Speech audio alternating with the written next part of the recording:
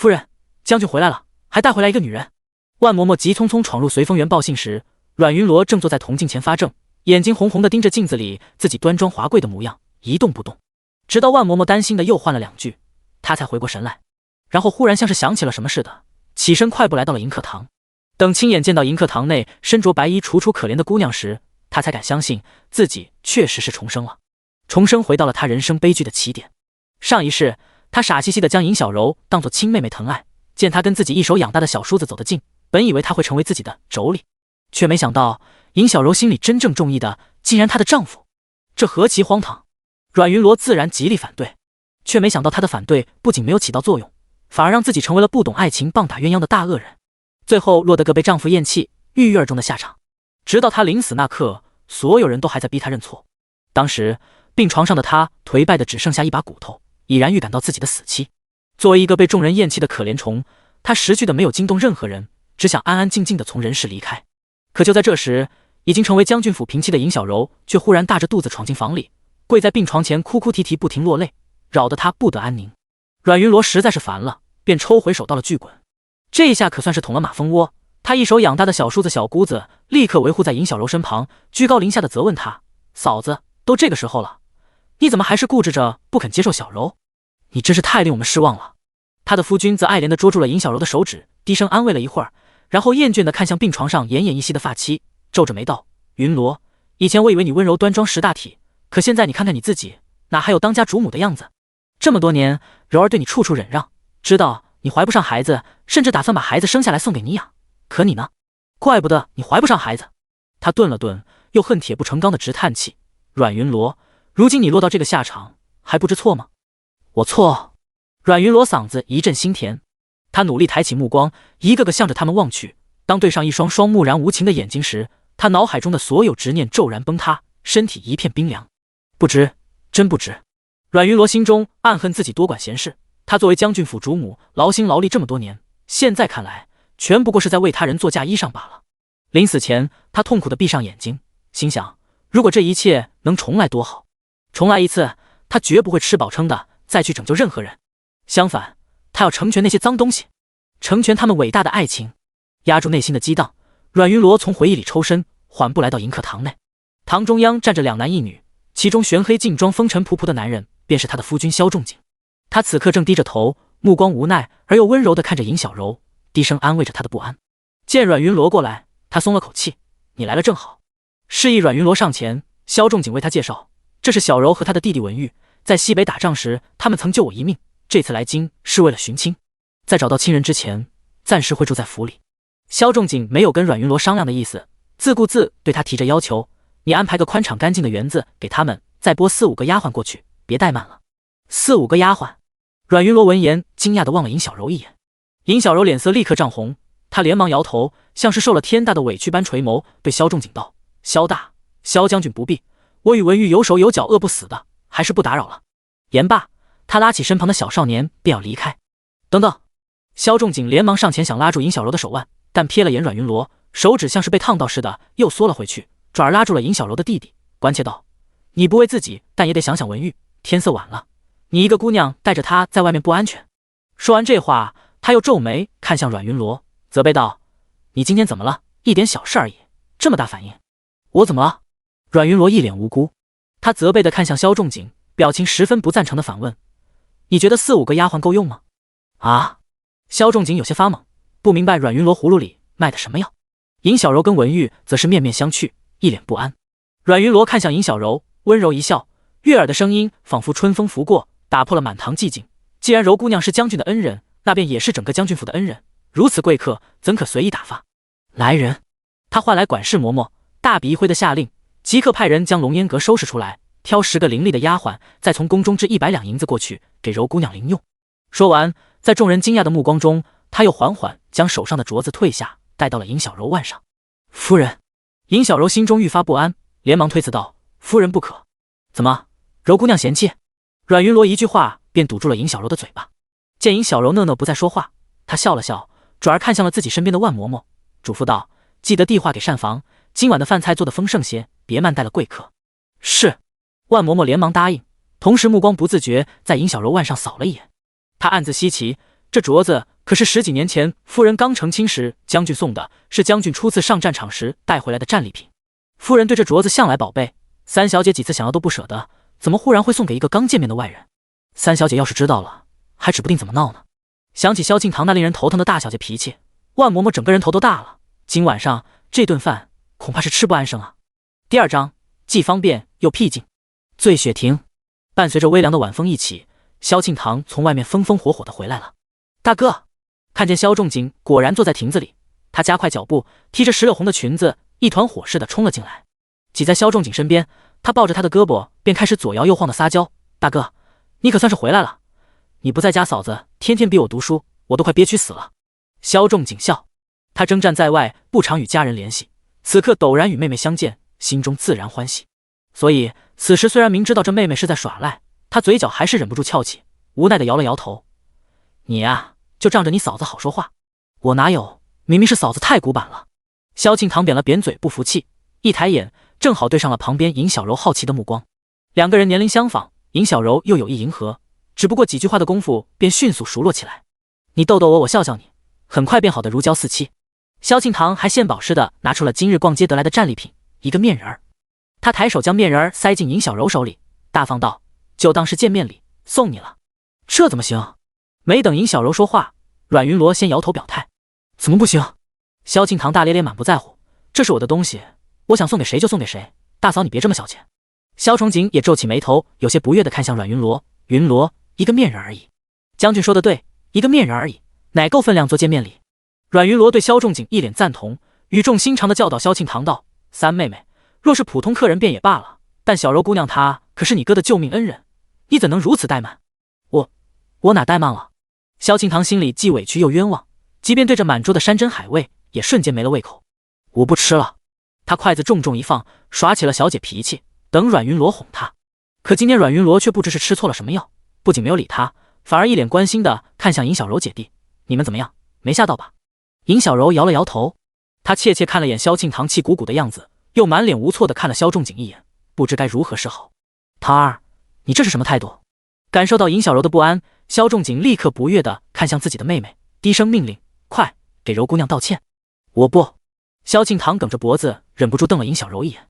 尹小柔眼眶一红，连忙卑微地摇头：“不用，堂儿脾气不好，柔姑娘见谅。”阮云罗有些歉意地笑笑，然后看向萧庆堂，温声提点：“三妹妹，我记得你屋里还有几匹羽丝锦，正好小柔姑娘初来乍到没带什么衣裳，要不你大方一点，把它们送给小柔姑娘当做见面礼吧。”凭什么？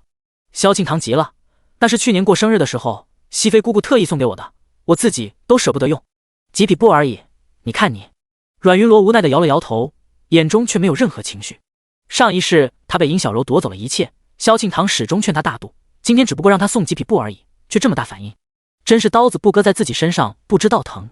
不必了，夫人。尹小柔见气氛越发不对，连忙出声表态：“夫人，我有衣服穿的。”说完，他小心翼翼地拽了拽萧庆堂的衣角，安慰道：“好妹妹别哭了，夫人跟你开玩笑呢，当不得真。我才不稀罕什么羽丝锦，只想要你送的面人。”谁哭了？萧庆堂有些别扭地嘟囔。他心里刚略微消气，一低头却看见了尹小柔腕上的镯子。这是你从哪弄的？他面色一变，一把抓住了尹小柔的手腕，质问道：“这明明是我大嫂的镯子，怎么在你手上？”痛！尹小柔面色一白，求助的目光看向萧仲景。够了！萧仲景忍无可忍，一拍桌子，冲萧庆堂怒道：“这是你撒野的地方吗？你大嫂怎么教的你？还不快给我松手！三妹妹快松手！”阮云罗身子动都没动，面上却一脸担忧：“三妹别闹，这是我送给小柔姑娘的见面礼。”见面礼？听见这轻飘飘的3个字，萧庆堂心态一下子崩了。他不敢置信地看向从小照顾自己长大的大嫂，委屈的几乎快哭出来：“嫂子，这镯子我要了几次你都不舍得，现在你竟然送给一个外人，到底我们俩谁才是你一手带大的亲妹妹？净说孩子话！”阮云罗笑着摇了摇头：“大嫂不是不舍得，实在你毛毛躁躁的，不适合黛玉，不像小柔姑娘温柔娴静，一看就是大家闺秀。再说大嫂也是心疼小柔姑娘，她年纪轻轻一个人带着弟弟来京城寻亲，无依无靠。你呀，懂事点，别跟她争。”大嫂！萧庆堂气得想骂人。你嫂子说的对。萧仲景点了点头。阮云罗的一番话简直说到了他的心坎里。他不悦地看向萧庆堂：“堂儿，吃饱了就回屋歇着，不许再为难小柔姑娘。谁为难谁啊？萧敬腾爆炸委屈，他猛地从座位上站起身，抹着眼泪跑出了醉雪亭。桃儿妹妹，尹小柔连忙起身想追，萧仲景摆了摆手阻止，别理他，他就是小孩子性子，过2天自己就好了。说着，他似乎想到了什么，忽然看向阮云罗，府里除了龙烟阁，还有其他空园子吗？最好离桃儿远点。有。阮云罗垂眸抿了抿茶，面不改色道：姚春园还空着。姚春园？萧仲景皱着眉思索片刻，最终还是摇了摇头，罢了，就龙烟阁吧。阮云罗点了点头，没有任何反应。他早已料到这个答案。姚春园什么都好，只有一点，太偏。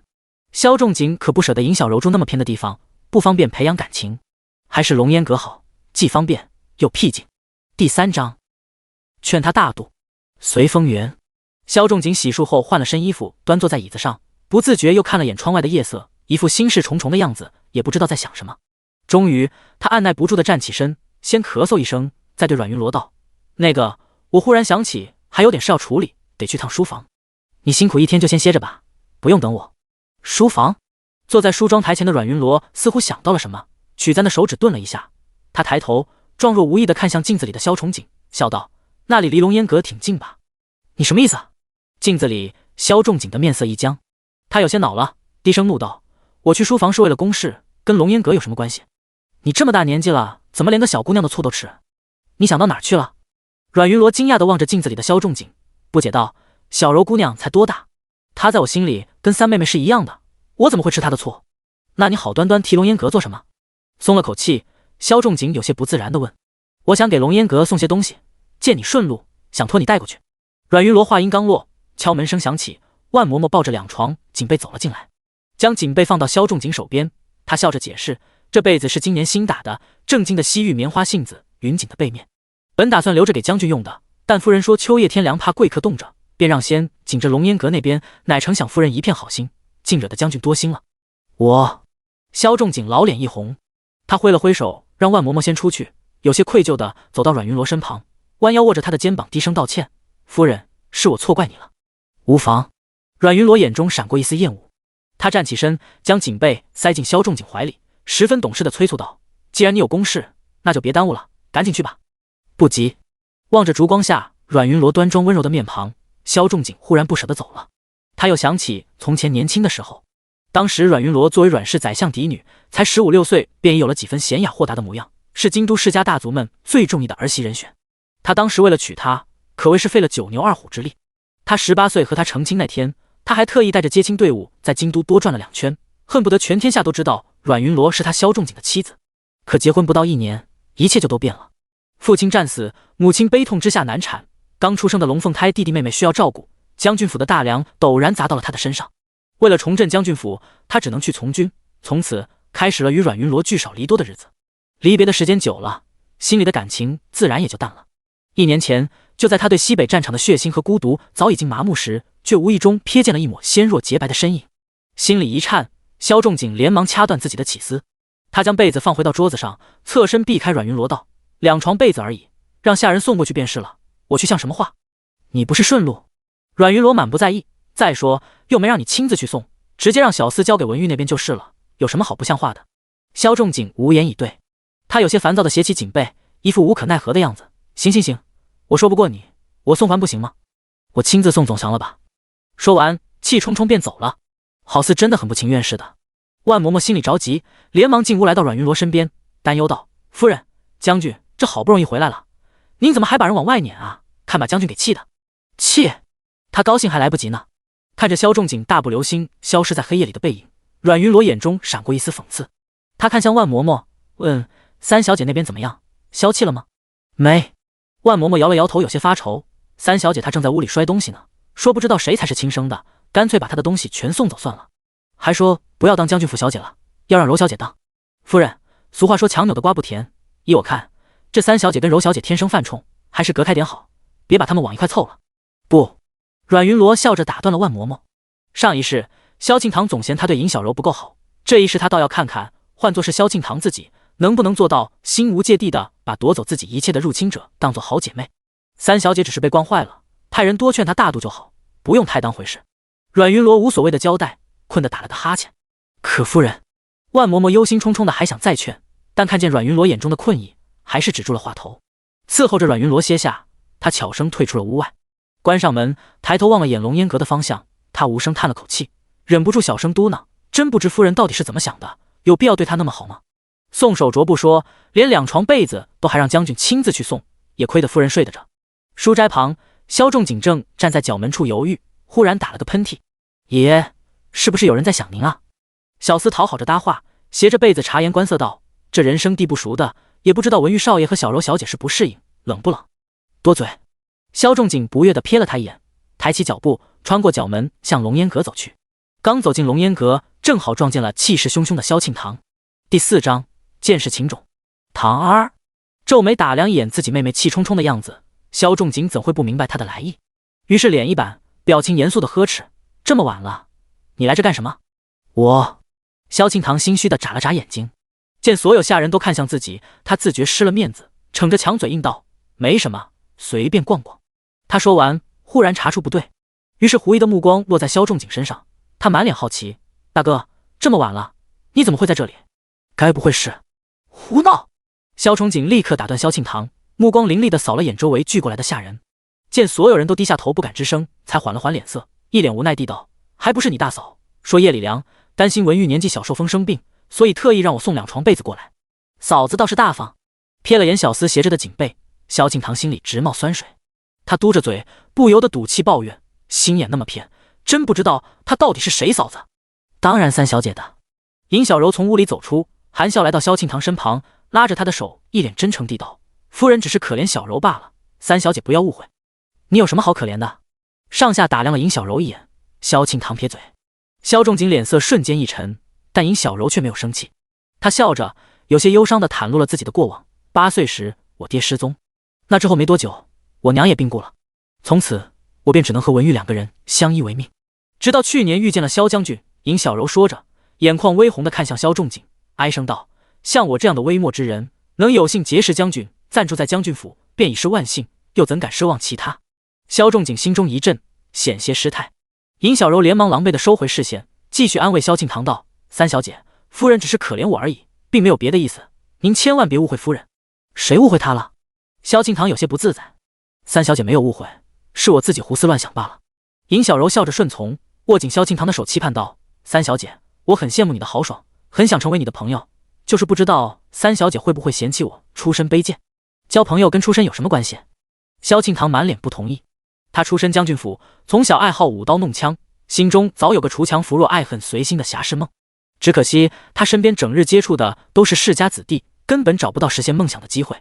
如今见尹小柔这么可怜，心里不得发挥的正义感瞬间便爆棚，一下子便起了怜悯之心。只是正当他想一口答应成为尹小柔的朋友时，却瞥见了他手腕上的玉镯，心里一阵膈应。尹小柔等不到回应，面色一暗，脸上的笑容也几乎维持不下去。当然可以。看见尹小柔失落的样子，萧仲景开口解围：堂儿说的对，交朋友和出身有什么关系？最重要是人品要好。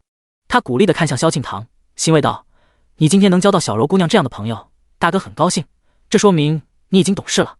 这样，大哥给你放个假，明天不必念书，直接从府里支30两银子，你们姐妹俩带着文玉一起出去逛逛，别跟你嫂子似的，整天闷在府里憋着，小心憋出病来。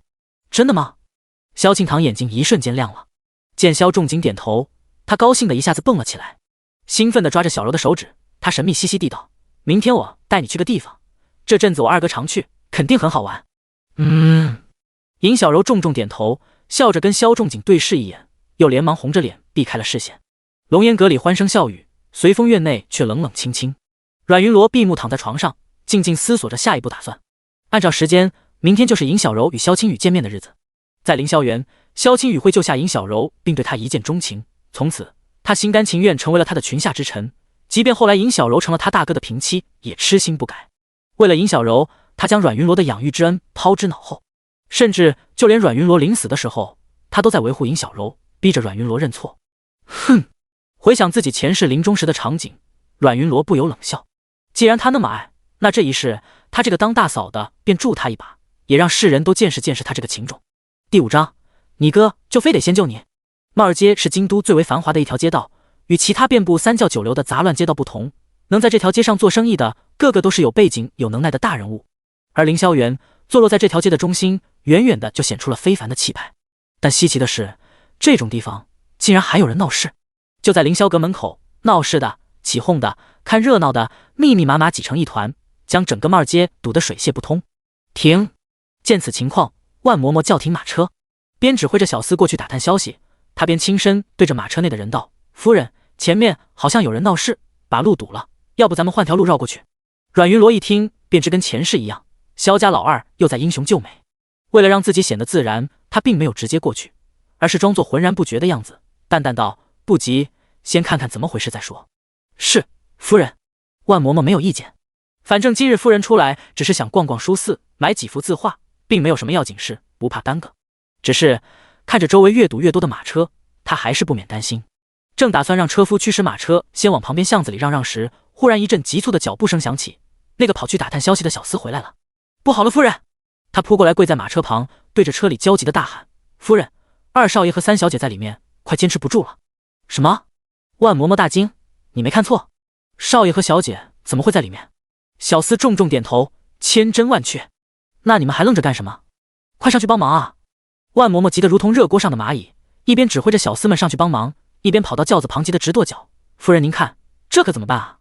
快扶我下去！”阮云罗知道自己表演的时候到了，连忙扶着万嬷嬷下轿走向人群中心。在万嬷嬷的护送下，他刚站定，便看见其中2个凶神恶煞的打手举起了木棍，分别打向了萧庆堂和小柔。柔姑娘小心！千钧一发之际，阮云罗喊出了小柔的名字。萧青雨听闻立刻反应，回身一把将小柔拉入怀中，同时抬腿踢飞了那个打手。而萧庆堂则躲避不及，肩膀狠狠挨了一下，吐血扑在了地上。柔儿，你没事吧？阮云罗全当看不见他，快步走向了小柔。萧青雨和文玉也连忙跟上，在旁边关切地询问着小柔的伤势，为她手上的破皮而心疼。而萧庆堂抿唇等了很久，却什么也没等到。最后还是万嬷嬷发现了他的难堪，连忙上前搀扶。别碰我！萧庆堂一把甩开万嬷嬷，自己爬了起来。他堂堂将军府的三小姐，即便再落魄，也用不着奴才可怜。三小姐，你怎么受伤了？感觉到萧庆堂的不悦，小柔抬头望了他一眼，看见他竟吐了血，瞬间大惊失色。担心好不容易拉近的距离再次破碎，他连忙快步走到萧庆堂身边，抓住萧的手，一脸心疼地问：“很疼吧？”废话！萧庆堂烦躁地推了他一把，小柔脚下一绊，差点摔倒。萧青雨连忙上前扶住，然后皱眉看向自己的龙凤胎妹妹：“萧庆堂，你有火回家发去，对人家姑娘耍什么脾气？亏得人家还关心你，愿意跟你做朋友呢。我爱冲谁发，关你什么事啊？你是我哥，又不是我爹。”萧庆堂鼻子一酸争辩：“再说了，谁稀罕他关心，谁稀罕做他的朋友？我堂堂将军府三小姐，凭什么跟一个吃白食打秋风的做朋友？”你听见姐姐挨骂，文玉气的刚要反击，却被小柔死死捂住了嘴巴。小柔惨白着脸道歉：“三小姐，对不起。”干嘛跟她说对不起？看见一个柔柔弱弱的女孩被自己妹妹欺负成这个模样，萧青雨又心疼又生气。你别理她，她就是这个疯脾气。等回家再说，看我大哥怎么收拾她。萧青雨，萧庆堂快气疯了，他忍不住质问：“萧青雨，刚才那么危险，你就别人不救我？在你心里到底谁才是你亲妹妹？”我。萧青雨心中有些愧疚，回想起刚才的场景，他好像确实没有担负起作为兄长的责任。当然，三小姐是亲妹妹。见萧青雨不说话，小柔连忙替他解释：“你二哥他只是觉得你武功高强，不像我什么都不会，所以才……你少给我得了便宜，还卖乖。”萧庆堂直接打断。对目前的他而言，小柔的安慰如同炫耀般刺耳，只会让他心里的火气更大，但却让萧青雨心里舒服了些。他觉得小柔说的有道理，于是更加觉得萧庆堂无理取闹，故意让自己丢人。抬头看了眼周围正在竖着耳朵看乐子的各色人等，他面色一沉，压低声音对着萧庆堂警告：“萧庆堂，有话回家再说，这么多人呢，你再给我耍个脾气试试。”“是啊，堂儿，别那么小气。”等萧青雨把狠话说完，阮云罗才淡淡开口，火上浇油的安慰道：“傻丫头，是你哥就非得先救你。”第6章，最多做妾。傻丫头，是你哥就非得先救你？我是他亲妹妹，不救我救谁？萧庆堂不服气的反问。男人嘛，长大了总要成家的。阮云罗抬手将他的碎发别到耳后，温柔的语气像是在安抚一个不懂事的孩子：“堂儿，你要是总这么想，以后你哥成亲了，你可怎么办？这不是还没成吗？”萧庆堂嘟囔着瞥了小柔一眼，嚷嚷道：“而且她还不是我嫂子呢。想进将军府的大门，哪是那么容易的？即便比不上阮云罗的家世才学，多少也得是个世家贵女。像尹小柔这种身份不明的女人，最多也就是个妾。萧庆堂这么不服气的想着，看向尹小柔的目光也带了几分嘲讽。柔姑娘，你觉得呢？尹小柔面色涨红，她张嘴正要解释自己并不稀罕做什么嫂子，但一想到萧崇景，又不甘地闭上了嘴巴。感受到周围人看笑话的目光，她只能红着眼无助地站在原地。有缘总会在一起的。最终还是阮云罗给她解了围。他风轻云淡的笑笑，目光看向一旁正无奈着干着急的萧青雨，调侃道：“二弟，你说是吧？”萧青雨面色一红，他不好意思地抬头看了尹小柔一眼，又连忙快速低下头。平时中气十足的声音在此时却细如蚊蚁：“是，嫂子说的是。”围观众人看他这样，哪里还猜不到他的心思，立刻全都暧昧地哄笑起来。街道上散发出欢快热闹的气息，可尹小柔却笑不出来。他想开口解释，但又不知道从何说起，甚至于他都不知道自己该跟谁解释。是他吗？尹小柔探究的目光看向阮云罗，但很快又收了回来。不管他有意还是无意，在目前没有指名道姓的情况下，自己如果贸然开口，不仅没有任何益处，反而会显得自作多情，自取其辱。倒不如……尹小柔略一思考，选择忽略刚才的插曲，转而将目光放在了倒在地上的打手们。夫人，他一脸担忧地看向阮云罗，建议道：“这里恐怕不安全，咱们还是先离开吧。”阮云罗笑着答应。他知道，面对这条街上的人精，很多事情点到为止便好，剩下的便让他们自己去猜吧。自己挖掘出来的意识，总归是比干巴巴的结论更有趣些，就当是给京都的贵族们解闷了。至于诸位，临走时，阮云罗居高临下的看向了那些打手，忽然想给萧崇景找个事儿做。于是他目光一一扫过他们，淡淡道：“无论你们受谁指使，回去告诉你们的主子，今天的事没完。”说完，他冷着脸转身离开。围观众人连忙收起笑容，让出道路。站住！就在阮云罗上了马车，刚准备离开的时候，忽然一个穿着绸缎的绿豆眼跳了出来。他捂着自己肿得老高的腮帮子，指着萧青雨愤愤道：“萧老二，你他大爷的打了人就想跑，你当我花微微是泥捏的吗？”花微微？萧青雨得罪的人竟然是他！围观众人惊讶地瞪圆了眼睛，连忙往后又退了退。这可是京城里出了名的小霸王，镇国公府的独苗苗，皇后娘娘的亲外甥，萧青雨怎么敢的呀？这下将军府怕是要糟了。萧青雨也没想到花微微竟然会主动跳出来。本来如果只是私下打架，大不了被他报复回来就是，长辈们未必知道，知道了也未必会跟他一个小辈计较。但花微微大庭广众的跳出来，那就不一样了。尤其再加上刚才阮云罗的那番话，萧青雨眉头一跳，心里一阵发虚。但周围这么多人看着，他只能咬牙硬撑，扬声道：“花少爷，刚才我只是听见呼救急着救人而已，并不是有意为之。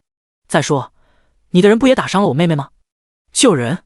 花微微嗤笑：“你给我装什么犊子？”他抬手指着尹小柔，冷声道：“明明是他自己闯进包厢，别说的跟强抢民女似的。萧老二，这么多人听着呢，你再敢往我头上泼脏水试试？”闯进包厢？众人咂摸着这几个字，探究的目光看向尹小柔。尹小柔面色一白，连忙解释：“我是不小心走错的，我告诉你了，你不听，我管你小不小心。”花微微不耐烦地打断他的话，蛮横道：“反正我的包厢不是你想来就来想走就走的地方，你坏了我花微微的规矩，就必须得付出代价。你到底想怎么样？”萧青雨皱眉挡在尹小柔身前，对花微微放话道：“打伤你确实是我不对，你要打要罚我认，别磨磨唧唧的。我想怎样？”花微微转着绿豆眼想了会，然后捂着腮帮子冷笑看向萧青雨，扬着下巴道：“萧老二，看在将军府的面子上，老子不跟你一般见识，把人给我留下，你滚吧。”“不行！”萧青雨立刻拒绝。文玉冷着脸，也立刻挡在尹小柔身前。萧敬堂冷笑看着他们，捂着伤口正想嘲讽，却忽然听见旁边马车内传来了阮云罗的声音。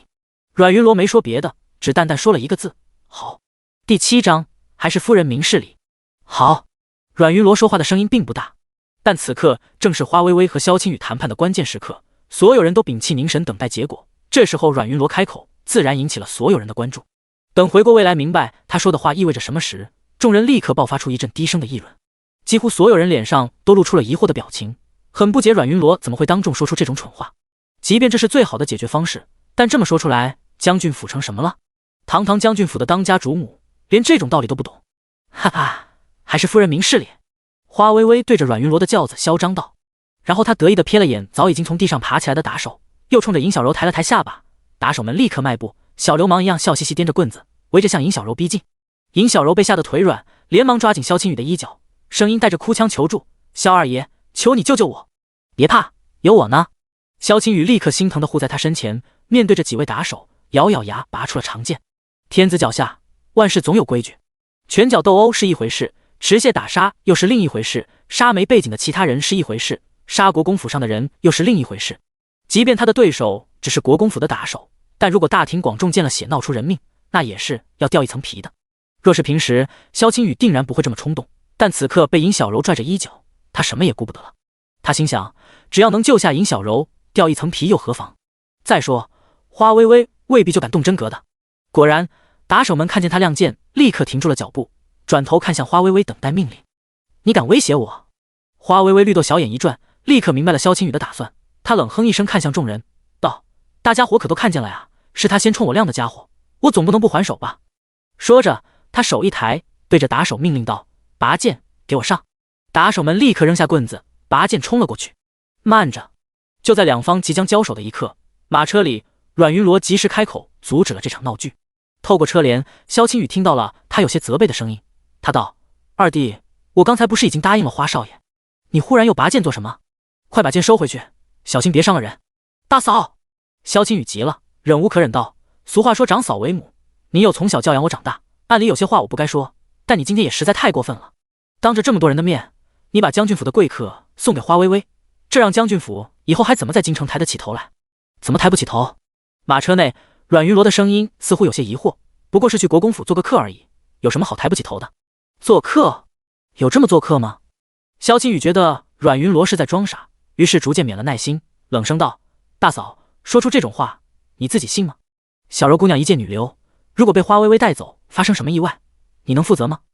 你能保证她的安全吗？”“能啊。”阮云罗答应得十分痛快，他淡淡的说出的话却让人意想不到。国公府又不是什么龙潭虎穴，我带着小柔姑娘去坐会而已，怎么会有危险？对啊，二少爷你都想哪儿去了？万嬷嬷责怪的看了萧青雨一眼，他又看向尹小柔，做了个请的姿势：“小柔姑娘，快先上车吧，别让国公夫人久等。”尹小柔愣了一下，神色复杂的看了眼马车，连忙俯身答是。眼见他真往马车方向走去，花微微一下子慌了，这怎么还带找家长的呀？他今天可是逃学出来的，这要是被家里知道，恐怕又要啰嗦。算了算了，小野，我今天不跟你们一般见识，老子酒还没喝完呢，没工夫跟你们瞎耗。花微微嚷嚷着，一转身带着打手又重新钻进了凌霄园。看热闹的人哄笑一声，也很快散了。马车旁，萧青雨有些尴尬的对着车里的阮云罗道：“大嫂，你也不早说，我还以为……”“以为什么？”阮云罗语气有些受伤：“二弟是不信任我，还是觉得我就是那样的人？”“嫂子，我不是。”“算了，回府吧。”阮云罗打断萧青雨的解释，下令道：“是，夫人。”万嬷嬷立刻示意车夫掉头，一行人缓缓离开了帽儿巷。尹小柔没来得及上车，只能跟文玉尴尬的留在原地，看着已经走远的马车背影发愁。这下好了，他跟弟弟可怎么回去？抱着最后一丝希望，他看向萧庆堂。萧庆堂冷哼一声，先连进了自己停在凌霄园门口的马车，连理都没理他，直接走了。最后，尹小柔姐弟只能跟着萧青雨一起牵着马走路，回到了将军府。将军府，萧仲景心事重重的刚下马，便发觉了小厮的脸色不对。怎么了？他皱着眉，有些烦躁，有事就说，别吞吞吐吐的。回将军，家里出事了。见萧仲景生气，小厮连忙下跪汇报：今天三小姐和柔小姐到凌霄园遇见了国公府的花微微少爷，多亏二少爷和夫人在场，才没出大事，但三小姐和柔小姐都受了伤。什么？听见尹小柔受伤，萧仲景立刻急了，他将紧握在手里的玉佩往怀里一揣，连忙快步来到了迎客堂。一进门，他便看见了尹小柔和站在他身边一脸关心的萧青雨。顿了下脚步，他走到阮云罗身边坐下，等慢慢喝了口茶，他才看向自己的弟弟青雨：“你不好好在太学读书，怎么会在这里？”我……萧青雨一阵心虚，连忙可怜巴巴地看向坐在一旁的阮云罗。以往只要他做出这种姿态，阮云罗总会帮他说话，但这次他却没有理会。不仅没有理会，他还火上浇油：“对啊，二弟，你不是该在太学吗？怎么会出现在凌霄园？”第8章，你是在撵我？我……萧青雨红着脸支支吾吾，他心里暗自埋怨，嫂子也真是的，也不知道替他找补一下，这不是诚心想为难他吗？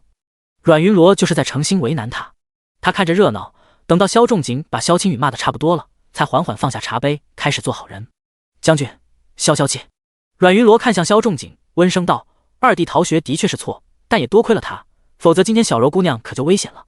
今天小柔姑娘能平安回来，二弟可是功不可没。”他笑笑，看向尹小柔：“是吧，小柔姑娘？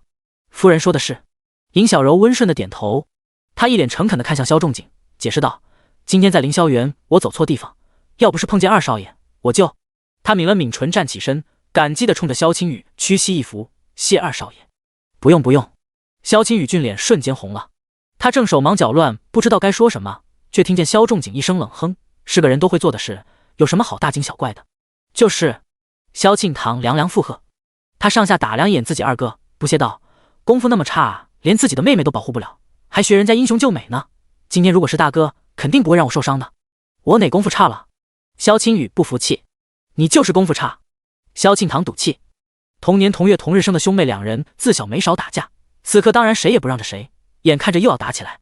这时候萧仲景一拍桌子：“都闭嘴！”他看向萧青雨，恨铁不成钢的教训：“你看你哪有个当哥哥的样子？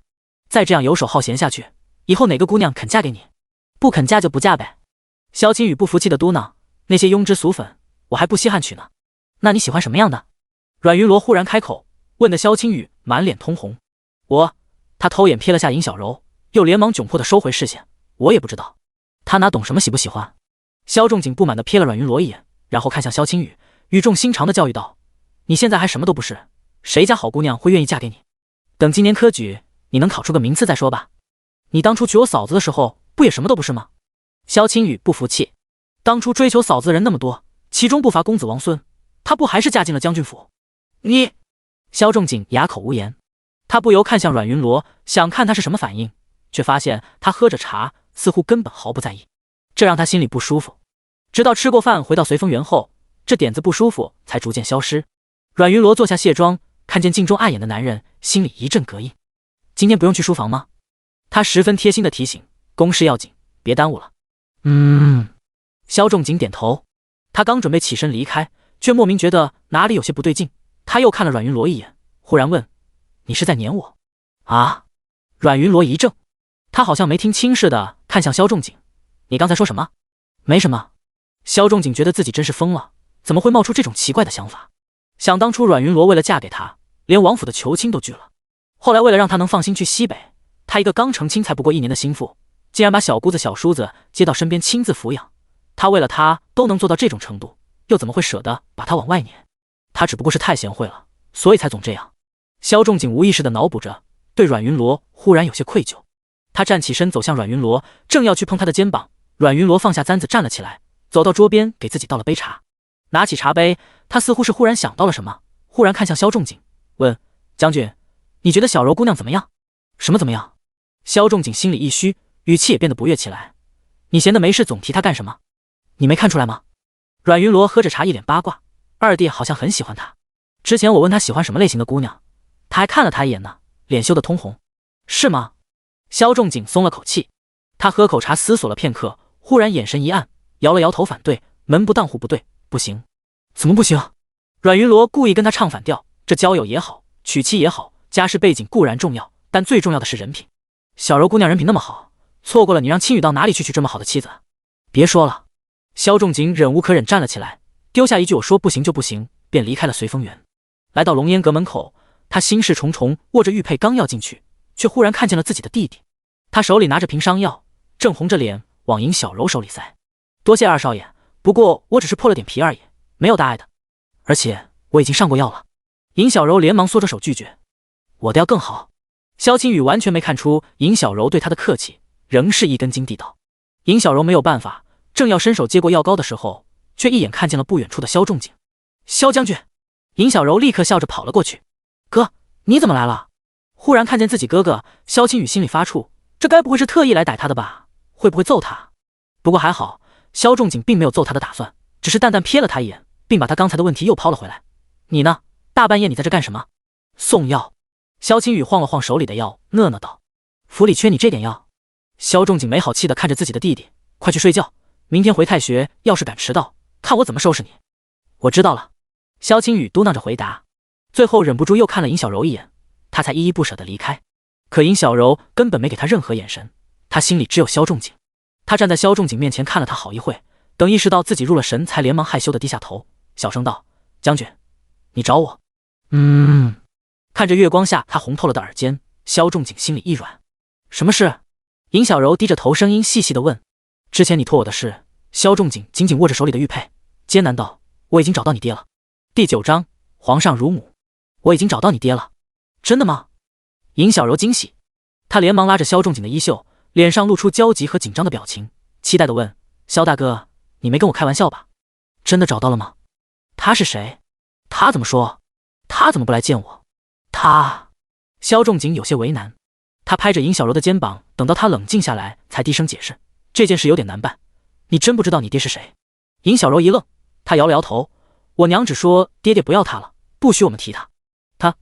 他到底怎么说？”尹小柔像是觉察到什么似的，眼圈一红，无助的目光看向萧仲景：“他是不是真的如我娘所说，不肯要我们了？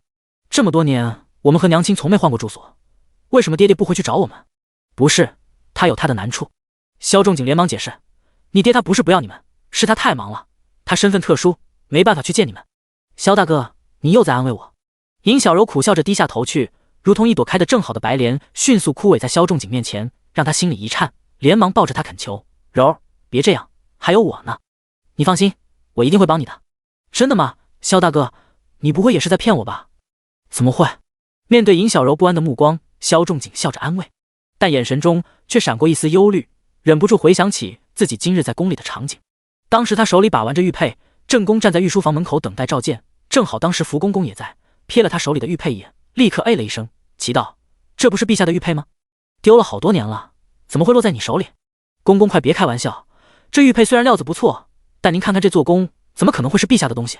萧仲景一边说，一边笑着将玉佩递到福公公面前，让他看看清楚。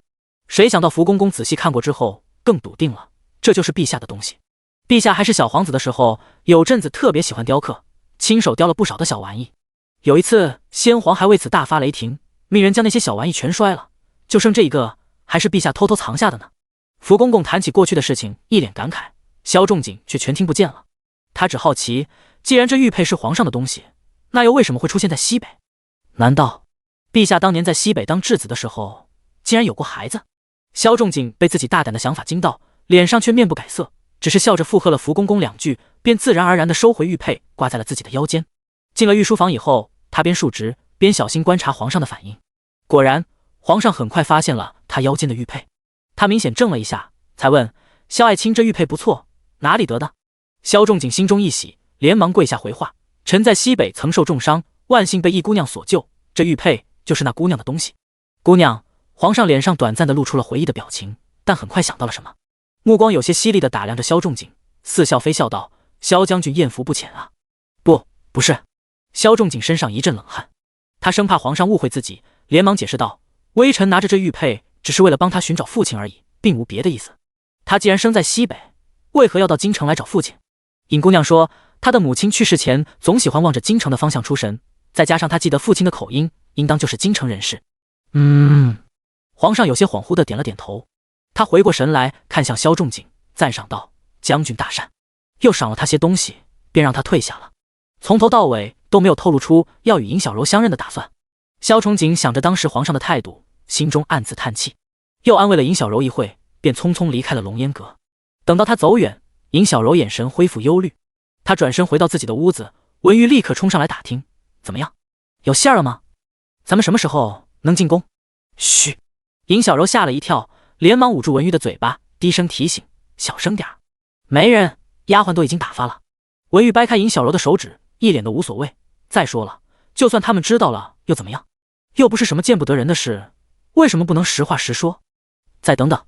尹小柔心疼地看向自己的弟弟，安慰道：“我知道寄人篱下不舒服，你放心，很快就会结束了。”“又要等？”文玉有些生气的埋怨：“等了那么多年，还要再等到什么时候？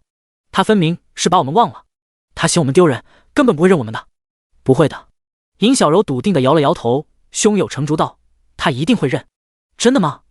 文玉听见他笃定的语气，眼神一亮，连忙抓着他的手问：“姐，你有办法了？”“尹小柔点了点头，忽然考他：“你知道惠国夫人吗？”知道。文玉点了点头，在凌霄园里的时候，姐姐打听过这个名字，听说是皇上的乳母，在皇上面前很能说得上话。可是，文玉皱起眉毛不解，咱们连见都没见过他，他凭什么帮咱们？等着吧。尹小柔微微一笑，我自有办法。随风阁，阮云罗看了会书，刚要歇下，忽然想起了一件事情，于是看向万嬷嬷。金秋惠国夫人的请帖到了吗？算算时间，快了。万嬷嬷笑着回答。她不明白阮云罗为什么忽然问起这个，想了一圈，觉得自从将军带着小柔姑娘回来以后，夫人就总是怪怪的，恐怕这次仍是与小柔姑娘有关。于是试探着问，用不用知会两位小姐和少爷一声，给他们做2件新衣裳？不用，他们不喜欢那种场合。阮云罗抿了口茶，淡淡拒绝。上一世就是因为这个宴会，尹小柔就下了惠国夫人的孙子，一跃成为了惠国夫人的救命恩人。也因此，在他和文玉恢复身份的时候，惠国夫人没少出力。但这一次，他绝不会再给尹小柔这个机会。第10章，只负责煽风点火。醉心亭，尹小柔泄气地坐在亭子中央。这几日他已经打听过了，想接近惠国夫人，最近赏秋宴就是最好的机会。只要他能顺利进入宴会，他的计划就算是成功了一大半。但可惜的是，那宴会并不是谁都能去的，必须得有请帖，否则恐怕连门槛都摸不到。唉，他叹了口气，将情绪收敛起来，起身刚准备回龙烟阁，却看见迎面走过来一个丫鬟。那丫鬟手里端着的是个请帖模样的东西，仔细一看，上面还盖着云国夫人的印戳脸。看见那印戳，尹小柔心里砰砰直跳，一种强烈的惊喜从她心底里爆发开来，让她几乎要克制不住自己的表情。硬撑着等那丫鬟离开，她立刻回到龙烟阁，将门窗一关，立刻拉着文玉激动道：有希望了，有希望了，咱们很快就能恢复身份了。真的吗？尹文玉面上一喜，连忙问怎么回事。等听明白怎么回事以后，她皱起了眉头，可那是阮夫人的请帖，她怎么会带着咱们？我有办法。尹小柔十分自信地道。经过这段时间的相处，她自觉已经摸清了阮云罗的性格，那就是一个贤惠古板的纯女人罢了。从宋镯子那时就能看出来，当初萧庆堂明明已经很生气了，他还在火上浇油，好像生怕不吵起来似的。他以为那样是在显示热情，愚蠢，那只会让事情变得更糟。想到萧庆堂现在对自己鼻子不是鼻子脸不是脸的态度，尹小柔叹气。罢了，反正萧庆堂早晚得嫁出去，没必要跟他一般见识。至于阮云罗，既然他愿意显示热情和贤惠，想必会很愿意邀请客人一起参加赏秋宴吧。于是尹小柔耐起性子等待起来。可接连等待3天，他却始终没等到阮云罗的邀请。终于他坐不住了，拿着个绣了一半的手帕来到了随风园，正要进去，却正好听见里面传来了说话声，是萧仲景的声音。他站在阮云罗面前，似乎有些生气。我管他喜不喜欢，这次赏秋宴他必须得去。阮云罗眉目温柔如锦，正窝在躺椅里看书，闻言笑了一下，淡淡道：将军既这么说，那便让二弟告假回来吧，我没有意见。萧仲景一梗，看着阮云罗这散漫的态度，他心里莫名的不舒服。他现在跟他讨论的可是他弟弟的终身大事，他怎么能这么无所谓？他以前明明不是这样的。还有事吗？见萧仲景愣在原地不动弹，阮云罗微微蹙眉，眼中闪过一丝厌恶。他微微抬了下自己手里的古籍，你挡着光了。萧仲景脸色一沉，他目光在阮云罗认真看书的侧脸顿了一下，哼的一声，甩袖离开。阮云罗连看都没看他一眼，让万嬷嬷在身边点上熏香，继续看自己的书。夫人，刚才小柔小姐果真来了，但在外面站了一会，没有进来。而且将军一出去，她就立马躲开了。万嬷嬷将熏香点好，又在阮云罗手边倒了杯茶，添了些果干。将一切都忙好后，她担忧地看向阮云罗：夫人，那个柔姑娘不对劲。无碍。阮云罗拍了拍万嬷嬷的手背，安慰她：我心里有数。于是等到傍晚萧青雨过来要求参加赏秋宴的时候，他直接问：就你一个人吗？当然不是。萧青雨很高兴大嫂这么贴心，他直截了当地道：柔姑娘也一起。她在京城没什么朋友，难得有热闹的机会。不行。阮云罗拒绝。他给了萧青雨一个选择，你要去的话可以，但只能你自己去，不能带着她。为什么不能？想到自己刚才答应尹小柔那么痛快，现在却做不到，萧青雨急了。他不想在自己喜欢的人面前食言，更不想让自己喜欢的人失落，于是口不择言道：大嫂，你该不会是瞧不起他，觉得他身份低微，嫌弃他丢人吧？二爷。万嬷嬷语气一肃：夫人不是你想的那种人，我也不希望大嫂是那种人，但事实就是这样，否则有什么理由不让柔姑娘参加宴会？萧青雨梗着脖子跟阮云罗对峙：没什么理由，既然你想当着小柔姑娘的面相亲，那你就带他去吧，我不拦着。阮云罗一副无所谓的态度，淡淡道。但萧青雨一下子懵了，他仔细想了想阮云罗的一番话，忽然大惊：你要在宴会上给我相亲？是将军。万嬷嬷看不惯他什么都往阮云罗身上推，忍不住替自己的夫人喊冤。将军得了老夫人的信，说他在普雨山找人算过，您今年必须结婚，否则以后将有血光之灾。一派胡言。萧青心里憋气，说话的嗓门也越来越大。什么血光之灾？那些老尼姑八成又是在糊弄他。他又看向阮云罗，愤愤道：大嫂，你也相信这些无稽之谈？我信不信无所谓，你娘信就行。阮云罗对此不置一词，在他们一家人眼里，反正他无论付出再多，始终都是外人。既然如此，作为一个外人，他只负责煽风点火就行，那些吃力不讨好的事情，让他们自己忙活去吧。他看向萧青雨，淡淡道：事实如何我已经跟你说了，去不去你自己决定，我不插手。大嫂，这么离谱的事情，你怎么能不管呢？你可是将军府的主母啊！萧青雨一脸着急，他已经答应了尹小柔，不想在自己喜欢的人面前食言，更不想去相什么亲，只能寄希望于阮云罗能帮他一把。可阮云罗只是凉凉一笑：二弟回去吧，我这种人管不起你的事情。你若是有意见，自可以去书房找你大哥。我不是那个意思。萧青雨听出阮云罗话里带刺，俊脸臊得通红，他想要解释，但又拉不下脸来，于是只能憋屈着走了。随风园门口，尹小柔一看他这模样，心里一沉，怎么样？他不答应？萧青雨摇头，不是。尹小柔疑惑，那他答应了？萧青雨又摇头，也不是。你一定要去那个宴会吗？萧青雨顿了一下，试探性的跟他提议，要不我带你去其他地方，京城里好玩的地方可多了。你等着，我去找我哥试试。萧青雨见尹小柔毫不动心，心一横，准备直接去找自己大哥，让他绝了相亲的打算。别！尹小柔连忙拉着他阻止，不许找他。第11章遇见前世妯娌，不许找他。尹小柔忽然间略带命令的语气让萧青雨惊讶，他十分不解他的反应，怎么了？为什么不能找我哥？因为……尹小柔眼神躲闪，抿着唇，难堪的低下了头。他小声哀求：青雨，求你了，我不想给将军添麻烦。你怎么会是麻烦？萧青雨立刻心疼起来，暗自责怪自己刚才太过鲁莽。人家柔姑娘孤苦伶仃的带着弟弟从西北那么远来到京城，借住在一个陌生的地方，难免有寄人篱下的感觉。也怪不得他刚才那么着急，肯定是怕他万一为了他跟大哥吵起来，大哥对他有意见。本来他家世就不好，万一再被大哥嫌弃，以后就更不可能嫁进将军府了。还是姑娘家心细。萧青雨心里一暖，看向尹小柔的目光也更加温柔。你放心，我会想到别的办法，不会让大哥大嫂误会你的。尹小柔一头雾水的点了点头，对萧青雨所谓的其他办法不置一词。时间已经不多了，他不会再把希望放在不靠谱的人身上，于是借口自己累了，便跟萧青雨道别回了龙烟阁。成了吗？尹文玉坐在书桌旁练字，看见他回来，眼睛一亮，连忙站起来问：没？尹小柔摇了摇头，疲惫的在椅子上坐下。我打听了，阮云罗根本连萧家兄妹都不打算带着，何况是我。萧青雨还亲自去找他了，一点用也没有。怎么不去找萧仲景？他应该会同意吧？尹文玉不解地看向自己的姐姐，不明白他为什么不直接抄近路。不行，不能找他。尹小柔摇头，他不能让萧崇景看出他对赏秋燕的主动，否则等到他跟惠国夫人交好的时候，他就会怀疑他从一开始就是别有用心，而他承受不起那些怀疑。于是就这么着，直到赏秋燕当天，他仍是没找到新的办法，只能目送着阮云罗离开的马车暗自焦急。而马车上，阮云罗却是心情很好。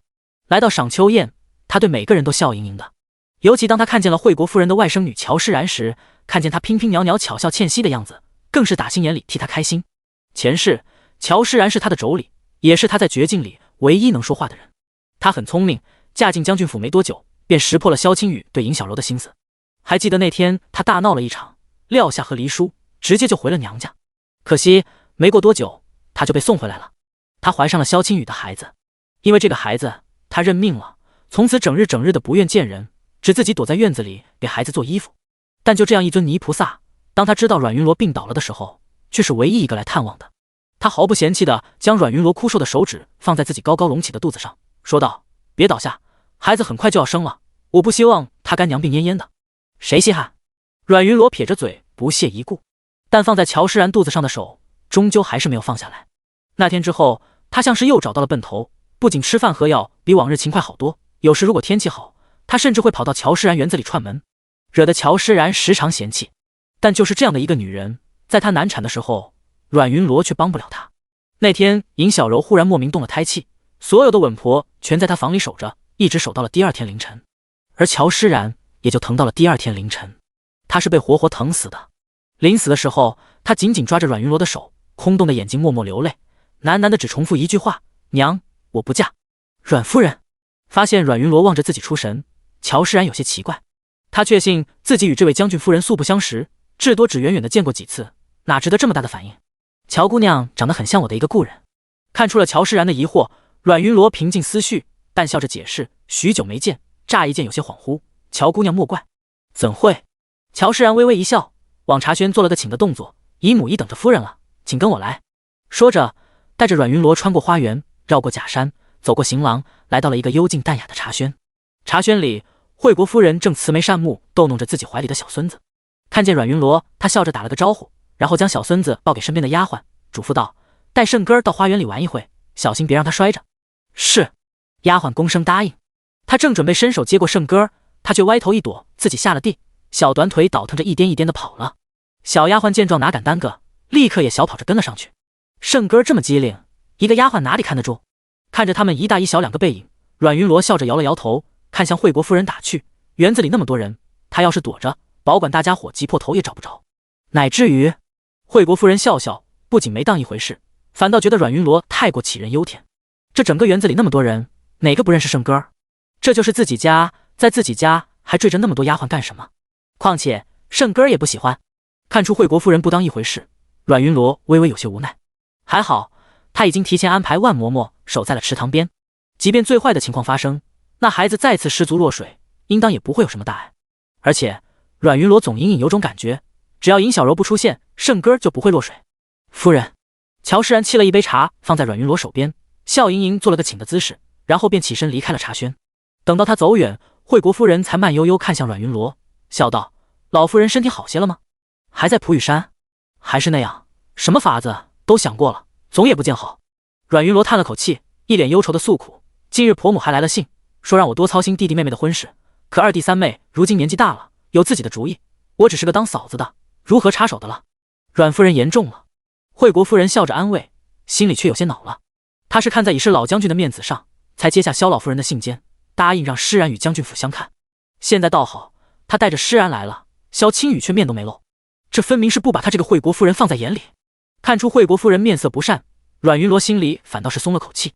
这一次她帮诗然离萧青雨远远的，她总不会再嫁给他了吧？看着茶轩外乔诗然坐在石凳上研究棋谱入迷的样子，阮云罗嘴角刚要翘起，却在这时猛地看见萧青雨走了过去。第12章，踹进池塘喂鱼。下这里。萧青雨瞥了眼乔诗然的棋谱，伸手在上面点了一下，这里能解。乔诗然怔了一下，又瞥了眼棋谱上他刚才手指的位置，见果真能解，面上不由得一喜。这本谱子你研究过？乔诗然坐在石凳上，仰头好奇地看向身边英俊的男人：你叫什么名字？儿时见过。萧青雨不置可否地道。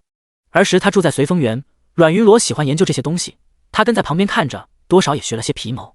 不过这些经历他跟乔诗然也说不着，他来这里可不是为了陪这些贵族小姐下棋喝茶的，最重要的是找到小柔，否则他一个人在这种地方，万一被人欺负了可怎么办？这么想着，他看向乔诗然的目光中便带了些焦急。你看没看见一个叫尹小柔的姑娘？尹小柔？听见是个姑娘的名字，乔诗然目光一暗，他摇了摇头，说了句不清楚，便收回视线，继续看自己的棋谱。萧青雨不屑地看了眼他冷淡的样子，撇了撇嘴，扭头便走了。茶轩里，阮云罗看着萧青雨的背影，手脚一片冰凉。他不明白，明明一切都已经发生了改变，这两个人为什么还是遇见了？难道那些事情又要重来一次？回想起前世种种，阮云罗猛地打了个寒战。他忽然想起了什么，噌地从椅子上站了起来。你怎么了？惠国夫人吓了一跳，心想这青天白日的，阮云罗该不会是疯了吧？我身体不舒服，今日就先告辞了，改日找个时间，我一定亲自向老夫人告罪。阮云罗匆匆说完这番话，立刻快步离开。既然萧青雨能出现在这里，说明尹小柔肯定也在，他绝不能让落水事件重演，绝不能让他再次成为惠国夫人的恩人。望着他焦急的脚步，惠国夫人莫名有些不安。他这是怎么了？中毒了？还是吃错什么药了？或者是有什么阴谋？秉承着事出反常必有妖的原则，惠国夫人坐不住了，她猛地也站起身，急匆匆跟着阮云罗的背影追了出去。姨母望着阮云罗和自家姨母急匆匆的背影，乔诗然一头雾水，担心是不是出了什么意外，他连忙将棋谱交给丫鬟，自己也匆匆追了上去。于是赏秋宴上便出现了一幅奇景，3个主子连同10来个丫鬟，如同糖葫芦似的，一个跟着一个，穿过行廊，绕过假山，来到了花园。忽然齐齐望向花园另一边一个不起眼的角落，在那里，一个3、4岁的小孩侧身背对着他们，正蹲在池塘边的石板上捉金鱼，而他的身后，一个背影纤细的姑娘站在那里，似乎很紧张的样子。就在众人以为他是在紧张那孩子的安全时，他忽然伸手一推，咚，孩子落进了水里。尹小柔连忙收回手指，她看着池塘里不断扑腾的孩子，忍不住打了个冷战，然后立刻一边喊着救命，有孩子落水了，一边也跳下水去。正当他想抱着圣根上岸的时候，忽然一个人从天而降，从他怀中一把抢过了圣根。等他反应过来，怀里已经空了，而那个男人抱着孩子，连看都没看他一眼，直接便向着岸边游去。看着他的背影，尹小柔心里着急，他费了那么多力气，冒了那么大风险，怎么能为他人做嫁衣？不行！他咬咬牙，立刻跟着男人的背影追了过去。孩子没事吧？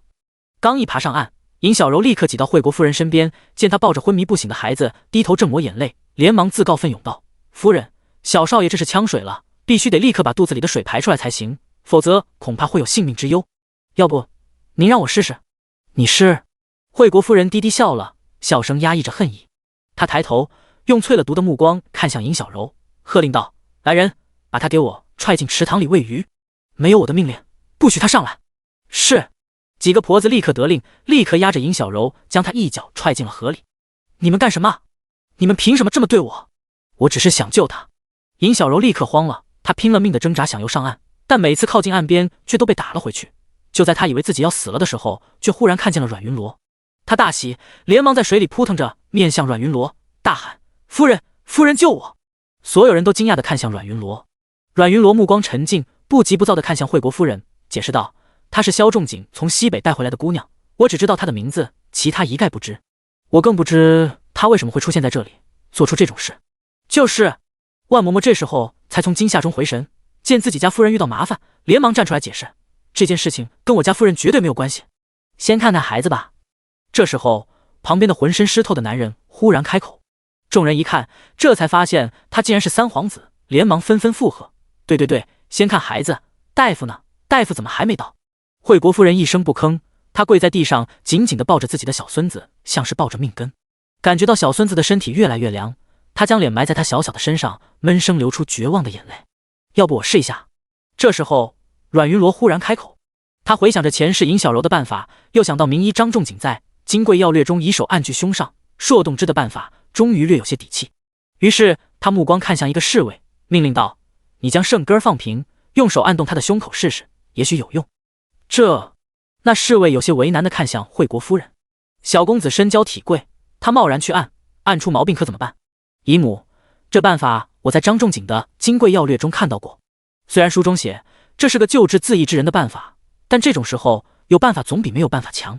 乔诗然跪在惠国夫人旁边，心疼地望着自己面容青紫的小表侄，压低声音着急地道：姨母，您仔细想想，他要是真想害人，刚才就不会那么急匆匆跑过来了，明摆着他是想救人。姨母，这边园子每年只用一次，没大夫的，现在拼一拼，或许还有机会。如果再拖……乔诗然哽咽着，不敢再继续说下去。听闻此言，惠国夫人的身体颤了一下，反倒坚强起来。她抬头，小心翼翼地将怀里的圣根交给侍卫，命令道：快，照着阮夫人的话，一字不漏地做，只要能救回圣根，重重有赏。是。侍卫心中一震，立刻接过圣根放置在地上，依照阮云罗所言，开始一下一下按动他的胸口。时间一点一滴过去，所有人心急如焚地等待着结果。又过了一会，就连阮云罗也紧张起来。毕竟上一世尹小柔有惠国夫人的信任，他一上岸立刻便对圣根开始了救治，没有任何耽误。而这一世，因为尹小柔刚才的那几声夫人救命，他丧失了惠国夫人的信任，耽搁了这么久，他已经不确定这方法到底还管不管用。大嫂，就在这最紧张的时候，萧青雨猛然走到了阮云罗的身边，他望着众人凝重的表情，不解地挠了挠头，不甚关心地问：你看见小柔姑娘了吗？第13章，一点眼力劲没有。你看见小柔了吗？萧青雨刚说出这句话，立刻被万嬷嬷用眼神阻止。万嬷嬷心里慌张极了，心想自己今天这是造了什么孽，好端端随夫人出来赴宴，竟然这么倒霉被尹小柔牵连了。那尹小柔也是胡乱攀扯什么？做了那样狠毒的勾当，竟然还厚着脸皮喊夫人救他，真是不知死活。还有眼前这二爷，也不知道被那尹小柔灌了什么迷魂汤，好端端一个将军府二公子，整天小柔姑娘长小柔姑娘短的，一点没有正形。这样下去，将来哪个正经人家的小姐会肯嫁给他？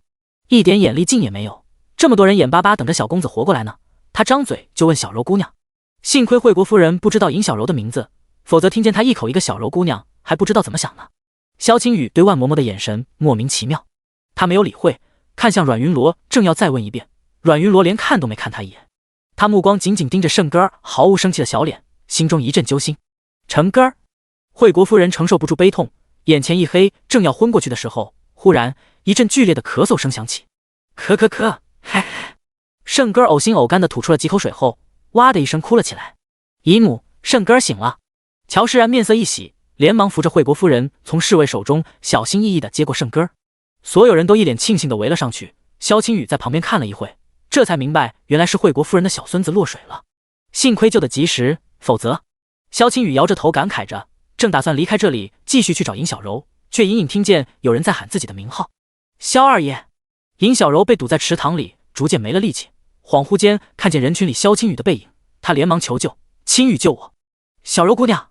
萧青雨循着声音很快发现了严小柔，见她单薄的身体在池塘里拼命挣扎的样子，心里一紧，连忙大喊：“坚持住，我这就来救你！”边说他边跑向池塘，一把推开拦在池水边的婆子，纵身跳了下去。二爷！万嬷嬷急得跺脚，她正想过去拦着萧青雨，却见阮云罗摇了摇头，叹气道：“让她去吧，否则又要怪我这个当嫂子的心狠了。”哟！众人听见这话，陡然想起了前几日被传得沸沸扬扬的一件事情。据说将军府新冒出来的漂亮姑娘，在凌霄园为了她，萧青雨不惜拔剑对峙花微微，还当众指责自己的长嫂。京城圈子里谁不知道，萧青雨父亲早亡母亲身体不好，她和双胞胎妹妹全都是阮云罗一手养大的。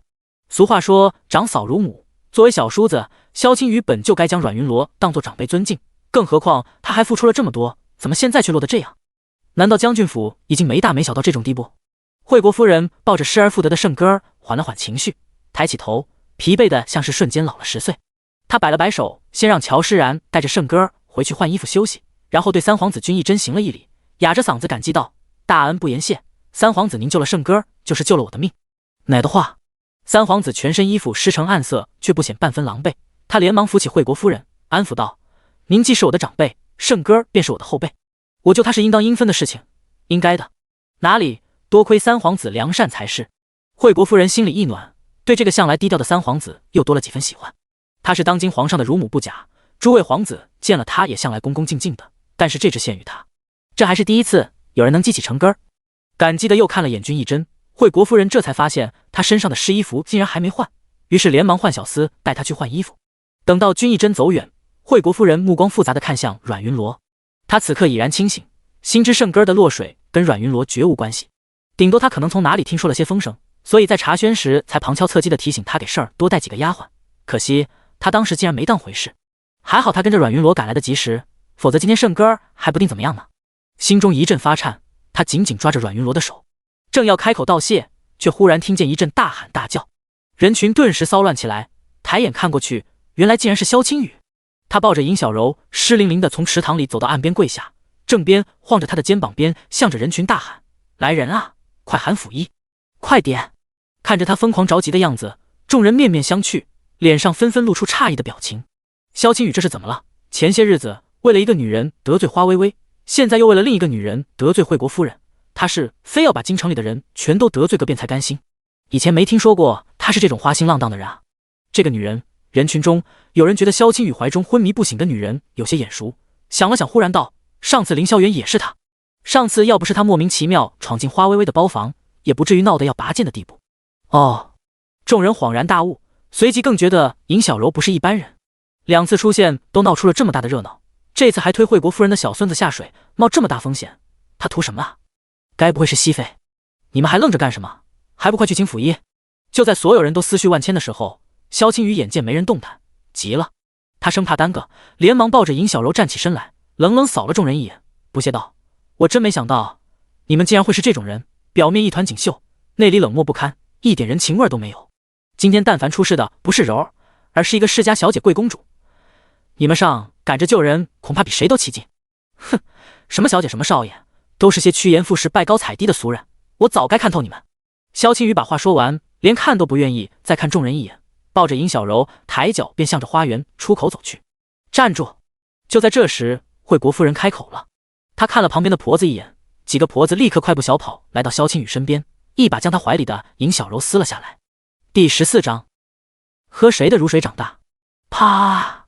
没等萧青雨反应，几个婆子照着尹小柔的脸便甩起了巴掌。尹小柔脸上火辣辣的疼，她恨不得立刻跳起来把他们的9族全诛了，但形势逼人，她只能暂时强忍着。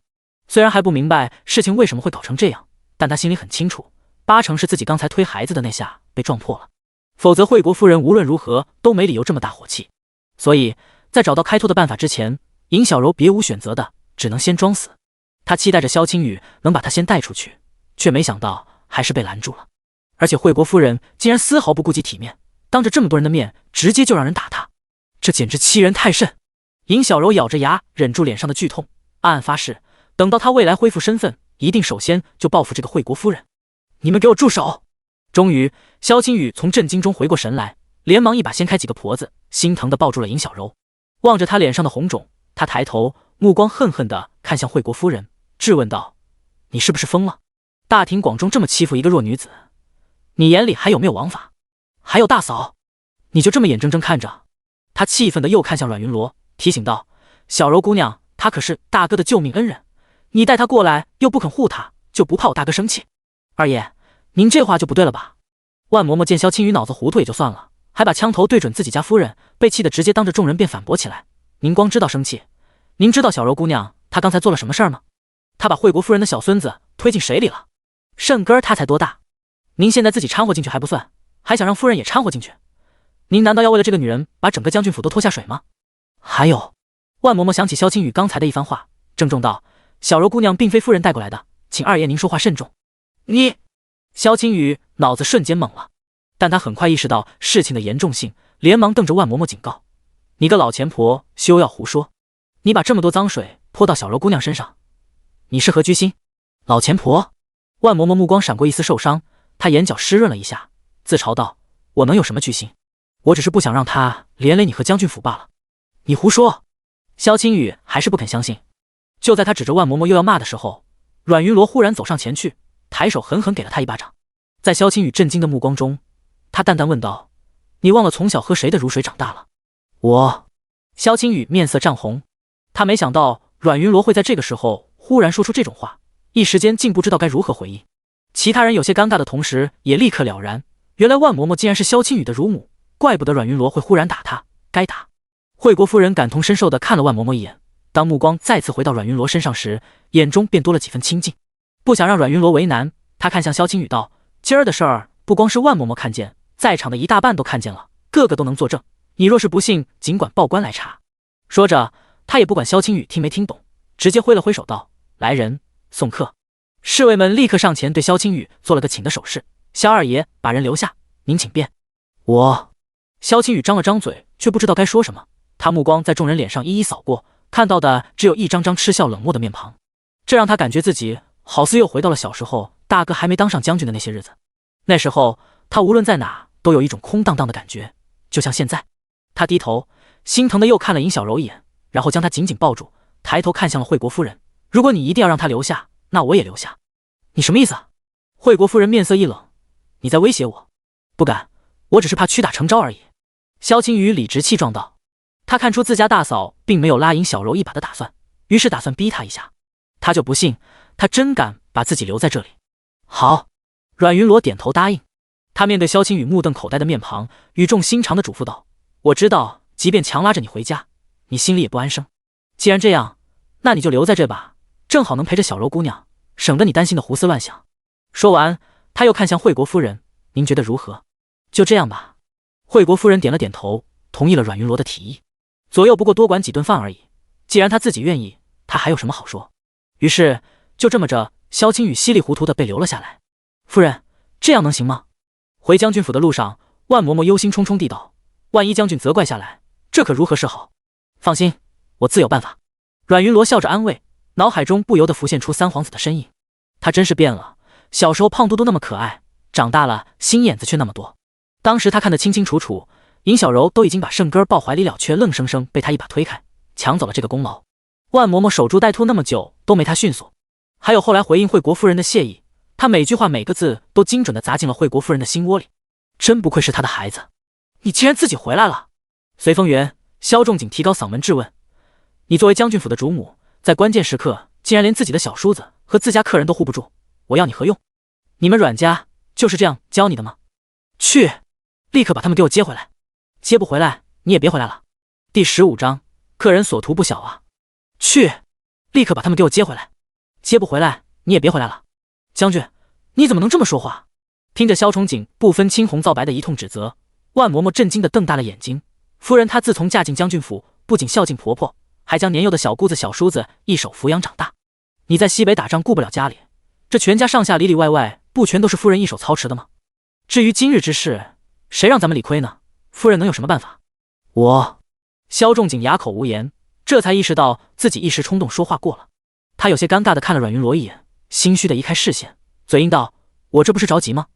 你嫁进来这么多年也没个孩子，以后咱们将军府可全指着青羽了，她可不能出事。还有小柔姑娘，她一个弱女子，在京城里无依无靠的，将军府不为她做主，谁还能为她做主？她可救过我的命，我总不能忘恩负义吧？所以呢？阮云罗瞥着他义正辞严的样子，心中不屑。上一世他便是以无所出为由，八抬大轿地将尹小柔娶为平妻，这一世他又来了。不同的是，再次听他提起这3个字，他心中已经没有了愧疚，只剩庆幸。懒得去看萧仲景惊讶的表情，他端起茶杯抿了一口，淡淡道：青羽她自己想陪着小柔姑娘，我能有什么办法？你这是什么态度？看着阮云罗不急不躁的样子，萧仲景怒了：你就一点也不着急？有什么可急的？惠国夫人对小辈向来慈爱，还能吃了他们不成？阮云罗慢悠悠地说了2句风凉话，然后瞥了萧仲景一眼，淡淡道：将军要是实在不放心，不如自己过去看看。正好，我听说小柔姑娘是你亲自送进宴会里的，也许你能帮她解释解释。你不可理喻！萧仲景气急败坏，知道自己说不过阮云罗，直接一甩袖子走了。气冲冲刚出了随风园，便望见了等在前方拐角处的尹文玉。想到尹文玉的真实身份，他强行压下心里的火气，走了过去，温声道：文玉，这么晚了你怎么在这？快回去歇着吧。夫人她不肯去接我姐吗？尹文玉十分失望地看了眼随风园，然后抓着萧仲景的衣袖，眼睛红红地问：将军，我姐会不会死啊？怎么会？萧仲景一审，他弯腰耐心地安慰了尹文玉一会，忽然扶着他的肩膀问了个莫名其妙的问题：文玉，今天早上你说姐姐很羡慕夫人能出去玩，是你自己这么想的，还是有人教你的？我听见的。文玉歪着头想了想，道：姐姐说宴会里那么多人，也许爹爹也在，她想亲眼看见爹爹，问他是不是真的不想认我们。如果他真不想认，尹文玉青涩的脸上显现出倔强的神色，那姐姐就带着我回西北去，我们也不要他了。别说傻话。萧仲景叹了口气安慰：你们的爹只是有难处，再等等吧，等时机成熟，我一定安排你们见面。你跟我爹很熟？你知道他是谁吗？尹文玉一脸好奇。知道。萧仲景点了点头，无奈道：但我现在还不能告诉你们，事关皇嗣，在陛下没开金口之前，他不能擅作主张。小柔和文玉都太年轻，万一知道这件事以后沉不住气闹僵开来，吃亏的反而是他们。行了，解决掉心中的疑问，知道尹小柔今日前往赏秋宴并非别有用心，萧仲景心中的大石头也便落了地。他揉了揉尹文玉的头发，笑道：你先回去睡觉吧，等明天你一起床，应该就能见到你姐姐了。真的吗？尹文玉高兴。真的，快去吧。萧仲景笑着点了点头目，送他离开。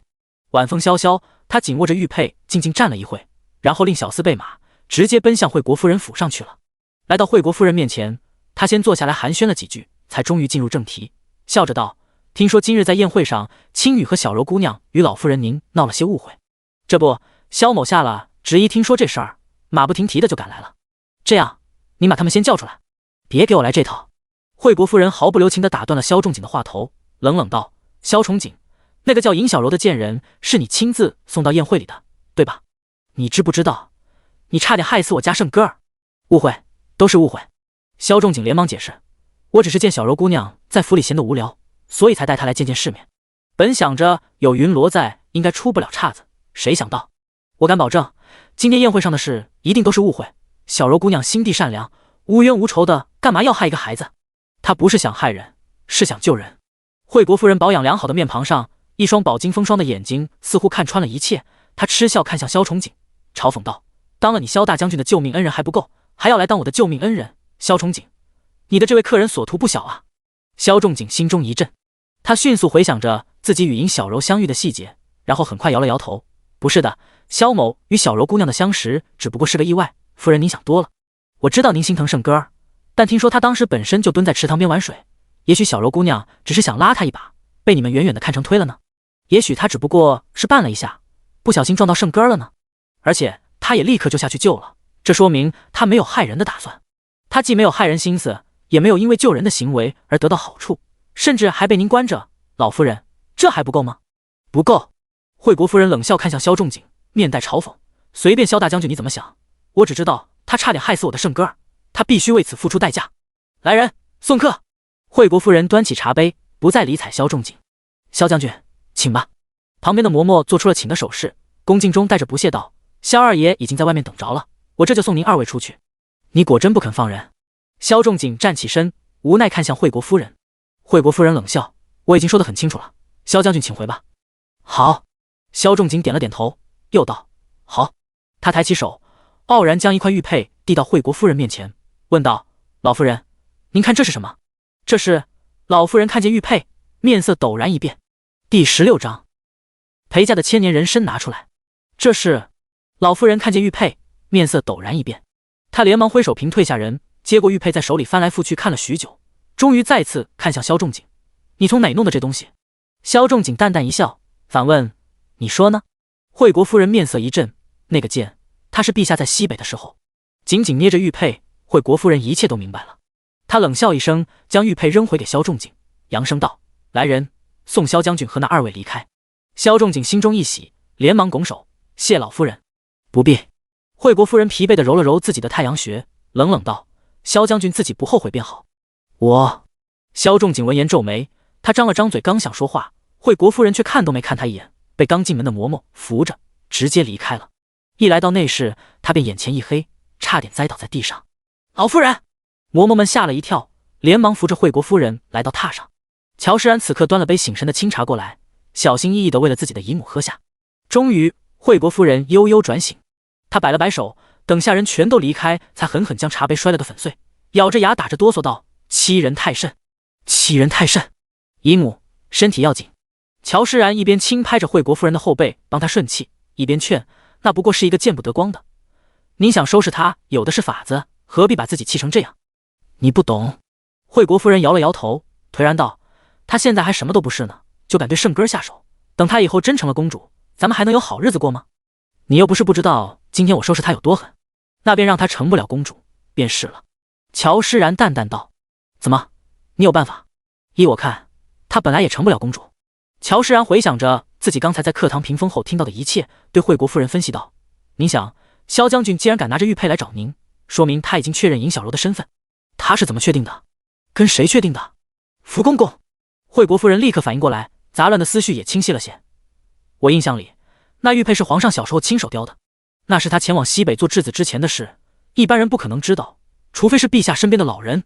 如今陛下身边的老人除了您，就只剩下福公公了。”“对。”惠国夫人点头，眼睛也亮了起来。以福公公的性格，他既然看见了这东西，就一定会跟陛下汇报。陛下既然没有动静，那说明陛下根本没打算认他，或者是还没想好要不要认。乔诗然小声道：“否则他也不必再来设计要成为您的恩人了。”“哼，他想得到没？”惠国夫人冷哼一声，心里却轻松起来。她明白了乔诗然的意思，拍了拍他的手背道：“你往宫里放话，就说我病了，病得很严重。”“乔诗然笑着答应。”将军府，萧仲景抱着浑身是伤，连脸上都受了伤的尹小柔，急匆匆闯入随风园，砰的一声踢开房门，大喊道：“云罗，快把你陪嫁的千年人参拿出来，有急用！”阮云罗从睡梦中惊醒，他还没来得及反应，已经又被萧仲景连声催促了2、3遍。后来他不耐烦了，小心翼翼将尹小柔放在躺椅上之后，竟然走到床边，抓着阮云罗的胳膊，粗鲁地把他往下拖，同时着急地催促：“动作快点，否则来不及了。所以你就直接带人踹开我的房门。”阮云罗坐在床上身着亵衣，抬头看向萧仲景，冷冷的质问：“然后他又将目光看向已经迈入自己门槛的萧青雨，嗤笑着问他：“二弟，你还当你小呢？”我……萧青雨面色涨红，低头连忙退了出去。萧仲景此刻也终于察觉到了不妥，他连忙松开阮云罗的胳膊，将头偏了过去，焦急地等阮云罗将衣服穿好，又等他唤来下人将屋子收拾了一通，他这才急道：“你陪嫁里不是有一颗千年人参吗？能不能借给我一点？小柔姑娘受了重刑，要是没有人参吊着，恐怕撑不过去。”这恐怕不行。阮云罗为难地摇了摇头。怎么不行？萧仲景急了，他没想到向来贤惠懂事的阮云罗竟然连个人参都不肯借，这可是一条人命啊！你什么时候变得这么冷血？不是我不肯借，而是他现在已经不属于我了。阮云罗一本正经道：“那是你的嫁妆，不属于你属于谁？”萧仲景怒，感觉阮云罗简直是在把他当傻子。你不必编瞎话诓我，大不了你开个价，那人参值多少钱，我花钱买就是了。你上哪买去？阮云罗笑了，眼神闪过一丝嘲讽。你以为千年人参是街边的白菜，想买就能买？你……萧仲景被气得几乎说不出话来，他用手指着阮云罗半天，才咬着牙道：“小柔姑娘她可是我的救命恩人，也是将军府的救命恩人，你怎么能见死不救？你什么时候变得这么狠心？对啊，大嫂，我求求你，你就把人参拿出来吧。”门外，萧青雨急得直跺脚，他简直恨不得直接给阮云罗跪下。我都说了，那人参早已经不属于我。阮云罗淡淡道：“早在3年前，他已经被我添进了二弟的聘礼单子，只有我未来的弟妹才有资格动他。”什么？萧仲景大喜，你不早说！萧青雨在门外也大大松了口气，他高声的催促道：“嫂子，那既然这样，您就赶紧把人参取出来吧，别耽误了小柔姑娘。”我说了，那是我未来弟妹的东西。阮云罗疑惑的看向萧仲景，笑着问他：“小柔姑娘是我弟妹吗？”是。没等萧仲景开口，门外的萧青雨已经坚定的回答：“嫂子，您信我，您这人参一定没有便宜外人，是吗？”阮云罗看向萧仲景，笑着逼问。萧仲景脸色瞬间黑成了猪肝，他咬着牙，皮笑肉不笑的与阮云罗对视。这种事，你问我干什么？第17章对着铜镜面容扭曲。这种事，你问我做什么？你是一家之主，不问你问谁？阮云罗理所当然地道：“我之前不是问过你吗？你自己说的，门不当户不对。”你……萧仲景哽住：“大哥，你真这么说过？”门外的萧青雨不敢置信：“小柔姑娘，她可是大哥你的救命恩人啊，你怎么能这么说她？”在他心中，自己的大哥可是个保家卫国的大英雄，他曾亲眼看见萧仲景与手下的将士同吃同住，没有丝毫架子，真看不出他骨子里竟然这么在意门第，连自己的救命恩人都瞧不上。我不是那个意思。萧仲景有苦说不出，又不好直接挑明尹小柔的身份，只能叹气：“哥，你同意了？”听出自家大哥语气中的松懈，萧青雨心中一喜，连忙在门外大喊：“嫂子，你听见了吗？我大哥不是那种意思，他不反对的。”他催促道：“大嫂，赶快把人参拿出来吧，再拖下去，你弟妹就撑不住了。”好，那你们等着，我去拿。阮云罗无视萧仲景欲言又止的表情，笑盈盈默认了尹小柔的弟妹身份，径直来到小库房。阮云罗找到其中特意分给萧青雨的那一块区域，从里面拿出了自己陪嫁的人参。与普通人参不同，这人参足有半人多高，是外祖母传给母亲，母亲又传给她的。母亲在世的时候说过，这人参可以吊命，尤其女子怀孕生产时，只需要切下小小一片含在舌下，便能保母子平安。只不过她一直没有怀孕，所以除了在自家婆婆生产时给她用过一次，后来就再没有用过。这几年年纪大了，她觉得也许命中注定自己这一辈子无法怀孕，与其把人参闲置在这里落灰，不如添给萧青雨当做聘礼。毕竟萧青雨由她一手养大，对她而言相当于半个儿子。但没想到后来这人参却被她悄无声息拿给了尹小柔。否则那天乔诗然难产的时候，如果能含一片这人参，也不至于。再次回忆起前世乔诗然的惨死，阮云罗心中一痛。他看着摆放在自己面前已成人形的人参，心中下定决心，这一世他绝不会再让任何脏东西沾染他一分一毫。果断将自己的千年人参收起，他从萧青雨的聘礼中又挑了个110年的，用剪子将底部一绞，便拿了出去，当作是从千年人参上面绞下来的一大块。一炷香之后，一碗新鲜出炉的百年参汤便被丫鬟们端到了萧仲景的面前。味道怎么这么大？萧仲景还没接过参汤，便已经闻到了扑鼻的香味。他诧异，果然千年人参就是不同凡响，比普通人参强了不止一个档次。阮云罗笑笑，没有说话。一整个百年人参才熬出了这么一碗，能不香吗？这一碗喂下去，别说尹小柔，哪怕是头牛，估计也得流鼻血。大哥，快点！门外萧青雨急得直跺脚，恨不得进屋亲手把药喂到尹小柔嘴里。可惜这是阮云罗的房间，他不发话，萧青雨只能干着急。哥，你再磨蹭一会，小柔姑娘就没命了。知道了。萧仲景答应了一声，小心翼翼地将参汤喂给了尹小柔。一碗人参刚下肚，尹小柔便感觉火烧似的难受，整个人浑身发痛，全身的伤口像是被烙铁烫了似的，简直要冒火。她猛地睁开眼，弹簧一般从躺椅上弹了起来，披头散发，如同热锅上的蚂蚁，在房间里走来走去，走来走去。小柔，你怎么了？萧青雨在门外看见这场景，急得额头直冒冷汗。小柔，你没事吧？你说句话啊！可能是千年人参的药力太大了。萧仲景回想起刚才那碗参汤浓重的香味，心里直呼后悔。早知道刚才就少喂点了，现在这样可怎么办？阮云罗安安稳稳地坐在一边，看他们急得团团转的样子，心里只想笑。他慢悠悠喝着茶，直到看够了热闹才开始送客。带着他回去吧，路上吹吹夜风就好了。是啊是啊，万嬷嬷心惊胆战，生怕尹小柔忽然发疯摔了自家夫人的东西。赶紧带小柔姑娘回龙烟阁歇歇吧，让她好好睡一觉，等明天睡醒就什么事都没有了。萧仲景望着尹小柔发疯的样子，心想也是。那你继续休息吧，我们先走了。萧仲景头也不回地对阮云罗说了一句。他大步流星地走向尹小柔，正要抱起她的时候，尹小柔忽然疯了似的尖叫起来。啊！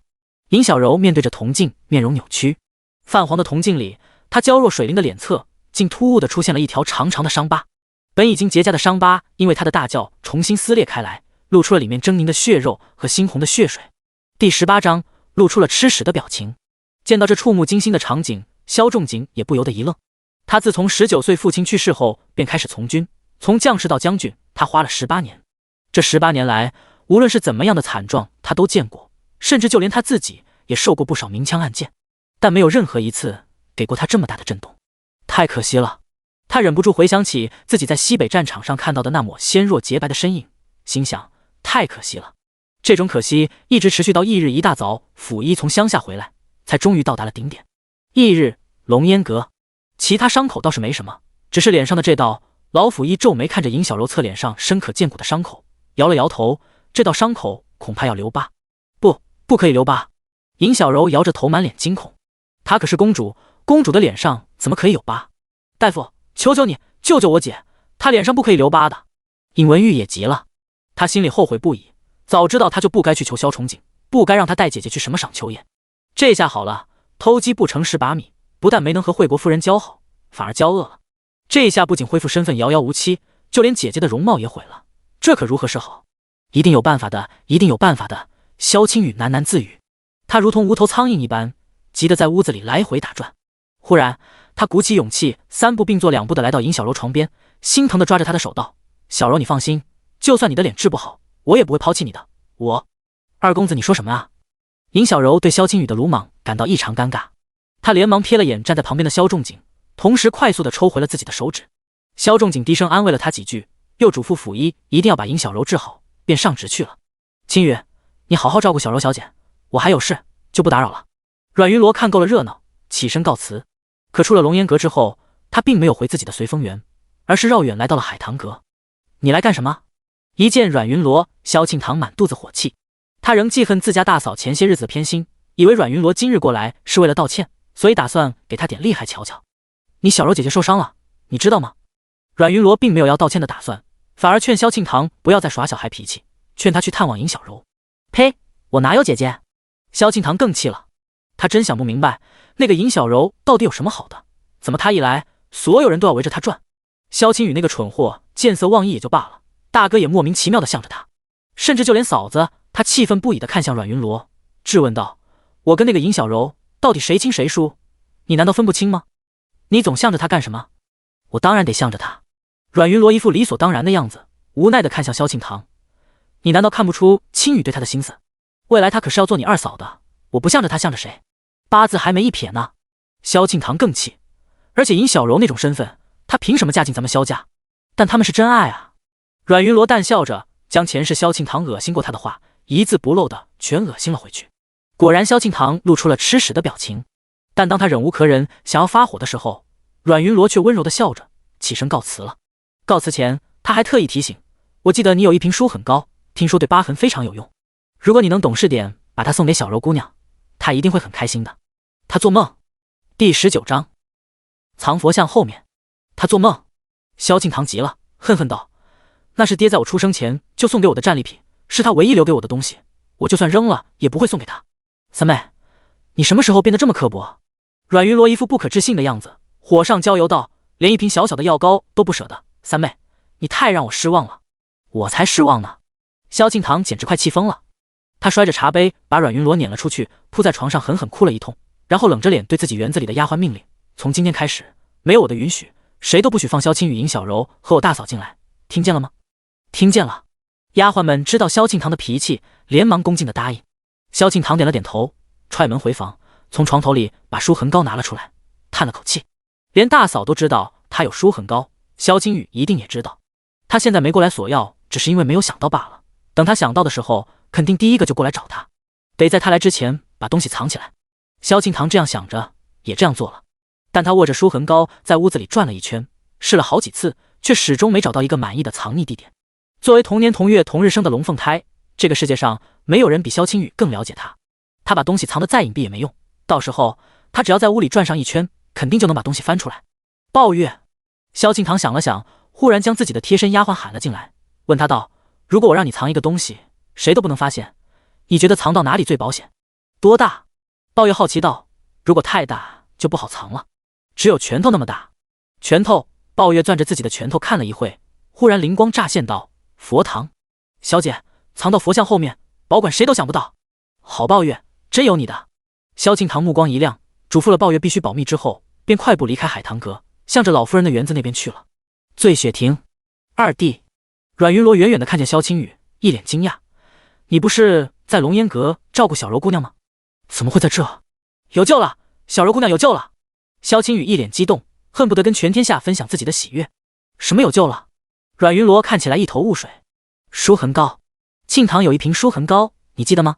就是他特宝贝的那瓶。”“记得。”阮云罗点头道。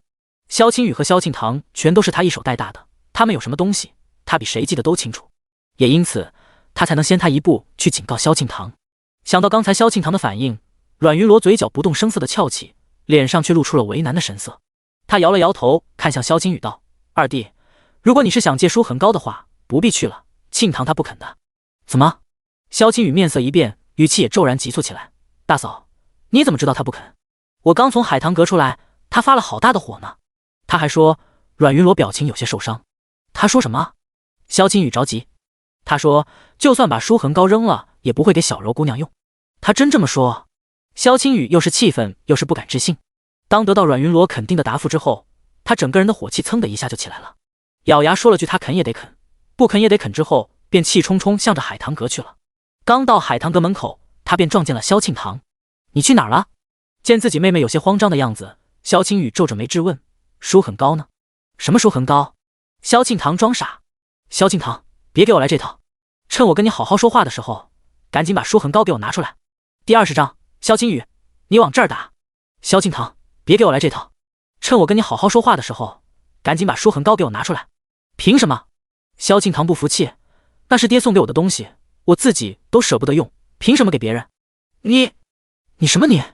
冷笑看着自己的哥哥，萧庆堂不屑道：“萧青雨，你自己愿意跟在尹小柔屁股后面犯贱，我管不着，但你休想用我的东西讨好他，我不愿意。”“萧庆堂，你别给脸不要脸！”萧青雨被激怒，指着萧庆堂的脸警告：“咱们俩到底谁不要脸啊？”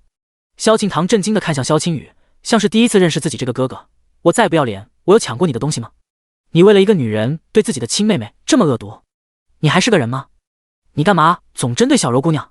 萧青雨不理解：“小柔姑娘那么漂亮，她无父无母，一个人带着弟弟已经够可怜的了，为什么所有人还要去为难她？”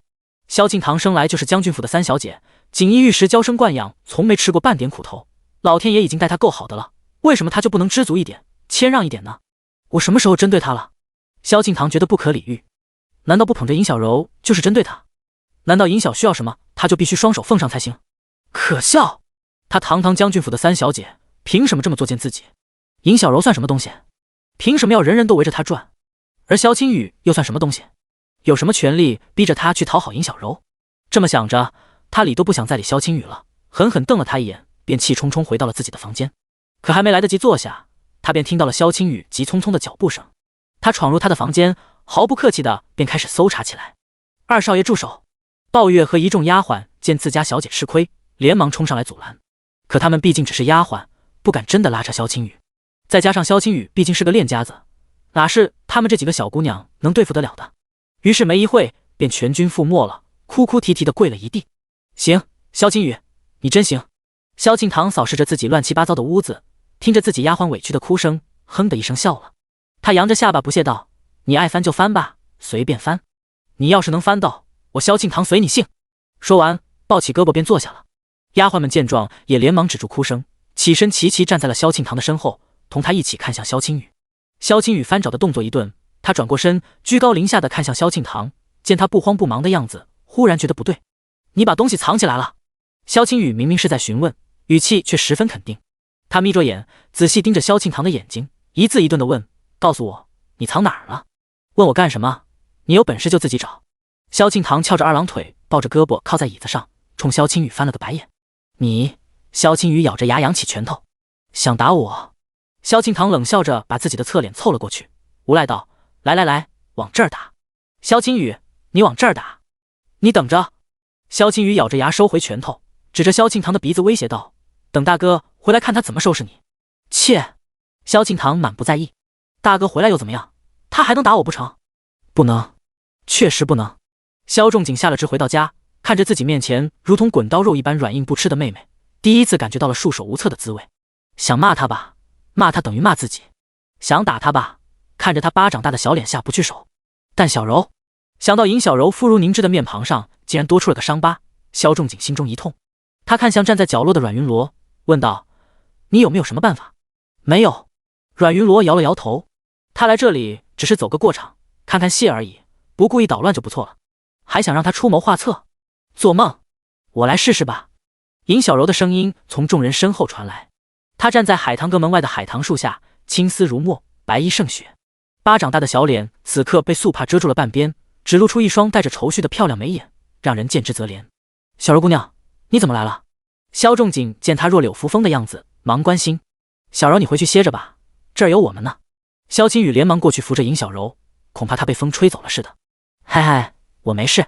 尹小柔咳嗽了两声，被扶着走到了萧庆堂面前。三小姐，我知你一向不喜欢我，本来我也不该来你这儿碍眼的，但那舒恒高对我实在重要，您能不能高抬贵手？他说到这里哽咽了一下，竟然流下泪来。只要您愿意交出舒恒高，让我做什么都行，我给你跪下了。他说着便要弯下膝盖。别！萧仲景心中一惊，连忙将尹小柔扶起，然后瞪着自己的妹妹，着急道：你闹够了没有？闹够了就赶紧把东西给我拿出来。我没闹。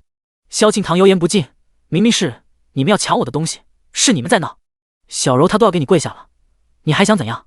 萧青雨急了，不就是一瓶破膏药吗？有什么好稀罕的？以后有机会我给你买10瓶还不行吗？当然不行。萧庆堂梗着脖子摇头，眼角红红的。他不明白他们为什么非要来抢他的东西，为什么非要抢？明明他们有那么多东西，以后整个将军府都会是他们的，而他什么都没有，只有那一瓶舒很高。娘说过，那瓶膏药是爹特意从战利品里扒拉出来留给他的。爹那时候还不知道娘肚子里的孩子是男是女，他说我缴获了那么多战利品，如果是个男娃子，他想要什么就有什么，但如果是个女娃子，他不喜欢那些刀刀棍棍的怎么办？我下次得再弄点女娃子喜欢的东西。然而下一次爹没能活着从战场上回来，爹要是能活着回来，一定会很喜欢他，一定能给他带很多很多好玩的东西。爹要是能活着回来，娘就不会一直在普雨山不肯回家。爹要是能活着回来，今天哥哥肯定不敢为了外人欺负自己。爹要是能回来。第21章，敢惹我，小心烧死你。爹回不来了。萧庆堂红着眼睛想，他恨恨地看向萧青雨，讨厌他把自己的东西说得那么轻巧。还10瓶，我不稀罕你的10瓶，我只要我自己的1瓶。萧庆堂冷道：你既然这么不稀罕，那你别抢我的东西啊！当哥哥的帮着外人抢妹妹的东西，你还要不要脸？萧庆堂，萧青雨被自己的妹妹当着这么多人的面，尤其是当着尹小柔的面骂得狗血淋头，他脸色骤然沉了下来，指着萧庆堂的鼻子警告道：你别逼我。萧庆堂无所畏惧的也指着萧青雨的鼻子，一字一顿道：萧青雨，是你逼我。这两个人针尖对麦芒的这副样子，看呆了丫鬟，看傻了小厮，就连阮云罗看了都暗自惊讶。上一世萧庆堂吵着要下嫁给那个穷书生的时候都没闹得这么凶，这一世为了个书很高，没想到竟然闹成了这样，简直奇闻。真看不出来老将军在他心里的分量竟然这么重。萧仲景用手扶着脑袋，头疼。正在他思考该怎么说服自己妹妹把书很高交出来的时候，尹小柔忽然抬脚走到了角落里的一个丫鬟面前。你叫什么名字？她问。奴婢抱月。丫鬟忙行了一礼回答。抱月，你知道那东西在哪吗？奴婢不知。抱月摇着头连忙跪下，同时求助的目光看向萧庆堂。萧庆堂心中一惊，连忙上前一把将抱月拖到身后，瞪着尹小柔质问：你想干嘛？谁许你欺负我的丫鬟？尹小柔，你算什么东西？我是不是给你脸了？小柔只是看见他发抖，好奇而已。尹小柔一脸委屈的控诉：三小姐，你何必说话那么难听？嫌难听？嫌难听，你别招惹我啊！萧敬堂对着尹小柔哼了一声，暴毙冷冷的警告：尹小柔，我不管别人怎么样，但你记住，我萧敬堂可不是省油的灯，你敢惹我，小心我烧死你！庆堂！萧仲景听不下去了，怕他真得罪了尹小柔，忍不住便想教训两句，却在这时看见尹小柔不急不恼的点了点头。三小姐，我记住了。尹小柔微笑着，边十分懂事的回应，边伸手强制性的拉过萧庆堂的衣袖，帮他拂去袖子上的灰尘，同时状若无意的感叹道：三小姐袖子上好多青灰啊，干你屁事！萧庆堂连忙夺回衣袖，他将胳膊往后面一背，理直气壮道：我就是爱穿脏衣服，你管得着吗？小姐，抱月小声，一脸无奈。他连忙在身后偷偷拉了拉萧庆堂的衣袖，示意他少说两句。但很显然，从尹小柔发现萧庆堂衣服上的青灰开始，一切就已经来不及了，因为整个将军府有可能出现青灰的地方只有一个——佛堂。萧青雨立刻回想起自己在海棠阁门口与自己妹妹撞见时的场景，当时萧庆堂过来的方向就是庆寿园，而且萧青雨努力回想着，发现自己当时还闻到了一股淡淡的檀香味，那正是佛堂礼佛所用的供香。萧仲景三人心中一喜，于是浩浩荡荡的所有人便来到了庆寿园。庆寿园里虽然因为老夫人常驻普羽山的缘故空置已久，但一花一木一桌一椅仍是干干净净整整齐齐，一应人等规规矩矩。萧仲景一见便知这是阮云罗的功劳，他于是十分欣慰地看向阮云罗，夸奖道：夫人将府里安排得如此妥帖，真是辛苦了。阮云罗淡淡回应，表示知道了，同时心底暗暗反思自己是不是太勤劳了，等寻个机会把这些差事全丢出去才好。萧仲景，他本以为听到自己的夸奖，阮云罗会很欢喜呢，没想到他这么冷淡，真是无趣。萧仲景在心中暗自吐槽，看向尹小柔的目光愈发温柔了些。只是当这温柔的目光触碰到尹小柔身边亦步亦趋的萧青雨时，却又连忙收了回去。一行人浩浩荡荡来到佛堂，等萧仲景对着佛像拜了两拜之后，萧青雨才走过去开始寻找舒痕膏。他目光首先看向了香灰炉，但取下上面插着的檀香，他伸手在里面找了一下，却什么都没找到。他有些奇怪的把香插了回去，又忙掀起了地上的蒲团，也是什么都没有。于是所有人的目光便全都落在了那尊高高在上的佛像身上。三小姐还真是百无禁忌。尹小柔心情放松下来，调侃着看向萧庆堂，见他绷着脸，明明很紧张，却还假装无所谓的样子，眼中闪过一丝得意。随即在萧庆堂刀子般的目光中，他移开视线，目光灼灼地继续盯着萧青雨的动作。萧青雨信心满满的将手伸向佛像后面，先小心翼翼地摸了一下，似乎没摸到什么东西，他着急的又摸了两下，到最后他甚至将整个佛像都搬了起来。怎么会？看着空空如也的供桌，尹小柔喃喃着不敢相信。再找找。萧仲景皱着眉边命令，边低声安慰尹小柔：你放心，那东西又没长腿，他肯定还在这个屋里。哥说的对。萧青雨气愤地瞪了萧庆堂一眼，对着尹小柔保证道：只要那东西还在这个房间，我哪怕掘地3尺也会帮你把它找出来。说着他便吆喝着人手一寸寸地找了起来。萧庆堂默不作声，暗暗回想着自己刚才所看到的一切，心中早已经惊涛骇浪。不见了，明明舒痕膏是他亲自放在佛像后面的，怎么会突然不见了？难道是抱月？萧庆堂怀疑的目光看向抱月，抱月憋着笑冲他竖起了大拇指，一副小姐藏得真好的狗腿表情。萧庆堂，他一脸无语的将目光从抱月身上移开，在人群中一个个看去，忽然他目光定在了阮云罗身上。第22章，给他找点新麻烦。萧庆堂目光落在阮云罗身上，难道是他？他怀疑的目光在自己大嫂身上转了一圈，但想起之前阮云罗对尹小柔的偏心，又觉得不是。毕竟如果他真的拿到了舒痕膏，肯定早就交出来了，没必要藏着掖着。那会是谁呢？萧敬腾，你到底把东西藏哪儿了？萧敬腾正纳闷呢，萧青雨又开始逼问他书很高的下落，他只能回答不知道。他这次是真的不知道了，可是萧青雨不信，他觉得萧敬腾就是在故意玩他，于是开始反复不断的逼问。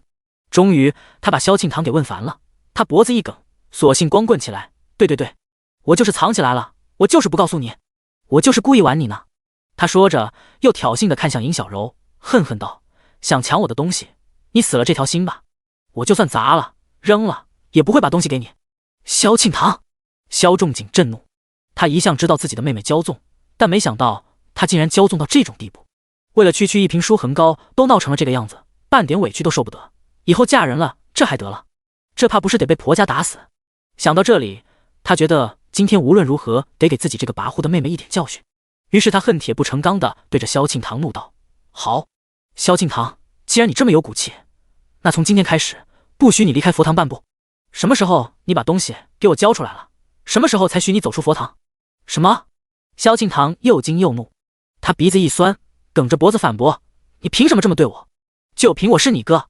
萧仲景短短几个字彻底打破了萧庆堂心底的幻想，他失魂落魄地坐倒在地上，眼睁睁看着佛堂大门缓缓关闭，心中涌出了一股浓烈的恨意。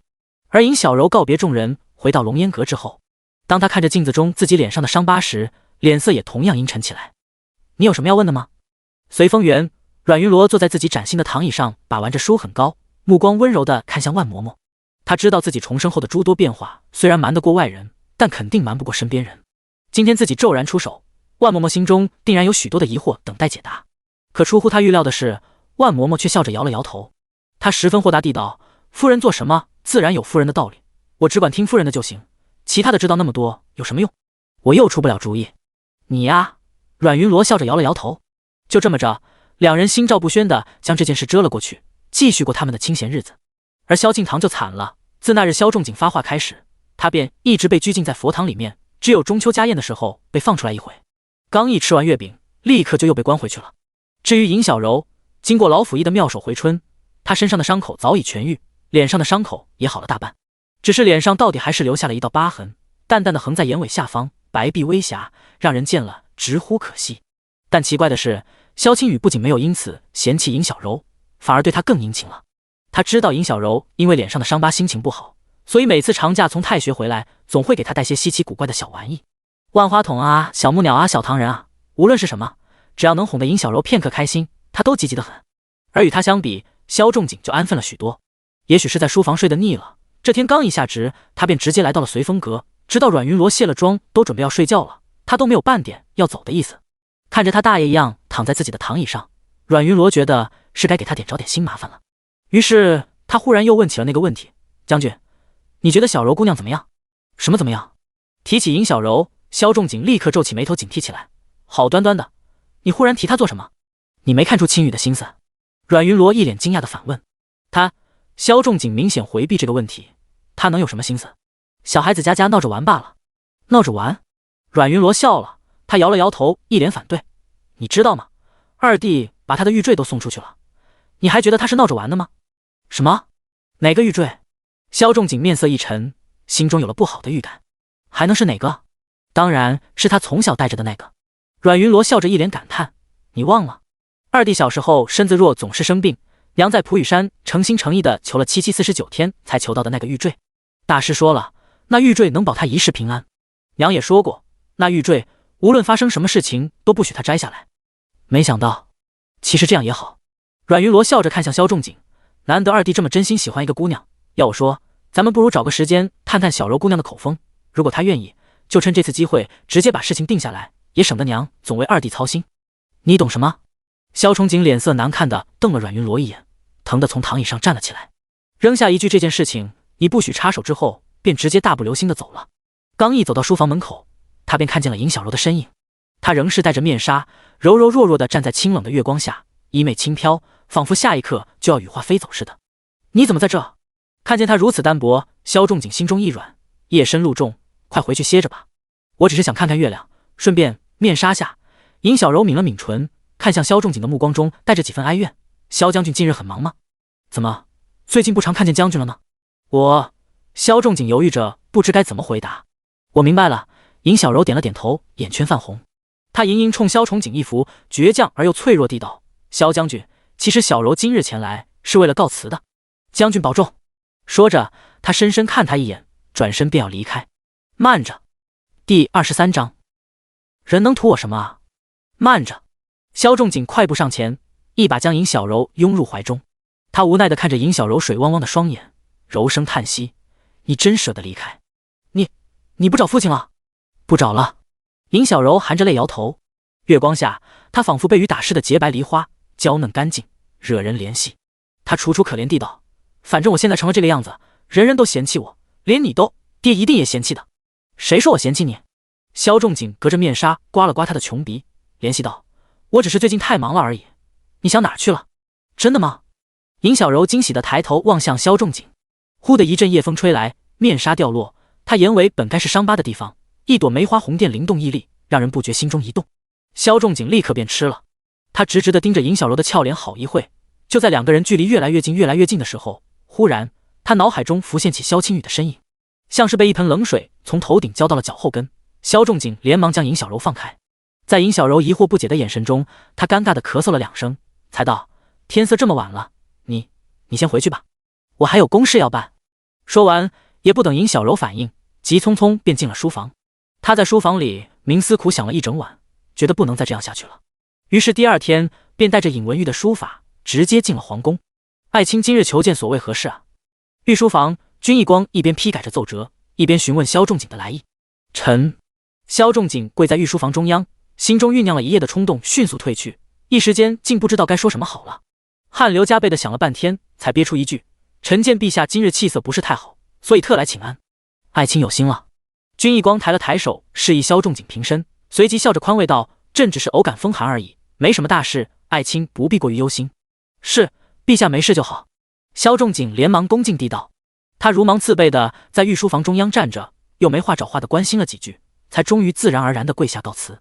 就在他后退着即将退出御书房的时候，忽然灵光一闪，状若无意地将尹文玉的书法从袖子里漏了出去，然后当作没看到似的，快速转身离开。萧将军！福公公从地上捡起书法，连忙想要喊住萧仲景：“别喊了。”这时君义光放下朱笔，淡淡命令：“拿过来吧。”“是。”福公公连忙恭敬地将书法摊开，送到君义光面前。君义光垂眸看去，心中一动，纸上写着的竟然只是一首稚嫩简朴的小诗，没用什么华丽的词句，内容也并不高雅，可偏偏却让他想起了自己在西北时那些粗茶淡饭的平淡日子。虽然当时过得很辛苦，但现在回首望去，却也别有一番滋味。他伸手，手指触摸着纸上青涩的笔触，忽然他产生了一种强烈的好奇：那2个孩子现在究竟长成了什么样子了呢？陛下，惠国夫人求见。就在君义光沉浸在幻想中的时候，福公公提醒。君义光回过神来，等福公公将书法收起之后，才点了点头，让惠国夫人进来。老身参见陛下。惠国夫人一进来，便笑容满面的行礼请安。老夫人快请起。君义光笑着刚一发话，福公公立刻上前将惠国夫人扶起，顺便按照老规矩给她安排了椅子坐下。谢陛下。惠国夫人笑着先谢过恩之后，这才坐下。一坐下，她便关心起了君义光的身体。听皇后说，陛下这阵子睡得不好，太医怎么说？偶感风寒而已。君义光笑，倒是老夫人，听说这阵子大病一场，可是出了什么事？老身提起这事，惠国夫人满肚子委屈，她眼圈一红，当即便从椅子上跪了下去，俯身道：“陛下，您可得为老身做主啊！”老夫人快请起。君义光见自己乳母又跪下了，连忙冲福公公摆了摆手：“是啊，老夫人，您先起来再说。”福公公连忙上前将惠国夫人搀起来坐下，语气带着7分安慰3分责怪：“老夫人，您说您这是干什么？有什么话您好好说，陛下在这儿呢，有委屈还能不给您做主？”福公公说的是。得了皇上的保证，惠国夫人见好就收。她边抹着眼泪，边开始诉说自己的委屈。前些日子赏秋宴，老身满心欢喜的带着圣哥一块儿，本想着让他见见世面，没成想他却被人推到水里，险些丧命。什么？君义光面色一变，在赏秋宴上公然推一个小孩入水，是谁这样狠毒？陛下，这还不是最毒的。惠国夫人又抹了把眼泪，愤愤道：“老身亲眼所见，那姑娘把圣哥推下水后，又装好人去救圣哥，幸亏当时好多人都看见了，否则我岂不是要将仇人认作恩人了吗？”他先推了圣哥，又去救圣哥。福公公不愧在宫里待了一辈子，一下子便听出了不对劲。他小心提醒，那人该不会是另有图谋吧？这谁知道？惠国夫人摇着头，一脸不解，老身只是个糟老太婆而已，没权没势的，整天不过爱赏个花喝个茶而已，人家能图我什么呀？老夫人，您可不能妄自菲薄呀。福公公笑着跟自家主子对视了一眼，君一光也笑着摇了摇头，但脑子里却清醒得很。他明白那人也许是冲他来的，于是他问，那个人你审过了吗？他怎么说？别提了，一提起审讯，惠国夫人更加委屈，委屈中还含着说不清的憋屈。我这边刚开始审，那边萧将军就找上门来了，非说那姑娘是他的救命恩人，直接就把她带走了。萧仲景，君一光目光一沉，心中有了个不好的预感。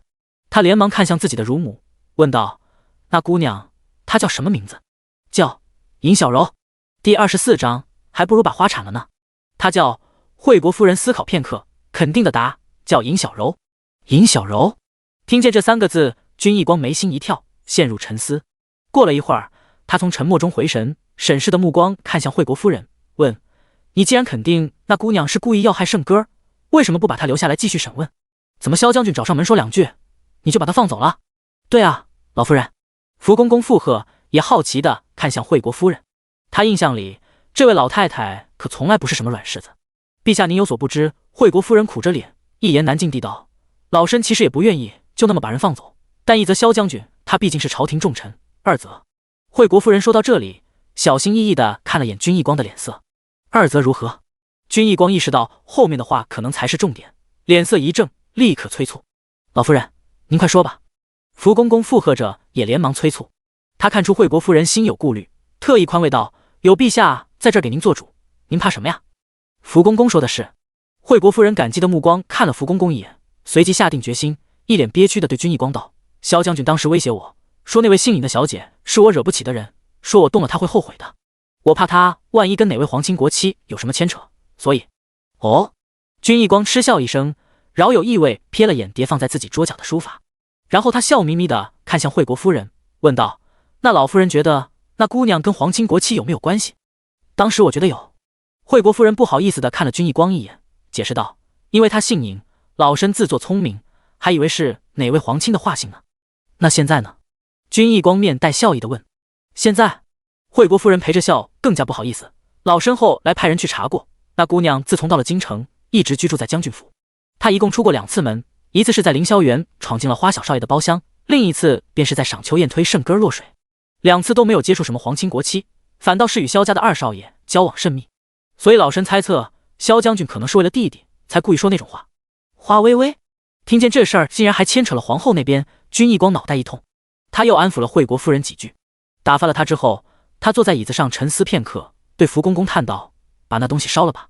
是。福公公恭敬答应，连忙照做。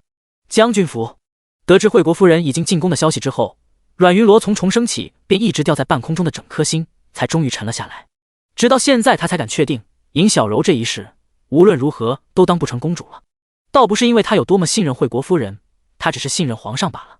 他相信一个多疑的君主不会容忍任何人用那么狠毒的方法接近自己，即便那个人是他的亲女儿。夫人，奴婢刚才回来的时候看见花园有2株墨菊开了，要不我扶您去看看？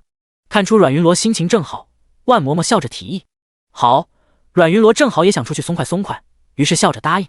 可2人相携刚一来到花园，远远的便看见了萧青雨的身影，他正忙着指挥小厮铲菊呢。来，就是这2盆墨菊，给我把它们移到龙烟阁去。萧青雨指着花园里开得正好的2株墨菊，嘱咐小厮道，慢着点，千万别伤着根。哎，等等！万嬷嬷连忙小跑着过去阻止，她一把抢过小厮手中的小铲，同时有些气愤地看向萧青雨。这墨菊是今年开春的时候夫人特意嘱咐种下的，就是为了秋天的时候花园里能多一分颜色。她现在好不容易才开第1回花，夫人还没来得及看一眼呢，你好端端铲了它干嘛？谁说我要铲了它？萧青雨莫名其妙，我只不过是见它开得漂亮，想把它移到龙烟阁而已，那还不如铲了呢。万嬷嬷没好气，你把它移到龙烟阁，别人怎么看？到龙烟阁去看呗。萧青雨一脸的理所当然，他又笑嘻嘻地看向阮云罗，理直气壮道，大嫂，你说是吧？阮云罗笑了笑，先示意万嬷嬷放平心态，他摆了摆手，先让闲杂人等都离开之后，才又看向萧青雨，问他，你是真的喜欢小柔姑娘，还是在逗她玩？当然是真的。萧青雨听见自家大嫂质疑自己对尹小柔的感情，十分不满。那你跟小柔姑娘谈过吗？阮云罗一脸好奇地问。还是说你只是给她送东西，什么都没跟她说过？萧青雨脸色腾的一下红了，嘟囔道：她应该明白的吧？你不说她怎么明白？阮云罗笑，也许她只当你是对客人热情，或者觉得你只不过是花花公子而已呢。我不是。萧青雨急了，他连忙看向阮云罗否认。大嫂，我不是花花公子，我是真的喜欢她。你跟我说有什么用？得小柔姑娘自己知道才行。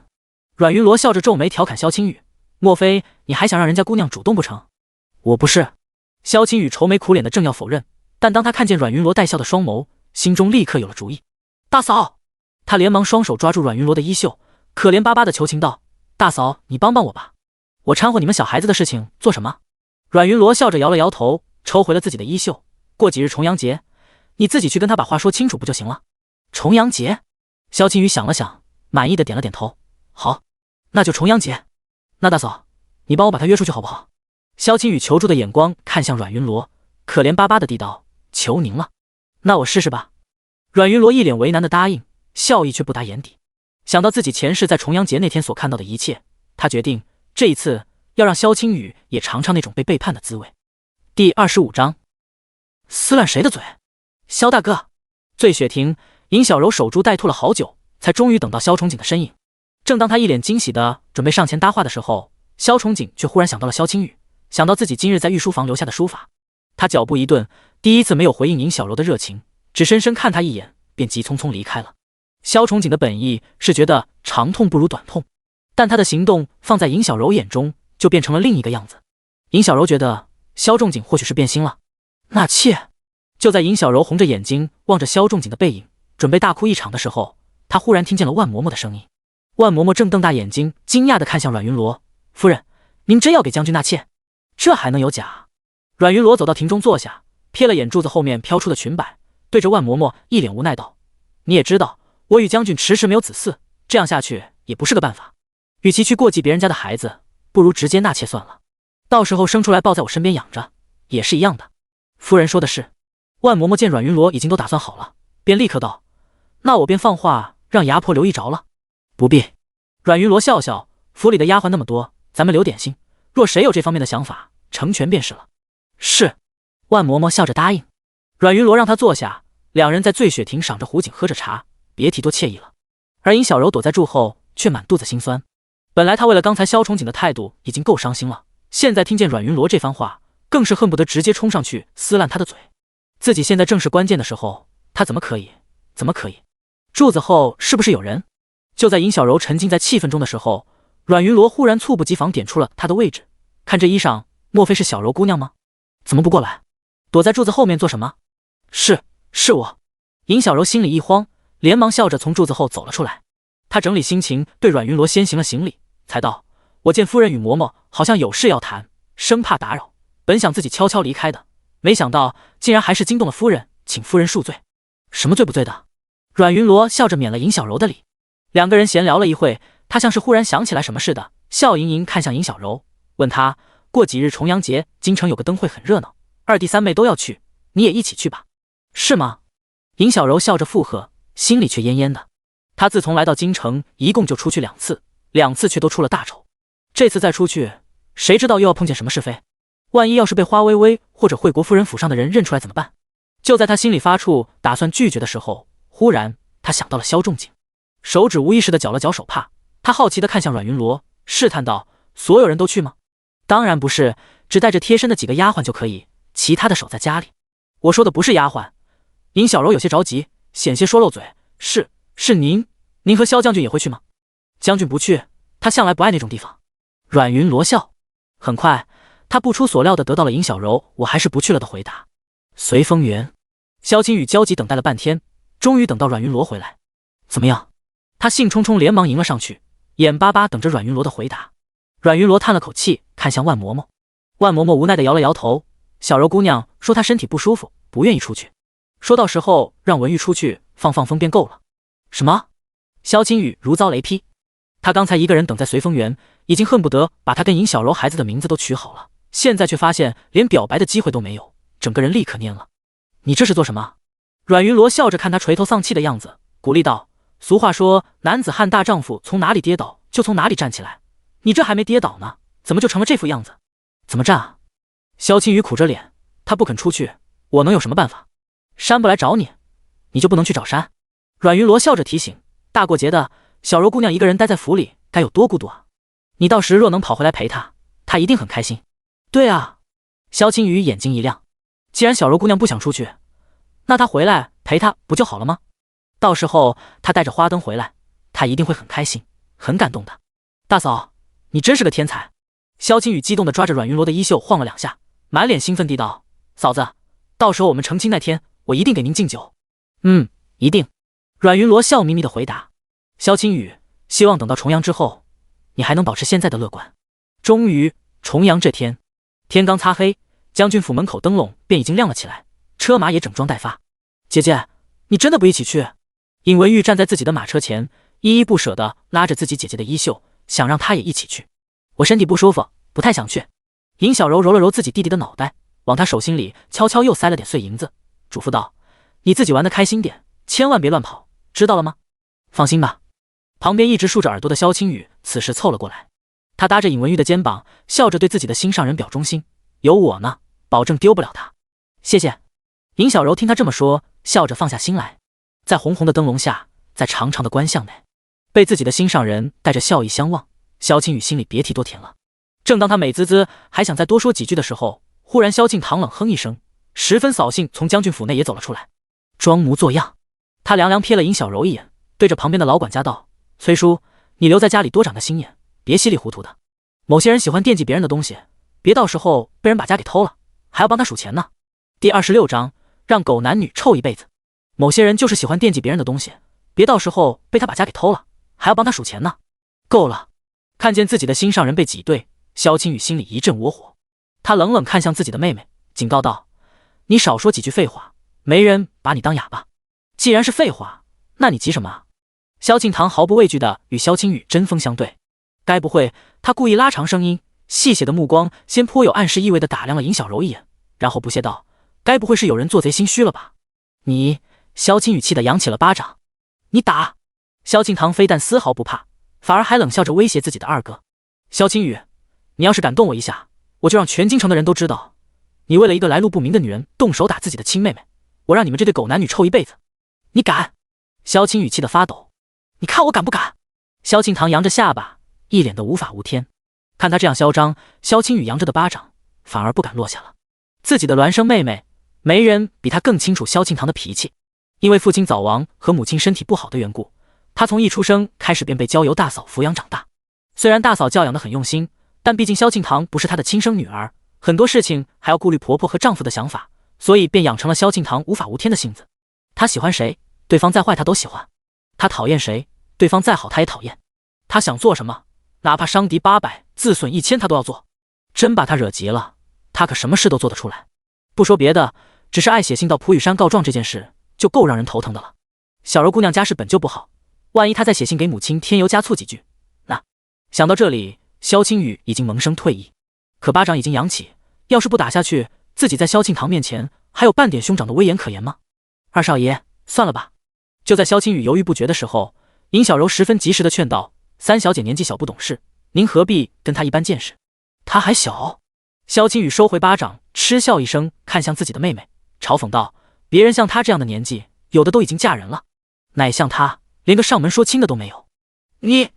萧敬堂再怎么样，毕竟也还是未出阁的姑娘，被自己的哥哥拿这种事奚落，她脸色疼得便涨红起来，眼圈一湿，气冲冲的便走了。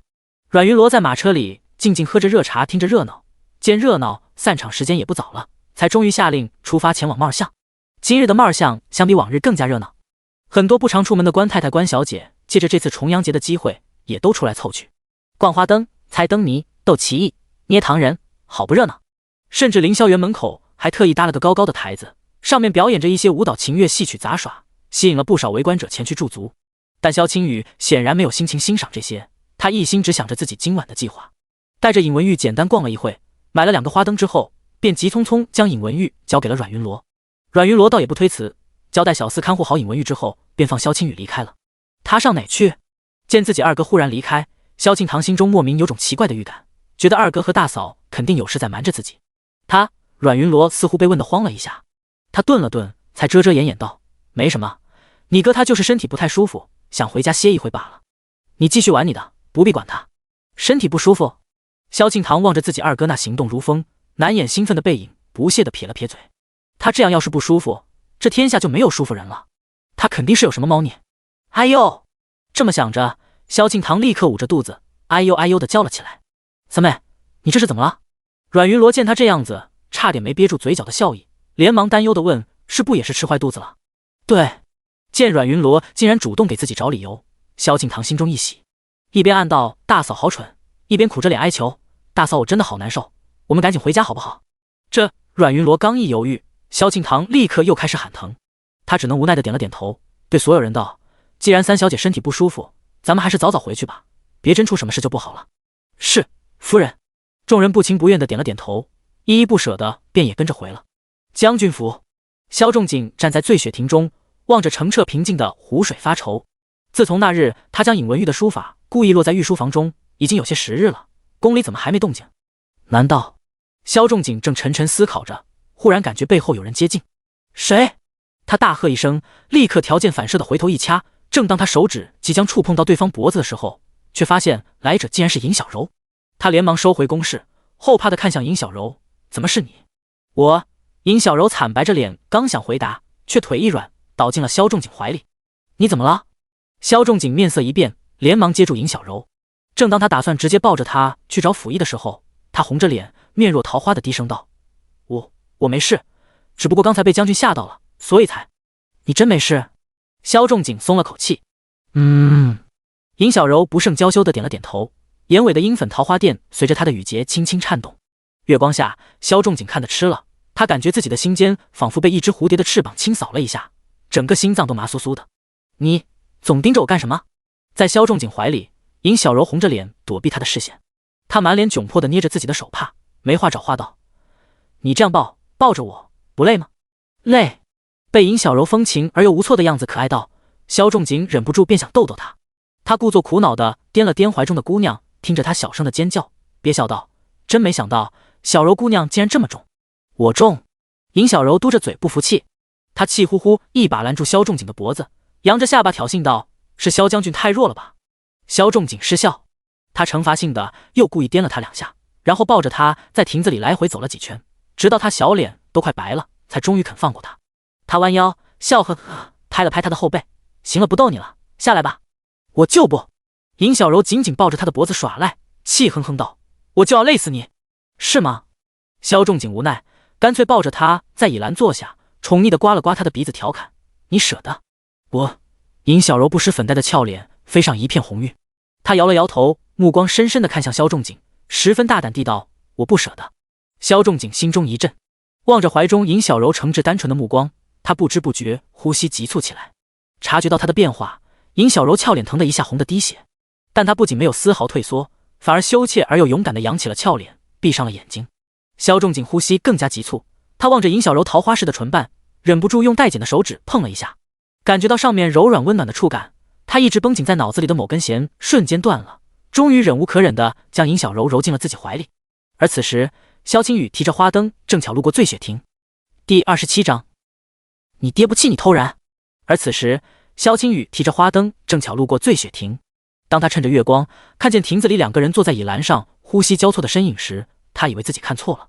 他觉得自己肯定是看错了，但花灯掉落的瞬间，他分明清晰地看见了他们惊慌失措的面庞。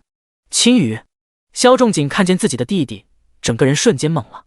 他连忙推开尹小柔，站起身，艰难而又无力地解释：“青雨，这件事不是你想象的那样。”“那是什么样？”萧青雨红着眼睛质问萧仲景：“你说，如果事情不是我想象的那样，那我刚才看到的是什么？我应该怎么想象？”就在萧仲景面对着自己的弟弟手足无措的时候，尹小柔伸手握住了他的手心。他站在萧仲景身边，满脸不解地看向萧青雨：“二少爷，你发这么大火做什么？虽然我比仲景小了一些，但我们是真心相爱的，求求你祝福我们好吗？”“祝福？”萧青雨嗤笑地看向尹小柔，声音哽咽：“你让我祝福？”“对啊。”尹小柔一脸无辜地道：“我们是朋友啊，我需要你的祝福。”“朋友？”萧青雨自嘲地笑了，他摇了摇头，眼眶湿润，不，我们从来不是朋友，从来不是。青雨，你先冷静一下。萧仲景见他情绪不对，连忙安抚，但这看在萧青雨眼中，却更像是一种背叛之后的怜悯。他红着眼，恨恨地瞪着萧仲景，咬牙道：“哥，你知道的，你明明知道的，你明明知道我。”萧青雨指着尹小柔，正要继续质问萧仲景的时候，正要把一切都说出来的时候，却发现一切都已经没有了意义。他也并没有质问的权利，他于他而言什么都不是，于将军府而言同样什么都不是，谁会在意他的想法呢？再逼问下去，只会自找难堪罢了。这样自嘲地想着，他不舍而又委屈的最后看了尹小柔一眼，头也不回的便走了。二弟，萧仲景心里一紧，连忙去追，刚追了没2步，便撞上了拐角里看热闹的阮云罗等人。云罗，你怎么？他瞪大眼睛看着阮云罗，又看了看阮云罗身边的一众人等，脑子瞬间一片空白。你们怎么在这儿？三妹肚子疼，我们就提前回来了。阮云罗淡淡道。他瞥了眼尹小柔衣衫不整的样子，又上下打量一眼萧仲景凌乱的衣衫，不由皱起了眉头。将军，你明明知道二弟他，你怎么能这样做？萧仲景面对着自己的妹妹和周围的一众下人，涨红着脸说不出话。活了小半辈子，这还是他第一次这么难堪。夫人，这不怪将军。见萧仲景不发一言，尹小柔连忙上前跪在阮云罗面前，流着泪恳求：“夫人，我跟将军是真心的，求求您成全我们吧。既然是真心，何不光明正大的早跟我说？干嘛要背地里做这种下三滥的勾当？”阮云罗一脸不赞同的看向萧仲景：“将军，小柔姑娘年纪小不懂事，难道你也不懂事？明明可以光明正大抬进门做个良妾，你偏要，你这不是在作践她吗？”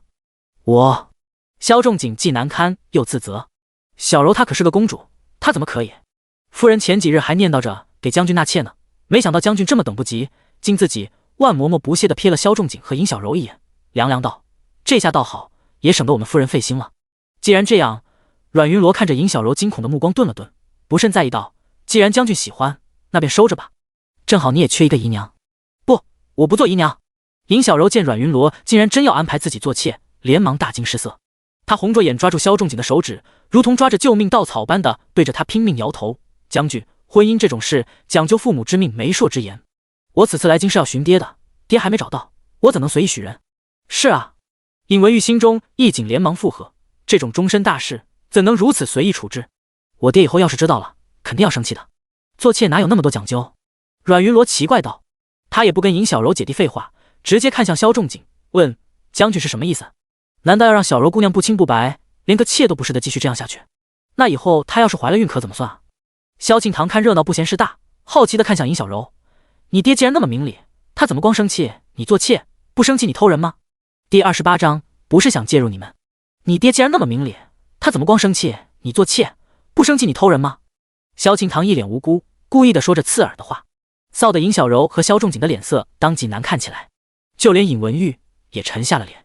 可萧庆堂却恍然不觉，仍旧继续质问：“尹小柔，我大嫂对你可不薄啊，自从你来到将军府，她对你可比对我都好，你就是这么报答她的。你爹要是知道你这么忘恩负义，还能认你吗？”尹小柔跪在地上，面色惨白，她仰头泪蒙蒙地看向阮云罗，一脸愧疚地道：“夫人，是我对不起你，但我真的没有想跟你抢什么，我只是情难自禁罢了，请相信我，我真的没有想介入你们。对不起夫人，我对不起你。”尹小柔满脸泪水地对阮云罗磕头，然后一脸决绝地看向众人，苦笑道：“我知道，现在无论说什么都晚了，我不奢求你们的原谅，但请相信，我从没有想过要伤害任何人，这不是我的本意。还有萧将军。”他泪眼朦胧地看向萧仲景，似乎有千言万语想要诉说，但最终只说了一句保重，随即便以一种毅然求死的姿态冲向了醉雪湖。小柔，萧仲景目光一震，连忙也冲了过去，在湖边紧紧抱住了尹小柔。尹文玉也冲了过去，抓住了尹小柔的衣角。只见3个人纠缠在湖边，一个哭着哀求将军：“求求你让我死吧！”一个霸道的不允：“我不许你死，你不许死！”另一个呜呜哭着大喊：“姐姐，你死了我怎么办？”一副生离死别的样子，简直比唱戏还要热闹。可惜并没有人接戏。阮云罗淡淡看着不发一言。萧庆堂抱着胳膊痴痴冷笑，万嬷嬷皱着的眉头能活活夹死一只苍蝇。其他人更是低着头，只敢偷偷瞧热闹，没人敢上去凑热闹。可巧就在这出戏越演越僵的时候，尹小柔却突然晕倒了。小柔！萧崇景见状，连忙紧张地将她抱起，和尹文玉一起边喊着抚一边步履匆匆向龙烟阁去了。大嫂，现在知道什么叫忘恩负义了吧？望着三人急匆匆逃离的背影，萧庆堂嗤笑一声，看向阮云罗，得意道：“我早说了，那个尹小柔根本不是好人，你们还不信？现在怎么样？现在怎么了？”阮云罗一脸疑惑地看向萧庆堂，不解道：“不就是那个妾吗？这也没什么大不了的。本来我就正打算给将军纳妾呢，正好省得麻烦了。大嫂，你是真傻还是假傻呀？”萧庆堂不敢置信地看向阮云罗，心想他是不是年纪大了糊涂了？你没看出来吗？那个尹小柔野心大着呢，他可瞧不上妾室这种名头，人家想当的是正妻。不会吧？我看小柔姑娘不像是那种人啊。阮云罗仍旧一脸怀疑的样子，把萧庆堂气得够呛。你爱信不信？萧庆堂一摆手，直接气冲冲走了，边走边咬牙切齿的低声痛骂：“蠢货，以后有你哭的时候。”阮云罗满不在意的笑笑，也转身离开了。等回到随风园，他好像什么都没有发生过似的，拿了本古籍便坐在躺椅里静静的看。万嬷嬷却坐不住，她一颗心像是被煎熬在油锅里，恨不得阮云罗立刻下令她干点什么。可阮云罗偏偏什么反应都没有，这让她更加焦急，忍不住的直打转。别转了，转得我头晕。阮云罗放下书，无奈的看向万嬷嬷：“哎呦，我的姑奶奶，你真不急啊？”万嬷嬷终于可以说上话，她苦着脸，十分不解的看向自己的夫人：“难道您就什么也不做吗？难道就任由那个尹小柔装模作样？”“当然不是。”阮云罗淡笑着，顺手从小桌上捏了块桂花糕，细细品尝，静静思索了片刻，他看向万嬷嬷，嘱咐道：“放话出去，就说我病倒了，府里有什么事，就让他们直接去找萧崇景，别来打扰我养病。”“哎。”万嬷嬷乐呵呵的答应。他以为阮云罗这是想通了，打算给萧仲景一点厉害瞧瞧，好叫他回心转意。但其实阮云罗并不在乎萧仲景转不转意，他最好别转，转了只会更让他更加恶心。他只是懒得再管这个将军府了。说到底，这个将军府又不姓阮，凭什么他要劳心劳力给不属于自己的东西做工？有那功夫，多给自己找找出路不好吗？阮云罗生病的前几天，萧仲景并没有当回事，因为这些年他立下的井井有条的规矩，将军府也并没有出现什么乱子。可时间一长就不行了，手下王副将家中老母忽然去世，他这个当上司的得体恤，顶头上司徐老元帅的孙女要出嫁，他这个当下属的得表示。快过年了，族里的祠堂又到了翻新的时候，他作为族长得牵头，他还得上朝上职，还得操心冬至祭天大典的安全事宜。还有萧青雨，他自从那日起已经半个多月没去太学了，整日的喝酒赌钱，这一桩桩一件件的事情追着。正在萧崇景被下人们堵在将军府出口不得安生的时候，萧庆堂蹦蹦跳跳，心情很好的从门外回来了。“站住！”萧仲景立刻严厉的叫住他：“萧庆堂，你给我过来！”“干嘛？”萧庆堂不情不愿的站住：“这一大早的，你怎么从外面回来？”看着自己妹妹花枝招展的样子，萧仲景心中有种不祥的预感。他推开围在自己身边的下人，径直来到萧庆堂身边。离近一看，才发现他脸上竟然还涂了脂粉。“你从哪儿回来的？”他目光一凛，立刻抓着他的胳膊质问：“你该不会一整夜都没回来吧？关你什么事？”萧庆堂哼了一声，转身就要走。“怎么不关我事？”萧仲景冷着脸一把抓住他：“我是你哥，我不管你，谁管你？你是我哥，又不是我爹。”萧庆堂翻了个白眼，甩开了萧仲景的手指：“再说了，你自己都那样了，凭什么我连出去玩一回都不行？只许你州官放火，凭什么不许我百姓点灯？”“就是。”萧青雨被小厮扶着，醉醺醺从门外进来。他嗤笑一声，看向萧仲景：“大哥，你既然州官放火，凭什么不许我们百姓点灯？”第29章，只许州官放火。“大哥，你既然州官放火，凭什么不允许我们百姓点灯？你们。”萧崇景目瞪口呆地看了看萧青雨，又看了看萧庆堂，见他们对自己冷笑着无动于衷的样子，心中一阵冰寒。他忽然觉得一切都没有意义，他这将近20年来在战场上的生生死死，在此刻全都化为了虚无。“好。”他点了点头，手指发颤：“好，既然你们这么说，那从今天开始，你们俩爱放火放火，爱点灯点灯，我全都不管了。但你们要是有本事，也别借我将军府的光。要是被我发现你们俩在外面打着我的旗号为非作歹，我第一个不放过你们。”说完，他冷哼一声，看都不看自己的弟弟妹妹一眼，甩袖便走了。“将军！”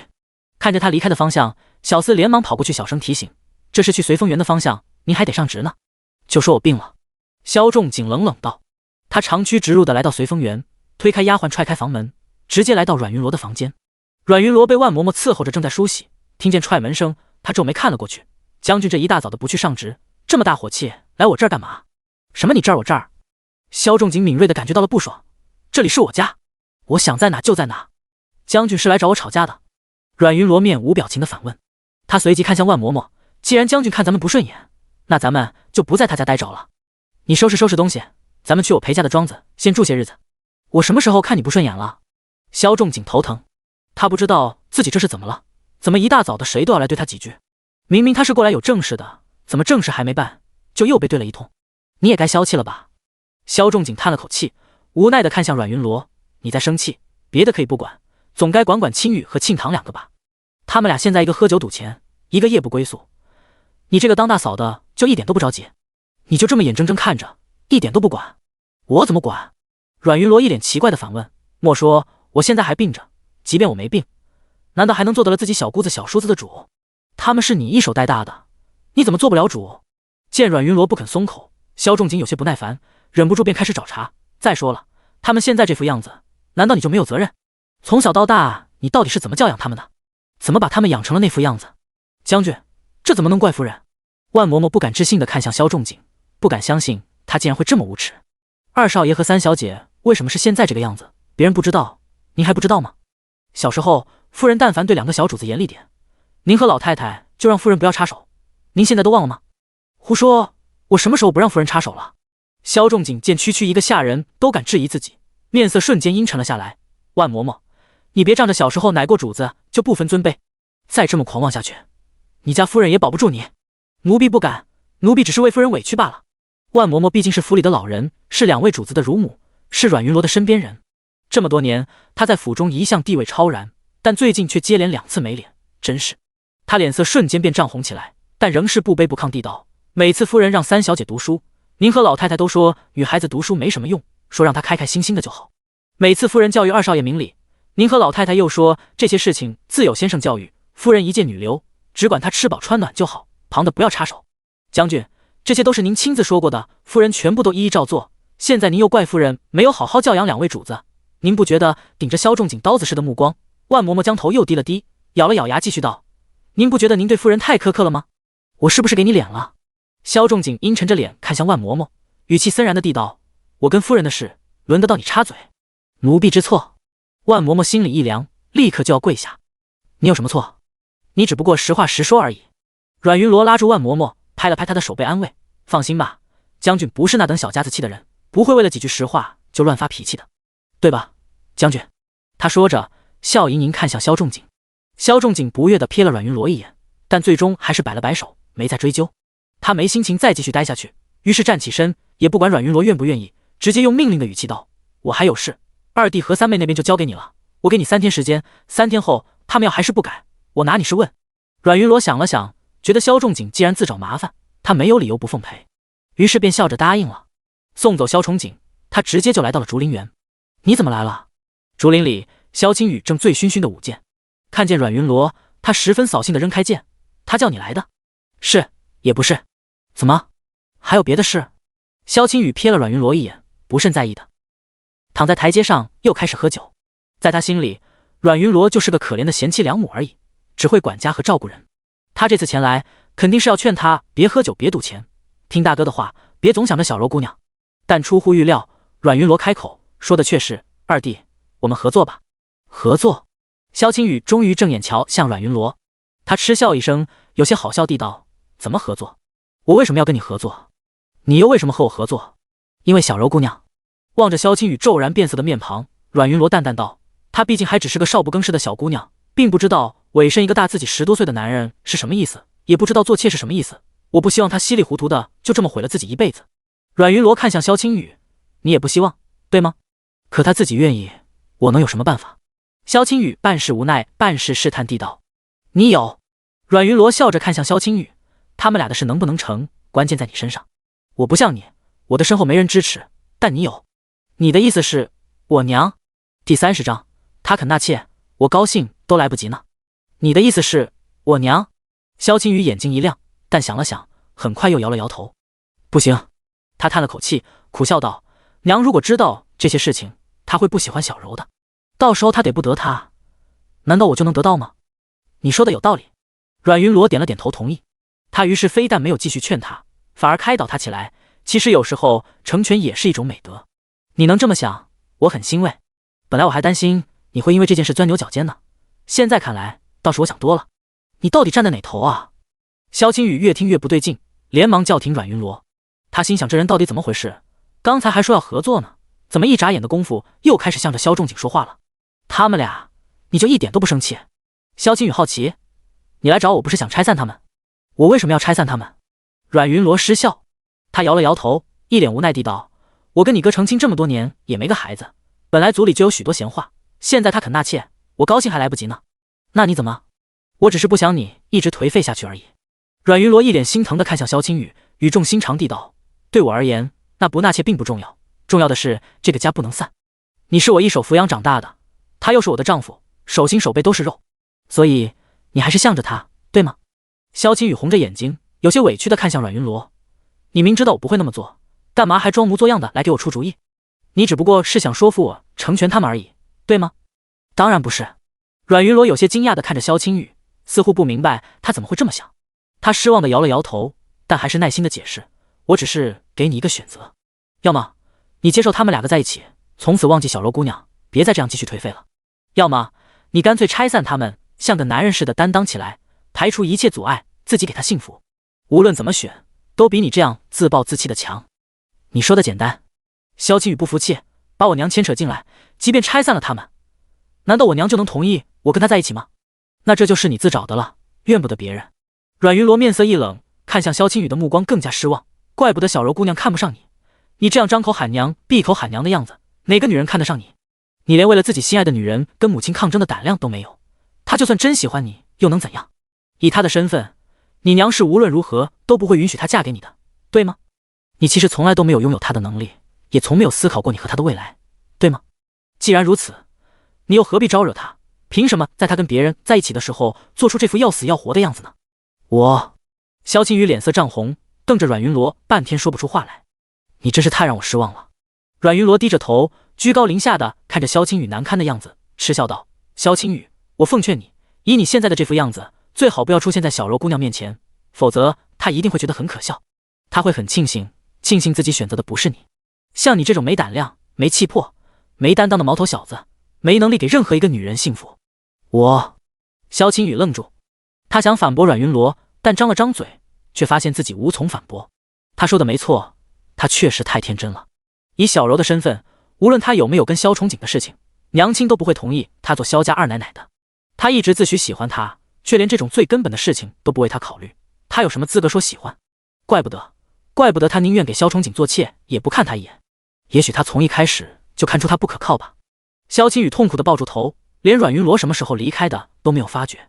直到天色渐暗，他才踉跄地回到书房，拿起纸笔，言辞激烈地往蒲雨山写了一封书信。而阮云罗则又来到了海棠阁。三妹有事出去。见萧庆堂特意穿着一身雨丝锦，阮云罗笑着打趣：三妹是有什么重要的人要见吗？关你什么事？萧庆堂哼了一声，他还记仇之前阮云罗偏心的事情，仍旧不愿意搭理他。没什么。阮云罗也并不在意他的冒犯，而是语重心长地关心他。只不过我听说你这几日总是晚上出去，清晨才回来，我这不是担心吗？所以特意找了几个有力气的婆子，让他们跟着你，省得你被人欺负。小姐好。随着阮云罗的话，他身后几个粗壮的婆子走上前来，笑着对萧庆堂行礼。大嫂，你疯了吧？萧庆堂上下扫了几个婆子一眼，嫌弃地皱起鼻子。别人家大小姐出门带的都是水灵灵的小丫鬟，她出门凭什么要带婆子？带这么多婆子出门，别人怎么看她？还不够丢人的呢。我这不也是为了你的安全着想吗？你一个小姑娘，大晚上的要是出什么事……够了。阮云罗还想再说，萧庆堂却不耐烦地打断。他一脸傲气地抬起下巴，看向自己的大嫂，自信道：你忘了，我从小可是学过武的。你与其杞人忧天，担心我的安全，倒不如担心别人。我担心的倒不是那方面。阮云罗笑：我当然知道你武功高强，外人一般伤不了你，但你心思单纯，我怕你交了不三不四的朋友，被人骗。你什么意思啊？萧庆堂终于听出了不对劲，他不敢置信地看向阮云罗，警惕道：你派人跟踪我了？我只是了解你。阮云罗淡淡着，他先是挥退下人，然后以一种谈心的姿态拉着萧庆堂坐下，意有所指地问：那是个男人，对吗？第31章欺软怕硬的命令。那是个男人，对吗？男人又怎么样？男人就不能做朋友了？萧庆堂面色腾的一下红了，嚷嚷着反驳：当然可以，但关键他是谁？你天天跟着他出去，了解他吗？万一他是个坏人呢？你怎么办？我怎么不了解？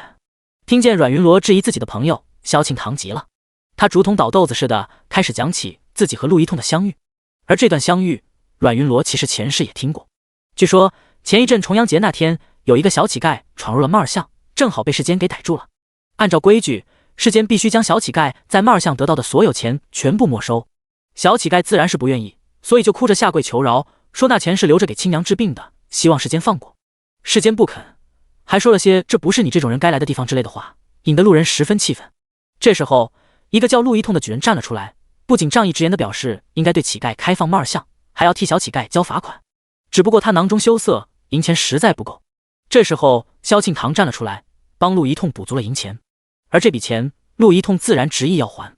一来二去的，两人就这么认识了。只不过前世他们的认识是一个巧合，这一世他们的相识却是阮云罗有意为之。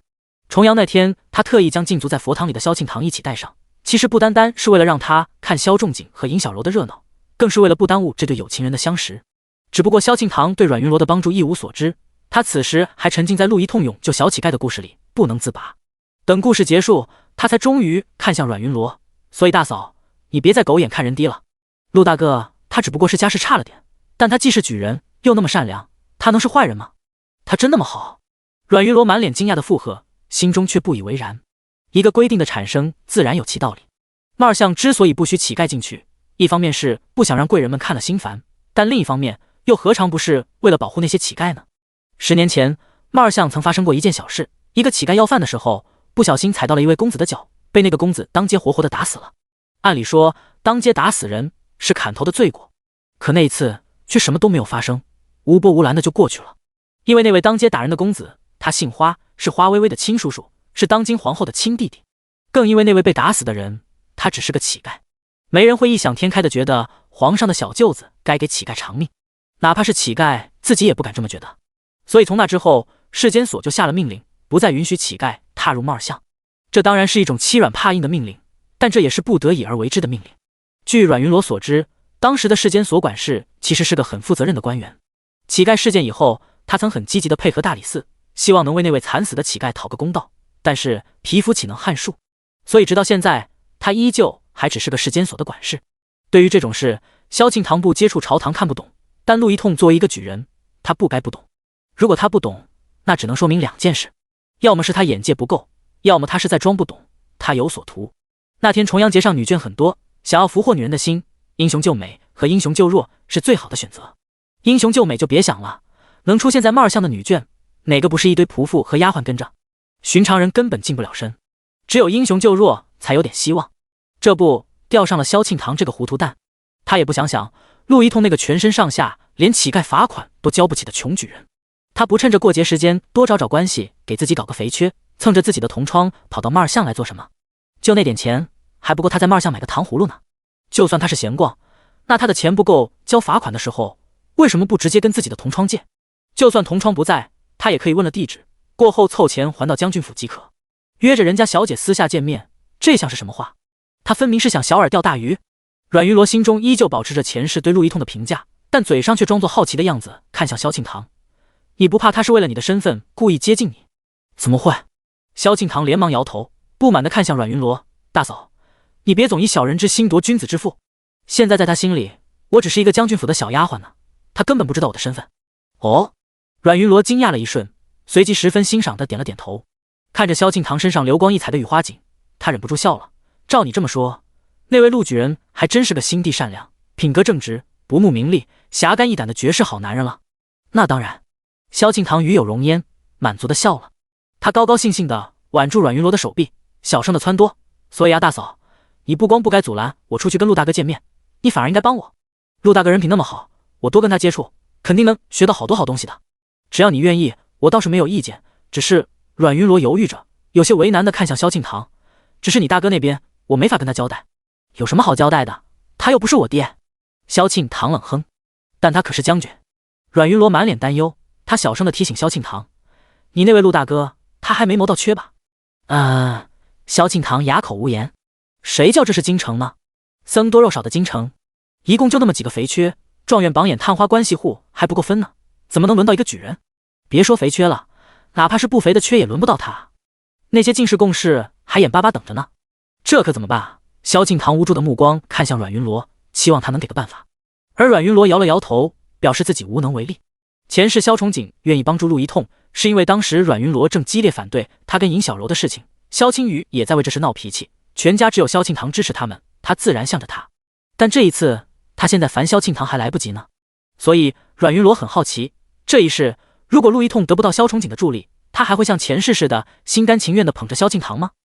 第32章，等老太婆回来。大嫂，你就帮我想个办法吧，求求你了。听到自己的任性可能会影响到陆一痛，萧庆堂急了，他摇晃着阮云罗的胳膊，开始耍赖。大嫂，真是拿你没办法。阮云罗一脸无奈地叹了口气，面对着萧庆堂期待的目光，最终还是给他出了个主意。这段日子你大哥心情不好，你先安稳着点，别惹他注意。等你的陆大哥谋到职位以后，一切不就迎刃而解了吗？那得等到什么时候啊？萧庆堂苦着脸，谋缺这种事又不是在卖巷买东西，怎么说得准？谁知道他什么时候能谋到职位？他要是1年都谋不到呢？我难道一整年都不见他？萧庆堂丧气地丢掉阮云罗的胳膊，觉得他净出馊主意。怎么会？阮云罗惊讶，你的陆大哥那么善良那么优秀，他怎么可能谋不到职位？你还是他的朋友呢，难道连你都不相信他的才华？萧庆堂一梗，他条件反射的想要反驳阮云罗，但又找不到可以反驳的漏洞。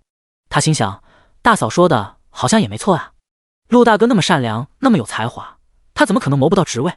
但是他怎么总觉得哪里不对劲呢？你呀，就是太杞人忧天了。阮云罗见他哑口无言的样子，忍不住笑了。他谈心似拍了拍萧庆堂的肩膀，语重心长地道：你要是真把那个陆一痛当作朋友，就别总操心他职位上的事情，这对你们不好。怎么？好朋友不就是应该互相帮助吗？萧庆堂不解，如果一个人明知道好朋友有困难却不帮忙，那还是好朋友吗？你也知道是互相。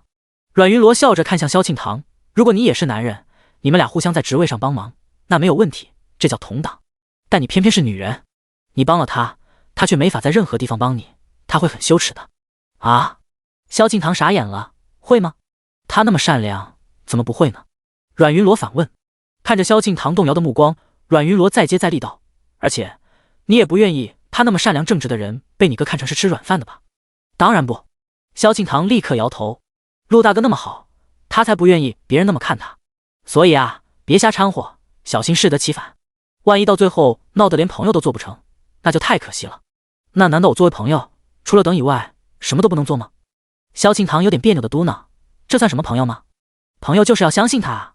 阮云罗叹了口气，无奈地看向萧庆堂，你真得学学小柔姑娘。小柔姑娘她那么招人喜欢，你就从没有想过原因？尹小柔？听见阮云罗又提起自己讨厌的名字，萧庆堂皱起了眉头，不屑道：她有什么好的？她要是不好，你哥和青雨会那么喜欢她？你看是你喜欢她吧？萧庆堂愤愤不平，你就会偏心？她都要爬上我哥的床了，还偏心？她都那样了，还这么招人喜欢，你不是更得跟她学学了吗？阮云罗笑着起身离开了海棠阁。他离开后，萧庆堂发了好一会脾气，抱怨。终于发完脾气，萧庆堂唤来自己的贴身丫鬟，气鼓鼓的质问：那个尹小柔，她真就那么招人喜欢吗？你也喜欢她？怎么会？抱月摇了摇头，不明白自家主子怎么会问自己这么奇怪的问题。自从上次舒很高的事情，他对尹小柔可谓是既厌又怕，主子明明是知道的啊，那为什么他们所有人都喜欢她？萧庆堂说着，心里一阵委屈涌了上来，眼眶立刻就红了。凭什么呀？您说，两位少爷？抱月小心翼翼地问。见萧庆堂点头，他心中不觉松了口气。原来小姐这是吃醋了啊，他还以为又发生什么了呢。小姐，恕奴婢直言，像小柔姑娘那样的，真的很难有男人不喜欢。为什么？萧庆堂不服气，看向抱月的眼睛也眯了起来。你也喜欢他？抱月连忙摇头，我又不是男人，那凭什么男人就得喜欢他？萧庆堂愈发不服气。难道陆大哥见了尹小柔也会喜欢她吗？她年轻漂亮，又总是弱不禁风的，是个男人都想保护她，被她崇拜吧？抱月竟还真找出了个理由，而且抱月怕自家小姐不理解，还压低声音特意举了个例子：小姐，您想想熹妃不也总是楚楚可怜的吗？陛下多喜欢她啊！呸！她也配跟我熹妃姑姑比？萧庆堂十分不屑，但静下来思考了一会之后，他还是让抱月拿来笔墨，给陆一痛写了封信。在信中，他先说明自己忽然得了风寒，近日无法与他见面。中间则十分崇拜地赞扬了陆一通的才华。最后在末尾，他还不忘真诚地表达了自己对他的相信和鼓励。他一定会很感动吧？将厚厚的信笺塞进信封，萧庆堂美滋滋地想着，立刻迫不及待地让鲍月将信送了出去。可他光想着模仿尹小柔，却忘记了最重要的一件事：陆一通跟萧崇景并不是一类人。以陆一通的窘迫，他此刻并没有余力去享受崇拜，他只是迫切地想要往上爬。所以当他看见萧庆堂满纸的废话时，眼神立刻便沉了下来。可他偏偏还不能表现，所以只能掩饰地笑了笑，又关心了萧庆堂几句之后，这才作罢。辛苦你了。随风园，萧仲景回府，得知了自己弟弟妹妹的变化之后，感叹地对阮云罗道：“这将军府还真是离不开你啊。”“是啊，要不我怎么会累得病倒了呢？”阮云罗知道他是想把管家的活计重新甩给自己，所以根本不上当。他捧着书，懒洋洋坐在躺椅里，咳了2声才继续道：“这不，今天强撑着身体给将军办事，着了凉，病得愈发严重了。言下之意，老娘为了给你擦屁股病得这么重，你但凡要点脸，就别给我得寸进尺。”萧仲景自然听出了他的推辞，他老脸一红，硬着头皮又没话找话了几句。见阮云罗实在没心情搭理他，这才急匆匆离开。哼！望着萧仲景渐行渐远的背影，阮云罗冷哼一声，心想：等着吧，等老太婆从普雨山回来，有你们头疼的时候。第33章，他哪来的脸告状？普雨山顶的普雨寺中，来人，备车回京。席老夫人将信笺冷冷拍在桌子上，扬声命令：现在吗？听见自己主子的命令，樊嬷嬷一愣。就在昨晚，老太太还念叨着自己身体有恙，让她送信说今年过年不回去了，这怎么今天就变卦了呢？难道是二爷？哼，我不回去能行吗？席老夫人冷笑着，将信笺扔到樊嬷嬷面前：你自己看，我要是再不回去，这天马上就要变了。怎么会？樊嬷嬷笑着从地上捡起了信笺，只瞥一眼，她便被信里面的内容惊到了。这信笺整整3页，全是控诉萧仲景霸道不讲理的内容，还说他诱骗少女，骗着人家29年华的少女给他做小妾。看着信笺上萧青与龙飞凤舞力透纸背的字迹，樊嬷嬷手指一颤，但她还是不敢置信萧崇景会这么大胆。于是她小心翼翼地看向自己的主子：老夫人，要不咱们还是先写封信回去问问夫人吧。如果真发生这么大的事情，夫人怎么会连一封信都没有呢？她理亏。席老太太不屑地嗤了一声，她嫁进将军府都将近20年了，连个一儿半女都没生出来，她有什么资格管老大纳妾？还给我写信！哼，她哪来的脸告状？您说的是。意识到事情的严重性，樊嬷嬷立刻吩咐备车，只带了些细软和得力的婆子仆役，一行人当天便回往京城。到了第5天清晨，天还没亮，便风尘仆仆地回到了将军府门口。娘！萧仲景穿着官服，刚准备上朝，一出门正好撞见自己母亲的轿子。他一愣，连忙上前问候：娘，您回来怎么也不说一声，我也好派人去接你。你巴不得我不回来吧？轿子里，席老太太冷哼一声，被抬着在他身边，连停都没停，直接便进了府。萧仲景皱着眉愣了一下，他低声想了想，最近府里发生的大事似乎只有他和小柔。小柔！萧仲景心里一慌，连忙嘱咐小厮给自己告假之后，立刻便转身回到了府里。庆寿园，席老太太沉着脸坐在上首，静静地看着站在自己面前的大儿子许久，然后目光落在他的官服上。樊嬷嬷立刻笑着看向萧仲景：大爷，您这一身站着算是怎么回事？还是先去把官服换下吧。萧仲景点头答应，心里松了口气。他来到隔壁，边换衣服边咬牙切齿的想揍萧青雨一顿。那小子准是他又在胡说八道的告状，所以才把娘都惊动了。真没想到他竟然那么狠。萧仲景边气愤的想着，边很快换好了衣服。娘，其实……当他重新又站回到自己的母亲面前，一脸头疼的准备解释时，啪的一声，他脸上猝不及防的挨了樊嬷嬷一巴掌。萧崇景瞬间怒了，他脸一沉，杀人般的目光瞪向樊嬷嬷：这是老夫人的意思。樊嬷嬷面无表情的解释：大爷，老将军把将军府交到你手里，想的是让你保家卫国，可不是让你横行霸道欺辱姑娘的。我什么时候横行霸道欺辱姑娘了？萧仲景又怒又冤又委屈，他忍着怒看向自己的母亲：娘，您不能只听萧青雨一面之词吧？我也是您儿子，难道在您心里，我就是个横行霸道欺辱姑娘的无耻之徒吗？那你说，你有没有欺压青雨？没有。你有没有带回来一个叫尹小柔的姑娘？有。那你还有什么好说？席老夫人气得一拍桌子，茶盏叮当直响。你还说你没有欺辱人家姑娘？你情我愿的事怎么能叫欺辱？你多大年纪？人家多大年纪？人家还是个官呢。喜老夫人气，人家爹娘在天有灵，若是知道，能愿意吗？怎么不愿？萧仲景话说到一半，如遭雷劈般又止住了话头。他苦笑，他爹可是皇上啊，怎么可能愿意？就连他自己，如果他未来知道自己的身份，那我愿意。就在这时候，尹小柔冲了进来，她与萧仲景深情对视一眼，然后毅然跪在喜老太太面前，情深意切地道：“老夫人，您的好意小柔心领了，但是小柔跟萧将军在一起，绝不是一时糊涂。小柔是真的仰慕他。”至于小柔的爹娘，尹小柔失落的缓缓低下了头，但随即又乐观的抬起，他们如果知道小柔的真心，一定也会支持的。一定。爷！萧庆堂拉着阮云罗急匆匆赶来，看到这个场景，忍不住翻了个白眼。他站定，看笑话似的用胳膊肘捅了捅站在一旁的萧青雨：“二哥，枉做小人了吧？听见了吗？人家愿意。”“你闭嘴！”萧青雨红着眼，狠狠瞪了萧庆堂一下，咬牙道：“我自有办法。”“你能有什么办法？”萧庆堂翻了个白眼：“以你的脑子，无非就是告诉娘你也喜欢他，让娘要么成全你们，要么拆散他们呗。”“啊，还成全呢？”他看傻子一样看了萧青雨一眼，不屑地问：“现在是人家尹小柔自己愿意，娘怎么成全？成全是以后的事，先拆了再说。”“你这话倒有点道理。”萧庆堂听他这么干脆，反而赞同起来，但他还是觉得萧青雨愚蠢。你想拆散他们是没错，但你就这么生拆啊？我要是尹小柔，我非恨死你不可，还想让你在一起啊？别做梦了，关你屁事！我有个办法，既能拆散他们，还能不让他恨你。最关键的是，萧庆堂笑着斜了萧青雨一眼，我还能给你个英雄救美的机会。哼！萧青雨冷笑，就凭你？对。萧庆堂自信满满，就凭我？你真有办法？看着自己妹妹自信的样子，萧青雨不由得信了几分。他眯起了眼睛，你有什么条件？现在还没想好，但以后我需要的时候，你必须无条件帮我一个忙。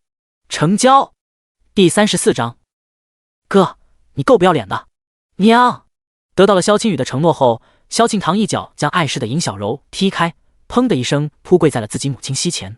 他抱着喜老夫人的膝盖，张嘴便嚎：“娘，您可算是回来了！娘，你可得为我做主啊！您不在家的日子，我被他们欺负得好惨。”“呜呼，堂儿你这是怎么了？快起来说话！”喜老夫人眼中满是怜惜，连忙拉着自己的宝贝女儿起来。樊嬷嬷也连忙劝慰萧庆堂：“小姐，您有委屈尽管直说，今儿有老夫人做主，谁也欺负不了您。”萧庆堂哽咽着点了点头。他难得被这么安慰，一直被压抑在心里的委屈，此刻真情实感的涌了上来，眼睛瞬间就红了。“娘，女儿真的好苦啊！”萧庆堂倚坐在自己母亲身边，低着头委屈巴巴地道：“自从这个叫尹小柔的女人来到府里，家里所有人全都向着她，跟她一起欺负我。萧庆堂，你就不能懂点事吗？”萧仲景刚扶起尹小柔，就听见他在告状，他立刻气不打一处来：“娘刚回来，还没来得及歇歇呢，你在娘亲面前胡说八道什么？谁欺负你了？谁能欺负你啊？你欺负别人还差不多，你都这么吼我了，还说没有欺负我。”萧庆堂气不过，他红着眼睛质问萧仲景：“你敢说没有为了尹小柔骂我？你敢说没有帮尹小柔抢我的东西？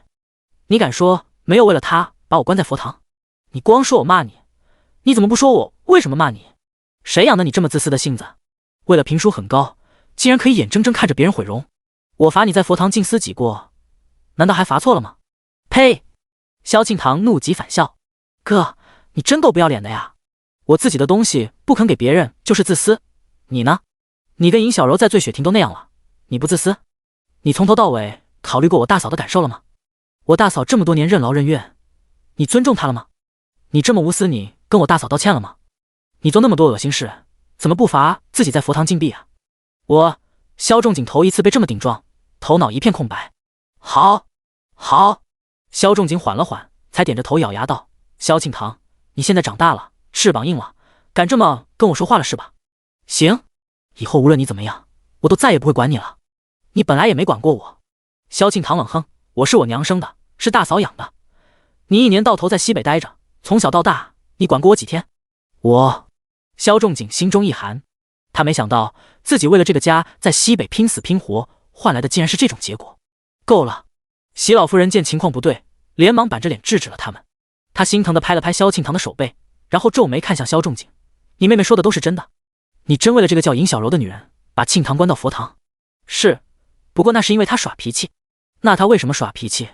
席老夫人冷冷地瞥了尹小柔一眼，质问道：“要是没有人欺负她，她会无缘无故的耍脾气？”萧仲景有些理亏，当时我也是太着急了，所以你就为了一个外人欺负自己的妹妹？席老夫人不敢置信地看向自己的大儿子仲景，你爹把将军府交给你，难道就是为了让你在家人面前耀武扬威的吗？萧仲景哑口无言，他低头看向尹小柔，闭了闭眼睛，直接也跪在了席老夫人面前：“娘，我错了，这件事都是我的错，您要罚就罚我吧，儿子绝无怨言。你欺压手足当然要罚，但娘知道这事也不全是你的责任。”席老夫人说着，打量的目光落在尹小柔身上，意有所指的缓缓道：“毕竟老话说得好，英雄难过美人关嘛。”老夫人您说的对。樊嬷嬷笑着附和，再好的爷们，她也架不住有些狐妹子往上贴呀。夫人，尹小柔面色难堪。娘，这事从头到尾都是我一个人的错，跟小柔半点关系都没有，您别误会她。萧仲景见情况不妙，连忙解释：“误会？我看不是吧？”席老夫人目光瞥向尹小柔，冷笑：“尹姑娘模样果然水灵，这才来将军府多久啊，就撺掇着仲景连亲妹妹都不顾了。这要再继续下去，是不是连我也容不下了？”老夫人，您怎么这么想？尹小柔震惊，她流着泪不停摇头：“不是的，老夫人，小柔绝对没有那个意思，绝对没有。你有没有是你的事，但你确实不能继续留在将军府了。”席老夫人疲惫地捏了捏自己的眉心，淡淡命令：“来人，带尹小姐收拾收拾，今天落日之前送她离开将军府。”是。樊嬷嬷点头答应。她正准备招呼人架着尹小柔离开的时候，萧青雨忽然站了出来：“住手！”萧青雨拦住樊嬷嬷，她走上前跪在尹小柔身边，直直看向自己的母亲，义正辞严地道：“娘，您不能就这么撵走小柔姑娘。”“怎么不能？”席老夫人垂眸不解地看向自己的小儿子，搞不懂他到底想干什么。“小柔姑娘，她是我哥的救命恩人，您这么把她撵出去，这不是让人家笑话吗？”萧青雨连忙解释：“再说了，庆堂被关佛堂那是我哥的主意，跟人家小柔姑娘有什么关系？您不能为了偏心大哥就把责任全推人家姑娘身上啊，是吗？”席老夫人点了点头，沉默片刻，忽然看向了站在角落的阮云罗：“云罗，你是主母，你说这件事应该怎么处置？”我面对席老夫人的突袭，阮云罗表面惊讶，心里却没有丝毫意外。第35章，乔姑娘，我们娶定了。我面对着席老夫人的突袭，阮云罗表面惊讶，心中却毫不意外。她这个婆婆别看身体不好，但玩弄人心却很有一套。前世这个时候，尹小柔的公主身份已经板上钉钉，老太婆不想得罪她，便故意把阮云罗这个儿媳妇拖下水，让阮云罗给她当枪使。那时候阮云罗也是气糊涂了，她竟然还真的以为老太婆跟自己一条心，当即便表态要撵尹小柔出府。结果被萧崇景、萧庆堂联手羞辱不说，就连当时跟他同病相怜的萧青雨也为了维护尹小柔而反过来指责他。他被千夫所指的时候，老太婆呢？他作为始作俑者，眼见形势不对，竟然调转枪头，也跟着指责起阮云罗了。到最后，他们一家人一条心，阮云罗反倒里外不是人。不过这一次，阮云罗不会再那么傻了。面对席老夫人扔过来的包袱，阮云罗打了个太极，又轻轻巧巧地扔了回去：“娘，您是老夫人，有您在，哪有儿媳妇说话的份儿？您说怎样，自然便是怎样。你倒省事儿。”席老夫人不满地瞥了阮云罗一眼，她沉吟片刻，觉得尹小柔既然自己愿意，那也没什么好说的。于是她看向尹小柔：“如此，那你便留下吧。只是你有生辰八字吗？”“生辰八字，就是你出生的日子。”樊嬷嬷笑着提点尹小柔：“老夫人这是打算给你个名分呢，还不赶紧叩谢？”“名分？”尹小柔面色一喜，但立刻反应过来，她震惊地看向樊嬷嬷和席老夫人：“你们的意思是让我做妾？不然呢？”席老夫人蹙眉，看向尹小柔的目光像是看一个傻子。“就凭你的身份和你惹出来的那些事，能让你做妾，已经是老夫人心善了，你还想怎样？”樊嬷嬷这还是第一次看见这么不识好歹的人，她忍不住嗤笑：“你该不会还想做正妻吧？你把我们大奶奶当什么了？”“是啊。”萧庆堂看热闹不嫌事大的冲阮云罗嚷嚷：“大嫂你看，有人惦记你的丈夫还不够，还要惦记你的正妻之位呢，亏的你还对他那么好，呸，白眼狼！”尹小柔脸色发白：“我不是那个意思，我只是没有想过这些。娘，这事不急，还是让小柔先想想，等过阵子再说吧。”萧仲景想到尹小柔的公主身份，连忙喊停：“对啊，娘，让小柔姑娘再想想吧，她可能只是一时糊涂。”萧青雨没想到事情的发展竟然成了这样，心里一阵后怕。“那你们到底想怎么着？”席老夫人垂眸看着跪在自己面前的三个人，气得笑了。他探究的目光看向尹小柔，尹姑娘，你既不想离开，又不想做妾，你到底想做什么？你来将军府到底有什么目的？尹小柔低着头像个受气小媳妇，嗫嚅着不敢说话。娘，小柔姑娘人家千里迢迢来到京城，是为了找爹的，现在爹没找到，她哪有心思想这些？萧青雨见尹小柔不敢说话，连忙替她解释。解释完还不忘冲尹小柔邀功一笑，小柔姑娘，是吧？尹小柔硬着头皮连忙点头，丝毫不敢跟席老夫人对视。罢了，随便你们。席老夫人锐利的目光在他们二人身上一扫而过，很快隐藏了下去。她疲惫地闭上了眼睛，挥了挥手命令，除了老大夫妇之外，其他人都退下吧。是。众人磕头告退。很快，偌大的房间内便空荡下来，只剩下了萧仲景、阮云罗二人。娘，你还有什么事？萧仲景望着自己娘亲严肃的神色，心中忐忑。你说我有什么事？席老夫人反问。想到刚才萧青雨看向尹小柔的眼神，她心中一凛。你这个当哥哥的，光顾着自己潇洒，一点也不管弟弟妹妹的死活，是吗？青雨都多大年纪了？她连个定亲的对象都没有，你们夫妻俩就一点不着急？不是的，娘。萧仲景听见原来是这事，心里松了口气，连忙笑着解释。前一阵子赏秋宴，我还特意让云罗带着青雨一起，就是为了这事。哦，席老太太来了兴趣，连忙问青雨有没有遇见何心意的。萧仲景这才发现自己根本没关心过这事，他心中一愧，连忙看向阮云罗。云罗，那天青雨跟哪家姑娘见的面？人家怎么说？只见了乔诗然乔姑娘。阮云罗淡淡提醒，她是惠国夫人的外甥女。是吗？席老夫人惊喜，她只不过尝试着给惠国夫人寄了封信而已，没想到她竟真应了。听说那个乔诗然可是吏部尚书的女儿，要是她能嫁进将军府，那以后青雨的前程……席老夫人美滋滋地想着，连忙看向阮云罗。那人家乔姑娘怎么说？打算什么时候定下？聘礼什么的都备好了吗？阮云罗为难地看了萧仲景一眼。乔姑娘没说，但我恐怕她应该是不同意的。她凭什么不同意？席老夫人急了，她区区一个吏部尚书的女儿，我将军府的儿子难道还配不上她吗？阮云罗一脸为难，这当然是配不上了。人家乔诗然琴棋书画样样精通，萧青雨那个不学无术的，凭什么跟他比？还将军府的儿子，老将军19年前早死了，他现在充其量也只是将军府的弟弟，能沾光是没错，但他自己有什么地位和本事吗？什么都没有，只不过他长了个好皮相，再加上前世尹小柔就剩根儿的面子，乔诗然才嫁到了这个狼窝。可这一世赏秋宴闹得那么难看，乔诗然即便是个傻子也不会再选他了。萧仲景也是同样的想法，虽然一开始他并不知道乔诗然是谁，但提起惠国夫人，他立刻想起了剩根儿的事情，怕这事又被翻出来，他慌忙看向自己的母亲，劝道：娘，好人家的姑娘多的是，既然她不愿意，那咱们换一家就是了。你懂什么？恨萧崇景竟然在这个时候拖后腿。席老夫人瞪他一眼，直接便拍了板，这个乔姑娘我们青雨娶定了。第36章，这次让萧家身败名裂。这个乔姑娘我们青雨娶定了。席老夫人自信满满。娘，萧仲景心中暗暗叫苦，他张了张嘴，本想说出实情，但又怕自己的母亲迁怒到尹小柔，于是只能闭嘴。甚至为了替尹小柔遮掩，他还把问题全推到乔诗然身上，劝自己的母亲道：娘，我听说那个乔姑娘眼高于顶，根本就是个不安分的。青雨那么单纯的性子，要是娶了她，能有好日子过吗？我看还是算了吧。是吗？席老夫人听闻此言，果然犹豫，但转念一想，眼高于顶又怎样？不安分又怎样？那只不过是因为她还没成亲而已。等成了亲，嫁到将军府，府门一关，还不是照样老老实实？在萧家的地盘上，难道这么多人还对付不了她一个小女人，还能反了天不成？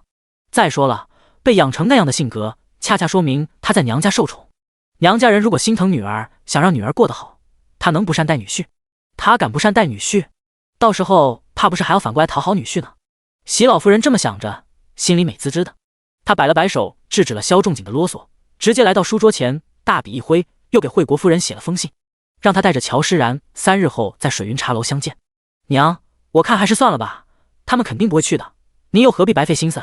萧仲景看着信笺，心里着急，恨不得直接把信抢过来撕了。你怎么知道他们不会应邀？听见这话，席老夫人不开心了。她是萧家老将军的夫人，是萧家如今将军的娘亲。她的丈夫为国殉身，她的儿子为国奋战，就连她自己也是常年吃斋念佛。她比那些整日锦衣玉食、只会听取享受的贵妇人差哪儿了？凭什么他们敢怠慢他？萧仲景分明准备了一大箩筐的话，准备说服自己的母亲，但见他似乎动了真火，又犹豫着顾忌起来。他心想，自家母亲一向身体不好，他作为儿子不能宽慰也便罢了，怎么还能上赶着惹他生气呢？便由着他吧，反正惠国夫人已经知道小柔的身份，应当不会再提那件事了。正好母亲被拒绝一次，以后也省得再惦记那位乔小姐。这么想着，他便不再多话，直接唤来小厮，帮喜老夫人把信送了出去。萧家的信。听到萧家给自己送信，惠国夫人满脸嫌恶。她本来正在品茶，闻言直接将茶杯扔到桌上，十分不耐烦地道：“萧家这是疯了，平白无故给我寄信做什么？想讨骂不成？姨母别气，为那种人不值当的。”乔诗然笑着安慰，从下人手中接过信，一目十行地看了起来。看了一会，他目光越来越沉。怎么了？看见自己外甥女愈发冰冷的脸色，惠国夫人心中一紧，她连忙抢过信笺一看，脸色瞬间气得黑了。她冷哼一声，拍着桌子大骂：“这萧家真是欺人太甚，害了我的圣根还不够，还要来害我的然儿！嗨，他们这是非要把我们吃干抹净不可啊！姨母您注意身体。”乔诗然连忙上前安慰：“他们这都算计到你头上了，我能不气吗？”望着乔诗然娴静懂事的样子，惠国夫人心疼的眼泪差点掉下来。还是身体重要。乔诗然笑着安慰，眼圈却不知不觉的红了。姨母，我娘去世的早，我爹自从娶了续弦之后也不大管我，只有您才是我的亲人，您要是被气出个好歹，然而以后……乔诗然哽咽着，眼泪掉了下来。别哭，哭得姨母心疼。望着乔诗然与自己死去妹妹极为相似的面庞，惠国夫人顿时心中升起无限的悲哀和怜惜。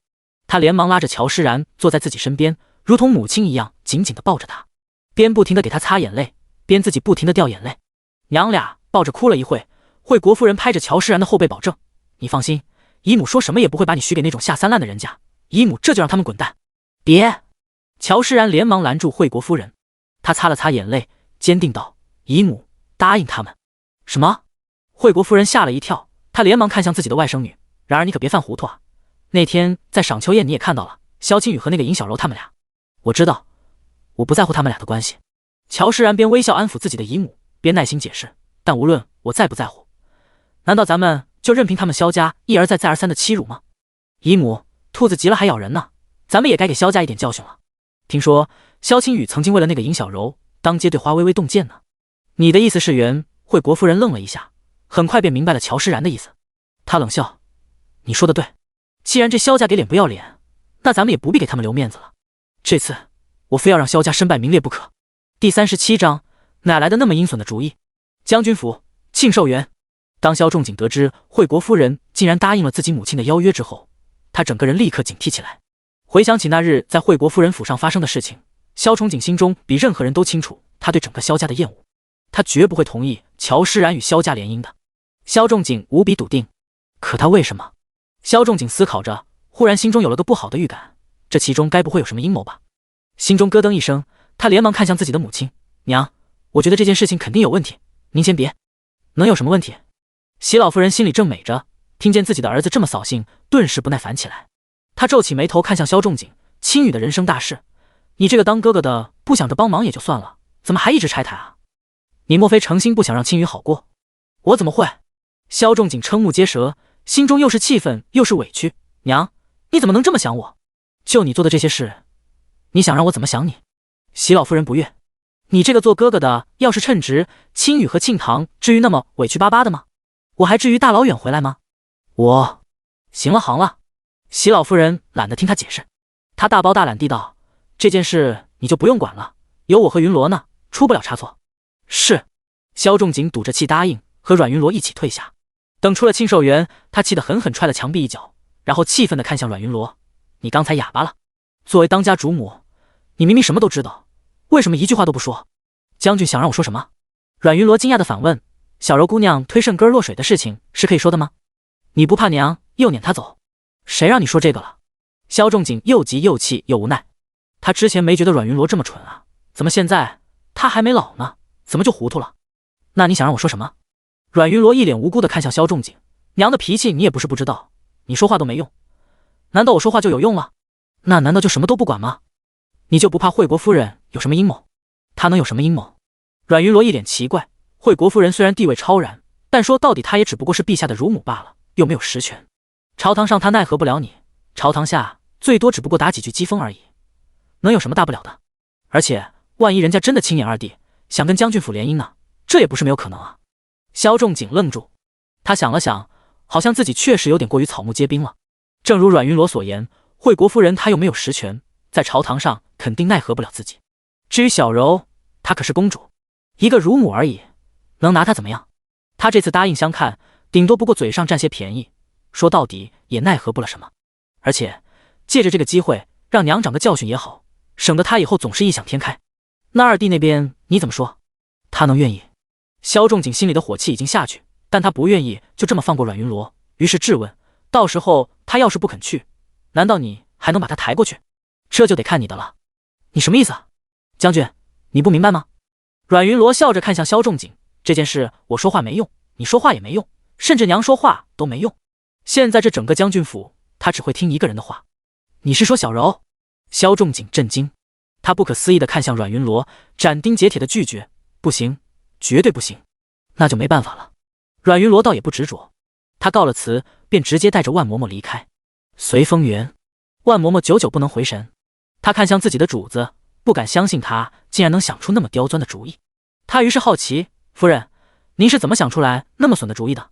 书上看的。阮云罗笑着胡说。那将军会照做吗？这谁知道？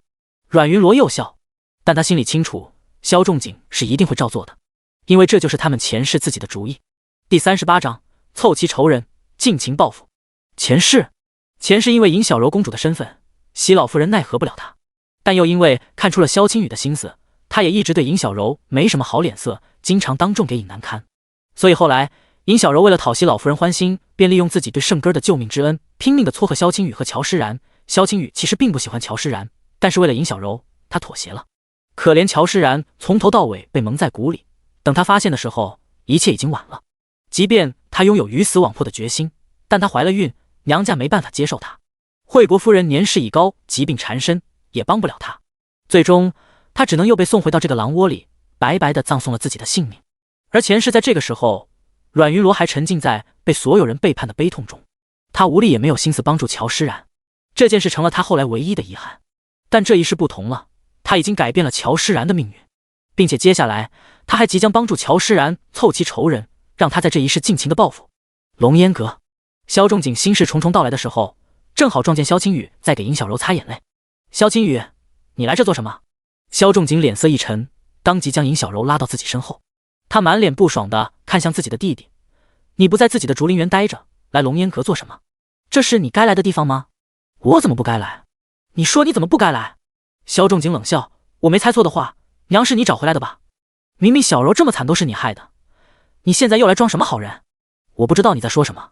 萧青雨冷冷敷衍，他不愿意搭理萧仲景，反而十分温柔地看向尹小柔，体贴道：我先走了，你有任何事都可以来找我。你记住，不管别人怎么样，我永远都会站在你这边的。尹小柔感动地点了点头。等目送着萧青雨远去，他才重新看向萧仲景，眼圈红红，有些愧疚的样子。对不起，我又给你添麻烦了。怎么会？你永远不是麻烦。萧仲景心中一软，连忙抱着心爱的人安慰。安慰了好一会，等尹小柔终于笑了，他才试探着说出了自己的目的。小柔，你能帮我一个忙吗？什么忙？尹小柔微笑着一脸好奇。你一个大将军还需要我帮忙？是青雨。萧仲景说着，眼睛眨也不眨地看着尹小柔的表情。娘亲想让他见一个姑娘，他不肯见。我想他应该愿意听你的话。他怎么会听我的话？尹小柔有些不自在。别管听不听，你做就是了。萧仲景笑着，语气却不容置疑。作为大哥，他可以接受萧青雨年纪小犯糊涂，但他绝不能接受尹小柔三心二意。如果他连这种小小的要求都不肯答应，那说明萧仲景缓缓将尹小柔抱得更紧，低头若有所思地看向他，忽然问：难道你不肯让他死心？第39章，心满意足的看戏。难道你不肯让他死心？萧仲景的话让尹小柔一怔。什么？他抬起眼睛，一脸无辜地问：仲景，你在说什么呀？没什么。萧仲景笑着摇了摇头，语气有些失望。只是你真的不愿意帮我吗？我当然愿意了。尹小柔连忙回答。他抿了抿唇，下定决心地仰头看向萧仲景，笑着道：虽然不明白你到底为什么觉得我能说服二少爷，但我愿意为了你试一试，大不了被他骂一顿好了。放心吧，他不会骂你的。萧仲景宠溺地点了点他的鼻尖，显然他的决定让他十分开心。但萧青雨就没那么开心了。当他知道尹小柔第一次来到竹林园，竟然是为了劝他去见另一个女人时，他整颗心像是被浸泡过盐水的棉花堵住，闷闷的、湿湿的、咸咸的，让他呼吸都变得不痛快。他用一种怪异的、悲伤的目光看向尹小柔，嘴角却扯着笑意：“你真的想让我跟别人成亲？你真的想让我去见那个乔姑娘？你总是要成亲的。”尹小柔抿了抿唇道：“不知道为什么，他此刻竟不敢直视萧青雨了。”“好，我去。”萧青雨轻轻的点了点头，但他提出了一个条件，但在见他之前，你得陪我玩个痛快。这怎么可以？尹小柔惊讶。怎么不可以？萧青雨反问，他语气甚至有些委屈。我只不过想在成亲之前留下一些美好的回忆，这也不行吗？尹小柔犹豫。既然你不答应，那就走吧。萧青雨失望的不再看他，还要告诉他，我不是畜生，只要你们真的在一起，我自然会离你远远的，让他不必这么急着算计我的婚事。不是他。见萧青雨误会了，尹小柔连忙想要解释，但萧青雨哪里想听。在他的眼中，此时此刻尹小柔所有的解释全是为了帮助萧仲景开脱而已。到最后尹小柔没有办法，他一急跺了跺脚，好，我答应你，但你对我必须以礼相待，而且3天后无论如何你都必须去见乔姑娘。好。萧青雨点了点头，笑着有些悲哀地看着他。成交？青雨他人呢？到了约定要见面的日子，席老夫人却找不见自己的儿子了。她站在竹林园，又急又气地看着萧青雨的小厮们，连自己的主子现在在哪儿都不知道。你们是干什么吃的？就是。樊嬷嬷一边小声安抚席老夫人，一边板着脸教训跪在地上的小厮，连个二少爷都看不住。将军抚养，你们这些废物有什么用？今天要是耽搁了老夫人的正事儿，小心我扒了你们的皮。嬷嬷，我们真不知道。小厮们苦着脸解释，二少爷这几天早出晚归，不允许我们跟着。不过今天临出去之前，二少爷说过不必找他，水云茶楼那边他自己会过去。他真这么说？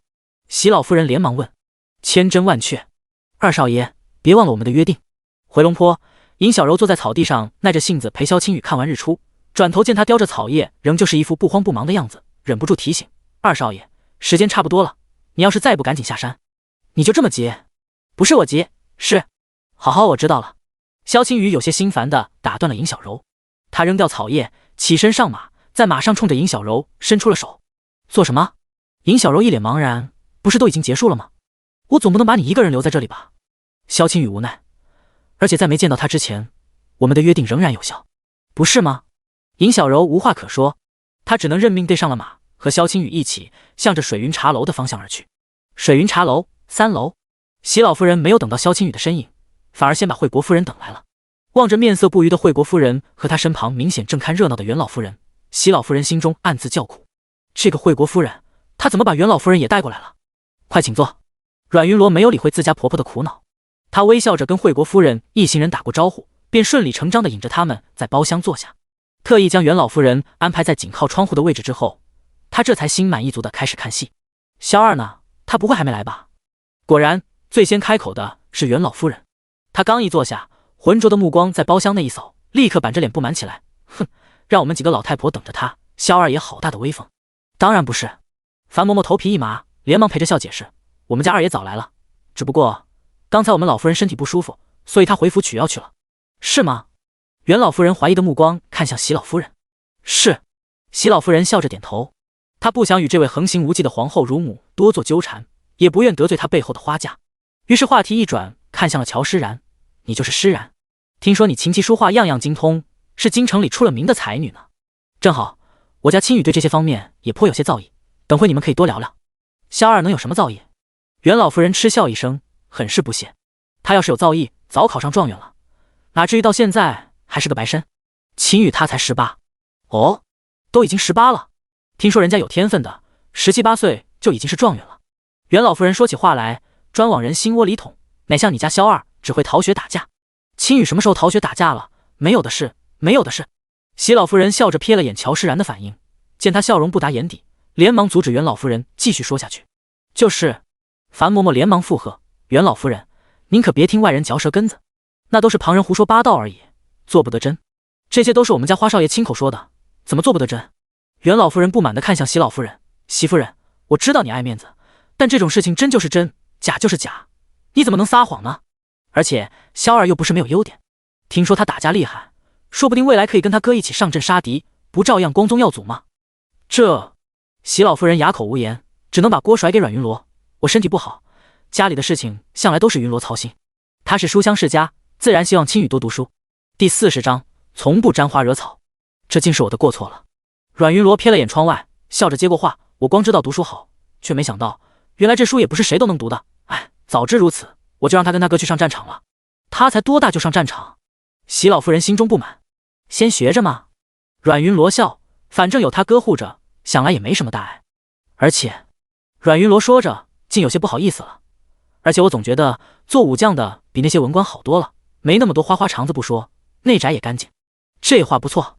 席老夫人赞许地看了阮云罗一眼，笑着对惠国夫人和乔诗然道：我们萧家从老将军到青玉，个个都是专一端正的性子，从不沾花惹草。是吗？袁老夫人撇了撇嘴，顺着阮云罗的目光也看向窗外。忽然她眼睛一亮，哎，那不是萧二，青雨来了。席老夫人面色一喜，来是来了，不过袁老夫人回过头，表情怪里怪气地看向席老夫人，你不是说她专一吗？她怎么光天化日的就跟个姑娘在街边抱上了？什么？席老夫人一愣，她连忙上前往楼下望去，果然就在水云茶楼对面，萧青雨正抱着尹小柔，半天都不肯撒手呢。席老夫人，你不是说萧二回去给你拿药了吗？惠国夫人黑着脸，到了此时才第一次开口。怎么，那姑娘是你的药？不，误会，这肯定是误会。席老夫人头皮发麻，什么误会能抱这么久？袁老夫人啧了一声，撇了撇嘴，是被江湖粘在一起了吗？这，席老夫人哑口无言。她不敢置信的又看了眼楼下仍旧抱在一起的两个人，压着怒火看向樊嬷嬷，咬牙道：还愣着干嘛？都是死人啊，还不快下去把那个贱人给我拉开！是。樊嬷嬷连忙带人下去。没一会，尹小柔和萧青雨便被拖着跪在了包厢中央。砰！席老夫人将茶杯狠狠摔在尹小柔面前，指着她的鼻子怒道：你个贱人，谁给你的胆子竟敢勾引主子？你不想活了？娘你干什么？萧青雨被吓了一跳，连忙护在了尹小柔身前。对呀，媳夫人，你这是干什么？袁老夫人不屑地瞥了眼萧青雨，凉凉道：我刚才可看得真真的，不是人家姑娘抱你家萧二，是你家萧二非要搂着人家姑娘不放。要说勾引，那也是你家萧二勾引人家姑娘。就是。萧青雨点着头望向自己的母亲，娘，明明全都是我的错，你冲小柔发火做什么？而且小柔她是客人，不是奴才，我不是她的主子，她也没有勾引主子。哟，原来不是奴才。袁老夫人冷笑，她浑浊的眼睛凉凉的又瞥了尹小柔一眼，想不通这姑娘到底有什么魅力，竟然让萧二这么疯狂。先是为了她当街对花少爷拔剑不说，现在又为了她当众顶撞自己的母亲，不是奴才也差不多。樊嬷嬷连忙解释，她就是个孤儿，母亲早亡，父亲跑了，她一个人带着个弟弟，将军看她可怜才收留她，本想着等她找到父亲以后就送她离开，没想到找什么父亲，想来也只是借口罢了。席老夫人气得发抖，恨不得直接撕了尹小柔，但当着这么多人的面前却不得不保持体面。她陪着笑对惠国夫人解释，你放心，我这次绝不容他，我这就让他们姐弟俩离开，离不离开的跟我有什么关系？惠国夫人淡淡道，这是将军府自己的事情，席夫人自己看着办便是。就是。袁老夫人附和。你，席老夫人不可置信的看向惠国夫人，你怎么能这么说？明明你答应了我。我答应你什么了？惠国夫人冷笑反问。我答应出来见你，只不过是想让你们萧家别在白日做梦而已。你以为是什么？你们欺人太甚！到底是谁欺人太甚？惠国夫人猛地一拍桌子，她站起身，咄咄逼视着席老夫人，指着尹小柔质问：你知道她做过什么吗？她在赏秋宴上把我孙子推进池塘，差点害死我的圣哥。什么？席老夫人瞪大眼睛看向尹小柔。我没有，我只是不小心。尹小柔连忙哭着解释。你给我闭嘴！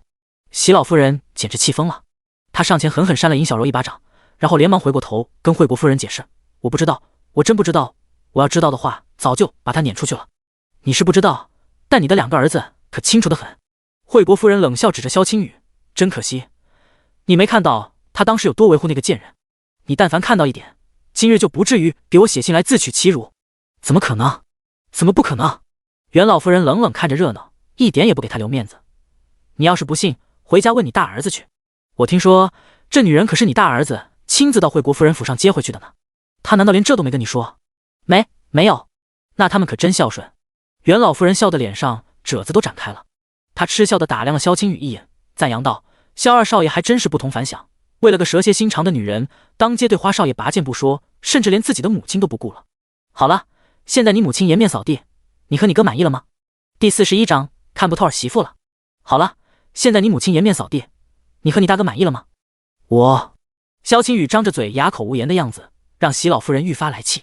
自己的亲生儿子为了维护一个来路不明的女人，把他这个母亲当傻子般糊弄不说，甚至明知道他今日会被羞辱，却一点都不提醒，还任由他像个跳梁小丑一般在众人面前丢人现眼，奇耻大辱，简直奇耻大辱！二位夫人，他忍着怒火看向惠国夫人和袁老夫人，厚着脸皮哀求：“你们看，今天的事能不能？放心吧，今天这么热闹的事，我老婆子一定会昭告天下，让全京城的人都知道的。”袁老夫人笑，尤其是宫里，近日皇后娘娘闲来无聊，对宫外的事情尤其好奇。今日这事儿正好可以当笑话讲给皇后娘娘逗闷，她听了一定很开心。这不太好吧？席老夫人听闻此言，面色惨白，她求助地看向惠国夫人，拉拢道：“今日的一切毕竟跟乔姑娘的终身大事有关，她一个姑娘被牵扯到这种事情里面，不好吧？”呸！袁老夫人对着她差点没翻白眼：“席荣，你少胡乱攀扯，这件事从头到尾都是你们萧家剃头挑子一头热，关人家乔姑娘什么事儿？人家乔姑娘从头到尾搭理你了吗？没有，人家就是来看个热闹而已，你还惦记上人家终身大事了？你扪心自问，你们家萧二他配吗？”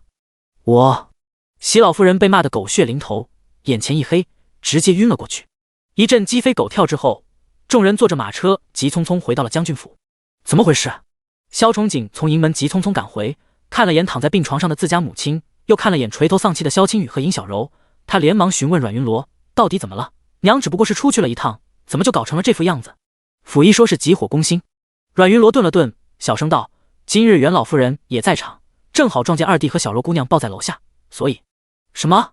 萧崇景不敢置信地看向低头坐在角落里的萧青雨和尹小柔。“对不起，我只是想帮你。”尹小柔一说话，眼圈先红了，她一脸委屈地看向萧仲景，解释道：“二少爷说让我陪他看日出，他才肯见乔小姐，我也是没有办法，所以你就和他抱在一起。”“没有，我没有。”被萧仲景吓到，尹小柔流着泪摇头：“我真的没有，我推他了，只是推不开。”“他没有。”萧青雨受不了他这么委屈，立刻对萧仲景解释：“哥，这件事全都是我的错，你要怪就怪我，跟他没有关系。”“你还有脸说？”萧仲景怒了，他指着萧青雨的鼻子咬牙切齿：“你明知道娘和惠国夫人就在楼上，你为什么要这么做？你是不是想害死小柔？”“我没有。”萧青雨连忙解释：“我当时没想那么多，我只是……”“你只是什么？”萧仲景的额头青筋直跳：“你知不知道你这次闯下大祸了？”“怎么会？”萧青雨低着头不服气，他小声嘟囔：“大不了我去跪祠堂呗，又不是没跪过。”“你去跪祠堂？那小柔呢？”萧仲景恨铁不成钢的看向自己的弟弟，见他到了此时还不知悔改，失望道：“你是萧家的亲儿子，你当然可以跪祠堂了事，你有没有想过小柔怎么办？本来娘对小柔就有偏见，你这不是害她吗？”“萧青雨看向尹小柔一愣：“我没想到这些。”“哼，你没想到的事情还多着呢。”萧仲景没好气的看着自己不争气的弟弟：“你知道袁老夫人是谁吗？”“不知道。”萧青雨摇了摇头：“没听说过那个大家族姓袁。”“蠢货，她是皇后娘娘的乳母。”“什么？”萧青雨震惊：“她是花家的人？不然呢？”萧仲景没好气，他早觉得上次凌霄园的事情萧青雨处理的太过鲁莽，只不过花家那边没什么动静，他也就没再过问。但谁能想到他们竟然那么记仇？还有惠国夫人，她既然不愿意与萧家结亲，那直接拒绝便是了，何必把花家也拉扯进来？现在好了，萧家名声受损不说，莫名把小柔也拖下了水。陛下本就迟迟不肯下圣旨恢复小柔的身份，若是被他知道了今天这事儿，那……老夫人你醒了。正在萧仲景忧心忡忡的时候，席老夫人醒了，她被樊嬷嬷喂着，先喝了药，然后目光如刀刮过屋内的每一个人。“好啊，你们好啊。”她笑，咬牙切齿地指着尹小柔：“她差点害死圣根儿的事情，你们早就知道，对不对？你们一个个的瞒着我，是故意的，想让我出去丢人现眼，对不对？你们故意想让我成为全京城的笑话，故意想让我死，对不对？”“娘。”萧青雨垂着头想要解释。“你闭嘴！”席老夫人懒得理他，她心里清楚，萧青雨虽然糊涂，但不至于故意让自己这个娘亲出丑，她只是脑子不好，没想到那么多罢了。但老大夫妇不同，以他们2个人的心机，不可能想不到惠国夫人对萧家的怨恨。他们想到了，只是不肯说罢了。萧仲景之所以不肯说，是因为他色迷心窍，不想揭穿尹小柔之前的丑事，怕他被撵出府去。那阮云罗呢？他审视的目光忽然看向阮云罗，忽然觉得自己看不透这个儿媳妇了。你早就知道整件事的来龙去脉了，对吧？他紧盯着阮云罗的眼睛质问：你为什么不早告诉我？今天在水云茶楼，你明明有那么多机会，为什么不阻止我？你装聋作哑，到底是什么目的？第42章，我想找你杀一个人。你装聋作哑，到底有什么目的？我……阮云罗有些慌张地指了指自己，委屈道：娘，我能有什么目的啊？那你为什么瞒着我？我不是瞒着您，我是不敢。阮云罗一脸难堪地道：娘，我嫁给仲景已经19年了，一直也没本事给萧家添个一儿半女。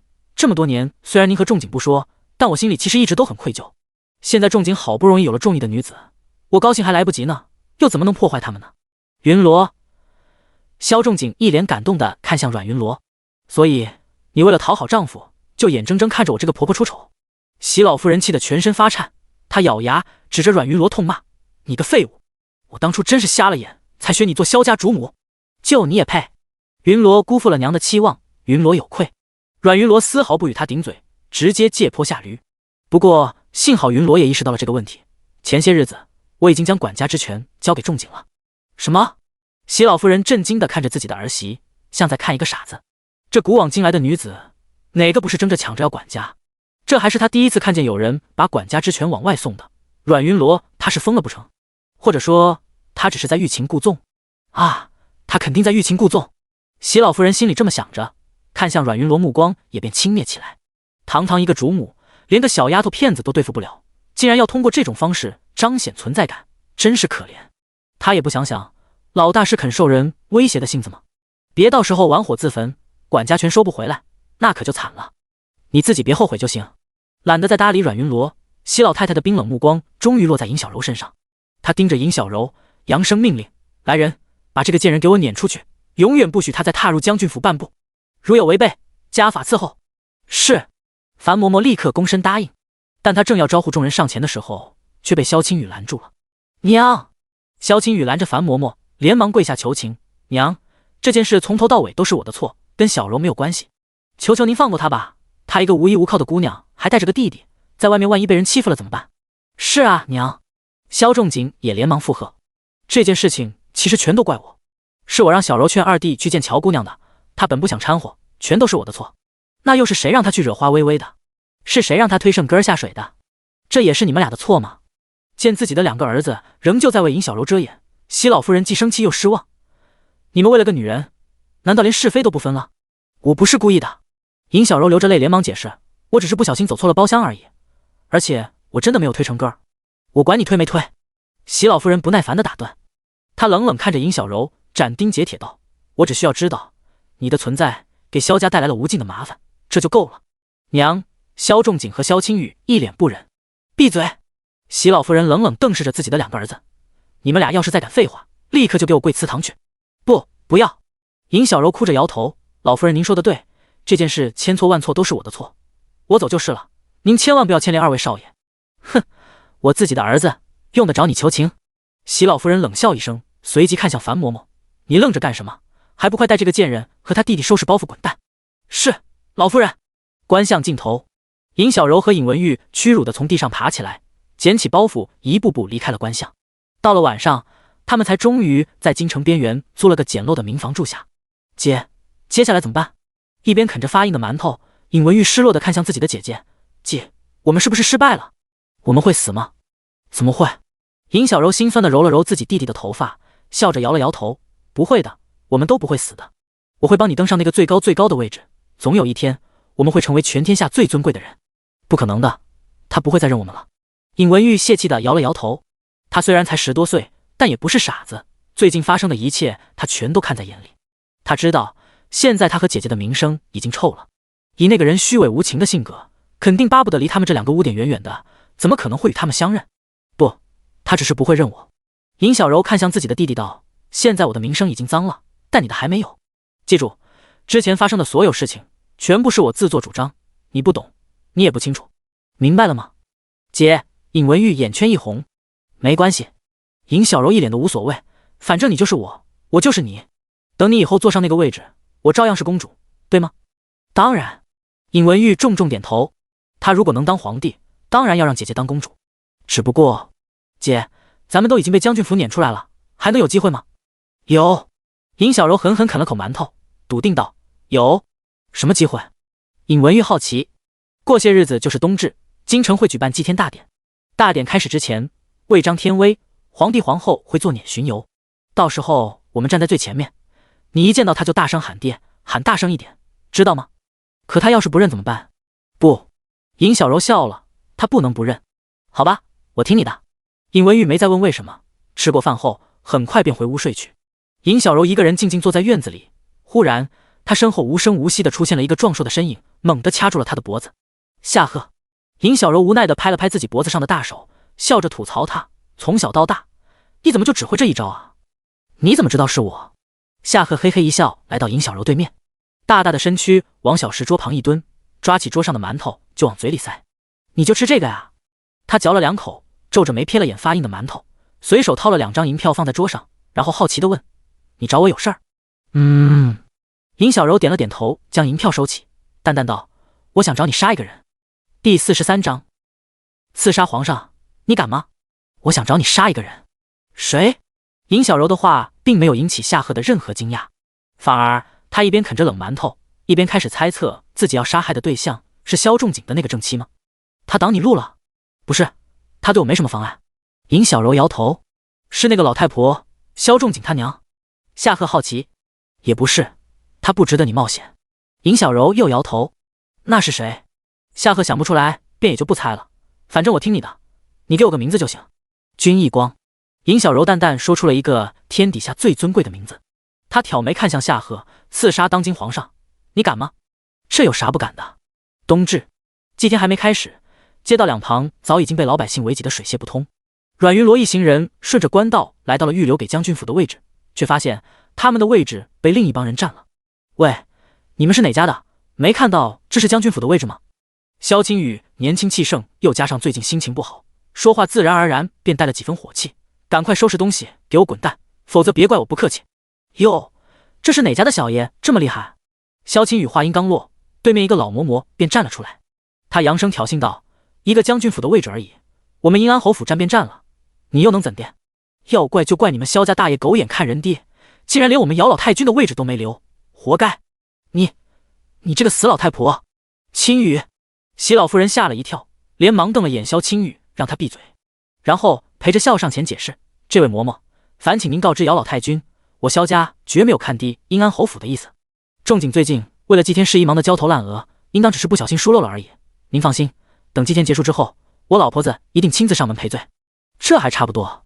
那位嬷嬷白了萧青雨一眼，转身没再搭理他们。席老夫人松了口气，让樊嬷嬷又找了个稍后的地方站定，这才开始教训萧青雨。你知道刚才那是谁吗？就敢跟人家那么说话，不管是谁也不能让他抢咱们的位置啊，这不明摆着欺负人吗？你呀！席老夫人看着萧青雨这狗屁不懂的样子，气得又开始头疼。她责怪的目光看向阮云罗：你是怎么教的他？他不知道袁老夫人也便罢了，怎么连姚老太君都不知道？不是您说的吗？二弟的教育自有先生们管着，我一介女流，只负责让他吃饱穿暖就好，旁的不能插手。阮云罗委屈的看向庞老夫人：姚老太君毕竟是女眷，我怎好多嘴？姚老太君她是一般的女眷吗？席老夫人气，她身上有诰命，而且有诰命怎么了？您不是也有诰命吗？怕她做什么？萧青雨不解。不一样。阮云罗远远望着姚老太君的位置，眼睛里满是尊敬。娘还有你，有仲景。这位姚老太君的丈夫和2个儿子在20年前全部捐躯战场，已经是孤家寡人了。是吗？萧青雨心里一惊，很快明白了席老夫人和阮云罗的忌惮。虽然同样是诰命，但萧家毕竟有后，人家阴安侯府可是满门忠烈啊。别说是萧家，哪怕是花家，甚至是陛下本人来到这位姚老太君面前，都必须得给他3分薄面，否则不是等着被天下人戳脊梁骨吗？现在明白了。看着他后怕的表情，席老夫人没好气。刚才要是真跟人家吵起来，把事情闹大了，你想想别人会怎么议论你？要是被人扣上欺负忠烈遗属的帽子，你这辈子都别想出头了。谢谢娘。萧青雨正了正神色，感激地看向自己的母亲。现在知道娘是为你好了吧？席老夫人拍了拍萧青雨的后背，语重心长地道：“你记住，这天下所有人害你，娘都不可能害你。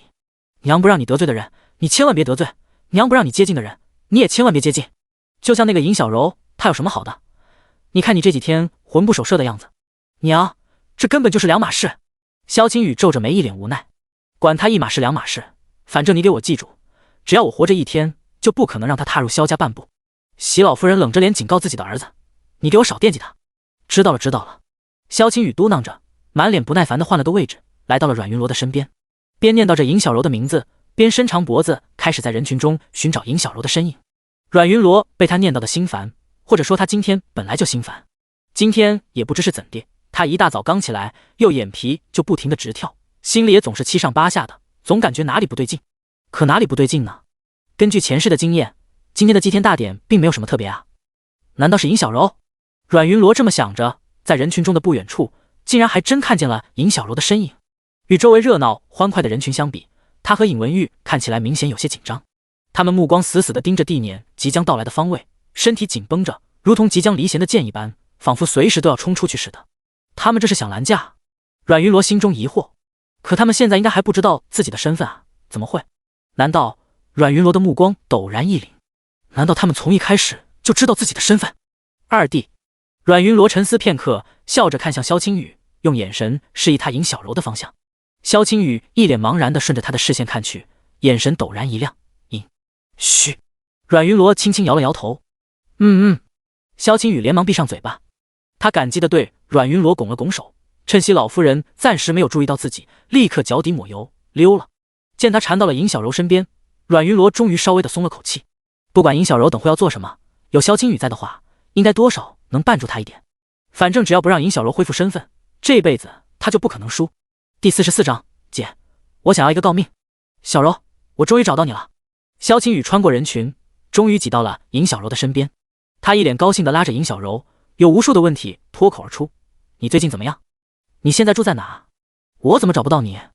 你知不知道，我真的很担心你。”我知道了，知道了。尹小柔敷衍着打断。眼见着帝后的车辇即将到达，他无心继续与萧青雨纠缠，于是干脆看向他的眼睛，认真道：“萧青雨，你是个好人，但我真的只把你当朋友。我希望你不要再这样了，你这样只会让你母亲误会。你还在生气对吗？”萧青雨紧着呼吸，小心翼翼地看着尹小柔的脸色，给她道歉：“对不起，我娘她只不过是太担心我了，她其实没有恶意的，我不在乎。”见萧青雨仍旧不肯离开，尹小柔心中有些不耐烦：“你娘说的对，我只不过是个无权无势无依无靠的孤女，我就是配不上你们萧家。我求求你，别再缠着我了好吗？我不想又莫名其妙被你娘羞辱。”萧青雨心疼地看着尹小柔，张嘴还想再说些什么的时候，咚的一声锣鼓忽然响起。开道的锣鼓一响，四下霎时变得寂静，只剩下帝后驾辇的沉重车轮声被萧仲景一行人护卫着，从远处缓缓而来。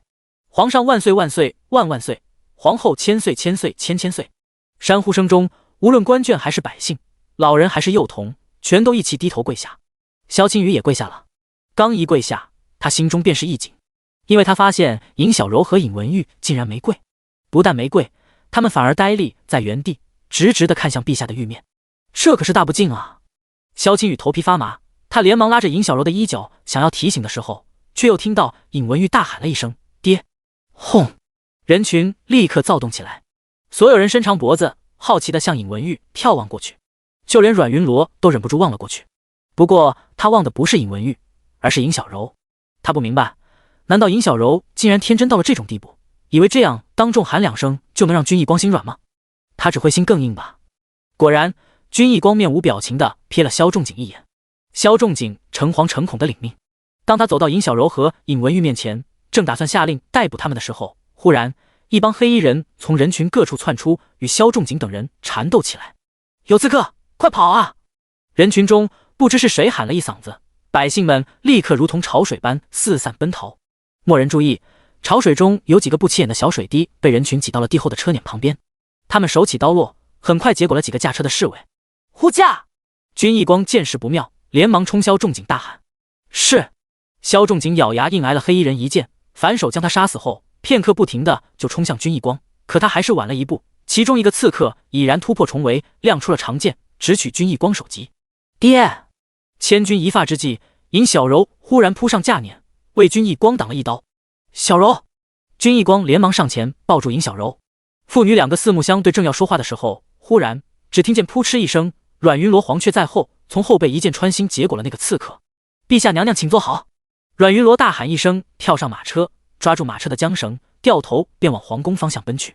边驾着马车，他还边不忘回头看了尹小柔一眼，见她面色惨白，血流如注的样子，他回头悄悄给自己也来了一刀。等进了皇宫大门，他将马车一停，二话不说，直挺挺的便晕了过去。尹小柔见阮云罗晕得那么痛快，他疑惑的皱了皱眉，后知后觉的也晕了过去。阮云罗再次醒来，是在如意宫。醒了，看着病床上面色惨白的自家妹妹，懿贵妃不由得冷笑：多年不见，你怎么成了这个样子？我怎么了？阮云罗一脸无辜的看向自己的姐姐。我最讨厌你这样。懿贵妃不屑的瞥了阮云罗一眼，你这副样子，骗别人可以，骗我省省吧。说正经的，你和萧仲景到底怎么回事？他作为你的丈夫，这种时候不守在你身边，守在那个尹小柔身边做什么？你说呢？阮云罗反问。一个男人舍弃自己的妻子，守在别的女人床边，你说是为了什么？懿贵妃皱了皱眉，她知道那个尹小柔的真实身份吗？知道。阮云罗点了点头。那你打算怎么办？坐以待毙吗？我要是坐以待毙，就不会把自己搞成这样了。阮云罗苦笑。倒也是。懿贵妃瞥了眼自己妹妹的伤口，撇了撇嘴，你从小就是这样，一旦心里有了目标，为了这个目标就什么手段都使得出来。只是懿贵妃拉长了声音看向阮云罗，20年前我让你进皇室帮我，你不肯，你那么急匆匆的嫁给萧仲景的场面我都还记得呢。现在风水轮流转，你凭什么觉得我会愿意帮你？因为你是我姐。阮云罗厚着脸皮笑着讨好。你是我亲姐，我是你亲妹，自从娘去世以后，自从爹娶了续弦以后，我们俩在天底下就只有彼此了。你知道我只有你了，为什么当初不愿意帮我？当时先皇还在，现在的这位又不受宠，而且皇室内宅那么乱，没进皇室也没见你多幸福。是，我眼瞎，我眼拙。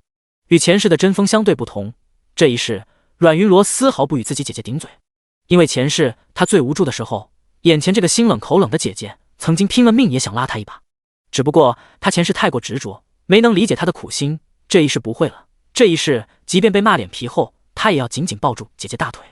无事献殷勤，没安好心。果然，对于阮云罗忽然的示好，懿贵妃满脸不自在。她清了清嗓子，说吧，你这出苦肉计是为了什么？你想要什么东西？姐，我想要一个诰命。第45章，他的身份怎么能做妾？姐，我想要一个诰命。诰命？懿贵妃阮云起惊讶地看着自己的妹妹，她上下打量一眼阮云罗，似乎是第一次见识他似的。你不是向来清高吗？怎么会提出这种要求？我还以为你会想要和离呢。如果可以，我当然想和离，但陛下他会同意吗？前世皇上没有御赐，阮云罗没有救驾之功，他尚且害怕骂名，不肯为了自己的女儿让阮云罗和离。这一世，阮云罗成了他的救命恩人，他更不可能同意了，否则他这个皇上岂不是成了忘恩负义之人了吗？你倒是想得清楚。阮云起赞许地看向自己的妹妹，丢掉那些莫名其妙的坚持之后，你倒是比以前聪明了很多，人总要学着现实一点。阮云罗苦笑，他没想到自己嘴里竟然也能说出这种话。前世尹小柔恢复身份，要求跟萧憧景在一起的时候，阮云起曾经劝他现实一点，别清高，让他趁着皇上心有愧疚的时候，赶紧要一个诰命的身份，留个退路。可那时候他骤然得知尹小柔真正喜欢的竟然是自己的丈夫，巨大的背叛感包围了他，他满脑子都是宁为玉碎不为瓦全的愤怒。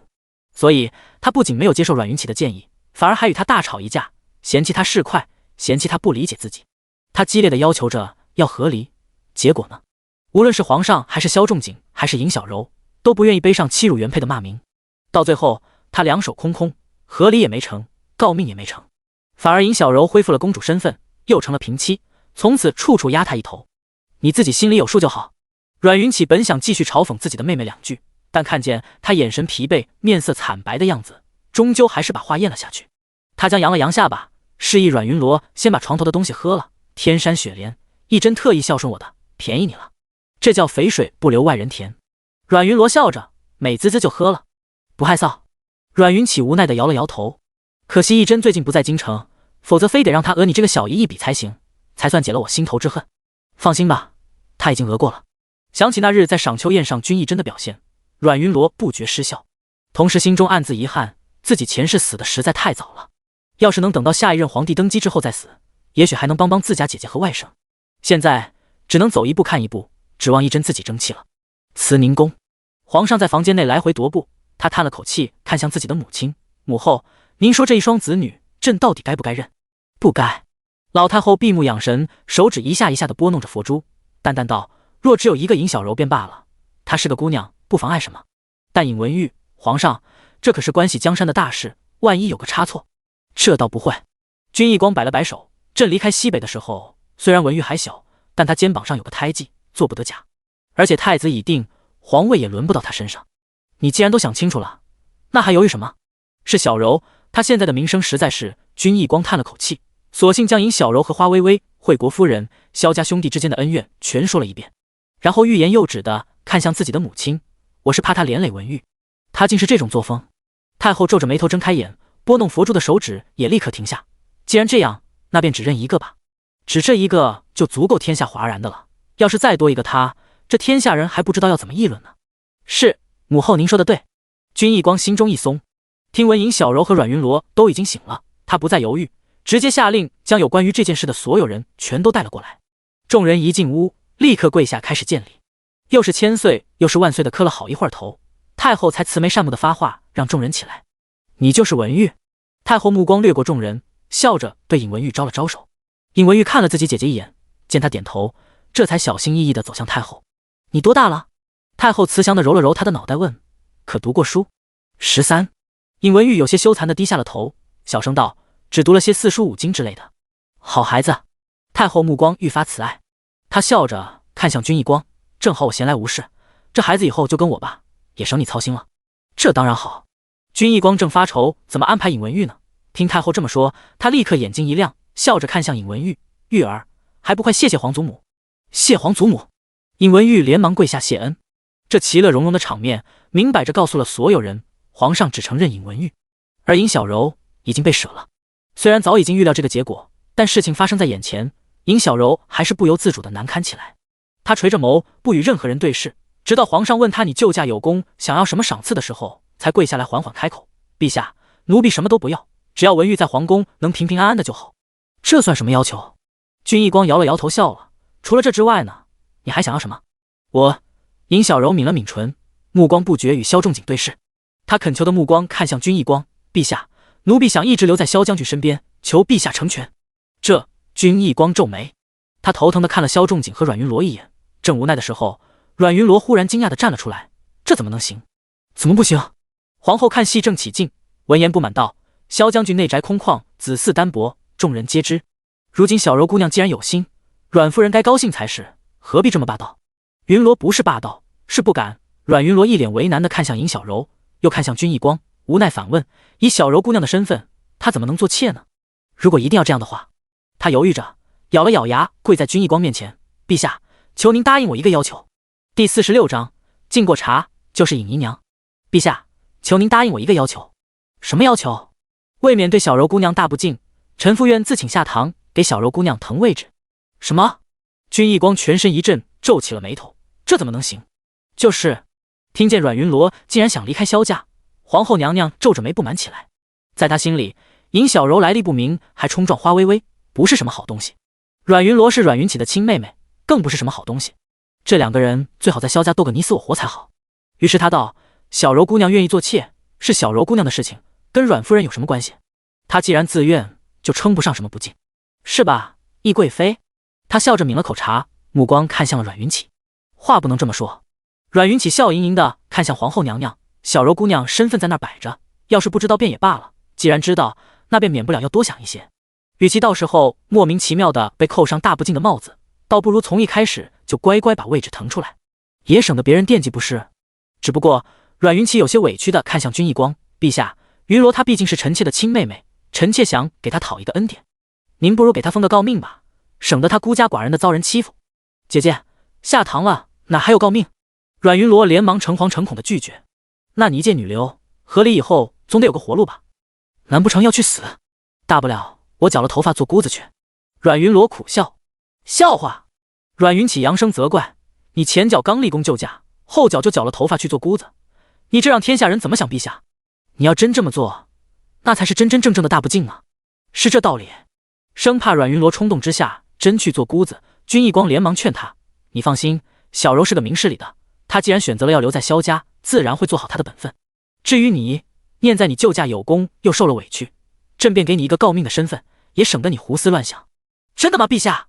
阮云罗惊喜。陛下金口玉言，这还有假？阮云起笑着催促：还不快谢谢陛下！谢陛下隆恩！阮云罗得偿所愿，立刻跪下谢恩。起来吧。君义光松了口气，让阮云罗起身。顿了顿，他目光又看向尹小柔：小柔，你确定要留在萧家？你不后悔？不后悔。尹小柔笑着摇了摇头。他深深地看了萧仲景一眼，然后对君义光道：陛下，只要能待在他的身边，奴婢甘愿做妾。行了。虽然君义光已经决定了不认尹小柔，但毕竟他也是自己的血脉，而且这满屋子的人也都知道他是自己的血脉。现在他口中说出这么自甘下贱的话，听在他耳中无异于是在当众打自己耳光。他闭了闭眼，只说了句好自为之，便看也不再看他，直接摔袖离开了。众人被皇太后敲打一番，答应了保密尹小柔的身份之后，也都各自离开。将军府一听到马车的声音，萧青雨第一个跑了出来。小柔见尹小柔从马车里惨白着脸色出来，他连忙跑上前：小柔，你怎么了？你是不是受伤了？你伤得重不重？来，我背你吧。说着，他不由分说的背对着尹小柔蹲了下去。不用。尹小柔连忙想要躲开萧青雨，求助的目光看向萧崇景。萧仲景叹了口气，正要上前的时候，忽然席老夫人大喊一声站住，从将军府走了出来。他望着萧青雨在尹小柔面前卑微讨好的样子，心底如同被扎了根刺，呼吸瞬间血淋淋的。他身体发颤，眼睛喷火，一步一步走到了萧仲景面前。娘！萧仲景低声正要解释，却脸上一痛，狠狠挨了一巴掌。我跟你说过什么？席老夫人狠狠指着萧仲景的鼻子，咬着牙质问：我是不是跟你说过，只要我还有一口气，就不许这个贱人踏入萧家半步？你现在带他过来，是巴不得我死吗？娘！萧仲景面庞火辣辣的疼，语气也不耐烦起来。我既然这么光明正大地带他回来，就肯定是有原因的。你能不能先别生气，等先回了家，我再跟您解释，行吗？好，我倒要看看你有什么好解释的。席老夫人强压着怒火回府。庆寿园，现在可以说了吧？席老夫人拍着桌子质问萧仲景：你说，到底是什么了不得的原因，能让你连我的命令都不顾？萧仲景，你今天要是说不出个子丑寅卯，就别怪我家法伺候。是陛下。萧仲景有气无力的解释：娘，这是陛下的旨意。胡说八道！席老夫人大怒，她不敢置信的看向萧仲景：好啊，你为了个女人，竟然连陛下都敢编排，你是吃了雄心豹子胆了吗？娘，我没。你给我闭嘴！老夫人，贱人，你也给我闭嘴！席老夫人冷冷地打断了萧仲景和尹小柔，转而看向了旁边角落里从始至终一言不发的阮云罗，命令道：你说这件事到底怎么回事？你们在宫里到底发生了什么？对呀，嫂子。萧青雨也好奇地看向阮云罗，你们在宫里到底发生了什么啊？怎么一天一夜才回来？皇上他说了什么？有没有赏你什么东西啊？我们之所以待了那么久，是因为受伤了。阮云罗微笑着回答，淡淡的抛出了一个炸弹。至于陛下他赏了什么，陛下同意了小柔姑娘的请求，允许她留在将军府做妾了。什么？席老夫人和萧青雨均是一震。是真的。迎着他们不可置信的目光，阮云罗笑着又扔出了一个炸弹。等过几日进过茶，咱们就可以正式称呼小柔姑娘为尹姨娘了。第47章，聪明点，少管娘家的事。等过几日进过茶，咱们就可以正式称呼小柔姑娘为尹姨娘了。她还要敬茶。席老夫人被气得猛地站了起来，狠狠地指着尹小柔，胸膛剧烈起伏，忽然向后一仰，倒了下去。老夫人！众人瞬间慌乱，边大喊着叫府医，边连忙去扶。只有萧青雨一动不动，他失魂落魄地看了眼混乱的周围，又看了眼尹小柔，踉跄着逃了出去。傍晚，庆寿堂，大嫂，我娘她怎么了？萧庆堂从外面跑回来，看见自己母亲昏迷不醒的样子，气得直跺脚。都是那个尹小柔，她怎么又回来了？心疼的又看了眼自己的母亲，他咬牙，那尹小柔真是个祸害，明明都已经把她撵出去了，没想到竟然还敢回来。我只不过一时没有在意，她竟然把我娘气成了这样，看我不扒了她的皮去。三妹，我劝你还是别惹她了。阮云罗叹了口气，制止萧庆堂：你还不知道，昨日陛下祭天御赐是小柔姑娘救的驾，而且文玉是陛下早年在西北时留下的亲生骨肉。尹文玉是皇子。萧庆堂不敢置信。那个从西北过来打秋风的小穷酸竟然是皇子，那尹小柔是什么？她是公主？不对。萧庆堂紧接着摇头，尹小柔如果真是公主的话，怎么可能做妾？她是文玉的丫鬟。按照在皇宫里约定的说法，阮云罗笑着解释，陛下念她救驾有功，所以满足了她的愿望，让她留在萧家。原来是个丫鬟，萧庆堂松了口气，他不屑地轻嗤一声，然后恨铁不成钢地看向阮云罗，大嫂，你当时既然在场，为什么不阻止他啊？让他这样直接攀上我哥，你甘心？甘心又怎么样？不甘心又怎么样？阮云罗摇了摇头，笑容苦涩，人家是皇上金口玉言赐下来的，他敬的茶再苦，我硬着头皮也得喝呀。他还想敬茶？听到自己母亲都气病了，尹小柔竟然还想敬茶，萧庆堂气的鼻子都歪了。他眼睛一转，对阮云罗道：敬茶那天我也要去，到时候你别说话，看我怎么收拾他。三妹你别乱来。阮云罗一脸紧张。行了，你别管了。萧庆堂大咧咧地摆了摆手。次日，随风园，阮云罗端坐在主位，等待吉时。万嬷嬷照规矩先教育了尹小柔一通，然后冲旁边奉茶的丫鬟点了点头。吉时已到，开始吧。是。丫鬟答应着，立刻将茶送到尹小柔面前，恭敬道：尹姨娘，请吧。听见尹姨娘三个字，尹小柔面色难看的点了点头。自己明明是公主，现在却沦落到给人做妾，尹小柔恨不得直接把茶盏摔了，但残存的理智却让她只能忍着怒火，缓步上前将茶奉到了阮云罗面前。她期待的看着阮云罗，希望他识相点，赶紧把茶喝了，好结束这场该死的仪式。但事与愿违，阮云罗刚掀起茶盖扶了扶茶沫，萧庆堂就闯了进来。慢着！萧庆堂阻止了阮云罗的动作，他上前一把抢过茶盏，扬起手，毫不犹豫地将茶泼到了尹小柔的脸上。啊！尹小柔惊呼一声，连忙用衣袖挡着，但却没有完全挡住。热茶被溅到脸上，烫得她白嫩的脸蛋霎时间变红了。三小姐，你是不是疯了？尹小柔痛得有了火气，看向萧庆堂的目光也一冷再冷。三小姐，你好歹也是大家闺秀，怎么做人做事这么上不得台面？我上不得台面？萧庆堂不可思议地指了指自己，摇了摇头冷笑：尹小柔，你还真是会恶人先告状啊！我与你无冤无仇，怎么就是恶人了？无冤无仇？萧庆堂冷哼：尹小柔，你忘性可真大啊！不就是说很高的事吗？我又没拿到。你没拿到是你自己蠢，关我什么事？难道因为你没拿到，我遭的罪就一笔勾销了？这天下哪有那么便宜的事？再说了，即便没有输很高的事情，也不妨碍我讨厌你。萧庆堂不屑地瞥了尹小柔一眼，因为我平生最讨厌的就是你这种厚颜无耻的人。庆堂别胡说。阮云罗笑着打圆场：尹姨娘哪里厚颜无耻了？我怎么没发现？她还不厚颜无耻？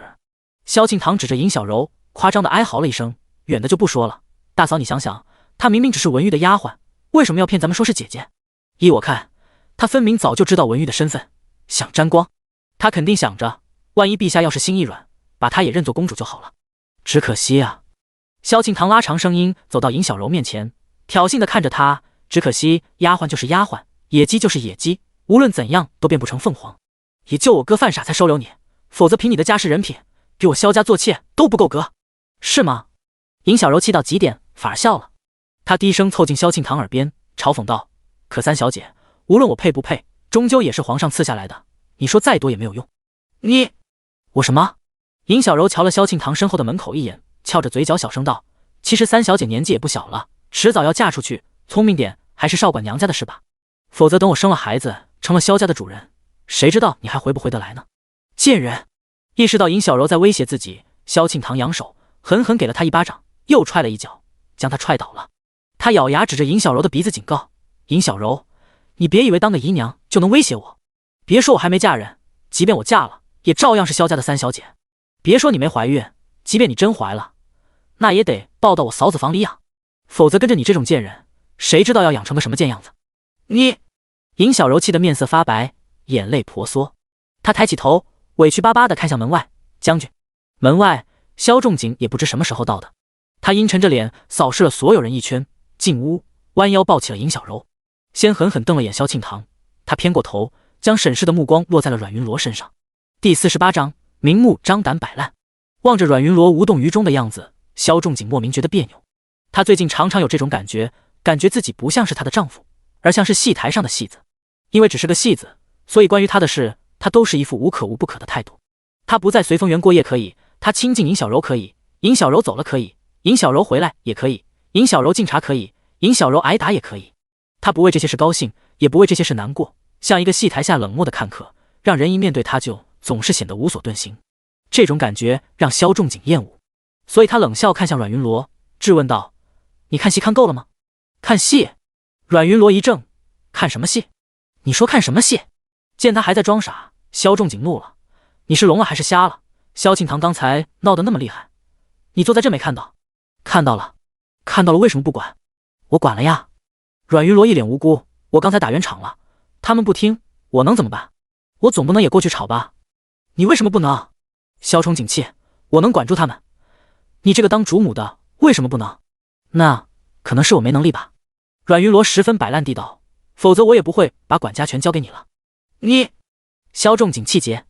这时门外一个丫鬟面带喜色的跑了进来：“夫人，封诰命的圣旨到了。”“是吗？”阮云罗心中一喜，他没再理会萧冲景，站起身和万嬷嬷一起急匆匆地来到了前院跪下。萧仲景一行人也随后赶过来跪下。等福公公将圣旨宣读完毕之后，阮云罗谢过皇恩，这才终于接过赐符，站起身来，将赐符小心交给万嬷嬷。他还没来得及看一眼皇上赐下的金银田器，立刻先将准备好的金锭送到福公公手中。福公公悄然收下，先恭喜了阮云罗几句，这才瞥了眼跪在一边的尹小柔，见他身上有碴子，脸上有红肿，他皱了皱眉，意味深长地看向阮云罗：“夫人，得饶人处且饶人。”“公公误会了。”阮云罗无奈的小声解释：“是庆堂，因为小柔姑娘要进门的事情，老夫人气得晕了，到现在还没醒来。庆堂也是着急，他不知道小柔姑娘的身份，所以就……不过刚才将军已经教训过了，您放心，有将军在，不会让他受委屈的。”“这就好。”福公公笑着点了点头。他又看了眼萧庆堂的状态，见他委屈巴巴瞪视着尹小柔的样子，便知道阮云罗没有说谎，于是转过头又嘱咐了萧仲景几句之后，他便没再多说，告辞离开，让万嬷嬷将赏赐收入私库。阮云罗拿着圣旨，在众人忌惮和艳羡的目光中也直接走了。大嫂真是厉害，这么不声不响的竟然把诰命拿到手了。望着阮云罗的背影，萧庆堂羡慕不已，想到他以后不仅身份不容辱没，还能像母亲一样可以吃皇粮拿俸禄，萧庆堂暗下决心，自己日后一定也要当诰命。一个诰命而已，有什么了不起的？尹小柔酸溜溜的嘟囔：“真是没见过世面，你一个做姨娘的也好意思说这种话？”萧庆堂扑哧笑了：“你别吃不到葡萄说葡萄酸了，就你这种人，你又能见过什么世面？即便你见了，那也只是见见而已，你又没资格争。哼，狗眼看人低。”尹小柔生闷气，她怎么也想不明白，自己一个堂堂的公主怎么会沦落到这种地步。“你才狗眼！”萧庆堂被骂了不服气，正要反驳，却被萧仲景无奈的打断：“你们俩够了！”萧仲景烦躁地制止了两个人的拌嘴，冷冷看了眼阮云罗离开的方向，转身拂袖离开。将军，尹小柔惦记着今天的洞房之夜，连忙跟了上去，留萧庆堂一个人在原地气得跳脚。夜晚，龙烟阁红烛摇曳，尹小柔难得穿了件水红色的裙子，眼尾一朵红梅，娇艳欲滴地走向萧仲景。她抬手勾住萧仲景的脖子，雾蒙蒙的眼睛欲语还休地望着他，既委屈又高兴地开口：“将军。”“嘘。”萧仲景竖起手指，爱怜地轻点他樱桃般的嘴唇：“叫我夫君。”尹小柔点了点头，瞬间红了脸颊：“夫君。”哎。萧仲景欣赏着眼前人的羞怯，笑着将他抱了起来。直到深夜，两人洗了一次，才终于安生。“夫君。”趁着萧仲景心情好，尹小柔枕着他的胳膊，嘟着嘴抱屈：“你能不能跟三小姐说说，让她别再针对我了？再这样下去，咱们哪还有安生日子？委屈了？”萧仲景垂眸，笑着捏了捏他的耳尖：“不委屈。”尹小柔捏着他的手指摇了摇头：“但是他总这样也不是个办法。”“我当然也明白。”萧仲景无奈地叹了口气：“但庆堂他什么脾气你也知道，我越是为了你说他，他恐怕越是会针对你。真把他惹急了，对所有人都没好处。咱们干嘛要惹他呢？”尹小柔翻身抱住萧仲景的腰，抬着下巴不解地望着他：“只要让他顾不上针对咱们，不就成了？”“哦。”萧仲景笑着刮了刮尹小柔的鼻尖：“你有办法？”“尹小柔点了点头，看向萧仲景，狡黠地眨了眨眼睛：“夫君，以三妹妹的年纪，咱们也是时候该操心她的终身大事了吧？”“你的意思是？”“我的意思是别耽误了三妹妹。即便咱们心疼她，还想留她2年，但也该给她准备嫁妆，相看人家了，否则到时候急匆匆的，能找到什么好人家？这我倒没考虑过。”萧仲景沉思片刻，点了点头：“你说的有理，不过这件事还得再等等，等娘亲的身体稍微好些再说。”可是尹小柔恨不得萧庆堂明天就嫁出去，哪里还等得了？他垂眸想了想，脑海中突然出现了阮云罗今日风光无限的身影。于是他敛了敛心神道：可是娘亲她常年待在普雨山，对京城里的事情未必熟悉。我看这事儿不如交给夫人去办，她为人和善，又新得了诰命，人家肯定愿意给她面子。好主意。萧仲景乐地吻了吻她的唇瓣，正好也省得她整日无所事事了。第49章，拆了他的骨头。随风园，看着萧仲景离开的背影，万嬷嬷又是生气又是焦急。她不解地看向阮云罗：夫人，您真就这么答应了？不答应还能怎么办？阮云罗笑着看向萧仲景的背影，淡淡道：人家明显有备而来，准备12鸟呢。什么12鸟？你想想昨天就知道了。阮云罗说着，摆手拒绝了丫鬟送过来的药汤。他虽然给了自己一刀，但只是皮外伤，继续将养2天也便好的差不多了，哪需要喝这么苦的东西？夫人，您怎么又不肯喝药？万嬷嬷无奈地接过丫鬟手中的漆盘，哄着阮云罗道：府医说了，您这伤虽然不严重，但总归得按时吃药才能好得快。而且我还特意准备了蜜饯，你看。万嬷嬷将漆盘送到阮云罗面前，示意他看一眼汤药旁边的瓷碟。细薄晶莹的白色瓷碟里，几个玛瑙般漂亮的蜜饯小山一样落在上面，看得人心里痒痒，甚至不由觉得为了他，即便吃些苦头也无妨了。无奈地看了万嬷嬷一眼，阮云罗接过汤药，苦涩和腐朽的气味扑面而来，让他不自觉回忆起前世缠绵病榻的那些日子。皱了皱眉，他闭目将汤药一饮而尽。来，夫人。万嬷嬷见他这么痛苦，连忙心疼地递过蜜饯。不必了。阮云罗将药碗递给万嬷嬷，任由苦涩的气味留在自己的身体里。回忆着那些过往的不堪痛苦和恐惧，阮云罗忽然站起身，给萧仲景的顶头上司徐老元帅的儿媳妇去了个帖子，先夸赞了他儿子一番，随即邀请他与自己和萧庆堂同行到灵昭寺上香。夫人，您这是？见阮云罗竟真接下了萧仲景的任务，万嬷嬷心惊。夫人，上次二爷在水云茶楼那件事，已经让老夫人对您多有不满了，您何必还要管三小姐的婚事呢？吃力不讨好不说，万一再出个什么差错，您可不好交代。不如等老夫人身体好些，让她自己决定。等。阮云罗笑，他将帖子交给万嬷嬷，忽然考他：刚才我说12鸟，你想明白是哪2只鸟吗？是，您和三小姐。对，可为什么啊？三小姐打了龙烟阁那位，你又没打谁？我打了。阮云罗笑，以萧仲景唯我独尊的性格，他前世反对他是在打他脸，今生无视他也是在打他脸。他既然铁了心要借萧庆堂的婚事给他找麻烦，他躲也没用，倒不如借这次机会再给他点教训，顺便萧庆堂跟陆一痛也该有进展了。海棠阁，阮云罗刚一进门，正好撞见了准备出门的萧庆堂。你这一身，阮云罗上下打量一眼萧庆堂，见他竟然穿着小厮的衣服，不由感叹：你堂堂将军府三小姐，为了出门竟然把自己打扮成这个样子，不是你说的吗？在陆大哥谋到缺之前得低调点，不能让我大哥发现你跟陆一痛还有联系。阮云罗惊讶地看着萧庆堂，我还以为你只是闹着玩呢。谁闹着玩了？萧庆堂不满，大嫂，这天底下是有矢志不渝的爱情的，你自己命不好，娘死得早，自己又不讨人喜欢，这是你的事。我可不一样，我跟陆大哥可是认真的。是吗？当然。那就好。望着萧庆堂笃定的样子，阮云罗一脸艳羡，却又不由自主露出愁容。三妹，你能找到自己的良缘，大嫂真是为你高兴。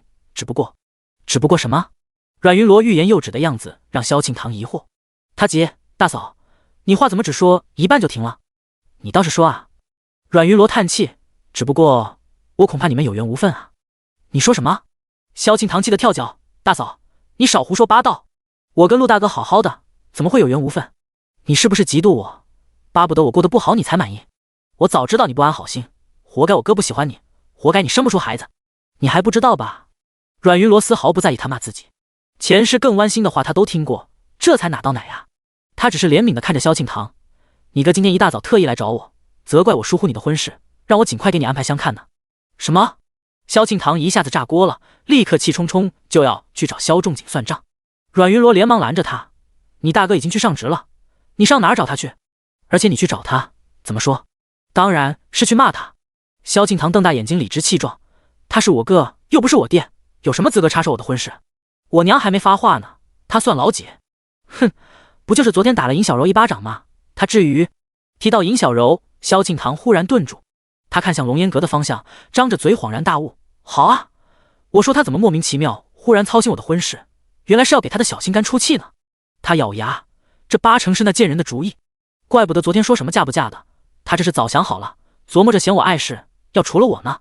贱人，看我今天不拆了他的骨头！他大骂着翻出剑来，气势汹汹，就要找尹小柔算账。你就算杀了他又有什么用？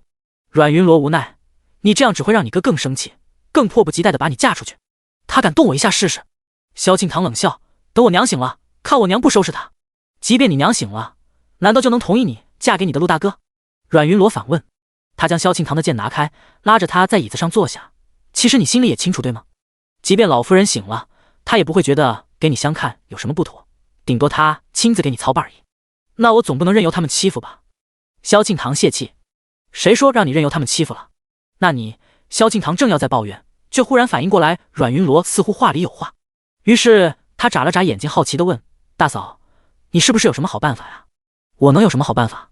阮云罗笑笑，我来只是想告诉你，3日后灵昭寺徐元帅的孙子会跟你见面，你千万别把这件事告诉陆一通，万一他一时冲动也去了灵昭寺，让所有人都知道你们的关系，那可就糟了。你的意思是？萧庆堂眼睛一亮，我能有什么意思啊？阮云罗淡笑着撇清关系，陆一通是聪明人，你把利害说清楚，他自然就懂得进退了。第50章疯狗斩鸳鸯。四方戏园，陆一通心急如焚地等了好久，始终不见萧庆堂的身影。他正失落地打算离开之际，眼睛却忽然被蒙住了。猜猜我是谁？堂儿。陆一通心中一动，连忙回身捉住萧庆堂的手指，满脸惊喜地望着他。我还以为你今天不会来了。萧庆堂害羞地抽回了自己的手指，细着声音道：我答应过你的。陆一通笑着重重点头。他护着萧庆堂避开周围的三教九流，两人回到看台位置坐下。本来萧庆堂满心惦记着灵昭寺的事儿，但不知是谁在这时候点了出《西厢记》，吸引了他的注意。他看过的戏其实不少，每当府里过节或者有人过寿，阮云罗总会请个戏园子来府里热闹热闹，但那唱的都是些喜庆吉祥的故事，倒是这《西厢记》他从没看过。于是一时竟迷了，直到看见崔莺莺与张生成了眷属，他才松了口气，看向陆一通。正巧陆一通也正含情脉脉地看着他，两个人四目相对，全都羞得低下了头。过了会，萧庆堂才细着声音问：谋缺的事有着落了吗？陆一通摇了摇头，面露惭愧地道：对不起堂儿，让你失望了。怎么会？萧庆堂连忙摇头安慰他：我怎么会对你失望？我要失望也是对那些眼瞎的酒囊饭袋失望。你这么有才华他们都不用，为了点蝇头小利反而去重用那些纨绔，陛下真该把他们全砍了。嘘！陆一通连忙看了看左右，见所有人都认真看戏，他这才松了口气，苦笑着对萧庆堂道：其实我倒无所谓，反正我本就不喜欢官场里的尔虞我诈，自在惯了。只是他苦恼的深深地看了萧庆堂一眼，我只怕耽误了你。这怎么是耽误？萧庆堂连忙摇头，他伸手在桌下偷偷抓住了陆一通的手指，对着他认真地道：陆大哥，我从没觉得你耽误我，而且我现在有一个主意，如果你愿意，我们以后就再也不用偷偷摸摸地了。什么主意？3天后，我大嫂要带着我到灵昭寺相看人家，到时候你也去，把我们的事情闹得人尽皆知，到时候风言风语就由不得他们不同意了。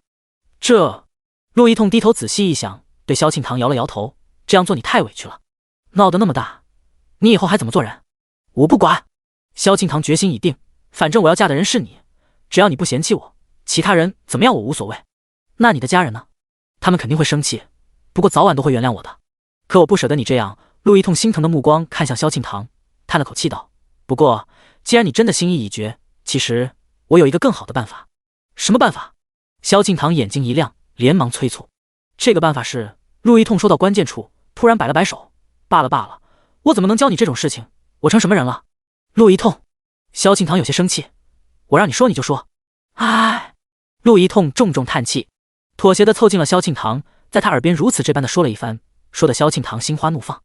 他瞪着陆一通，不由得埋怨：你有这么好的主意，为什么不早说？早也想不到啊！陆一通无奈：还不是被你逼的。好了好了，对不起。萧庆堂对他好一番安慰，这才心满意足地回到了府里。龙烟阁，尹小柔摇着头拒绝了萧崇景的亲近。怎么了？萧仲景奇怪地看着尹小柔委屈的表情，无奈：是谁又欺负你了？庆堂？不是。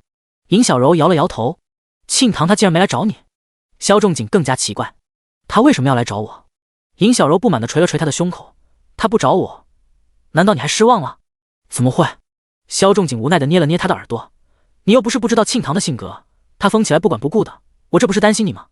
再说他那边一点动静都没有，谁知道阮云罗有没有按我的话做事？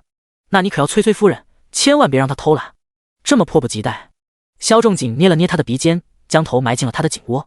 将军尹小柔撒着娇推了下萧仲景，让他看自己换过药的伤口，害羞道：昨天你伤口都裂开了，府医说不可行动激烈，是吗？萧仲景笑，低头吻了吻他胸口上弥漫着草药味道的纱布，然后在他耳边暧昧道：那今天我们玩点不激烈的。3日后，灵昭寺，阮云罗带着萧庆堂刚下轿，便看见了候在香堂门侧的徐万愁。不同于徐老元帅的高大健壮，他一身暗蓝，身姿笔挺单薄，更多了些文人的风骨。阮夫人，萧小姐。他很有礼数的拜见之后，才向前领路，带着阮云罗和萧庆堂往香堂里去。看着他行动洒脱的背影，阮云罗很难想象，这样的人在前世竟然被称为疯狗。不过那件事说到底也怨不得他，要怨的怨那太子嘴贱，竟然因为徐老元帅抱病不参加他的宴席就大发雷霆，当着众位朝臣的面大骂他是不识抬举的老东西，而且还派人在元帅府门口泼粪，害得老元帅怒火攻心，直接丧命。按理说这么严重的罪过，皇上该重重罚他，可不知怎的，皇上他竟然雷声大雨点小地，将此事轻轻接过了，只是给徐万愁从大理寺少卿升成了大理寺卿，当作安慰。据说徐万愁在朝堂上二话不说就接受了这个补偿，但谁也没想到，他从那以后竟然开始暗中搜罗太子专擅威权、结党营私、卖官鬻爵的证据。在皇后被查出谋害皇嗣的关键时刻，他甩出证据，直接废了太子，将太子一党从头撸到尾。就连陆一痛也因为收了些太子党的好处，差点被削了官职。最后还是萧庆堂回娘家狠哭了一通，让萧仲景厚着脸皮去徐家攀了攀关系，才保住了他的乌纱。所以以徐万愁谨慎隐忍而又记仇的个性，阮云罗很期待等会儿当他发现萧庆堂和陆一痛的算计之后会是什么反应。第51章，按规矩他必须嫁我。香堂不同于前院的人声鼎沸，这里清静雅致了不少。孙夫人正在上香，看见阮云罗进来，先欣赏地打量了他一眼，才关心地问：阮夫人身体已经可以行走了？阮云罗立即明白他是在关心自己的伤势，于是笑着点了点头，皮肉伤，没什么大碍。那就好。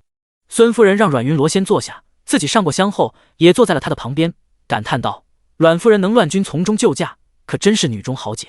这要换了我，肯定当时就晕了。那倒未必。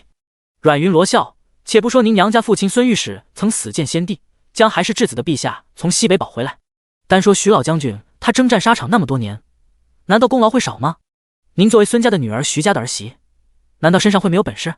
只是云罗碰巧走运，这才稀里糊涂撞上了个功劳罢了。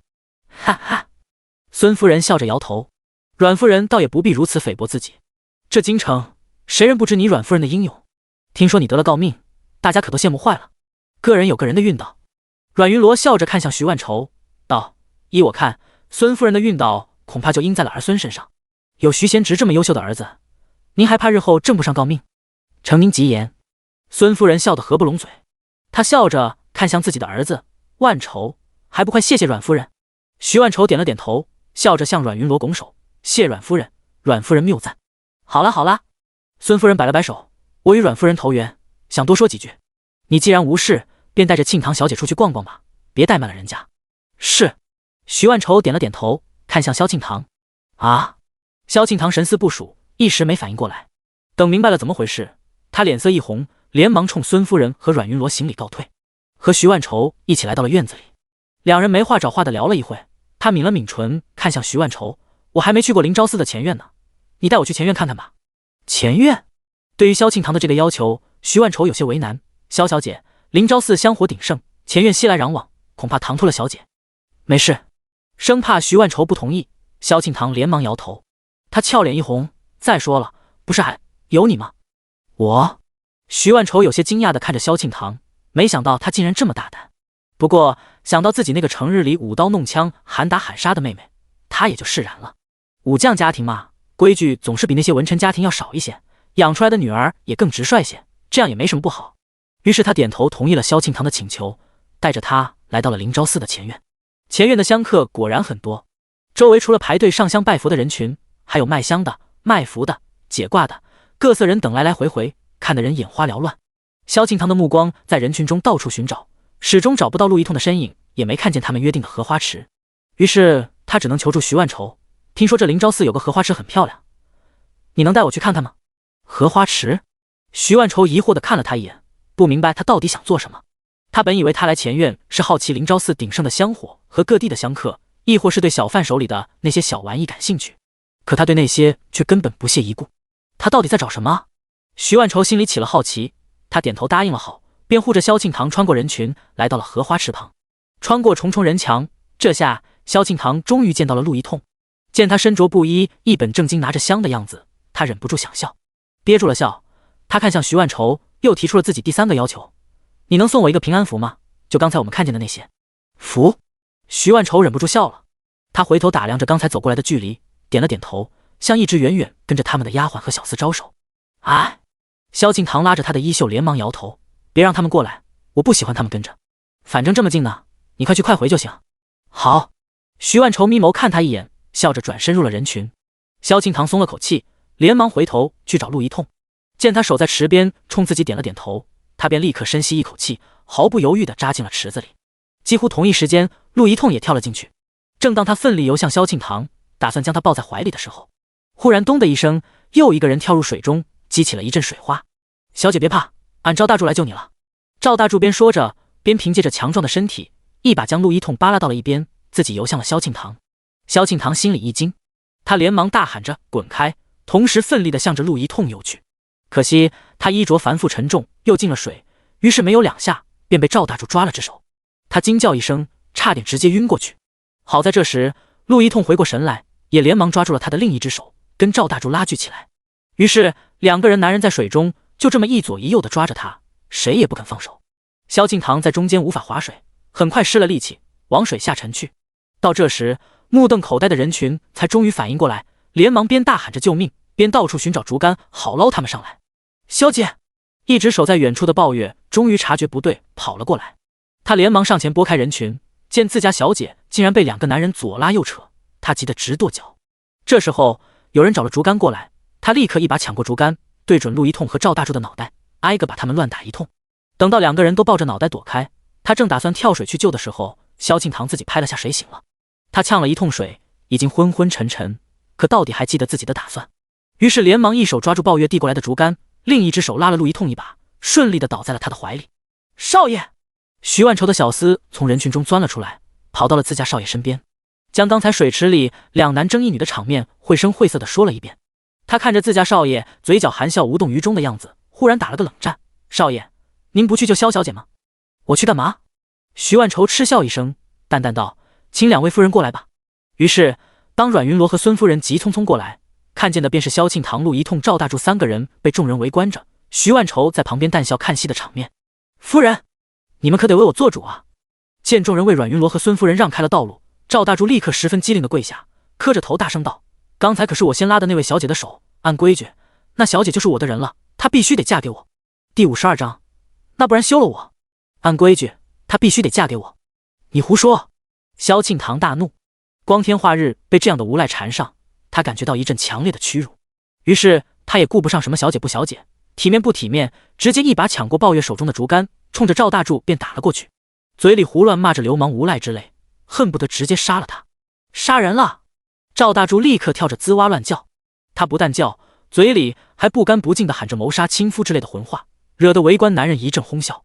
这哄笑声如此刺耳，让萧庆堂瞬间进退两难。他站在人群中心，手里握着竹竿，瞪着赵大柱，继续打他也不是，停下来也不是。他发火让所有人都闭嘴，可人群的笑声却更欢快了。巨大的无力和难堪逼得他俏脸涨红，直接扑进抱月怀里哭了起来。哎呦呦，小娘子怎么还哭了？赵大柱嬉皮笑脸的还想上前调戏，这时陆一痛拦了过来。他计划被破坏，强忍着怒火，彬彬有礼对赵大柱道：兄台，君子不趁人之危，你这样当众为难一位小姐，实在不妥。狗屁！赵大柱十分不雅地啐了一声，他抖着腿歪着头，滚刀肉似的向陆一痛质问：老子什么时候跟你说过我是君子？你不是君子，总归是男人吧？男子汉大丈夫，如此为难一个弱女子，你不觉得丢人吗？不觉得。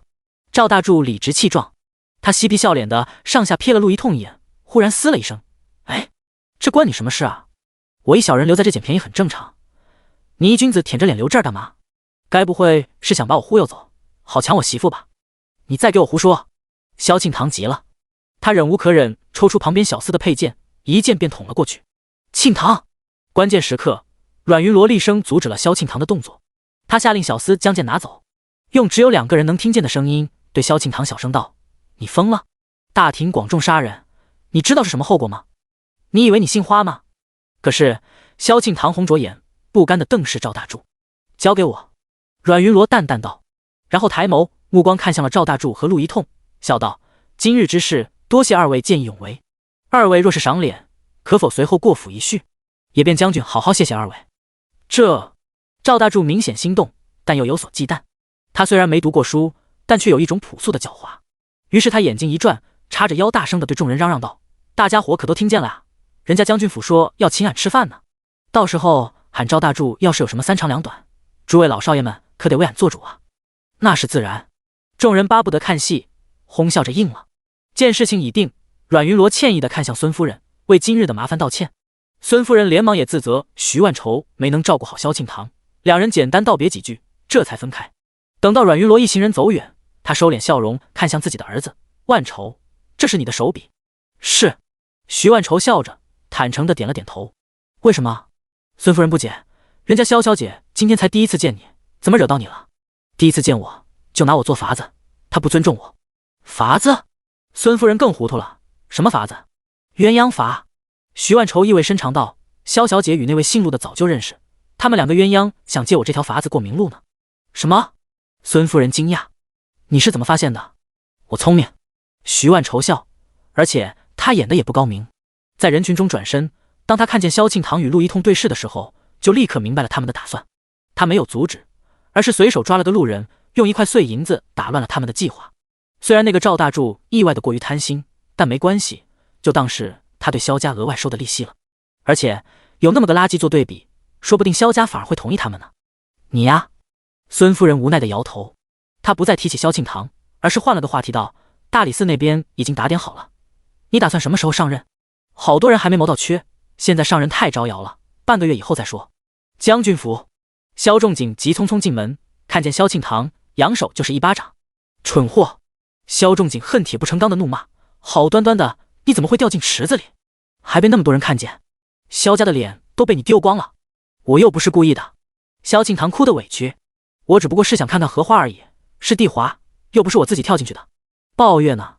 他怎么没扶着你？”他……萧庆堂瞥了眼抱月哆哆嗦嗦跪下求饶的样子，撒了个谎：“我让他去买东西了，他正好不在。这也正好，那也正好，怎么没正好把你淹死？”萧崇景气：“淹死也省得丢人了。还有你！”他愤怒地看向坐在一旁的阮云罗：“你是干什么吃的？才半天就出了这么大的事，你这个当嫂子的是死了吗？我看你自从得了诰命，整个人就飘飘然了是吧？不把我这个丈夫放在眼里了是吧？家里你不管，孩子你没本事生，好不容易管点事儿，捅出了这么大篓子，我要你有什么用？那不然你休了我。”第53章七出之罪连犯2条。那不然你休了我？阮云罗有恃无恐地问。他倒巴不得萧仲景休了自己呢，他能吗？前世他那么诚心诚意想要和离，他和皇上为什么死活不肯答应？还不是忌惮名声？不说别的，光他侍奉婆婆怀孕生产坐月子和一手养大小姑子小叔子的功劳，萧仲景就休想动他一根手指头。否则这将军府还要不要脸了？只是可笑，前世造成他无法和离的阻碍，在今生却局势反转，成了他的法宝。你以为我不敢？看阮云罗破罐破摔的样子，萧仲景暴怒，又使出了他的杀手锏。阮云罗，你别不识好歹！这么多年，你膝下无子，犯下7出，我什么时候同你计较过？不光没同你计较，甚至这10几年来，我连妾都没纳过。唯一一个小柔，还是最近陛下赐的。这么多年，我已经够对得起你了。换了别人，你以为能容忍你到这种地步？你是没纳妾，但你在外面可没少花棉素柳，还不如纳妾呢。至少我还放心些，不用担心染病。阮云罗凉凉嘲讽，他无所谓地看向萧仲景，十分大度地道：“不过没关系，你可以拿这件事当做我善妒的证据。无子加上善妒，7出我犯了2条，你现在就可以写休书。”你……萧仲景瞪视着阮云罗，拳头发抖。将军冷静。阮云罗淡淡瞥了眼萧仲景的拳头，笑道：“我身子骨弱，可受不得拳脚。要是有个破皮流血，怕是会忍不住到处哭诉。万一因为这种事情损坏了将军你的赫赫威名，让人误会你是那种遇事只会打老婆出气的窝囊废，就不好了。嘶！萧敬堂倒吸一口凉气，连哭都忘记了。满屋的丫鬟小厮紧缩肩膀，低着头，瞪大眼睛盯着自己的脚尖，震惊的同时又生怕发出半点声音。鸦雀无声的房间里，只剩下了萧仲景愤怒到极致、压抑到极致、呼吸急促到发颤的声音。所有人都以为他会暴怒，会大吼，甚至有可能会对阮云罗挥拳。但出乎意料的，萧仲景却什么都没做。因为此时，万嬷嬷轻轻将一卷圣旨放在了阮云罗手边，那是阮云罗被封诰命的圣旨。有了这卷圣旨，他即便是杀人，也得交由皇上定夺。由皇上夺了他的诰命之后，律法才能进一步处置。在此之前，任何人侮辱责罚他，都是对皇上的不敬。除非他自己不追究，否则这种事可大可小，总归是官场上的一个把柄。你早就算计好了？望着阮云罗手边的圣旨，萧仲景忽然问。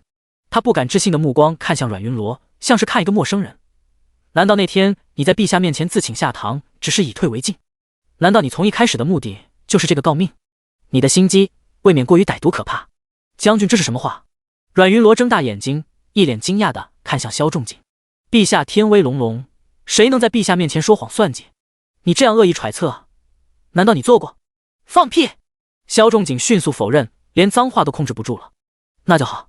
阮云罗抿了抿茶，笑道：既然将军暂时还没动休妻的念头，那不如先把眼前的事情解决了再说。外面那两位估计都等得烦了，你倒是会着想。萧仲景冷笑着讽刺。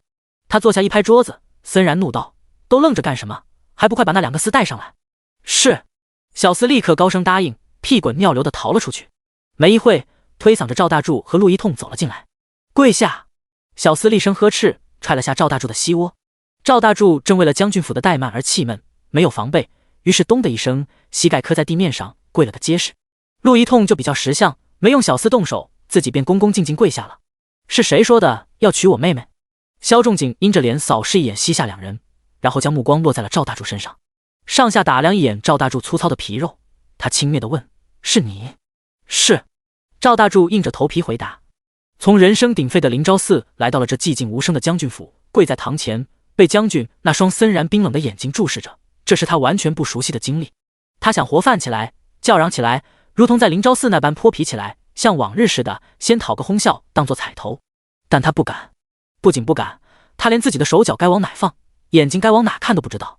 他直觉不能用平常的招数对付这里，直觉周围鹌鹑似的丫鬟小厮不会附和自己，直觉头顶上视线的主人不会像那些羞怯的女人似的跺脚哭泣。他心中有了惬意，但回想着踏入官道，踏入将军府这一路阔气，他又不甘心。爷爷的，这将军府的朱门那么厚，门槛那么高，脚下的石板那么干净，丫鬟的裙摆那么漂亮，这要是能住上一晚，死了也值。爷爷的，豁出去了。第54章，50个板子打成2截。爷爷的，豁出去了。赵大柱这么想着，陪着笑，缩着脖子，偷眼看向了萧仲景。见萧仲景阴着脸不说话，他心里打着鼓，连忙解释：将军，您老人家大人有大量，别生气。小的说那些话，其实也是有原因的。哦。萧仲景去了他一眼，什么原因？将军您想啊，这女人最重要的是什么？赵大柱自问自答：是贞洁啊。您家妹妹当着那么多人的面被俺，不过俺可不是故意占便宜啊，俺是想救您妹妹的命。赵大柱特意将救命2个字咬得重重的，提醒萧仲景自己可是萧庆堂的救命恩人。可惜没得到任何回应，他只能又硬着头皮继续：小人的意思是，当时那么多人都看见俺摸了小姐的手。他艰难地咽了咽唾沫，将头低了又低，继续道：那么多人看见了，小姐她哪怕是9天玄女下凡，也难再嫁出去。俺不是怕小姐没人要吗？正好俺还没娶媳妇，也不嫌弃。我呸！萧庆堂忍无可忍，上前对着赵大柱狠狠就是一脚，痴心妄想的下贱东西！就你这样的货色，给本姑奶奶提鞋都不配，你还不嫌弃我？你以为你是什么东西？他边踹边骂，越骂越踹，恨不能将今日在灵昭寺所遭受的羞辱全踹回去。陆一痛眼中闪过一丝快意，他跪在原地，目光看向被打到吐血的赵大柱，长长叹了口气，兄台，早知如此，何必当初呢？我早劝你得饶人处且饶人，你不肯，现在怎样？人家萧小姐出身江门，为人直爽，怎么会在乎那些世俗规矩？萧将军沙场征战，官场浮沉，怎么会看不透你那点小心思？现在好了吧？本来救人性命多好的一件事，现在被你弄成了这样，你个穷酸书生，少放屁！挨着萧庆堂的打，听着陆一通的风凉话，反而让赵大柱找到了以往在街头菜场打架骂架的熟悉感觉。他蜷起身体，抱着头，喝得将血一吐，扯着嗓子便骂了起来：“你个臭书生，老子再怎么不济，至少也敢做敢当。哪像你，明明心里巴不得攀上高枝，嘴上却还满口仁义道德。哼！你要是不惦记着想要好处，那死皮赖脸跟着来将军府做什么？你直接走啊！你不舍得吧？你也想刮点好处对吧？我呸！老子最看不起你这种人！”赵大柱骂得兴起，忽然一把抓住萧庆堂的脚抱在怀里，咬牙道：“反正老子就也救了，摸也摸了。既然都被老子摸了，那不嫁给老子嫁给谁？你要是敢嫁给别人，老子就告御状！老子让全京城都知道你们这些丑事，让你这辈子都嫁不出去！我杀了你！”萧庆堂被抱着脚挣脱不开，怒急攻心，直接抓起萧崇景手边的剑就要往赵大柱心口刺。电光石火之间，萧崇景皱着眉，伸指一弹，剑飞了出去。旁边的小厮也立刻反应过来，上前一把掰开赵大柱的胳膊，将萧庆堂的脚释放了出来。丫鬟们连忙扶着肝胆俱裂的萧庆堂在旁边坐下，忙中有序地给他抚气，喂他喝茶。赵大柱被反掰着胳膊跪在地上，却望着飞出去剑哈哈大笑。他像是拿住了什么把柄似的，嘿嘿笑着望向萧仲景：“萧将军，既然你不敢杀我，那……啊！”话没说完，他被撂倒在地，手指断了一根，紧接着又断了第二根、第三根。萧仲景的贴身小厮平时唯唯诺诺，此时却很是利落。他单膝压住赵大柱的身躯，一只手固定他的手指，另一只手拿着匕首，来回滑动着锯他的手指。当他面无表情将匕首放在赵第四根手指上时，赵大柱终于从疼痛中找回了点语言，可惜没找回神智，所以他惊恐中竟然大喊：“住手！都给我住手！我要杀了你们！我要告御状！告御状！你也配！”萧仲景垂眸轻蔑地瞥了他一眼，冷笑：“尽管去告，等你敲了登文鼓，我会关照着侍卫那边10点进，保证50个板子，正正好好能把你打成2截。”你想到自己腰骨糜烂，被断成2截的惨状，赵大柱倒吸一口凉气。你就不怕丢人？赵大柱嗫嚅着问。跟你这种人结亲，那才是真丢人。而且萧仲景凉凉地瞥他一眼：“我丢人，你丢命，很公平。你想杀我？”到了这时，赵大柱才真正感觉到生死一线的恐惧。他连忙警告：“灵昭寺好多人都知道我在将军府，我要是死了，整个京城都知道是你杀的，我全家都不会放过你。怎么个不放过？”萧仲景嗤笑：“也去敲登文鼓吗？”你……赵大柱绝望地望向自己血淋淋割下来的3根手指，现在他的第4根手指也感觉到了剧烈的疼痛。接下来是什么？第5根、第6根、第7根手指之后是什么？手掌、手臂。想到自己即将被分割成一块一块，赵大柱想到了2个字：凌迟。他忍不住打了个寒战，忽然闻到了尿骚，他尿裤子了。咚！就在他以为自己死路一条的时候，一锭银子砸在了他身上。滚吧！萧仲景淡淡道：“带着你一家老小滚出京城，永远别让我再见到你。”啊！赵大柱正愣着，一时没反应过来。等回过神，他抱着白花花的银子，恐惧、后怕、惊喜、涕泗交加，砰砰砰连磕了好几个响头。他嘴里念叨着：“一定一定！”屁滚尿流地逃出了将军府，全然没注意自己身后还远远地追了个小厮。将赵大柱解决，萧崇景又看向了陆一通：“你呢？你想要什么？”他问。“对啊，你想要什么？”萧庆堂回过神来，忙期待地看向自己的情郎。学生陆一通看着地上还残留的断指，手脚冰凉，他哪里还敢再提什么要求，于是拱了拱手道：“学生别无所求，只是担心那个赵大柱耍无赖，所以特地来做个见证。未来他若是在外面胡说八道，学生也能解释1、2，是吗？刚才经历了那种事情，萧将军不幸在下，也是自然。”陆一通十分通情达理地道。他站起身拱了拱手：“将军，若是没有旁的事情，在下就先告辞了。”陆一通见自己的情郎竟然真的告退，萧庆堂急了，他连忙一手拉住陆一通，同时着急地看向自己的哥哥：“大哥，今天这事情闹成了这样，我以后还有脸见人吗？不如就让我嫁给他吧。他为人仗义，还考了举人，他真的很好。”举人？萧仲景锐利的目光忽然逼视萧庆堂：“你怎么知道他是举人？”我……萧庆堂连忙捂住嘴，面色惊恐地看向陆一通：“真是个蠢货！”陆一通心中暗骂，慌乱的目光立刻看向萧崇景。他张嘴想要解释，但事已至此，萧仲景还有什么可不明白的？他恨铁不成钢地瞪了眼萧庆堂，抬起一脚将陆一通踹飞了出去。一个小小的举人竟然敢算计到自己的头上，竟然敢把整个将军府玩弄于股掌之中，竟然敢觊觎他萧崇景的妹妹，真是找死！第55章，你死了，萧家反而光荣。堂堂大将军被一个低贱之人算计，弄得整个家族颜面扫地，这糟糕的感觉让萧仲景出离愤怒，甚至起了杀心。他站起身，一步步走到陆一痛面前，足尖挑起地上的长剑，他正要动手，萧庆堂忽然扑了过来，大喊着不要，张开手臂挡在了陆一痛面前。滚！萧仲景阴沉沉地盯着陆一痛，从喉咙里发出声音：不，我不许你杀他。萧庆堂死死护着陆一痛，倔强地对萧仲景道：你要杀就先杀我吧，反正他死了，我也不想活了。你以为我不敢杀你？那你就杀！萧庆堂说着，主动伸长了脖子，梗着脑袋与萧仲景对峙，气氛霎时间降入冰点。正当众人对此手足无措之际，一个丫鬟闯到了门口，她满脸焦急，甚至来不及为眼前的场景吃惊，便直接看向萧仲景道：将军，老夫人醒了，正在对小柔姑娘。什么？听见尹小柔有危险，萧仲景皱眉，他下令先把陆一通关到柴房，然后收起剑，强行带着萧庆堂来到了庆寿堂。阮云罗惦记着看热闹，也慢悠悠地跟着去了。众人一进庆寿堂，便听见了尹小柔的哀哀的哭声，她被摁着跪在地上，脸已经被樊嬷嬷抽红了。小柔，看她这凄惨的样子，萧仲景心中一紧，他3步并作2步地冲进屋里，劈手狠狠给了樊嬷嬷一巴掌，然后心疼地将尹小柔抱进怀里。娘！他红着眼，愤怒地看向自己的母亲：您这几天昏迷不醒，一直都是小柔在主动照顾，您若是不领情，让她走就是了，为什么要这么对待她？你说为什么？席老夫人满脸病容地倚靠在榻上，看向萧仲景的目光却亮得惊人。你们别以为一点点苦肉计就可以讨好我，告诉你们，我老婆子只要活着一天，这届女人就一天都别想有好日子过。娘！萧仲景无奈，他知道自己母亲一时半会忘不了水云茶楼的事情，于是也就不再纠缠。他只是叹了口气，告诉娘，无论您怎么想，小柔她都是陛下赐下来的，您不能这么对她。哥，你也太偏心了。萧庆堂对萧仲景的双标不满，尹小柔只不过被打了几巴掌你都不愿意，那你刚才还把陆大哥打成那样。什么陆大哥？席老夫人看向自己的女儿，心中莫名有种不好的预感。他……萧庆堂有些犹豫，怕席老夫人不同意，但转念一想，事情既然已经闹成了这样，再瞒着又能有什么意义？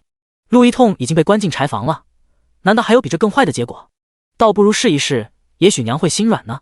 这么想着，他扑通跪在席老夫人面前，动之以情道：娘，陆大哥是女儿的救命恩人，今日女儿在灵昭寺落水，多亏了他舍命相救，否则您现在可能就见不到女儿了。什么？席老夫人震动不已。是真的。萧庆堂连忙道：对，是真的。萧仲景不阴不阳地接过话，冷冷看向自己的妹妹：萧庆堂，你骗我也就罢了，现在你连娘都要骗我。萧庆堂心虚的大喊：谁骗你了？你说呢？萧仲景冷笑着质问：你跟那个陆一痛分明早就认识，这场英雄救美的戏码，你们俩分明早就串通好了。萧庆堂，你自己犯蠢被男人骗也就罢了，还把整个萧家拖下水来陪你丢人，你是不是疯了？谁骗你了？萧庆堂嘴硬：你有什么证据说我骗你？证据？萧仲景嗤笑，他懒得搭理萧庆堂，而是直接看向自己的母亲道：娘，陆一痛现在就在柴房，您如果不信，可以直接去审他，严刑逼供，不怕他不说实话。不行！萧庆堂连忙反对：他是我的救命恩人，我不许你这么对他。行，我不动他。萧崇景答应得十分痛快，那就审你的丫鬟，搜你的房间，但凡有证据能证明你们早就认识，我就直接杀了他，可以吗？萧庆堂不敢答应。够了！事已至此，席老夫人还有什么可不明白的？他先狠狠瞪了萧庆堂一眼，然后对萧仲景道：这件事你亲自处理，务必把那个陆一痛的嘴给我堵住，别让他在外面胡说八道。我这就去。不行！萧庆堂大叫，他心中慌乱，上前一把抽出萧仲景的佩剑，横在自己的脖子上。他红着眼圈看向自己的母亲：娘，你不许动他，你要动他，我就死给你看。庆堂见自己女儿为了男人这个样子，席老夫人又急又气，有话好好说，先把剑给我放下。我不放！萧庆堂倔得很，我不管，你们要是敢动陆大哥，我就给他陪葬。那你直接死吧！萧仲景咬着牙冷冷看着自己的妹妹，声音森然道：与其让你去倒贴那个姓陆的，我倒宁愿你直接死了。你死了，萧家反而光荣。你……萧庆堂委屈地瞪着萧仲景，握着剑的手发颤。你说那些干什么？席老夫人不满地瞪了萧仲景一眼，然后着急地哄着萧庆堂道：庆堂，先把剑放下。你有什么话，放下剑好好说，别把自己伤着。我不。萧庆堂倔得很，他委屈的流着泪看向自己的母亲。娘，我是真的喜欢陆大哥，我是真的喜欢他。娘，我求求您，您就成全我吧。庆堂，你糊涂。他一个大男人，如果真的喜欢你，定然会发奋上进，凭能力和诚意娶你。他用这种毁你名声的方式，分明是不安好心。我不管。萧庆堂赌气，别说陆大哥不是那种人，即便他是，我也认了。我就是喜欢他，我非他不嫁。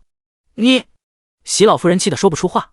见事情始终僵持，阮云罗垂眸想了想，道：这样吧，不如大家各退一步。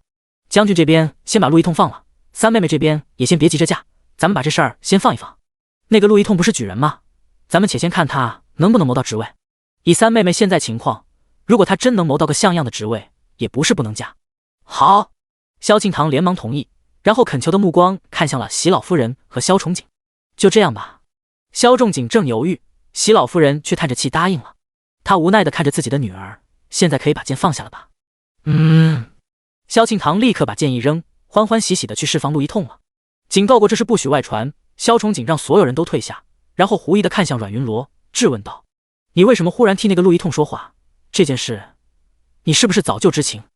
第56章，烂好心给小叔子捐官。为什么忽然替那个陆一痛说话？这件事你是不是早就知情？什么？席老夫人震惊地看向阮云罗，你早就知道？我上哪知道？阮云罗不慌不忙地反问，而且我哪里替陆一痛说话了？你还说没有？萧仲景不爽，陆一痛那种人本就该直接杀了，你留着他，万一真被他谋到职位怎么办？难道还真同意庆堂嫁过去？他好歹是个举人，说杀就杀，你不怕出事？阮云罗反问，而且你杀了他，三妹怎么办？什么怎么办？萧仲景不屑，他难道还真敢寻死？寻不寻死我不知道，但他会恨你一辈子是肯定的。他爱恨便恨。萧仲景咬牙，反正他嫁给谁都行，绝不能嫁给那个陆一痛。我也没说让他嫁，那万一他谋到职位，你怎么说？为什么会有这个万一？阮云罗疑惑地看向萧仲景，你好歹是个将军，这么点事儿都搞不定吗？对。席老夫人立刻明白了阮云罗的意思，她松了口气看向萧仲景，命令道：这件事情就交给你，我无论你用什么样的办法，必须把那个陆一痛谋缺的路给我彻底堵死。萧仲景点了点头，他此时恢复了理智，也意识到自己身为将军，想对付一个小小的举人，办法有的是。阮云罗说的对，现在风头火势，直接杀掉一个举人太惹眼了，还是再等等，等这件事过去之后，自然有千万种方法能要他的命。心里有了主意，众人心情都轻松不少。这时候，席老夫人忽然想起了萧青雨。青雨她现在怎么样了？席老夫人饮了口茶，奇怪地看向萧仲景，她不在家吗？今天这么大事，怎么都没看见她？她提起萧青雨，萧仲景支支吾吾，有些愧疚地摇了摇头，不知道。不知道。席老夫人抬高了嗓门质问，自打我晕倒，这都多少天了？青雨她是死是活，你竟然不知道？你是干什么吃的？光顾着跟那个尹小柔腻歪，连自己的弟弟妹妹都不在乎了是吧？再这样下去，以后连我的死活你都不用管了，我这就派人去找。萧仲景被说得面皮发烫，正准备去找的时候，却忽然听见了旁边阮云罗的声音。他道：不用了，二弟他没事。那他现在怎么样？住在哪？席老夫人连忙急切地问。他现在过得好不好？他不太好。想起自己前世找到萧青雨时他的样子，阮云罗叹了口气道：他在外面有个宅子，整日的呼朋唤友，在宅子里喝酒，太学也不愿意去，过得很颓废。什么？席老夫人震惊，想到自己的小儿子现在竟然孤孤零零的这么惨，席老夫人心如刀割的同时又忍不住愤怒。她瞪着萧仲景咬牙切齿，你说说你，为了个女人都把自己的手足兄弟逼成什么样了？你怎么有脸？萧仲景尴尬。我什么我？席老夫人怒，指着萧仲景的鼻子命令，就现在，你亲自去把青雨给我接回来。接不回来的话，你也不用回来了，我这就去。慢着。萧仲景正要出发，又被阮云罗给拦住了。他看向席老夫人，劝慰道：娘，依我看，还是先让青雨冷静一段时间，毕竟将军和小柔姑娘才刚，她回来可能更不舒服。那怎么办？难道就让她这么继续颓废下去吗？当然不是。阮云罗笑，其实刚才陆一痛的事情，我就在想，如果二弟身上能有个官职，是不是会好一点？也许有个正经事儿做，忙起来他就没工夫苦恼那些杂事了。有道理。席老夫人眼睛一亮，十分认同阮云罗的点子。她不满地看向萧仲景，你看看你，一个亲哥哥，竟然还没有云罗这个嫂子操心。可是这职位哪是那么好弄的？萧仲景叹气，如果不考科举，那就只能捐官，得花不少钱呢。那就花。席老夫人斩钉截铁地道。她心里很清楚，萧青雨对科举没兴趣，即便再读几年，也很大可能是浪费时间。倒不如借着这个机会，直接一步到位给他捐个官，也省得他读书那么辛苦了。可是这银子，萧仲景犹豫。最近他接手管家，才发现家里的财政并没有想象中那么乐观。这府里上上下下上百口人，每天光吃喝拉撒就不少钱，再加上迎来送往上下打点之类的，每月也剩不了多少。怎么不舍得？席老夫人不满。不是，萧仲景摇头解释，娘，要光是捐官的事倒也没什么，但这2年庆堂和青羽也大了，他们2个的嫁娶大事也需要不少银子呢。这有什么可操心的？席老夫人撇了撇嘴，望了眼阮云罗，这么多年，云罗早已经把他们的聘礼和嫁妆攒出来了，到时候你只管宴请就行，能花几个银子？现在啊，想办法让青羽回归正途，才是萧家的头等大事。是。萧崇景答应着，和阮云罗一起出了庆寿堂。犹豫再三，他停步看向阮云罗，你不是很恨我，巴不得我休了你吗？为什么刚才还替我说话？有吗？有。你觉得有就有吧。阮云罗无所谓的笑笑，反正等过几天他银子全都打水漂的时候，自然就知道厉害了。第57章，新买的官职，热乎。你觉得有就有。阮云罗无可无不可的态度，让萧仲景心中不悦。他不明白，一向贤惠持家、百依百顺的妻子，怎么忽然间变成了这样？难道就因为小柔？可他这么多年无所出，他那个妾，难道不是应该的吗？真是矫情。萧仲景这么想着，看向阮云罗的目光也愈发不耐。你闹够了没有？我闹什么了？你说你闹什么了？萧仲景不爽，你自己满京城打听打听，谁家的主母像你似的，一生气就撂挑子，连家都不管了。我一个大男人，整天为公务操劳不说，好不容易回了家，却还要处理家里这些鸡毛蒜皮的小事。阮云罗，我对你已经够忍耐的了，你别得寸进尺。我不是不管，是管不了。阮云罗有理有据地道，娘不是说了吗？我是废物，根本不配做主母的。你别用娘做借口，娘那是在水云茶楼气急了才那么说。萧仲景不耐烦地揭穿，而且你这主母都做了将近20年，一直都好好的，怎么会忽然管不了了？那能一样吗？阮云罗打定主意，不想接着烫手的山芋。以前你和娘常年在外，府中只有我和二弟三妹2个小孩，人缘简单，只需要管着他们吃饱喝足就好。现在二弟三妹长大了，娘也回来了，又多了个小柔姑娘，过2年再加上女婿、妯娌亲家之类的关系，恐怕会更加难以招架。我实在能力有限，将军还是另请高明吧。我上哪去另请高明？萧崇景气，娘不是回来了吗？府里小柔姑娘不也闲着？或者将军若是有心，在那2个有能力的妾室也无妨的。你……萧仲景被堵得哑口无言，气得咬牙切齿的威胁阮云罗：“你别后悔。”怎会？阮云罗笑，只不过摆脱了一项繁重又没有俸禄的差事而已，有什么可后悔的？若还跟前世似的，为一个不值得的人和一个不属于自己的家继续呕心沥血，那才要后悔呢。不仅后悔，而且愚蠢。员外您小心。扶着满面红光的杨员外走出红袖招，陆一痛顺势将准备好的银票塞到了对方手里。杨员外一捏银票，眼神瞬间清明了许多。他终于正眼瞧了下陆一痛，笑眯眯的点了点头：“你很不错，谢员外夸奖。”陆一痛连忙弓着腰感谢之后，才期待的问：“那谋缺的事，包在我身上。”杨员外一拍胸脯，直接变硬了。反正那么多职位呢，除了预定的那些不能动，其他杂缺给谁不是给？与其把职位给那些没有眼色不会来事的人，倒不如多提拔这种知进退懂规矩的。能捞笔好处是一回事，最重要以后同朝为官的时候，多少也能舒心些。对了，你叫什么名字？杨员外笑眯眯地问。学生陆一痛。什么？杨员外打了个激灵，立刻清醒过来。你再说一遍。学生陆一痛。你就是陆一痛？杨员外上下打量他一眼，有些可惜地摇了摇头，随即将银票往地下一扔，冷哼道：“好你个陆一痛，竟然敢行贿本官！你眼里还有没有王法？”我什么我？念在你是初犯，本官这次暂不追究，要是被我发现还有下次，哼哼。杨员外冷哼2声，直接掀帘进轿，脚底抹油，跑得比兔子还快。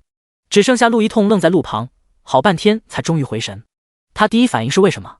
明明一切都好好的，为什么一听到他的名字，他得罪了什么？萧仲景。陆一痛恍然大悟，这才明白为什么萧仲景会突然松口放他离开，还放话有了职位就能成全他。原来是在这儿等着呢。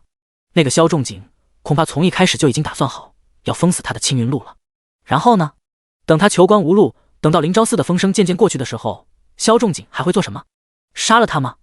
冷风吹过，陆一痛打了个寒战。他阴着脸捡起地上的银票，心想自己这下真是无路可退了。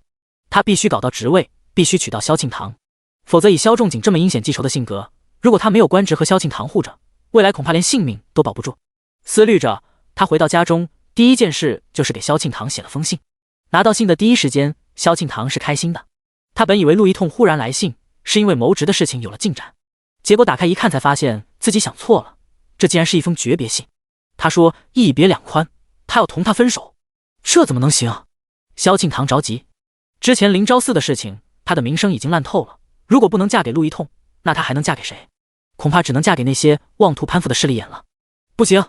萧庆堂这么想着，急匆匆出了海棠阁，去向随风园。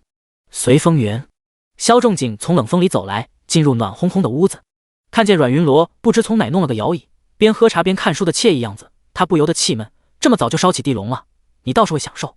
夫人巨冷。万嬷嬷正坐在一旁剥栗子，见萧仲景进来，忙站起身替阮云罗解释。放心，梅花宫中的银子。阮云罗捏了颗荔仁咬了一口，品尝到甘香糯甜的味道，他满足地眯了眯眼睛。我没说你花钱。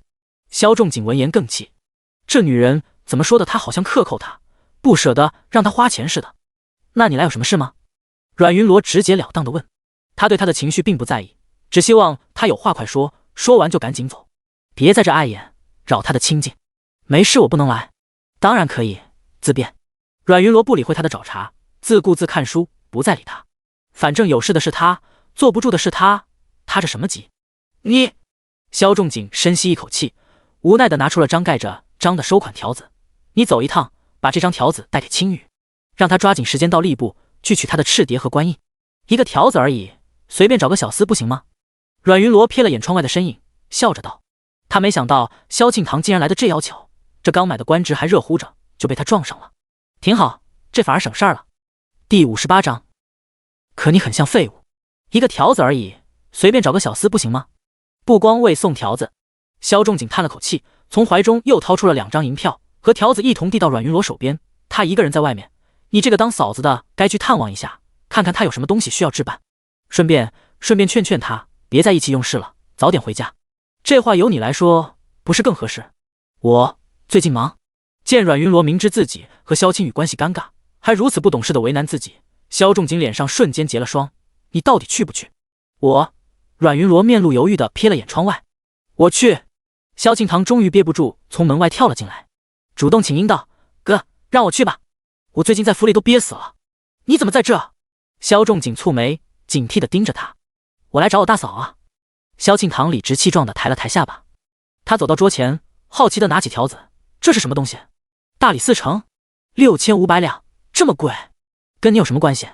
萧仲景立刻从萧庆堂手中抢过条子，他板着脸再次看向阮云罗，你去不去？去。阮云罗这次回答的倒痛快，反正这个热腾腾的官职萧庆堂已经知道，萧仲景也已经知道，萧庆堂知道，那之后发生什么可就跟他无关了。将军府门口，看着阮云罗的轿子离开，萧仲景回过身瞥了眼萧庆堂，特意嘱咐门房打起精神，这几天无论如何不许三小姐出府。是。门房弓着身答应。哼。萧庆堂瞪了自己哥哥一眼，转身离开，心知那门房认真起来，再想用小厮的衣服出去，肯定瞒不过他。萧庆堂想了想，来到了府中角落的一棵树下。这棵树挺直高大，有一根树枝刚好伸出墙外，正适合用来翻墙。凭着他3脚猫的功夫，轻盈的落地之后，萧庆堂没有犹豫，直接向着阮云罗离开的方向追去。等他追到的时候，正看见阮云罗在萧青羽的院子里刚下轿。下了轿，阮云罗还没开门，便闻见了屋内的阵阵酒气。进了屋，酒气更浓。望着萎靡在地面上形容邋遢的男人，阮云罗嫌弃地蹙起眉头，命令道：去端盆凉水过来。是。听到命令，立刻就有人去打水。很快凉水打了过来，在阮云罗的示意下，整盆泼到了萧青羽的脸上。凉到砸手的井水击到他的脸上，让他整个人都打了个寒战，立刻便清醒了过来。谁？找死吗？萧青羽满脸暴力地抬起头，看见是阮云罗，一下子愣住。大嫂。怎么是你？除了我还有谁？阮云罗下令让所有人都出去，然后才打量他颓废的样子。你这是什么扮相？打算盐苦肉计，让小柔姑娘心疼？大嫂，你别激我。萧青雨一副看透所有人的模样，冷哼道：我知道，肯定是我哥让你来劝我的。你告诉他，让他休想，我这辈子都忘不了他。谁说我要劝你？阮云罗笑，小柔姑娘那么好，你忘不了她很正常。那你来干嘛？跑腿。阮云罗说着，将收款条子和2张银票一并递到他面前。你哥给你捐了个官职，大理4成，你抽空尽快去领一下赤碟和官印。这算什么？胜利者对失败者的慰问。萧青雨冷笑，看向阮云罗的目光十分失望。大嫂，我向来知道你只是个古板俗气又无趣的普通女人，但我没想到你竟然庸俗到了这种地步。你觉得感情是可以被利益买断的吗？我庸俗？阮云罗忍不住笑了，他好奇地看向萧青雨，为什么这么觉得？这还用问吗？萧青雨皱眉，似乎觉得他问出这个问题实在太没有自知之明。哪个文雅高贵有趣的女人会天天唠叨着多吃点这个少吃点那个，多穿点衣裳少穿点衣裳，烦都烦死了，是吗？阮云罗垂眸，原来管着他的吃喝拉撒就叫做庸俗，可他也不是从出生就那么庸俗的。不懂感恩的人真是好可恶。阮云罗这么想着，决定再给萧青雨一个教训。他将纸条和银票放地上，推到他面前，引诱道：其实你当然可以将它看作安慰，但更可以将它看作机会。什么机会？萧青雨自嘲：我哪里还有机会？当然是证明你自己的机会。阮云罗不解地看向萧青雨，难道你不想让他刮目相看，让他后悔，让他知道自己选错了吗？你这样颓废有什么用？只会让他庆幸自己没有选择你这个废物。我不是废物，可你现在很像。阮云罗毫不客气地道，他手指点了点那张价值6000多两的纸条，轻声点燃他的希望。现在机会就摆在你面前，看你自己选。你有机会证明自己不是废物，当然你没胆量的话，撕了它也可以。我怎么没胆？萧青雨一把抓住纸条，等着吧，我非得让你们所有人刮目相看，我要让你们都后悔。我等着。阮云罗笑笑，见目的已经达成，他没再逗留，直接坐着轿子离开。萧庆堂躲在墙角，见阮云罗走远，连忙迫不及待地走了进去。一进门，看见萧青雨落魄潦倒的样子，他满脸嫌弃：你怎么把自己搞成这样？关你什么事？萧青雨面无表情：怎么不关我事？我可是你唯一的妹妹。萧庆堂吃惊地瞪大眼睛：难道你为了那个3心2意的尹小柔，连我这个妹妹都不认了？你到底来干什么？萧青雨不耐烦，他知道萧庆堂讨厌尹小柔，不愿意同他废话。你怎么对我这个态度？萧庆堂不满：我可是你的债主呢。什么债主？萧青雨皱眉看着自己的妹妹，不知道她又是在发什么疯。你忘了娘刚回来那天，我可是帮过你大忙呢。萧庆堂提醒：当时你可是答应了，以后我需要帮忙的时候，你必须无条件帮我一个忙。可你又没起作用。怎么没有？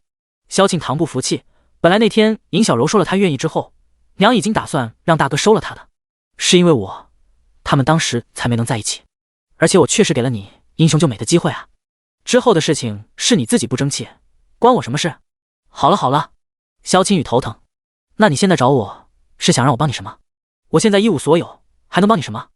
你呢？萧庆堂斩钉截铁地破灭了萧青雨的希望。我要你大理4成的官职。第59章，如若负心，不得好死。我要你大理4成的官职。你……萧青雨上下打量自己的妹妹一眼，不明白她葫芦里卖的什么药。你要官职做什么？你一个女的又做不了官，我有用。萧庆堂将自己与陆一通的事情简单说了一遍，然后道：娘和大哥已经答应了，只要陆大哥能谋到官职，就可以成全我们。不行。萧青雨毫不犹豫地拒绝。这个世界上没人比男人更懂男人，他只这么一听就直觉陆一通这个人不靠谱，于是对萧庆堂道：换个要求。那个陆一通我不会帮他，他分明是个想攀龙附凤的势利眼，配不上萧家。你凭什么这么说他？萧庆堂气：直觉？狗屁直觉！你分明是想出尔反尔。萧庆堂又无语又愤怒：你凭什么这么瞧不起陆大哥？难道就因为他家世穷吗？尹小柔还穷呢，你不照样为了他神魂颠倒？你说陆大哥配不上萧家，难道他就配了？他怎么能跟小柔比？萧青雨皱眉不满：好，那就不跟尹小柔比，跟你比。萧庆堂说话丝毫不留情面：陆大哥家里是穷，可是他家里那么穷还能考上举人，你呢？你从小读书这么多年，到现在连个秀才都没考上，怪不得尹小柔看不上你。是我也不选你。萧庆堂，吼什么啊？恼羞成怒了。萧庆堂翻了个白眼，萧青雨，你别以为我不知道你的小心思。我告诉你，别惦记了，人家尹小柔现在跟大哥恩爱着呢。就算你真当上了大理寺丞，也不过是个小小的6品官，跟大哥仍旧是没得比。尹小柔根本不会放在眼里，而且用一个买来的6品官证明自己，萧青雨，你不觉得这有点可笑吗？闭嘴！萧青雨忍无可忍，他阴着脸，狠狠将一张纸团摔到萧庆堂脸上，怒喝：“滚！”谢谢哥。萧庆堂毫不在意地捡起地上的纸团，将它摊开抚平。待确认是自己想要的东西之后，他便眉开眼笑地离开，转头便将纸条交到了陆一痛的手里。这是什么？陆一痛看着萧庆堂递过来的皱皱巴巴的纸条，心生疑惑。在萧庆堂期待的目光下，他接过纸条一看，眼睛瞬间瞪大。这是……压抑住心中的狂喜，陆一痛十分矜持地看向萧庆堂：“这是你从哪弄的？买它做什么？”你别管。萧庆堂一句都没敢提这条子的来历，生怕陆一痛不肯接受或者不敢接受。为防夜长梦多，他抓住陆一痛的衣袖嘱咐：“尽快去吏部领赤牒和官印，尽快。”好，我现在就去。陆一痛立刻点头，可就要出发的时候，他却被萧庆堂拉住。怎么了？陆一痛疑惑地回头，等看见萧庆堂不满的神色，他这才意识到自己着急了，于是笑着连忙哄他：“看我光顾着执行你的命令，竟然把最重要的事情忘了。”他温柔地拉过萧庆堂的手，担忧地低头问他：“你最近怎么样？你哥没有再为难你吧？”“哎，都是我不好，明知道你那主意不妥，竟然也没拦着，现在弄得你跟家里的关系那么僵，都是我不好。”“我不怪你。”萧庆堂连忙抓住陆一痛的手，脸红道：“只要你以后对我好就行了。”“庆堂你放心。”陆一痛连忙揽着他的肩膀，深情地道：“我陆一痛绝不是那等负心薄幸之人，断不会辜负你这一片深情。如若不然，叫我不得好死。”“好。”萧庆堂满意的点头，他看向陆一痛道：“记住你的话，以后若你敢欺我、辱我、背叛我，我不会放过你的。”“这是自然。”陆一痛连忙笑着应下：“庆堂你放心，等我这边把官印领到手，立刻就会去将军府提亲。我呀，真是迫不及待想让你成为陆夫人呢。”“你说什么呢？”萧庆堂再次红了脸，跟陆一痛依依不舍的告别之后，才终于回了家。3日后，随风园看着站在面前的萧仲景和尹小柔二人，阮云罗懒洋洋的不想说话。“什么事？竟然劳动你们俩一起来了？”“取东西。”萧仲景凉凉道：“你不是不想管家吗？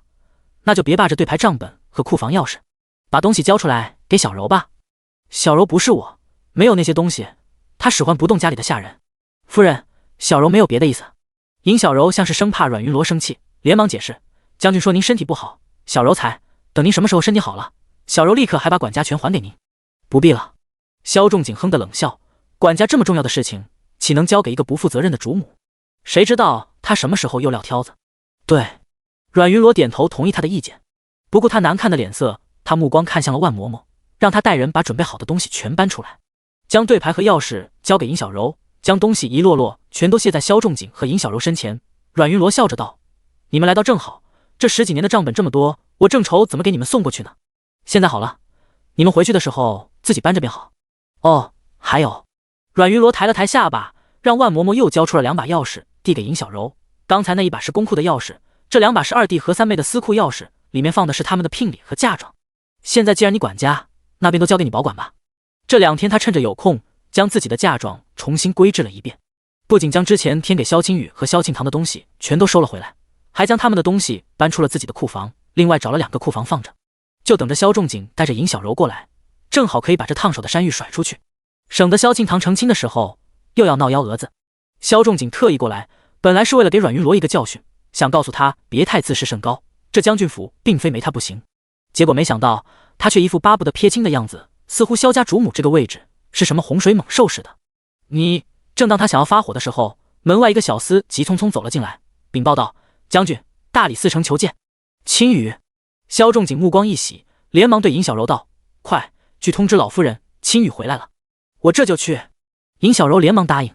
他知道萧仲景让他去报告这个好消息，是特意在帮他。老夫人看他一向不顺眼，借着这次萧青雨当官回府的喜事，也许老夫人一高兴就既往不咎了。第60章吃里扒外的东西。青雨，你可算回来了，娘他！萧仲景满脸笑容地进入课堂，看见一个身穿官服的男人背对着自己，很自然便以为是萧青雨。他正奇怪自己弟弟怎么神神秘秘的时候，忽然背对着他的男人转过身来，竟然是陆一痛的容貌。怎么是你？看着转过身来的陆一痛，萧仲景目光一震，面色瞬间阴沉起来。他上下打量陆一痛的官服，冷声质问：你怎么会穿着大理寺丞的官服？怎么不能是我？陆一痛明知故问：不是你说的吗？只要我谋到职位，就成全我和庆堂小姐。现在陆一痛笑着张开双臂，让萧仲景看清自己身上的官服。将军，现在到你履行诺言的时候了。你找死！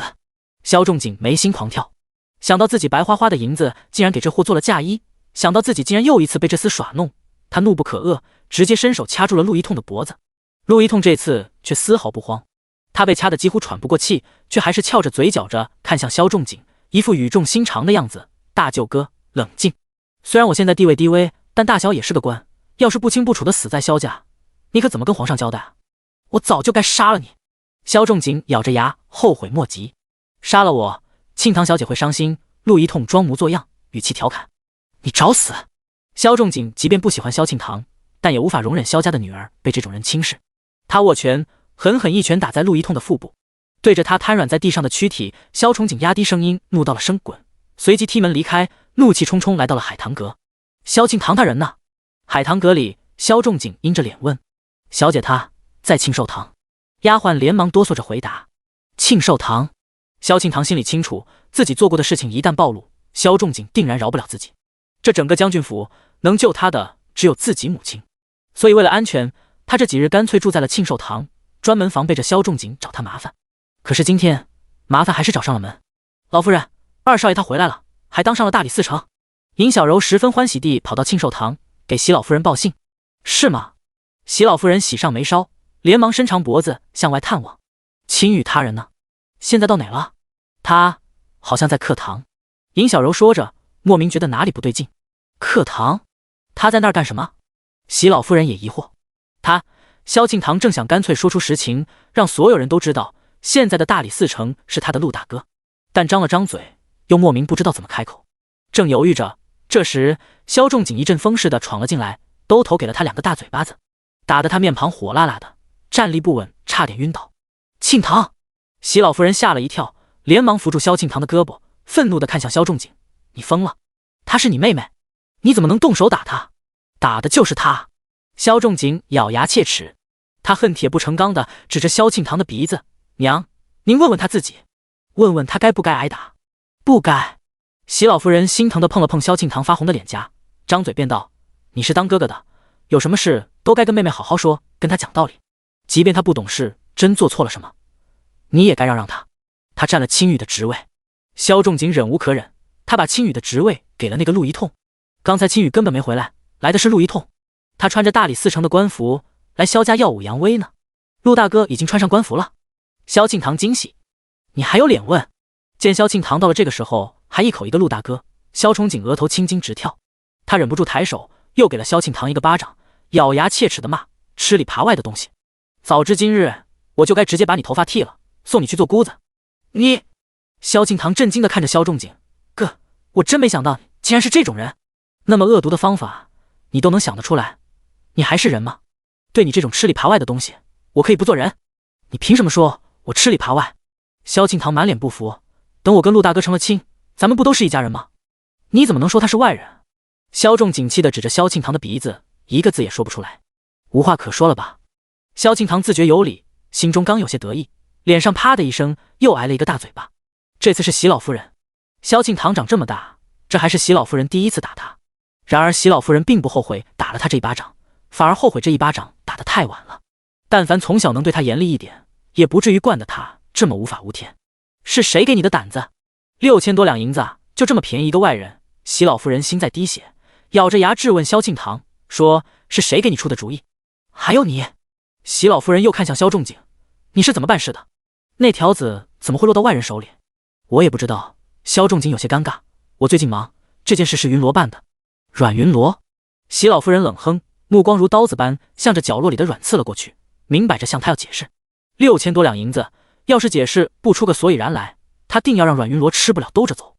第61章，你的意思是绝食？我最近忙，这件事是云罗办的。萧仲景轻飘飘一句话，将责任全都推了出去。所有人目光立刻看向了阮云罗，等着他给出解释。我也不太清楚。阮云罗凉凉地瞥了萧仲景一眼，淡淡道：那纸条我是亲自交给了二弟的，至于为什么流落出去，我也不清楚。或许我们可以报官试试，也许是那个陆一通自己偷的呢。你胡说！萧庆堂连忙打断，他生怕这件事会影响陆一通的前途，连忙看向席老夫人解释：娘，这件事跟陆大哥无关，那纸条是我二哥亲手给我又送给陆大哥的。陆大哥他什么都不知道。他怎么可能不知道？席老夫人忍无可忍，她不明白自己的女儿为了个男人怎么会变成这样。10几年来血脉相连的亲人，难道还不如个刚认识的男人重要？若是个门当户对心肠好的男人也就罢了，那个陆一通他分明就是攀龙附凤的骗子。那张条子萧庆堂不懂事，不知道其中的价值也便算了，陆一通身为举人，他怎么可能不知道？那张条子且不说花了多少钱打点，光其中的人情便难以计算。那个陆一通他收了那么贵重的东西，手难道一点不软，心里难道一点没嘀咕吗？哼，除非他是个跟萧庆堂一样的蠢货。深吸一口气，席老夫人看向自己的纯女儿：你二哥为什么把纸条给你？还有，你是怎么出去的？谁帮的你？谁把纸条的事儿告诉你的？哪有人帮我？萧庆堂捂着脸有些委屈，事情都是我自己偷听到的，也是我自己想办法跑出去的。至于我二哥他，提到萧青雨，萧庆堂犹豫了一下，生怕自己又挨打，他没敢说出全部实情，而是委屈巴巴把目光投向了萧仲景，还不是因为我大哥，跟我有什么关系？萧仲景皱着眉威胁：萧庆堂再胡说八道，小心我还扇你！谁胡说了？萧庆堂连忙2只手将脸全部捂住，理直气壮地道：我二哥不想收你的东西，不是很正常吗？你们俩现在可是敌人，他不想被你可怜，不想被尹小柔看不起呗。这跟小柔有什么关系？萧仲景皱眉：怎么没关系？萧庆堂不服，本来这件事就是因为尹小柔啊。好了，席老夫人烦躁地揉了揉自己的太阳穴，她瞪了眼萧仲景身边楚楚可怜的尹小柔，然后颓然地叹了口气，看向了自己的大儿子：仲景，你还有没有别的办法？能不能把青羽的官职要回来？或者能不能再给他捐一个？这怎么可能？萧仲景苦笑，人家陆一通那边官服都已经穿上了，难道还能给他扒下来？就算能扒下来，那官职也不属于萧青羽了，只能是便宜其他人。再捐一次倒还是个办法，但哪还有钱呢？6000多两银子啊，再加上打点和人情的费用，他这次可是花了上万两。这上万两银子已经是掏空了府里的公库，再捐一次，恐怕将军府就要成空壳子了。唉，席老夫人叹气，那青羽怎么办？要不等下次？萧仲景正寻思着再攒钱，等下次有机会再说。但这时门外传来一阵急促的脚步声，萧青羽的贴身小厮连滚带爬的跑了进来。老夫人，二少爷他。二少爷怎么了？席老夫人被他这慌慌张张的样子吓了一跳，急得连忙站起来催促：你快说啊，二少爷到底怎么了？二少爷他失踪了。小厮苦着脸将一张纸呈了上去，声音带着哭腔道：今儿一大早天还没亮，二少爷忽然说他饿了，想吃城北状元楼的烧鹅。小的心里高兴，还以为二少爷是想通了，连忙马不停蹄的就去买。谁想到一回来，却发现少爷他人不见了，只留下这么一张纸。什么？席老夫人全身一震，连忙上前抢过信纸。只见信纸上龙飞凤舞的写着“勿着”2个大字，确实是萧青羽的字迹。二弟他这也太不让人省心了。萧仲景皱眉看了眼信纸上的字迹，心里并不太当一回事。他看向自己的母亲，安慰道：娘，您别担心，他这只不过是闹脾气呢。他一个大男人，能出什么事？等他想通的时候，自己就回来了。你这说的是人话吗？席老夫人气，萧仲景，我给你3天时间，3天之内，你要是不把青羽给我找回来，你也别回来了。还有你！席老夫人瞪着眼睛又看向尹小柔，等青羽回来以后，你给我离他远远的。要是被我发现你又吊着他，看我不揭了你的皮。小柔不敢。尹小柔连忙红着眼圈答应，然后和萧憧景一起夹着尾巴快步离开了庆寿堂。萧庆堂也被萧青羽这突如其来的失踪吓了一跳，他心里一虚，连忙借着阮云罗告退的功夫也一同溜了出去。随风园，阮云罗进了屋坐下，奇怪的看向跟着进来的萧庆堂：有事？萧庆堂点了点头，满脸期待的蹲在阮云罗摇椅旁边，扒着他的椅子问：大嫂，你有没有办法可以帮我？我怎么会有办法？你有的，你肯定有的。萧庆堂晃着阮云罗的摇椅耍赖：你求我有什么用？阮云罗笑：这件事的关键其实在你自己，只要你自己是真的想嫁，这整个将军府谁又能拦得了你？我娘啊！你看他今天气的，他肯定不会答应。他再生气也是因为心疼你。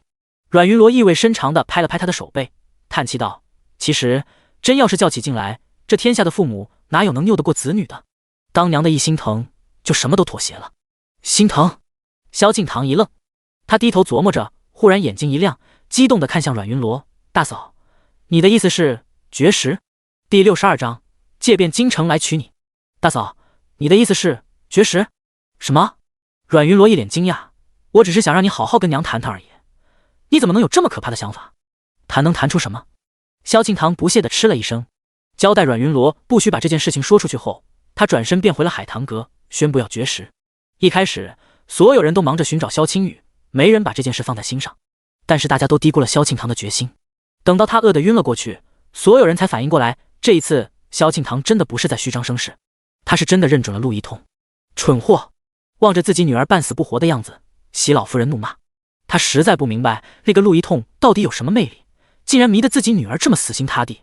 这全天下难道就他一个男人了吗？你就不能争口气？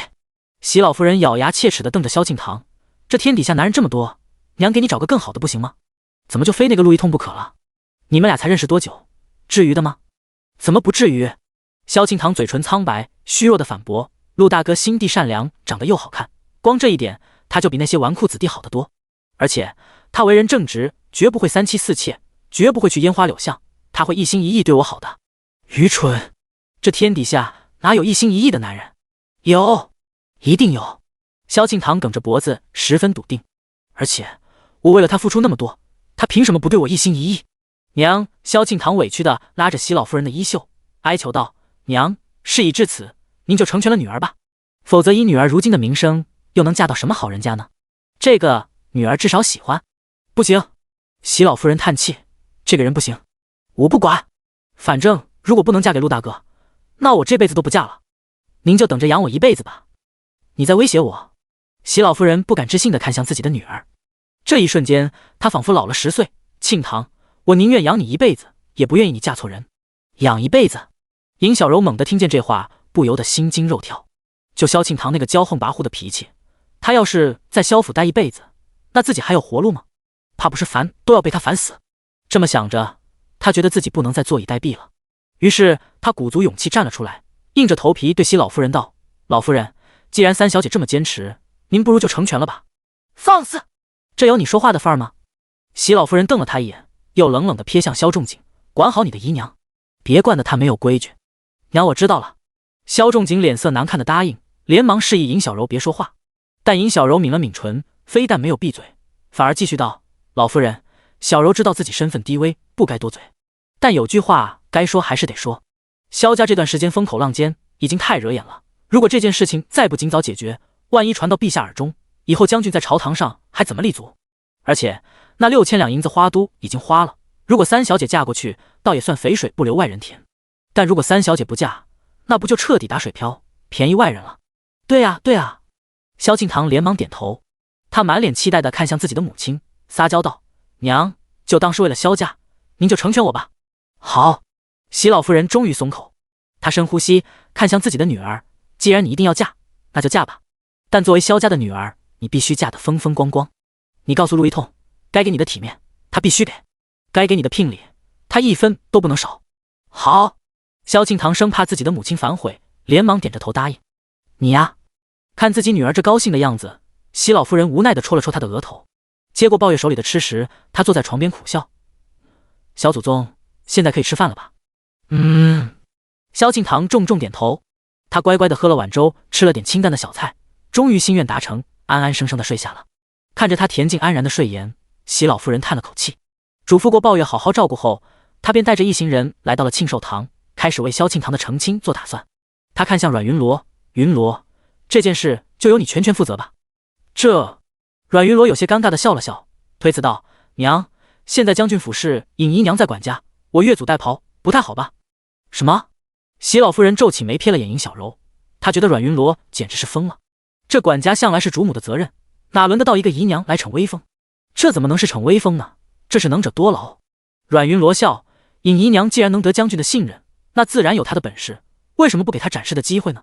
他笑着看向萧仲景，故意激他，是吧，将军？那是当然。萧仲景冷哼，至少小柔她认真负责，不会3天2头的生病撂挑子。小柔也不想僭越的。尹小柔红着眼圈，也连忙解释，只是将军公务繁忙，夫人身体又总不好，所以……行了行了。席老夫人身心俱疲，没有心思再理会他们之间的纠葛。她只问了尹小柔能不能办好，得了她的军令状后，便摆了摆手，让众人退下。四方戏园，陆一痛得知了萧家妥协的消息，本来欣喜若狂，但一听说聘礼2字，他整个人又瞬间冷静起来。他为难地看向萧庆堂，庆堂，你也知道我家的情况，我什么我？萧庆堂皱着眉不满，我为了你做了那么多，半条命都快没了，现在只不过想要个风风光光的婚礼而已，这都不行？当然行。陆一痛见萧庆堂来了脾气，连忙哄着道，只要庆堂你愿意嫁给我，别说是聘礼了，你要我的命都行。你等着，我立刻就回去把祖宅给卖了来娶你，要是还不够，我就去借，我借遍整个京城，我哪怕要饭也要娶到你。好，我等你。第63章，嫁妆能不能借？什么？你要卖祖宅？听说陆一痛竟然要动家里的宅子，赵老太不干了。不行，绝对不行。他皱着眉直摇头，那祖宅是你们陆家世世代代传下来的，是陆家的根，这要是被你把祖宅卖了，以后九泉之下，我怎么有脸见你爹？娘，不是卖，是当。陆一痛连忙解释，等儿子以后有了钱，早晚还能把宅子赎回来。你什么时候能有钱？赵老太撇撇嘴，立刻反问，你娶了那么娇气的媳妇，以后还有可能传得下钱吗？你能不能养得起她都两说呢。娘，你别喊我娘，我不是你娘。赵老太瞥着自己的儿子，心里来气。他操劳了一辈子，伺候了陆家人一辈子，好不容易儿子长大，中了举人，当了官，终于到了自己享清福的日子，他却非要娶回来一个祖宗。这还没嫁过来呢，就要卖祖宅。等他嫁过来，这陆家还能有自己说话的份儿吗？这么想着，赵老太越发坚定了决心。只是他也不好太过驳斥自己的儿子，于是想了想，从衣箱底部取出来个叠得四四方方的手帕，揭开手帕，将里面1张50两的银票和几块稍大点的银子全都拿给了陆一痛，自己只留着几块碎银子和一些铜板。他佝偻着腰，粗糙温暖的手拍了拍自己的儿子，语重心长道，一痛，这就是家里全部的积蓄了，都给你，你拿去给那个小姐吧，她如果真的喜欢你，一定会体谅你的。唉，陆一痛叹气，他见自己母亲这么坚决，也不好再劝，让赵老太将银子全部收起来。他回房拿出了之前送给杨员外的那张银票，到钱庄将50两银子全换成碎银，又往里掺了不少铜板之后，他再一次约见了萧庆堂。庆堂，你看。一看见萧庆堂，陆一痛便兴高采烈地递上包裹。这是什么？萧庆堂好奇地接过，打开包裹一看，发现里面竟然满满当当全是碎银子。他奇怪地望向陆一痛，你给我这个干什么？聘礼啊。什么？萧庆堂脸色瞬间变了，他不敢置信地望着陆一痛，你就用这些东西给我当聘礼？你把我当什么了？我萧庆堂在你眼中就是这么低贱的人吗？你先别生气。陆一痛连忙拉着他哄，你也知道我家的情况，我爹死得早，我娘一个女人能把我拉扯长大，供我读书，已经很厉害了，她上哪还有钱给我娶媳妇呢？就这些钱还是我厚着脸皮一家一家借的呢。你不是说卖祖宅？那祖宅能值几个钱？陆一痛叹气，而且那么老旧的宅子，就算我愿意卖，一时半会也没人愿意买啊。那怎么办？你就打算用这些又脏又臭的碎银子给我当聘礼？当然不是，这些碎银子怎么配得上你？陆一痛连忙道，其实我都想好了，这些银子你先保管着，我继续再去借，一家不行我借2家，一天不行我借2天，总有一天我借够钱，一定能风风光光的娶你进门。那你得借到什么时候去？不管借到什么时候，我都要借。陆一痛抓着萧庆堂的手指，深情地道，庆堂，只要你愿意嫁，哪怕7老8十我也娶。7老8十，想到自己7老8十的时候，花白着头发还在后嫁的样子，萧庆堂一阵恶寒。他心中莫名的开始有些后悔，如果陆一痛连聘礼都出不起，那自己以后嫁过去，他能养得起吗？难道他以后要跟他一起过苦日子？庆堂，你怎么了？见萧庆堂变了脸色，陆一痛忙问。没什么。萧庆堂摇了摇头，他轻轻叹了口气，看向陆一痛，陆大哥，你会永远对我一心一意，对吧？当然。陆一痛立刻表忠心，我之前不是发过誓吗？如果我陆一痛负了你，叫我不得好死。好。听陆一痛这么说，萧庆堂重新坚定了决心。他将整包碎银子还给陆一痛，让他回家等信，而他自己则转头回了将军府。随风园，萧敬堂急匆匆还没进门，便被拦住了。他皱眉看着胆敢拦住自己的万嬷嬷，十分不爽地质问：“老货，你瞎了？竟敢拦我！”三小姐恕罪。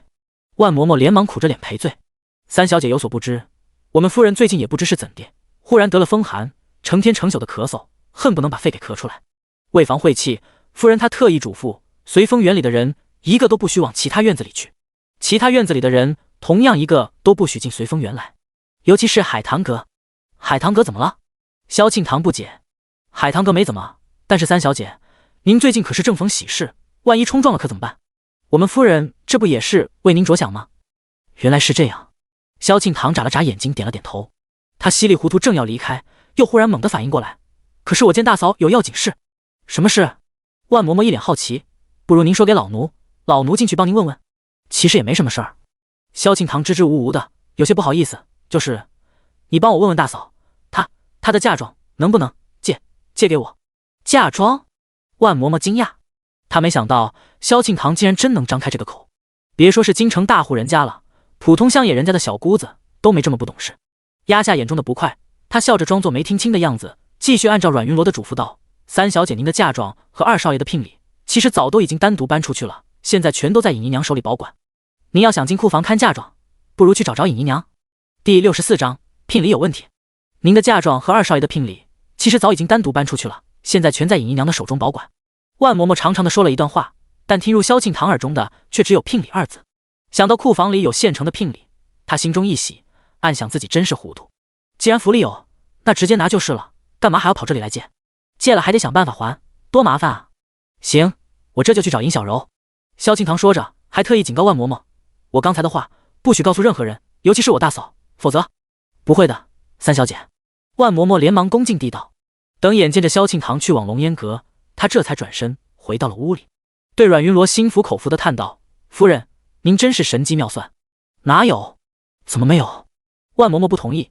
前2日您忽然称病，说让我注意三小姐的时候，我还觉得奇怪。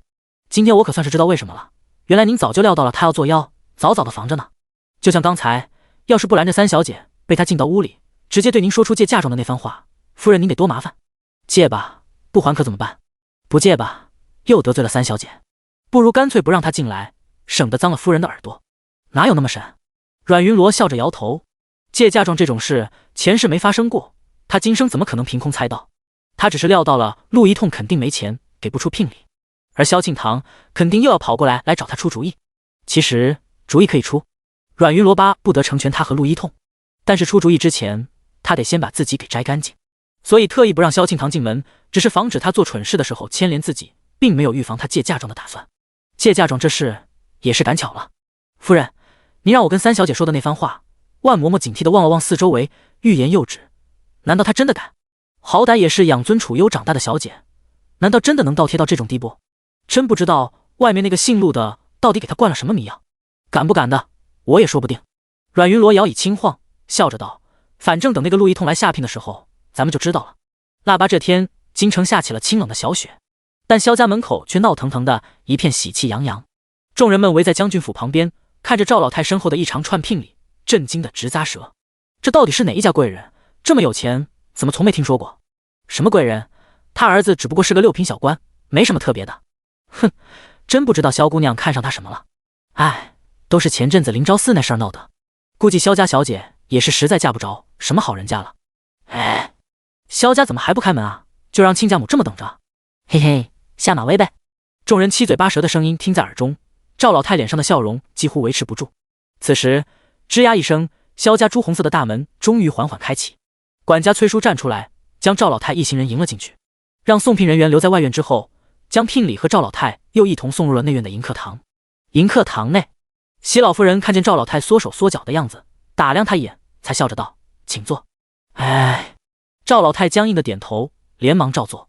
今日来送聘之前，她想过将军府应该是个大户人家，但没想到是这么大户的人家，一路穿堂过院的，都快把她绕晕了。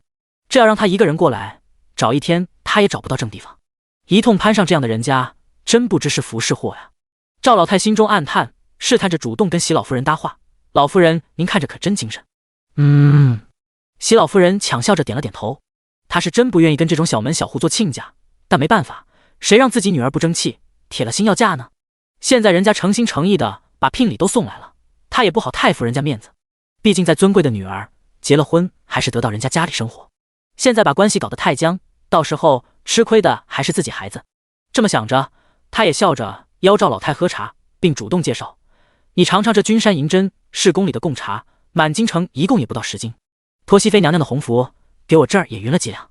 平日里我也不舍得喝，今儿这不是你来了，咱们正好一块品品。”哎呦，这竟然还是贡茶！赵老太望着茶惊讶，她咽了咽口水，小心翼翼地看向席老夫人：“您还认识宫里的娘娘？”当然。席老夫人隐隐有些骄傲，她巴不得让这位亲家知道自己女儿的高贵，于是道：“熹妃娘娘也姓萧，是庆堂的亲姑姑。”是吗？赵老太手里一哆嗦，差点把茶都泼出去。想到隔壁的那些稀里糊涂的聘礼，她心中后悔莫及。早知道他说什么也不该同意这桩婚事，早知道他说什么也不该接受那笔来路不明的聘礼，早知道他今天说什么都不该来这送聘。人家可是将军的妹妹，人家可是熹妃娘娘的侄女，自己小门小户地，哪里高攀得起人家？这要是被他们发现隔壁那些聘礼的来历，自己这条命还能保住吗？这么想着，他全身又是一阵寒战，连忙椅子也不敢坐了，茶也不敢喝了，起身就要告辞。怎么了？席老夫人见他急慌慌的样子，觉得奇怪，刚才还聊得好好的，这就要走了？他倒不是想挽留，只不过毕竟是自己女儿的人生大事，场面上总得过得去。没事，我就是头有点晕。头晕？席老夫人皱了皱眉，连忙看向身边的樊嬷嬷：“快去请府医。”不用。赵老太吓了一跳，连忙摆了摆手：“我这其实是老毛病了，没什么大碍，回去歇歇就好。”他说着，边急迫地往外走，边回头对席老夫人告别：“您忙您的，我就不打扰了。”但这时门外一个丫鬟急匆匆闯了进来，她凑近樊嬷嬷的耳朵，语速飞快地说了些什么。樊嬷嬷脸色立刻变了，她凉凉瞥了赵老太一眼，凑近席老夫人的耳边小声道：“老夫人，聘礼有问题。”第65章用嫁妆充聘礼。老夫人，聘礼有问题。什么？尹姨娘说，聘礼里面的东西大多跟2少爷和3小姐的聘嫁礼单重合。她最近新接手管家，刚清点过库房，对这些东西都有印象，绝对是咱们府里的东西。樊嬷嬷边低声快速地对席老夫人汇报情况，边使眼色让旁边的丫鬟拦住了赵老太。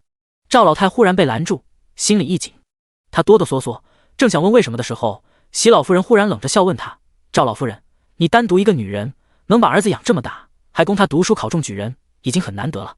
更难得的是，你还能眨眼间拿出那么丰厚的聘礼，真是令人大开眼界。”“哪里？”赵老太额头直冒冷汗，忍不住解释：“其实那都是家里传下来的东西，跟我也没什么关系。”“没关系？恐怕不是吧？”席老夫人意味深长的质问。同时，尹小柔已经带人将有问题的聘礼全都搬到了堂前。她绕过赵老太，径直来到堂中央，恭敬对席老夫人道：“夫人，除了那些糕饼鸡鸭和布匹绸缎，聘礼里但凡值钱点的玉器金器、铭玩字画之类，全都出自咱们府中。”他说着，又拿出了阮云罗之前交接给他的聘嫁单子，单子上与陆一通聘礼重合的地方都已经做好了记号，方便席老夫人比对。席老夫人扫了眼聘嫁单，心头一震，这单子上但凡值钱的、容易被携带的东西，竟然全都被标上了记号，成了陆一通的聘礼。望着堂前满院的聘礼，再看一眼赵老太畏畏缩缩的样子，席老夫人哪还有不明白的？她狠狠将2张聘嫁单子摔在了堂中央，咬牙切齿地瞥了赵老太一眼。她先质问尹小柔：“这是怎么回事？库房的钥匙不是在你手里吗？里面的东西都已经被搬空了，你竟然不知道？请老夫人恕罪！”尹小柔暗骂一声萧庆堂，连忙跪下来委屈道：“前几天3小姐的确来找过小柔一趟，说是要查点自己的嫁妆。小柔没有办法，便拿出钥匙陪她一起。可能就是那天她接触了钥匙，所以才……废物！”席老夫人怒骂着，又冷冷看向赵老太：“所以你竟然用我萧家的东西当聘礼，来娶我萧家的女儿？你和陆一通你们母子俩，是不是也欺人太甚了？”这……赵老太陪着笑，半天说不出话来。她装模作样的捡起地上的单子看了好一会，才硬着头皮道：“老夫人，其实你问我，我也不知道是什么情况，可能是巧合吧。”“巧合？”席老夫人冷笑看了樊嬷嬷一眼，樊嬷嬷则立刻去到堂前，在敞开的聘礼堆里随便拿了件字画，将字画打开，她指着左下角的印章看向赵老太，轻蔑道：“赵老夫人，认字儿吗？”“不认识。”赵老太瞥了眼印章上萧老将军的大名，连忙摇头，同时心中暗怪萧庆堂都说了不能直接拿这些东西做聘礼，得卖了重新买。他非不肯。现在好了，弄得他下不来台。还有这萧家也是，管是谁的东西，反正不都给全虚全影的给他们送回来了吗？这么斤斤计较做什么？这么想着，他心里也有了气。于是蔫蔫的站在堂前，他干脆坦白道：老夫人，我家的情况你也清楚，不是不想，是确实拿不出那么多聘礼。庆堂他也是懂事，所以才想出了这么个主意，想着先对付过去再说。反正这东西都一样不少的给您送回来了，您高抬贵手，就别太较真了。本来这说到底也都是庆堂的东西，他愿意给我们家使使也没什么毛病。这以后都是一家人，谁跟你一家人？席老夫人来气，他心想，这都还不是一家人呢，就这么多心眼。要是以后真成了一家人，那还得了？就萧庆堂那蠢货。想到萧庆堂，席老夫人头疼。要不是因为那么个蠢女儿，她也不至于自降身价，跟这种人费口舌。怎么不是一家人？听见席老夫人要撇清关系，赵老太不干了。他生怕竹篮打水一场空，连忙瞪大眼睛争辩。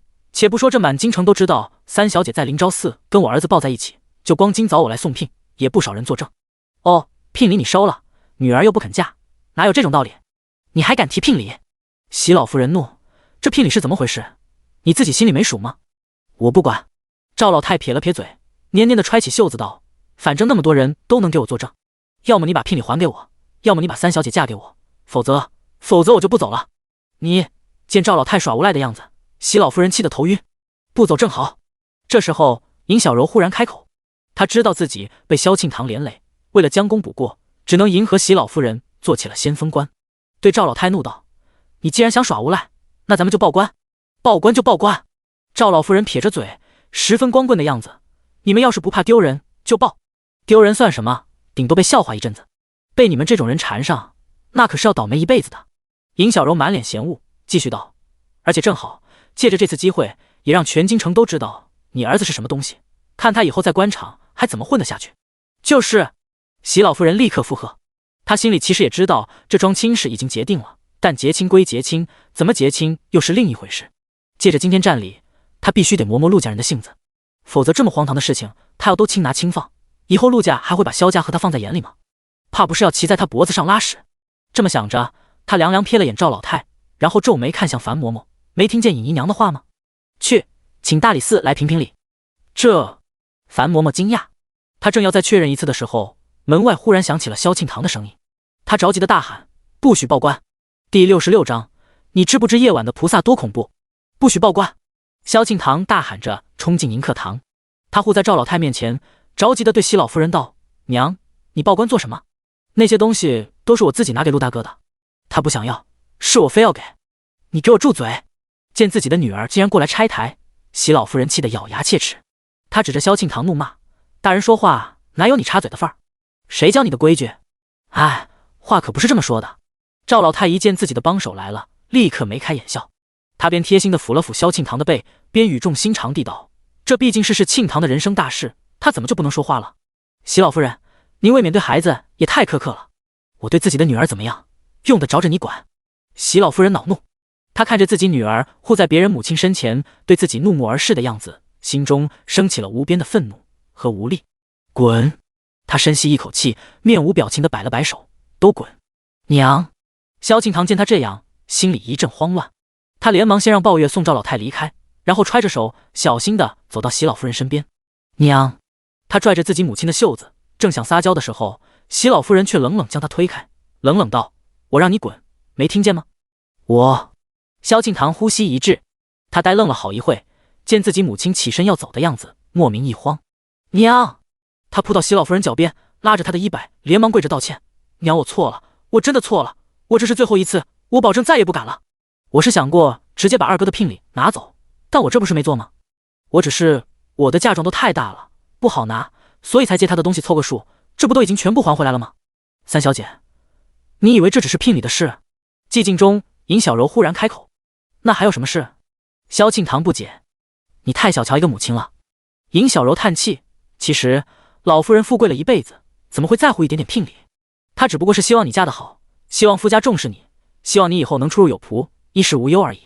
但你联合陆家偷用嫁妆来充当聘礼，却是对老夫人明晃晃的看低。你的行为更会让陆家也看低咱们萧家。你刚才护着别人的母亲，有没有想过你自己的母亲是什么样的感受？萧庆堂张了张嘴，却不知该怎么解释。他看着自己母亲冷冰冰的面庞，忽然感觉到一阵由衷的恐惧和窒息。他连忙更加用力地拉住席老夫人的衣角，慌乱道：“娘，我不是故意的，我没想那么多，我真的没想那么多。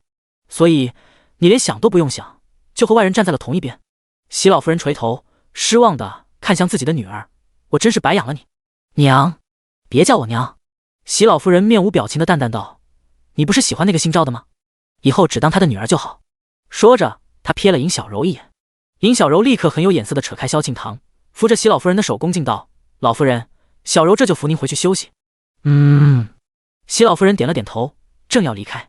这时候，萧庆堂忽然擦了擦眼泪，梗着脖子质问：“娘，您说您白养了我，我倒想问问，您何时养过我？”萧姐，樊嬷嬷着急：“老夫人现在正在气头上，您说这些做什么？我没养你。”席老夫人转过身看向自己的女儿，眼圈瞬间红了：“的确，我没有亲自养你，但那是因为我难产，为了生你，我差点丢了性命。您是为了生我，还是为了生我二哥？”萧庆堂视线朦胧，声音发颤，仍旧倔强地道：“其实您根本不在乎我，对吗？我哪里不在乎你了？您说哪里？”萧庆堂情绪忽然激动：“这么多年，我给您写了那么多信，我每次受欺负都写信求您回来，您有一次回来的吗？您有一次是为我回来的吗？您每次都是因为萧青雨，每次都是。”他擦了擦眼泪，深吸一口气，看向自己母亲：“您知道吗？因为书很高，我被大哥二哥欺负的时候，其实我想过给您写信的，但是我又一想，您肯定不会为了我回来，顶多写封信责怪一下也就算了，没什么用不说，还害得我总被大哥二哥当成告状精。”他说着，忽然笑了笑，有些报复的看向自己的母亲：“娘，您知道我二哥为什么愿意把大理寺丞的位置让出来吗？为什么？您看，一提到萧青雨的事情，您就关心。”萧庆堂委屈的擦了下眼泪，愤恨道：“因为是他欠我的。”“他欠你什么？您刚回府的时候，不是想过要成全尹小柔和我大哥的吗？其实那时候我二哥可紧张了，我就跟他说，我有办法让他英雄救美。我跟您说了我被关佛堂的事情，我知道您会为了我撵走尹小柔，但我也知道，只要我二哥一句话，您就会放过他。”果然，萧庆堂笑着咽了咽嗓子，眼泪无声无息地落下来。他含着泪看向自己的母亲，声音哽咽：“娘，我多希望自己是错的。”庆堂，萧仲景面色复杂地从门外走进来：“你想的太多了，娘没有那个意思，在娘心里，你跟青雨都是一样的。”“你别说话。”萧庆堂紧闭了下眼睛，厌恶道：“你有什么资格教育我？我是你哥。”“哥。”萧庆堂失笑，他深呼吸，擦了擦眼泪，然后才冷冷看向萧仲景：“以前或许是，但自从你为了尹小柔把我关进佛堂里的时候，就已经不是了。”“庆堂，别叫我！”萧庆堂疯了似的尖叫，发泄了一通之后，他呼吸急促的看向萧仲景，像是看一个仇人：“你知不知道，我一个人被关在佛堂里的时候，我有多怕，我有多恨？你知不知道夜晚的菩萨有多恐怖？”第67章田嫁状，薛开之。你知不知道夜晚的菩萨有多恐怖？萧仲景张了张嘴，面色有些惭愧，一时间竟不知道该说什么。他当时只是太着急，想要挽回尹小柔的容貌，没有想那么多。而且自己这个妹妹一向大大咧咧，没心没肺，谁能想到她竟然自己藏了这么多心思？这就是你吃里扒外的原因。忽然，席老夫人开口，她两鬓斑白，眼眶微红，不敢置信地看着自己的女儿：“即便因为身体原因，我对你有所疏忽，但我是你的亲娘，我还能害你吗？你不害我，但你也不在乎我。”萧庆堂委屈道：“整个将军府其实根本就没人在乎我，我不在乎你。”被自己的女儿这么说，席老夫人只觉万箭穿心。她深吸一口气，点了点头：“好，就当我不在乎你吧。那陆一痛呢？他难道就在乎你？他当然在乎我。”“蠢货！”席老夫人气不打一处来。她见自己的女儿依旧执迷不悟，于是更加直白地质问：“你确定他是在乎你？他是在乎你，还是在乎你的身份？”“无所谓。”萧庆堂倔强道：“别说陆大哥根本不是那种人，即便是，那又怎样？我的身份难道不也是我的一部分？那些门当户对的人难道就不看重我的身份？他们也看重的，对吧？那既然都看重，我为什么不选一个合心意的？至少陆大哥可以承诺对我一心一意，即便我以后人老珠黄了，他也不会忽然带个女人来恶心我。”“你……”席老夫人哑口无言。她震惊于自己的女儿竟然想得那么多，又遗憾自己的女儿竟然这么天真，竟然以为低价就能获得一心一意，真是愚蠢透顶。可这么蠢的女儿偏偏是自己生的，事已至此，他还能说什么呢？他只能无奈叹了口气。那你的嫁妆怎么办？现在所有人都以为你的嫁妆是聘礼，等到你出嫁的时候，用什么做嫁妆？没有，那我就不要嫁妆了。萧庆堂抿了抿唇道：反正有没有嫁妆，都不耽误陆大哥娶我。废话，席老夫人头疼，你自己丢得起这人，萧家丢得起这人吗？被人传出去，我们萧家的女儿嫁人没有嫁妆，我以后出去还怎么见人？他恨铁不成钢地瞪了自己女儿一眼，随即看向尹小柔，叹气道：你抓点紧，赶快去置办点像样的东西给她填补嫁妆，婚礼就快到了，别弄得太寒碜。这……尹小柔没想到还有这出，她看向席老夫人，尴尬地笑了笑，硬着头皮摇了摇头，回老夫人：没钱。没钱？怎么会没钱？席老夫人皱眉，以前阮云罗可从不会跟她说没钱。是这样的，尹小柔抓紧机会，连忙提醒：最近捐官不是还花了一大笔钱吗？上万两呢，已经把府里都掏空了，剩下的积蓄除了日常开支和人情往来，还得给三小姐举办婚礼呢，到时候摆席请客的钱总得留着。行了行了，席老夫人听得肉疼，她摆了摆手：我不管你到底怎么搞，反正该有的嫁妆得有，该摆的酒席得摆，该保住的体面得保，不能让人家看笑话。可是……别跟我说可是，没有可是。席老夫人强硬地打断：你既然接手了管家，那这些事情毫无疑问就是你的责任，你若办不了，就只能说明你自己无能。毕竟云罗管家的时候，可从没到我面前叫过穷。尹小柔哑口无言，她想说阮云罗毕竟有丰厚的嫁妆可以填补亏空，但又莫名觉得耻辱。按理说她是公主，是皇帝的女儿，身份比阮云罗可尊贵得多，嫁妆也该比阮云罗多得多。但是现在她却成了一个小妾。她本以为接下了管家的权力，自己的地位能稍微上升一些，也许能借机架空阮云罗这个主母也说不定。谁曾想刚接手管家还没热乎，遇见了萧庆堂这么个蠢货，偷嫁妆连累他挨骂不说，还得连累他收拾烂摊子，又要嫁妆又要酒席还要体面，倒是给钱啊！没钱说什么废话，他是能变出钱来吗？早知道就不该接这个活计。尹小柔后悔莫及，她浑浑噩噩出了迎客堂，不知不觉来到了随风园。在随风园门口站立了许久，她终于下定决心，今儿必须把这个管家全还给阮云罗。可刚准备进去随风园，她却被拦住了。万嬷嬷，尹小柔笑着客气地打了个招呼：我有事想见夫人一面，麻烦通传一声好吗？这恐怕不行。万嬷嬷十分为难地摇了摇头：我们夫人最近得了风寒，不想见人。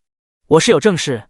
尹小柔眼见着连面都见不着，有些急了：嬷嬷，劳您通传一声，告诉夫人，我是来还管家权的。什么管家权不管家权？万嬷嬷悠悠叹气：我们夫人这次病得严重，能不能挺过来都还两说呢，还在意这些身外之物做什么？这怎么可能？她前阵子还好好的，怎么忽然就病了？还病得那么重？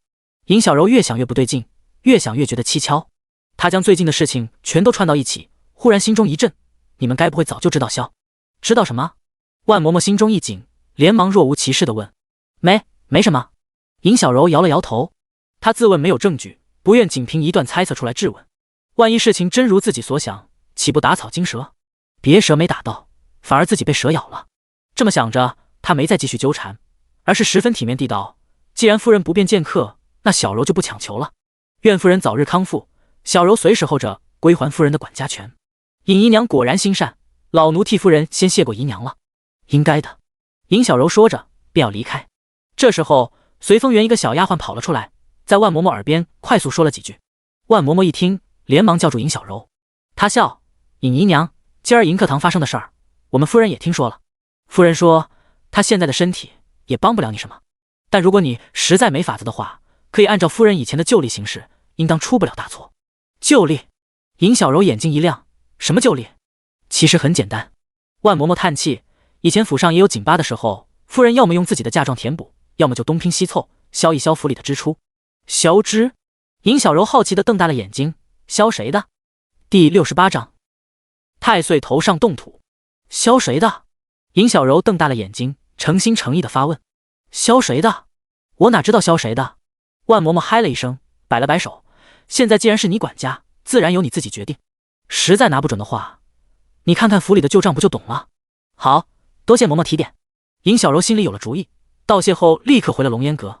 万嬷嬷在冷风中望着她离开，很快也搓了搓手臂，回到了随风园。随风园里，屋内和屋外简直两个世界。屋外冷风萧瑟，枯叶飘零；屋内却暖烘烘热腾腾的。阮云罗指着单衣坐在摇椅内，正一派悠闲地吃着果子看着书，哪里有半分病态。夫人，来，喝点热的。万嬷嬷接过丫鬟送过来的茶盅，递到阮云罗手边。见阮只是点了点头，全然不当回事的样子，他无奈，夫人，这屋内地龙烧得这么旺，本来就干燥，您又吃了那么多干燥的果子，不多喝点润的，哪里能行？我不爱喝这些苦兮兮的东西。阮云罗放下书，苦着脸接过茶盅。他正要继续抱怨的时候，却忽然闻到了一阵清甜的味道。打开茶盅一看，水里面煮着的竟然不是苦褐色的茶叶，而是玉色的梨肉，冰糖雪梨。阮云罗惊喜地望向万嬷嬷，从哪弄的？小厨房自己做的。万嬷嬷笑着坐下，继续给阮云罗剥松子。你不是总嘟囔着茶叶苦吗？我让小厨房特意学的，你若喜欢，以后天天都能吃。嬷嬷，阮云罗心里瞬间软了。他随手拿起桌子上的空茶杯，用勺子给万嬷嬷拨了一半，伸手递到她面前。这怎么使得？万嬷嬷连忙站起来摆手，夫人，我想吃，自己便到小厨房去讨了，哪能跟您合吃一盅？这有什么的？又没外人。阮云罗笑着无奈，从你进府当奶娘到现在，咱们俩都多少年的交情了？19年。万嬷嬷笑，说起来，我跟夫人还是同一年进府的呢。对。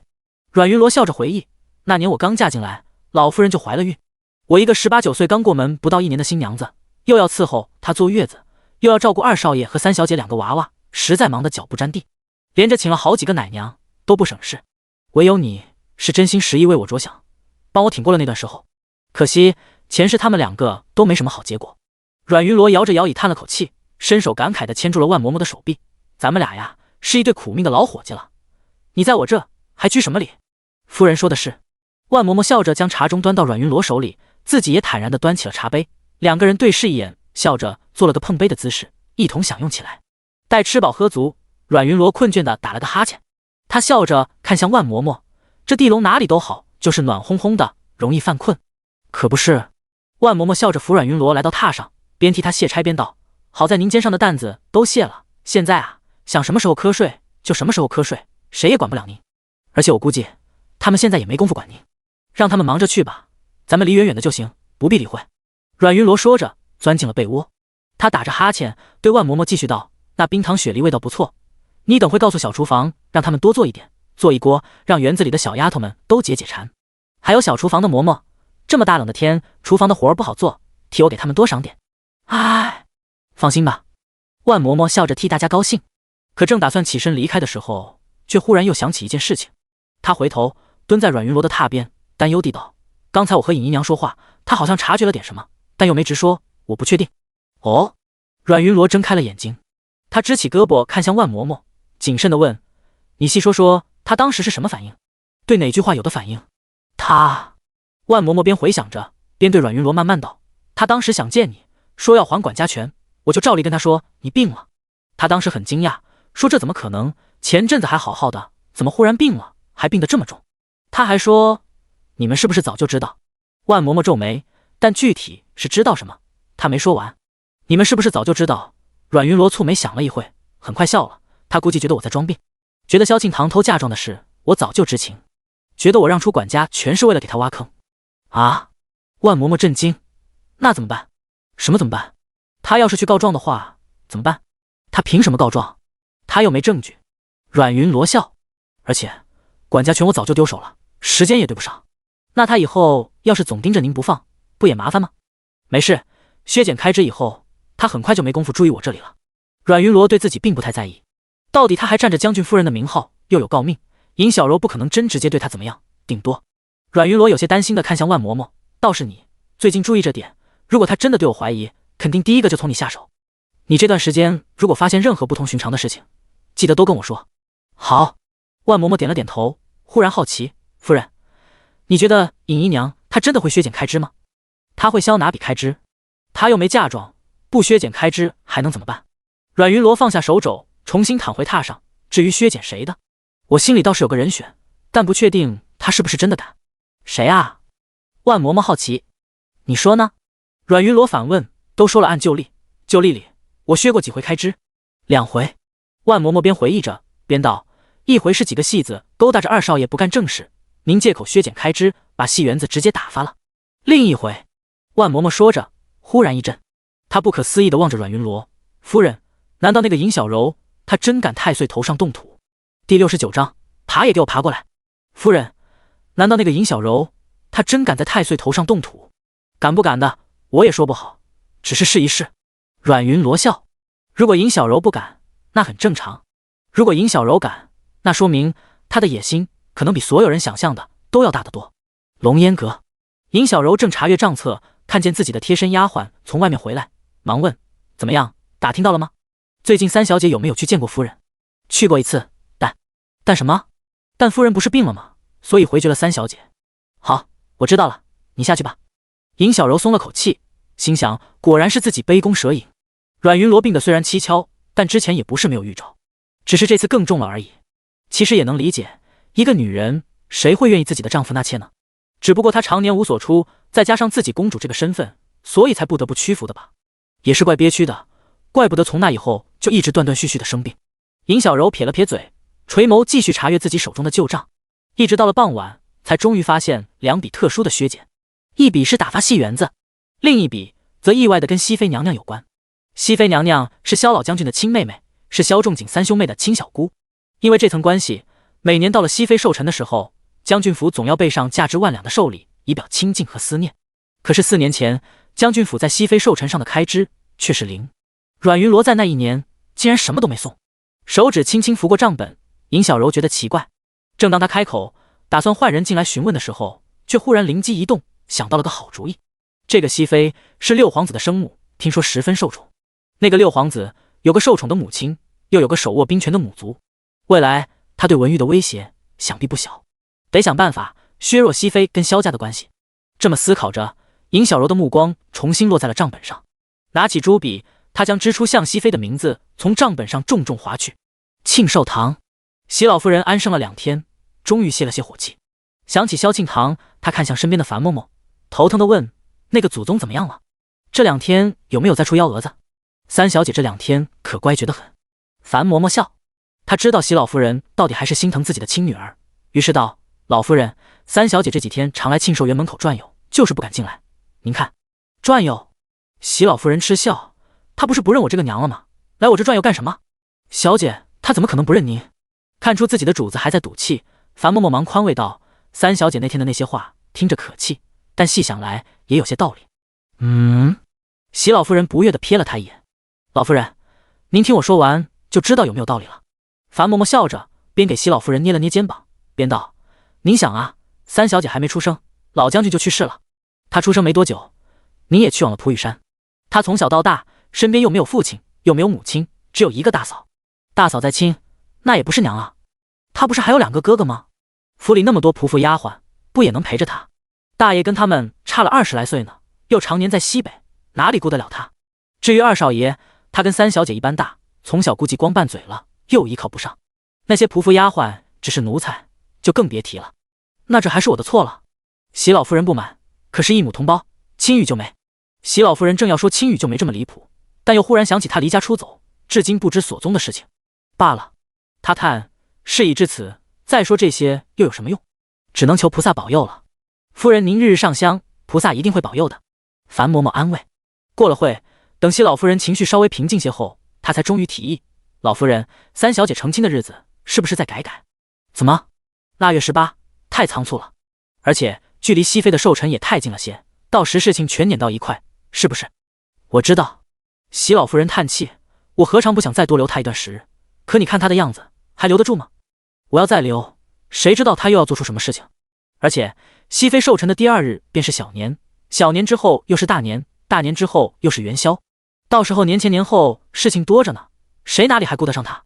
倒不如快刀斩乱麻，这个月直接把她嫁了省事儿。他捏了捏眉心，继续道：至于婚礼跟熹妃娘娘的寿辰太近，这也是没办法，谁让最近就那么一个好日子。好在银钱早就齐备，到时候珍宝阁那边寿礼一到，咱们立刻就能定下，定下后往宫里一送便罢了，也不费事儿。还是老夫人您考虑的周全。樊嬷嬷忙笑着回话。2人又接着聊了些宴请名单之类的事情。很快时间来到了腊月17，这天是萧庆堂的出阁宴，也是萧庆堂在萧家的最后一次大宴。出阁宴当天，尹小柔正忙碌宴席布置，听说客人来了，她连忙刚想过去招待，却被席老夫人皱眉拦住。怎么是你？席老夫人有些嫌弃的上下打量他一眼，皱眉道：“这大喜的日子，你一个小妾跑去待客，像什么样子？阮云罗呢？他怎么没来？”夫人他……尹小柔有些委屈的抿了抿唇：“夫人她不是病了吗？所以我就……病了又怎么样？”席老夫人没好气：“别说病了，她即便是死了，我们萧家也不可能让一个小妾去待客。”小柔知道了。尹小柔低着头：“知道了还不快走？等会要是跟客人撞见，会不会气？”是。尹小柔咬着唇，委屈的离开。离开时，她听见席老夫人对樊嬷嬷下令：“你亲自去趟随风园，让阮云罗赶紧给我过来，就算病了，爬也要让他给我爬过来。”第70章，绝不帮女婿升官，就算病了，他爬也要给我爬过来。娘，我来了。席老夫人话音刚落，阮云罗便被万嬷嬷搀着走了过来。他一身喜庆，面色却煞白煞白的，时不时还重重咳嗽一下，一副病老鬼的模样，看得人心惊胆战。这副样子，别说客人了，席老夫人看了都发怵。你……席老夫人震惊的看着阮云罗：“你怎么成了这样？我也不清楚，前阵子明明还好好的，找了府医几次都查不出病灶。”阮云罗一副伤心不甘的样子，颠三倒四的抱怨了几句，然后强颜欢笑的对席老夫人继续道：“不过幸好，也许是因为三妹妹的喜事，云罗今日舒服多了。母亲您放心，待客的事情交给我就成。”嗨嗨，你……席老夫人屏住呼吸，连忙用帕子遮住了口鼻。她不动声色的后退2步，不由皱眉埋怨阮云罗：“你病得这么重，怎么不早说？都这个样子了，还跑出来做什么？今儿是三妹妹的出阁宴，我这个做大嫂的得待客。嗨嗨。”可……阮云罗又撕心裂肺的咳嗽了几声，然后十分负责的对席老夫人保证：“娘您放心，今天待客的事情，嗨嗨，行了行了。”席老夫人皱着眉连忙摆手：“快回去养病吧，这用不着你。”“是啊，夫人，您快回去吧。”樊嬷嬷挡在席老夫人面前，也忙道：“好，那既然这样，我就回去了。嗨嗨，替我跟三妹妹道喜。嗨嗨。”“可……好，知道了，快回去吧。”伴随着席老夫人不耐烦的声音，阮云罗依依不舍，一步三咳的远去了。随风园，阮云罗洗去脸上惨白的妆容，脱下身上庄重喜庆的衣服，自自在在的坐在摇椅里，翻着书看了起来。没一会，他放下书，无奈的看向了万嬷嬷：“说吧。”他叹气：“你想问什么？”“我哪有什么想问的？”万嬷嬷不好意思的避开了眼睛。可没一会，他忍不住好奇，又看了向阮云罗：“夫人，今天的出阁宴弄得可真气派，得花不少银子吧？”“可不是。”那万嬷嬷紧张的咽了咽口水：“夫人，您说尹姨娘她是不是真的消了熹妃那笔开支？”“应该是。”“她真敢？”万嬷嬷震惊：“她不要命了？萧仲景哪舍得要她的命？”阮云罗笑：“即便舍得，她也不敢啊。那尹小柔现在虽然没有公主的名分，只是个小妾，但怎么说也是皇上的血脉，皇上对她多少也有半分情分。她诰命圣旨颁下来的那天，福公公特意嘱咐的态度就很能说明情况。而且尹小柔还有个弟弟呢，尹文玉可是已经被认作皇子了。虽然军役官子众多，对尹文玉看起来并没有特别在意，但以后呢？以后的事情谁说得准？皇帝君义光对女儿尹小柔没什么感情，皇子君文玉对姐姐尹小柔却感情很深。如果以后君文玉继承大统，那……砰！阮云罗正思考，忽然前院里的鞭炮声响了起来。本以为很快就能停，但没想到却噼里啪啦连绵不绝，听得人头都疼了。好家伙！万嬷嬷脑袋嗡嗡直响，她连忙让丫鬟们把门窗全部合上，这才松了口气，忍不住吐槽道：“这尹姨娘就算是有了钱，也不至于这么花吧？1万两银子虽说不少，但是花在嫁妆上，其实杯水车薪，买不到多少上台面的东西。与其把钱都花在这种不值当的事情上，倒不如多给三小姐攒2件嫁妆实惠。1万两都杯水车薪，这点鞭炮钱够干什么？”阮云罗笑：“其实这桩婚事的里子，反正早就保不住了，倒不如破罐子破摔，买点便宜的凑数，用盒子装着，谁能看见？多留点钱，把场面撑起来才是正道。至少外人看起来，萧家不至于太过难堪。”原来他是这个心思。万嬷嬷恍然大悟，收了对尹小柔的轻视。外院，萧庆堂的出阁宴相当热闹，从中午一直延续到傍晚才陆续散场。散场后，全府上下并不得闲，忙着打扫，一直到了深夜不说，翌日天还没亮的时候，又全都起来开始准备萧庆堂的出嫁。一片忙碌热闹的氛围里，萧庆堂这个新娘坐在梳妆台前，反而显得闷闷不乐。“萧姐，你怎么了？”鲍月正在给萧庆堂梳头，看见他愣着出神的样子，不觉一慌。“没什么。”萧庆堂摇了摇头，“我只是什么？”席老夫人的声音响起。他拿着个锦盒从外面走了进来，递给萧庆堂：“这是你熹妃姑姑特意差人送来的贺礼，等会记得带上。”说完，他便转身离开。娘！看袭老夫人立刻要走，萧庆堂忙抓住她的衣角，仰着脸有些委屈：“娘，等会我就要嫁人了，您还是不原谅我吗？”袭老夫人叹气，她回身将萧庆堂手里的锦盒打开，把里面的簪子取了出来。母女俩有什么原不原谅的？袭老夫人缓缓将簪子插入萧庆堂的发间，语重心长的嘱咐：“你既然选定了那个姓陆的，就要好好过，以后到了婆家，别再耍脾气了。”她说着，又看向鲍月：“到了陆家，好好伺候你家小姐。”“是，夫人。”看着自家小姐哽咽的样子，鲍月也眼眶一红。这时，远远的他听见有唢呐声传了过来，于是连忙提醒萧庆堂：“小姐，快别哭了，那边来接亲了。”“行了，别哭了。”袭老夫人拿出帕子，细细的帮萧庆堂擦着眼泪。看着自己女儿穿着嫁衣的样子，她声音也有些发颤：“别哭，哭的脸都花了。”“萧庆堂乖乖点头，眼泪却还是不停。看他这样，袭老夫人心里一酸，不由得骂：“死丫头，这不是你自己拼了命想嫁的吗？哭什么？”“对不起，娘。”萧庆堂一说话，眼泪更是大颗大颗的往下掉，怎么劝都劝不住。还好陆一通很快到了，他轻声安慰了萧庆堂一会，两人行过礼节，拜别了袭老夫人和萧仲景之后，便一个打马，一个坐轿，一行人抬着东西，热热闹闹、吹吹打打的走了。等他们走远，萧仲景正要扶着袭老夫人回府，却发现自己母亲竟然无声无息的也落泪了。他叹气：“娘，事已至此，您就别担心了，大不了我以后找找机会，想办法把陆一通的职位再提一提。”“不！”袭老夫人听见这话，立刻恢复了冷静。她肃然看向萧仲景，嘱咐道：“为了庆堂，你绝不能帮他升官。”第71章，感觉像个套儿。为了庆堂，你绝不能帮他升官。可是，没有可是。袭老夫人斩钉截铁地做了决定。她远远地看着迎亲队伍远走的方向，冷声道：“这个陆一通明显是个升官发财死老婆的主。他若是好生生的只当个小官，有你威慑着，庆堂的日子或许还能过。若是被他一招得势，哼，到时候还不知道要怎么做贱人呢。可他若是哄着庆堂来求呢？3不5时接济点经营便罢了，旁的不必理会。”袭老夫人硬着心肠道：“反正他手里有银子，身边有陪嫁丫鬟，自己还会点功夫，饿不死累不着受不了欺负，这便够了。你若真有心，等他以后有了子嗣，帮他多在孩子身上下点功夫。”“娘说的是。”萧仲景深以为然的答应。将袭老夫人送回庆寿堂后，他转身来到了龙烟阁。还没进屋，便听见屋内凄凄绰绰的哭声。他皱起眉觉得奇怪，于是问向旁边的丫鬟：“你们姨娘这是怎么了？”“奴婢不知。”丫鬟摇了摇头：“反正姨娘自打昨日从出阁宴上回来，就一直是这个样子了。”“出阁宴？”萧仲景有些惊讶，但略一思考昨日宴上发生的事情，便很快猜出了7、8分。他无奈地摇了摇头，挥手让丫鬟们下去，自己则推开门走入屋内，直接来到了尹小柔身边。见尹小柔扑在床上，哭着双肩颤抖的样子，他不由觉得好笑。“哟，这怎么还掉金豆子了？”他笑着边调侃边伸手抬起尹小柔的下巴，看她双目通红，我见犹怜的样子，心中不由一动。于是他喟叹着将她心肝宝贝般的抱入怀中，温声的安慰：“别哭了，你该笑才是啊。刚才娘还夸你呢，说你这次把婚礼办得体面，是个靠得住的性子，比阮云罗那个关键时刻掉链子的可好多了。比他好又有什么用？还不是上不得台面。”尹小柔抹着泪，不平又委屈：“昨日3小姐的出阁宴，明明一切都是我操持的，可到了出风头的时候，娘却……”尹小柔说着，又开始哽咽：“我知道，你受委屈了。”萧仲景连忙安慰，安慰的同时也不忘替自己母亲解释：“但娘也是因为不知道你的身份，所以才……不过日久见人心，你放心，等时间久了，娘肯定会改变对你的态度。”“是吗？”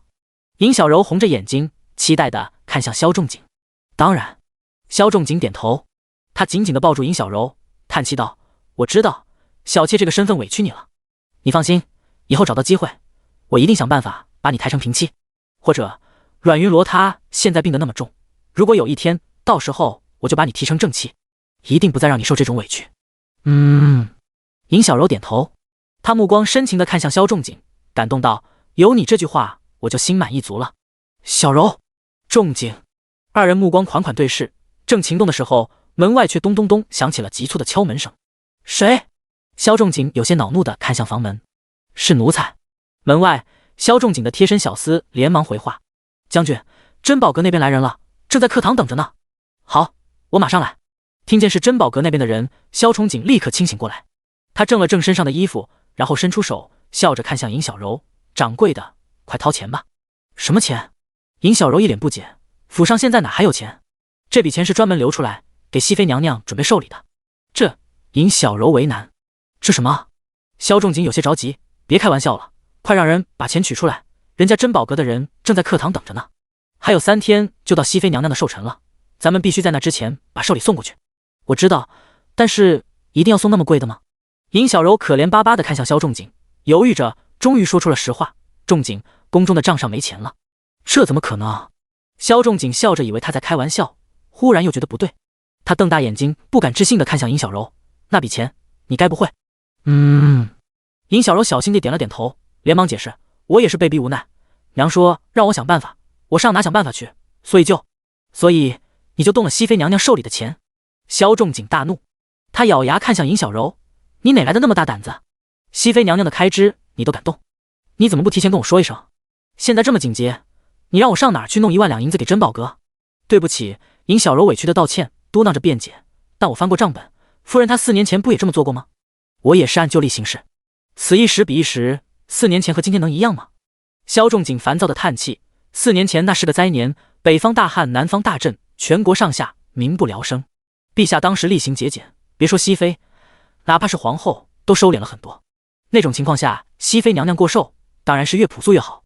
但现在风调雨顺的，哪能还那样？”“原来如此。”尹小柔若有所思的对阮云罗又起了疑心，他特意让自己回来翻旧历，到底是想帮他，还是想害他而故意设的套？怎么感觉像是个套呢？第72章揭穿兔崽子。原来如此，尹小柔若有所思。不然呢？萧仲景来气：“你下次做这么大决定之前，能不能提前跟我商量商量？没这么大的本事，就别拿这么大的主意。”“对不起，我也是想帮你。”尹小柔红着眼道歉：“对不起有什么用？人家珍宝阁那边还等着呢，你这让我怎么办？大不了你把这事告诉熹妃娘娘，让娘娘要怪就怪我吧。”尹小柔哭：“都是我不好，我可能根本不适合管家，要不我还是把管家权还给你吧。”“什么还给我？”萧仲景一听尹小柔也要推脱管家权，头皮瞬间麻了。罢了，想到自己管家的那些日子，他叹着气上前抱住尹小柔安慰：“娘对你本来就有意见，这件事还是谁都不知道的好。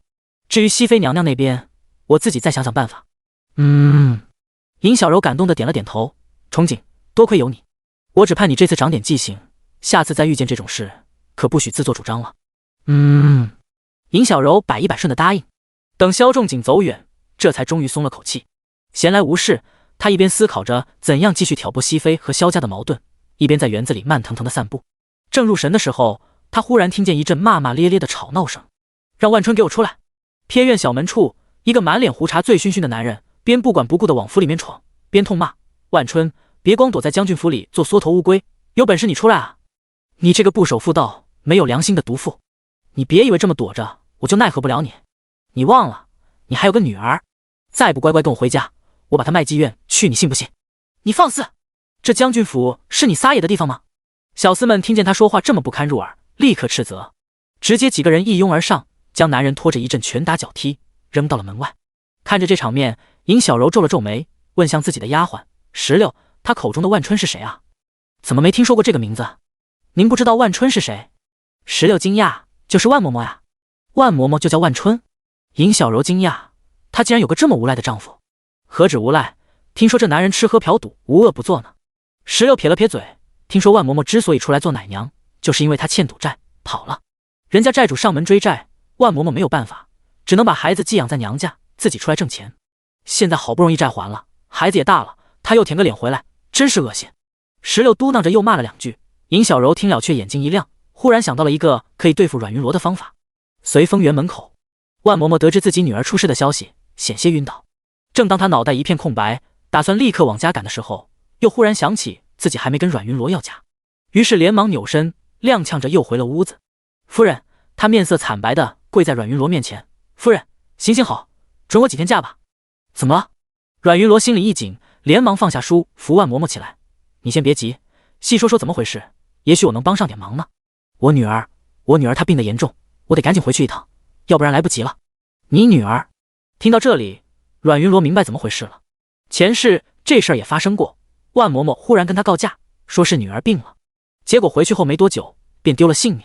后来他拼着病体把事情闹到了官府，才知道原来万嬷嬷的女儿根本没病，是她的丈夫说谎，故意骗她回去，把她所有的积蓄抢光了还不够，还要逼她来将军府骗阮云罗的钱。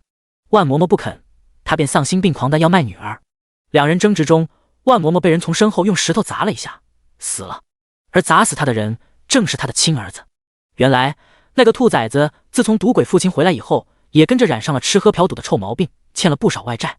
债主发话，如果不能把债还上，就要剁他一只手。所以在自己断手和卖妹妹之间，他选择了卖妹妹。前世事情真相大白之后，阮云罗花了不少银子给那兔崽子顶格判了个凌迟。但这一世一切都还没发生，看在万嬷嬷的面子上，他暂时还奈何不了他。甚至他明明知道凶险，也不能阻止万嬷嬷回去，因为那兔崽子一日不暴露真面目，一日就始终是个隐患。而他不可能在什么都还没发生的时候就让万嬷嬷远离他的儿子，只能让他自己看清那小兔崽子的本性才行。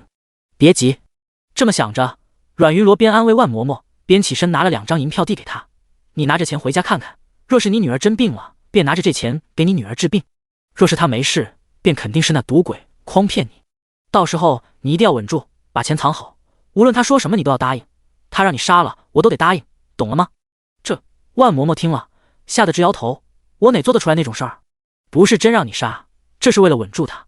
阮云罗认真地道，你一定要听我的，如果不听我的，他为了钱就会打你女儿的主意。你也不想如花似玉的女儿呗？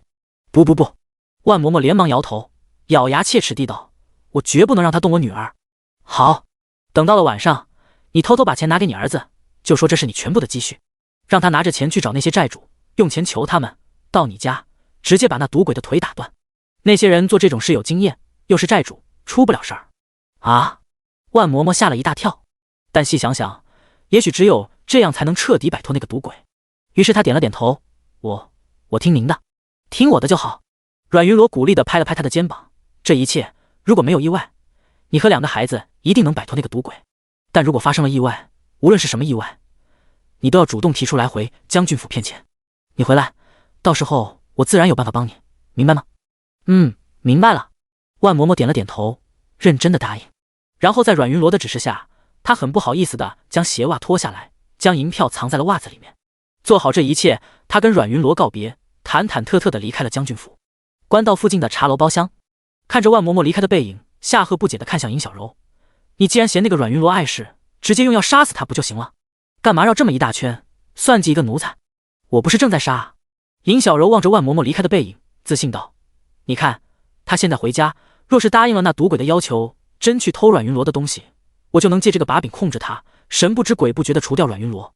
若是他不答应那赌鬼的要求，那他没命，阮云罗自然失去一个心腹。以阮云罗现在病恹恹的样子，你觉得他能承受这个打击吗？第73章，当牛做马不如牛。你觉得以他现在病殃殃的样子，能够承受这种打击吗？尹小柔的询问听得夏荷整个大块头一愣，他大手挠了挠脑袋，行，反正你聪明，我听你的。这还差不多。尹小柔点了点头。正事说完，2个人又喝了会儿茶。临走时，尹小柔忽然回头问他，上次刺杀死了几个？你问这干嘛？夏荷捏着茶杯正喝茶，闻言不解地看向他，心软。他们毕竟是因为我才，人嘛，总是要死的，尤其是我们这种人。夏荷喝着茶无所谓道，不死在这次，也要死在下次。你这话晦气。尹小柔嫌弃地皱了皱眉，转身离开。田家村，宝康，你妹子她怎么样了？万嬷嬷背着包袱进了家门，看见坐在院子里晒太阳的儿子，连忙着急地上前询问，双双她病得怎么样？请大夫了吗？大夫怎么说？田宝康支支吾吾，他躲避着自己母亲的视线，伸手往旁边小柴房一指，他在里面呢，娘你自己去看吧。什么？万嬷嬷心中一震，顾不得跟自己的儿子多说，他立刻就要推门进去，但却在这时发现门上居然还挂了一把锁。他10月怀胎的女儿竟然狗一样的被锁在了柴房里。万嬷嬷捏着锁头，脑子瞬间变炸了。他左右看看，从地上捡起一块砖头就要往锁上砸。娘！田宝康连忙拉着他，这锁是我爹上的，你别动，要不然他回来又要发火。滚！万嬷嬷伸手狠狠扇了他一个大嘴巴。他失望地指着田宝康的鼻子痛骂，我真是白养了你这么大的个子，连个妹妹都护不住，有什么用？可他是我爹，我能怎么办？田宝康委屈，我个子再大，总不能对我爹动手吧？你给我滚！万嬷嬷不耐烦再听他说话，他举起砖头将锁狠狠砸开后，连忙打开了门。一开门，他首先闻到了一股恶臭。逼仄的柴房里，田双双正衣衫单薄地蜷缩在角落，面前是一碗见底的浑水和几个发了霉的馒头，不远处则放了个臭气熏天的公桶。这也幸亏是冬天，若是夏日，非得长蛆不可。饶是心里有了预感，但看见这场面，万嬷嬷还是不由得心中一颤。她连忙上前想要搀扶自己的女儿，但手指刚一碰田双双，她便条件反射地抱着头瑟缩起来，露出了手臂上遍布的青紫。那个杀千刀的！心疼地看着自己女儿手臂上的伤痕，万嬷嬷恨得咬牙切齿。这时候，门外传来了踉跄沉重的脚步声，杀千刀的田虎强带着满身酒气回来了。一见万嬷嬷，他二话不说，冲进柴房便将她踢倒，然后抢过她肩上的包袱，将里面的东西抖落的到处都是，直到翻出了最里面的几块银子，才终于罢休。就这些？田虎强掂了掂手里的碎银子，不满地看向万嬷嬷：“嫌少？嫌少你自己挣啊！”万嬷嬷从地上爬起来，气得咬牙：“老娘当初真是瞎了眼，竟然嫁给你这种畜生！你爹娘收了我一头牛，你瞎不瞎都得嫁我！”田虎强瞪着眼，理直气壮：“你是老子用牛换来的，当然就得像牛一样干活，不然老子不就亏了？你才是牛！”万嬷嬷气得直发抖：“老娘这么多年替你孝顺爹娘，给你生儿育女，给你种田织布，给你还赌债，给你挣钱，这些难道还不值一头牛吗？”“当然不值。”田虎强理所当然地道：“老子那可是一头母牛，这么多年母牛生小牛，小牛又生小牛，光利息就不知道有多少了。而且你种的田是老子的田，住的屋是老子的屋，住的村是老子的村，生的孩子是老子的姓，你整个人都是老子的，你挣的钱当然也全是老子的。这么多年老子没跟你收租，都算便宜你了。你畜生！”万嬷嬷忍无可忍，伸手想跟他拼命。田虎强见他竟然还敢对自己动手，立刻火气更大。趁着酒劲儿，他对着万嬷嬷一通拳脚相加，直到没劲儿了，才抓着他的头发威胁：“万春，别他大爷的给脸不要脸！老子让你干什么，你干就得了，再敢跟老子顶嘴，小心老子打死你！”“爹，有话好好说。”这时候，田宝康忽然开口，他叹气，声音里满是无奈的劝道：“爹，你又不是不知道我娘的脾气，她一向吃软不吃硬，你有什么事，软着点说不行吗？就非得动手？老子爱怎么说怎么说，轮得到你个小兔崽子管？”田虎强怒骂道。不过骂归骂，他到底还是想起了正事儿，回忆着那天在将军府附近那个大块头给自己出的主意，他心里一热，于是嘿嘿笑着，他抓着万嬷嬷的头发奚落：“你个蠢货，守着将军府那么个金山银山，你怎么就不知道往家偷偷拿点儿？害得老子竟然为了110两银子东躲西藏了这么多年。”“拿！”万嬷嬷冷笑着啐道：“那叫偷，偷就偷呗，能偷着也是本事。”田虎强振振有词：“有钱人那么多钱，花10辈子也花不完，我替他们花怎么了？”他说着对万嬷嬷命令道：“反正你这次回去必须给我搞点东西出来，否则……”他冷哼一声，对万嬷嬷亮了亮拳头：“你想得到？”万嬷嬷话说到一半，忽然想起自己回来之前阮云罗对她的嘱咐，看了眼角落里自己女儿昏迷不醒的样子，万嬷嬷叹了口气，话音一转道：“你想的倒是不错，但这事儿太危险，咱们得再商量商量。还有双双，得先给她请大夫。一个小丫头片子请什么大夫？”田虎强不屑地瞥了田双双一眼，语气轻飘飘道：“赔钱货卖了得了。”“爹，双双是我妹妹，你怎么能这么说她？”田宝康忽然不满地道。他走到柴房门口，先担忧地看了眼田双双，然后又十分体贴地看向自己的母亲，安慰道：“娘，您等着，我这就请大夫去。”第74章断腕戒赌。“娘，您等着，我这就请大夫去。”田宝康说着，急匆匆便出了门。没一会儿，他将村里的赤脚医生请了过来，让他给田双双看过病后，一家人坐在一起，喝着酒，吃着菜，一直商量到了深夜，直到田虎强烂醉如泥地趴倒在饭桌上，万嬷嬷才松了口气，拉扯着自己的儿子走了出去。“娘，怎么？”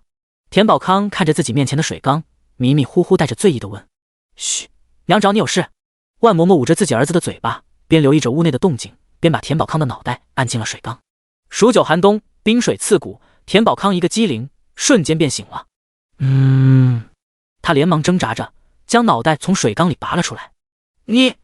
他全身发抖地瘫坐在水缸边，双目瞪视着自己的母亲，正想发火的时候，万嬷嬷忽然将2张银票塞到了他的手里。田宝康捏着银票，眼睛一亮：“娘，你从哪儿？”田宝康正兴奋地想要询问银票来历，这时候万嬷嬷连忙捂住了他的嘴巴。他转头着急地看了屋内一眼，然后瞪着田宝康，小声道：“嘘，闭嘴，听我说。”好。田宝康连忙兴奋地小声答应。他答应的这么痛快，只是害怕这钱被自己的爹抢走，但万嬷嬷哪里知道他的小心思，他只是欣慰，原来他此前的种种行为只是懦弱老实害怕而已，并不真的偏心田虎强，这他就放心了。这么想着，他按照阮云罗所说，开始向田宝康小声叙述自己的计划。什么？听完自己母亲的计划，田宝康不敢置信地瞪大眼睛。你要找债主打断我爹的腿？对。万嬷嬷坚定地点头，眼中带恨的小声道：“他这些年是怎么祸害咱们娘仨的，你心里比谁都清楚。这样的日子，我是一天也过不下去了。”娘，家家不都这么过的吗？田宝康可不想把钱花在这种地方，他连忙劝：“我爹只是脾气大，下次他再动手，您多说几句软话，给他点面子不就行了吗？干嘛总跟他犟呢？你不愿意算了。”听他说话越来越膈应，万嬷嬷冷着脸伸出手：“把钱还给我，我自己去。”别呀，娘。一听说他想要回银票，田宝康态度立刻软了下来。他想了想，像是下定了某种了不起的决心似的，点了点头：“行，既然娘您发话了，我这个当儿子赴汤蹈火也得给您办，您瞧好吧。”说着，他起身，星夜离开了田家村。数里外，距离田家村最近的集市角落，这个角落是白日里最为阴暗冷僻的地方，到了黑夜，却是一副热火朝天的样子。田宝康轻车熟路地穿过喧哗热闹的人群和条条小巷，终于来到了目的地。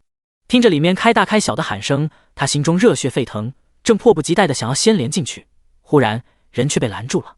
田宝康，之前的钱可还没还呢，你怎么又来了？就剩半个月期限了，你他大爷的不怕剁手是吧？怕，但我自有办法。田宝康嘿嘿笑着，神秘道：“很快我就会有一大笔钱，到时候……去，先把以前的账给我结了，再放屁。”刀疤黑着脸正要撵他，这时候田宝康十分潇洒地掏出银票，他得意地将银票一抖，挑眉道：“怎么样，现在可以进去了吧？你要还钱？”刀疤简直不敢置信，这孙子每回来玩都把账记在他赌鬼老爹的名下，让他娘还，这还是他第一次自己还钱。别总还的，我娘哪回没还？慢慢攒着，以后继续找我娘还呗，非逼我干什么？他在将军府做活，能缺你这点钱？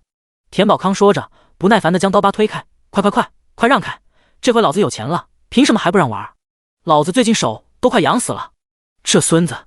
看着赌方人群中，田宝康挥舞着拳头在赌桌前疯狂下注的背影，刀疤皱眉。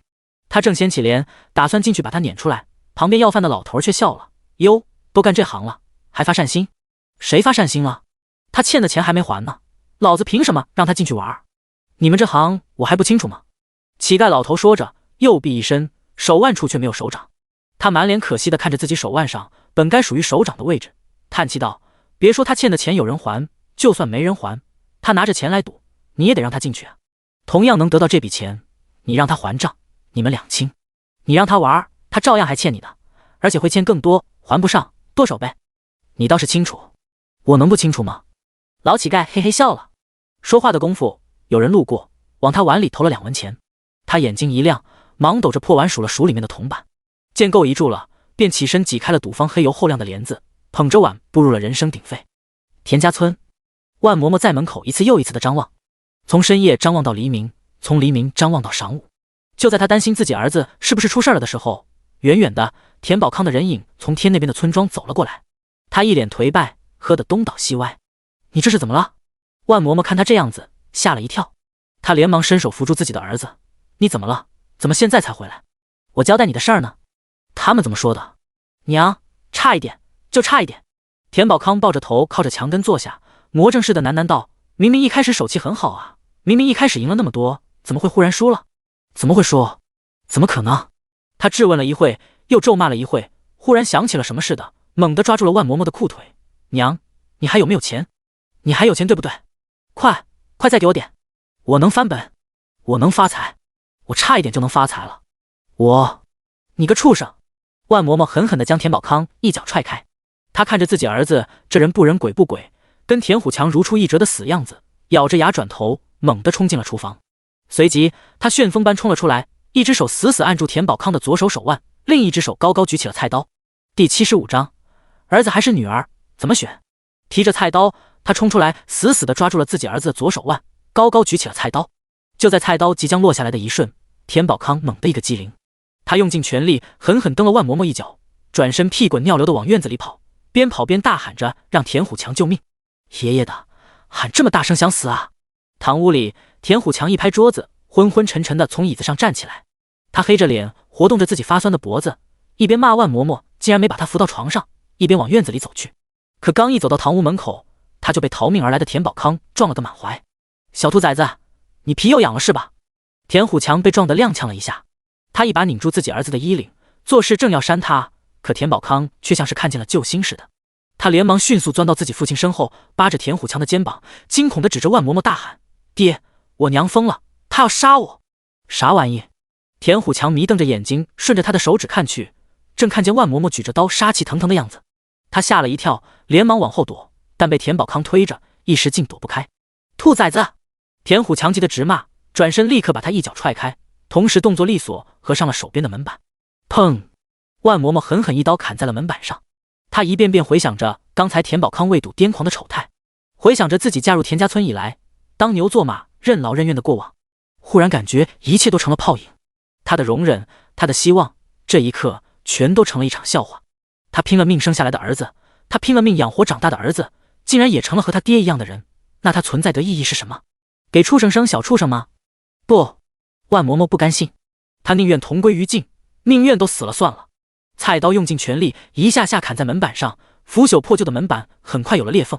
万嬷嬷一脚将破门踹开，举着刀杀进了屋内。屋内，田虎强和田宝康父子俩各自拿着条凳在门后严阵以待。看见万嬷嬷进来，田虎强提着条凳对着他的小腿狠狠一扫，等他摔倒，田宝康慌忙举着条凳砸了过去。慌乱之下，他竟然砸向了万嬷嬷的脑袋。娘！千钧一发之际，田双双猛地冲过来扑住万嬷嬷，用瘦弱的肩膀替他挡了一下。双双！万嬷嬷简直要疯了，她抱着吐了血的田双双，边大喊着让他坚持，边起身准备去找大夫，却在这时被田虎强一脚踹翻。贱人！田虎强狠狠甩了他两个大嘴巴，你他爷爷的敢拿刀对着老子，想死是吧？他说着又伸手掐住了万嬷嬷的脖子，想死老子成全你！等等！田宝康连忙阻止，他小声地提醒着自己的父亲，爹，你别忘了咱们昨天的计划。什么狗屁计划？田虎强闻言更气，这贱人都要拿刀杀老子，老子凭什么还信他？能信能信。想到昨天夜里的2张银票，又想到自己和田虎强身后的一屁股赌债，田宝康忙不迭地替万嬷嬷解释，爹，娘不是想杀你，是发现我赌博的事儿了，想砍我手。是吗？当然，借我娘10个胆子，他也不敢动你啊。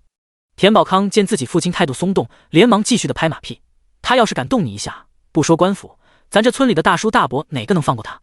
说的也是，本来就是。田宝康连忙趁热打铁地道，爹，你要实在担心，咱们手里不还有双双吗？只要他在，我娘哪敢不听话？真的，真的。田宝康生怕自己父亲不信，他连忙一脚踢开地上的菜刀，蹲在万嬷嬷面前，一副语重心长的样子道，娘，你知道我爹的脾气，半个月之内，如果你不拿点好东西回来，我爹肯定不会放过双双的。娘，你也不想让双双卖身吧？畜生！作为一个母亲，作为一个女人，万嬷嬷听见卖身2字，眼睛瞬间就红了。她高高举起手臂，想要给田宝康一巴掌，但却被他一把抓住，不耐烦地将万嬷嬷的手甩开。她冷冷地低声威胁，娘，昨天你的那些计划，不想被我爹知道吧？不！万嬷嬷打了个寒战，以田虎强的脾气，如果知道了他的计划，一定会杀了他的。他死了不要紧，但双双……万嬷嬷心疼地看了眼虚弱倒在一旁的田双双，又回想着之前阮云罗的交代，终于他点了点头，好，我给你们弄钱，我能弄好多好多钱，但你们不许动双双。当然，双双可是我亲妹妹，我怎么可能？娘，不要！田双双连忙打断田宝康的花言巧语，他忍着疼爬到自己母亲身边，抓着她的手慌乱道，娘，您教过我的，做人最重要是对得起良心，您明明不是那种人。闺女，这就是命。万嬷嬷叹着气，欣慰而又心疼地抱紧了自己的女儿，在田双双耳边，她悄悄说了句等我之后，便起身离开了田家村，急匆匆回了将军府。随风园，阮云罗忧心着万嬷嬷的境遇，正思考要不要派人去田家村打探的时候，万嬷嬷跌跌撞撞地回来了。咚！一进门，她直接狼狈跪在了阮云罗面前，抓着阮云罗的衣角，他声音悲痛的哀求：“夫人，求求您救救我的孩子吧！”可以。听了万嬷嬷这2天的遭遇，阮云罗答应的十分痛快。但是，阮云罗忽然话头一转，缓缓道：“嬷嬷，你的2个孩子，我只能救一个，儿子还是女儿，你自己选。”第76章，用赝品救女儿，儿子还是女儿？女儿。万嬷嬷毫不犹豫地道：“但田宝康可是你的亲儿子，你舍得？”阮云罗好奇：“你不指望他传宗接代，给你养老？我一个女人，连家都没有，传什么宗？至于养老……”万嬷嬷苦笑，看向阮云罗：“夫人，我受了田虎强这么多年的苦，比任何人都知道赌的可怕，更比任何人都清楚，赌徒是不会改的，砍手砍脚卖女都不会改的。指望一个赌徒给我养老，他还指着我给他钱呢。可以给他娶个媳妇啊，让媳妇给你养老。我自己当牛做马还不够，还要再拉一个女人进来。”万嬷嬷不解阮云罗怎么会出这种缺德主意，她摇了摇头，坚定道：“夫人，我决定了，我只要女儿。至于儿子宝康，他是男人，有房有地有力气，就算他不争气，把房和地全都赌进去，至少也能去当乞丐。但双双不行，他一个姑娘家，什么都没有，连当乞丐的资格都没有。他爹和他哥正丧心病狂的想把他卖了，我要是不救他，就没人能救他了。好，那就救女儿。”阮云罗满意的点了点头，将万嬷嬷从地上扶了起来。看着她红肿的脸颊和散乱的头发，阮云罗心疼地叹了一下，然后让丫鬟把准备好的东西拿了过来。这是什么？万嬷嬷好奇的一看，原来是个画盒，一个古色古香、很漂亮的画盒。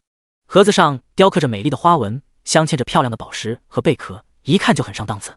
打开画盒，里面是一卷古朴泛黄的画轴，画轴里的内容是一幅行笔潇洒的山水图。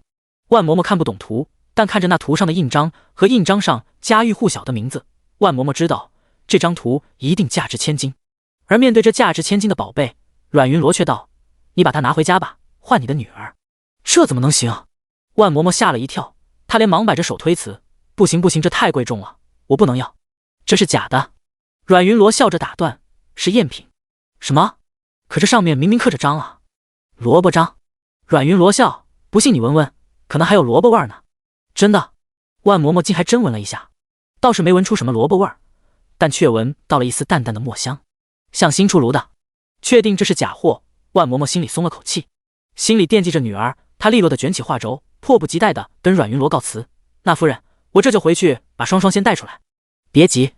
阮云罗不慌不忙从他手里拿过画轴，重新放进盒子里，然后才递给他。不行不行！万嬷嬷连忙摆手：“夫人，这盒子这么漂亮，上面还那么多宝石，这太贵重了，也是假的，都是些便宜的边角料。”是吗？万嬷嬷瞪大了眼睛，简直不敢相信。见阮云罗点过头后，她才松了口气，又细细听了回自家夫人的交代之后，她胸有成竹地带着东西回到了田家村。进了屋，她按照阮云罗的交代，将盒子往桌上一放，果然华贵漂亮的宝石盒子立刻就吸引了田家父子的注意。娘，这什么啊？田宝康眼睛直勾勾地盯着自己面前的漂亮盒子，手指不自觉地摸向盒子上的宝石，但还没碰到宝石呢，他的手便被田虎强扇到了一边。兔崽子，别用你的脏手乱碰，把这宝贝碰坏了怎么办？田虎强嫌弃地瞪了自己儿子一眼，目光很快又回到了宝石盒子上面。他紧张地搓了搓手，边缓缓打开盒子，边嘴里嘟囔：“爷爷的，这将军府果然是富裕，连个装东西的盒子都这么漂亮，发财了发财了，里面肯定装着好多金银。”这是什么？终于彻底掀开盒子，田虎强看着面前的画轴一愣：“什么啊？”田宝康忙从盒子背后走过来看，也是一愣：“这什么狗屁玩意儿？”没有看到自己想象中的金银财宝，田虎强生气，他拿起画轴，正要发泄的往地下摔去。这时候，万嬷嬷连忙阻止，他大喝一声住手，然后十分宝贝的抢过画轴，对着田虎强比一道：“有眼无珠，你知道这是什么吗？你就敢摔？不就一张纸吗？”田虎强满不在乎的瞥了眼万嬷嬷手里的画轴，将目光又落在了宝石箱子上。一张纸？你说的轻巧。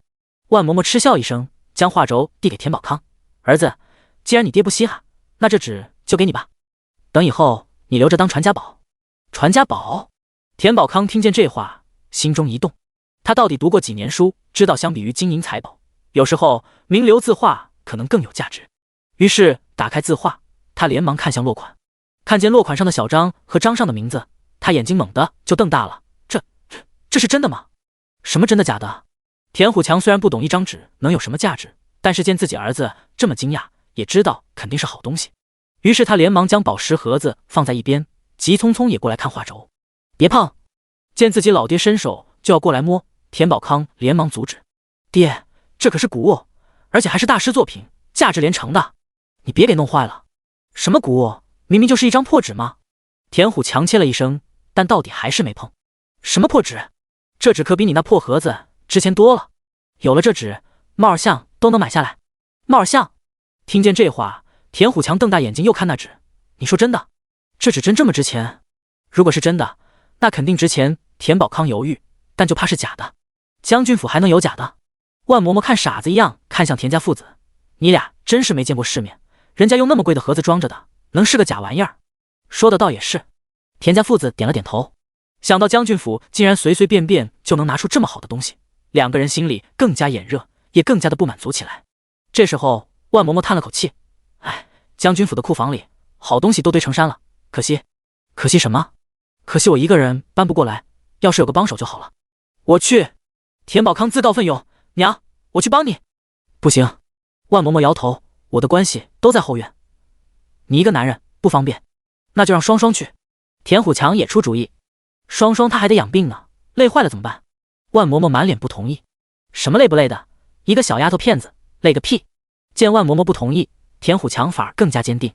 但这时田宝康却忽然直觉不对劲，他胳膊肘碰了下自己的父亲，连忙小声提醒，爹，我娘带着田双双，要是不回来了怎么办？第77章，四肢发达头脑简单。爹，我娘带着田双双，要是不回来了怎么办？田宝康忽然间的一番话提醒了田虎强，令他瞬间防备起来。万春，你给我少动歪脑筋！他警告地看向万嬷嬷，威胁道，你要是敢又躲在将军府里当缩头乌龟，老子大不了去报官，到时候把你偷东西的事情全都抖落出去，看你怎么办！田虎强，你还是人吗？万嬷嬷闻听此言，满脸的惊恐和气愤，这东西那么贵重，如果被发现，我9条命都不够还。你这是想让我死吗？娘，我爹没这意思，他就是怕你进了将军府就不回来了。田宝康怕把万嬷嬷逼急眼，连忙笑着打圆场，现在你可是咱家的财神爷，只要你肯按时回来，我爹他高兴还来不及呢，怎么可能把你抖落出去？就是。田虎强嘿嘿一笑，也哄着万嬷嬷道，放心，只要你乖乖听话，老子疼你还来不及呢，怎么会舍得把你这个财神爷往大狱送？有什么可怕的？我还能在将军府待一辈子。万嬷嬷冷着脸不满，就算我愿意，人家将军府愿意吗？再说我还有儿子呢，我可就宝康这么一个儿子，还能一辈子不见他？是。父子两个人连连点头，终于对他彻底放心。但田双双却不愿意。娘，偷东西是要坐牢的。病床前拉着自己母亲的手，田双双满脸着急的小声道，娘，趁着没人发现，您快把东西还回去吧，人家将军府里的人又不是傻子，这种事情早晚都会被发现，瞒不长的。再说了，我爹和我哥是什么人，您还不知道吗？到时候如果事情败露，他们肯定把罪责全往您身上推，会没命的。娘心里有数，你别管了。万嬷嬷简单收拾了几件贴身的衣物，不顾田双双反对，强制性把她带到了将军府。等进了将军府，来到随风园，亲眼见自己母亲跪在阮云罗面前，感激涕零的高兴样子，田双双这才恍然大悟。他立刻高兴的也跪下来给阮云罗磕头，谢夫人大恩大德，谢夫人大恩大德。行了行了。阮云罗连忙把母女两个都扶起来，看着田双双瘦小虚弱的样子，他有些感慨的摸了摸她的脑袋，笑道，小丫头，咱们又见面了。哟。田双双满脸不解，夫人，您见过我？没有。阮云罗笑，至少今生没有，不过前世万嬷嬷去世后，他们倒是见过一面。当时阮云罗身在病中，总盼着万嬷嬷赶紧从田家村回来，但派人去问了一次，听田家父子说田双双病重需要照顾，便没再着急。结果几天后，一个叫做田双双的青楼女子却打通关节，递给他一个条子，条子里他将万嬷嬷去世的消息和其中的疑点全告诉了他，哀求他帮忙报官。于是才有了后面田家父子的结局。事情结束后，阮云罗见了田双双一面，本准备了银子给他赎身，但田双双却拒绝了。他给阮云罗磕过头后，又回到了祭房。当夜祭房大火，田双双不知所踪。回想着当时的惨烈，阮云罗叹了口气，他笑看向田双双，你的床铺已经准备好了，跟你娘一个房间，先安心住下吧，有什么事儿，等你养好伤以后再说。可是我爹和我哥那边怎么办？田双双担心的看向阮云罗，如果他们总是在将军府门口闹事儿，会不会给您惹麻烦？没事，我会交代护卫不让他们靠近。阮云罗摸着他的脑袋，笑着看向万嬷嬷，只要你不心软就行。夫人您放心吧，为了双双，我也得硬下心肠。万嬷嬷连忙表态。好。阮云罗满意的点了点头，从梳妆台拿起了一对玉镯，递给了万嬷嬷母女俩，让他们戴上。夫人，您这是？万嬷嬷吓了一跳，连忙摆手，不行不行，夫人，您已经帮了我们娘俩够多了，我怎么还能要您的东西？你当我是夫人，就听我的。阮云罗笑着帮他把镯子戴上，我这么做，自然有我这么做的道理，你不用问，戴着就是。这也太贵重了，做活不方便。万嬷嬷看着自己手腕上通透漂亮的镯子，心惊胆战。要不我还是找个盒子装着吧，别碰碎了。哪就那么脆弱？阮云罗笑着调侃了句，随即让田双双也戴上了镯子。能不能硬下心肠，不是靠说的，他必须自己确认。确认他们即便有了好东西，也不会去接济田家父子。与此同时，庆寿园吃着回门宴，陆一痛端起酒杯，满脸惭愧地对席老夫人和萧仲景道：“娘，大哥，之前的事情多有得罪，我也是太着急了，所以才犯糊涂，竟然没有拦着庆堂。”行了，席老夫人不耐烦地打断：“你只需好好对待庆堂就是，别的不必再提。”是。陆一痛连忙点头：“我一定好好对待庆堂。”娘，你别这么凶。萧敬堂撒着娇替陆一痛说话：“陆大哥对我可好了，他为了让我住得舒服，特意打算换房子呢。你高兴就好。”席老夫人面无表情，她懒得再搭理自己家这个傻姑娘，匆匆吃过饭后，便立刻送萧庆堂夫妻俩走了。等他们走后，她看向萧仲景，这才问：“熹妃那边寿礼送过去了吗？”送了。萧仲景有些心虚，虽然他已经掏空了私库，但这次的寿礼相比往年还是轻了一些。不过熹妃小姑姑在宫里，什么好东西没见过，想来应该不会介意，送了就好。席老夫人叹气，希望熹妃娘娘见了寿礼，能明白咱们萧家的心意，千万别起了芥蒂。什么芥蒂？萧仲景不解，是熹妃娘娘那边出什么事儿了吗？你还好意思问？席老夫人无语。我怎么了？萧仲景不解。你说怎么了？见萧仲景茫茫然一无所知的样子，席老夫人没好气的白了他一眼：“谁许你随随便便往家里领人？领个普通人也就算了，竟然还领了个皇子，你这让熹妃娘娘和六皇子怎么想？”什么怎么想？萧仲景全身一僵。你说呢？席老夫人没好气的打量了萧仲景一眼，皱眉道：“我真不知你是被美色冲昏了头脑，还是你本就四肢发达，头脑简单。即便你大部分时间都在西北打仗，但打仗难道不用看兵书吗？战场上韬略你都懂，怎么交际上的你就不懂了呢？这点人心你都揣测不到。”萧仲景哑口无言。以前宫里那边都是阮云罗负责，我没往那边想过。第78章，谁亲谁疏，心里没数。萧仲景哑口无言。以前宫里那边都是阮云罗负责，我没往那边想过。你还有脸说？席老夫人气得咬牙，这么重要的事情你都不想，你成天脑子里到底在想什么？我警告，以后不光是你，就连尹小柔也给我离尹文玉远点。六皇子可是你亲姑姑的儿子，尹文玉呢？他只不过是你小妾的救主，谁亲谁疏，你心里最好给我有点数。是。萧仲景汗流浃背的答应，但他心里却比任何人都清楚，尹小柔和尹文玉从来都不是主仆关系，他们是姐弟，一母同胞的亲姐弟。尹小柔不可能答应跟尹文玉保持距离，甚至如果有需要，他一定会站在尹文玉那边，或者他可能已经站在尹文玉那边了。想起薛之的事情，又想起熹妃寿礼的事情，萧仲景心底里一阵发寒。他不确定这一切他到底是凑巧还是刻意为之。如果他是刻意利用寿礼的事情挑拨萧家和熹妃的关系，那萧仲景感觉一阵眩晕。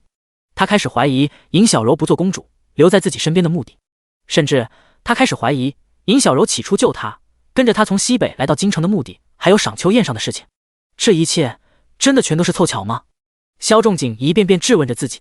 随风园外，万嬷嬷带着田双双去府医那里看了伤取了药，正往回走着，却忽然碰见了尹小柔。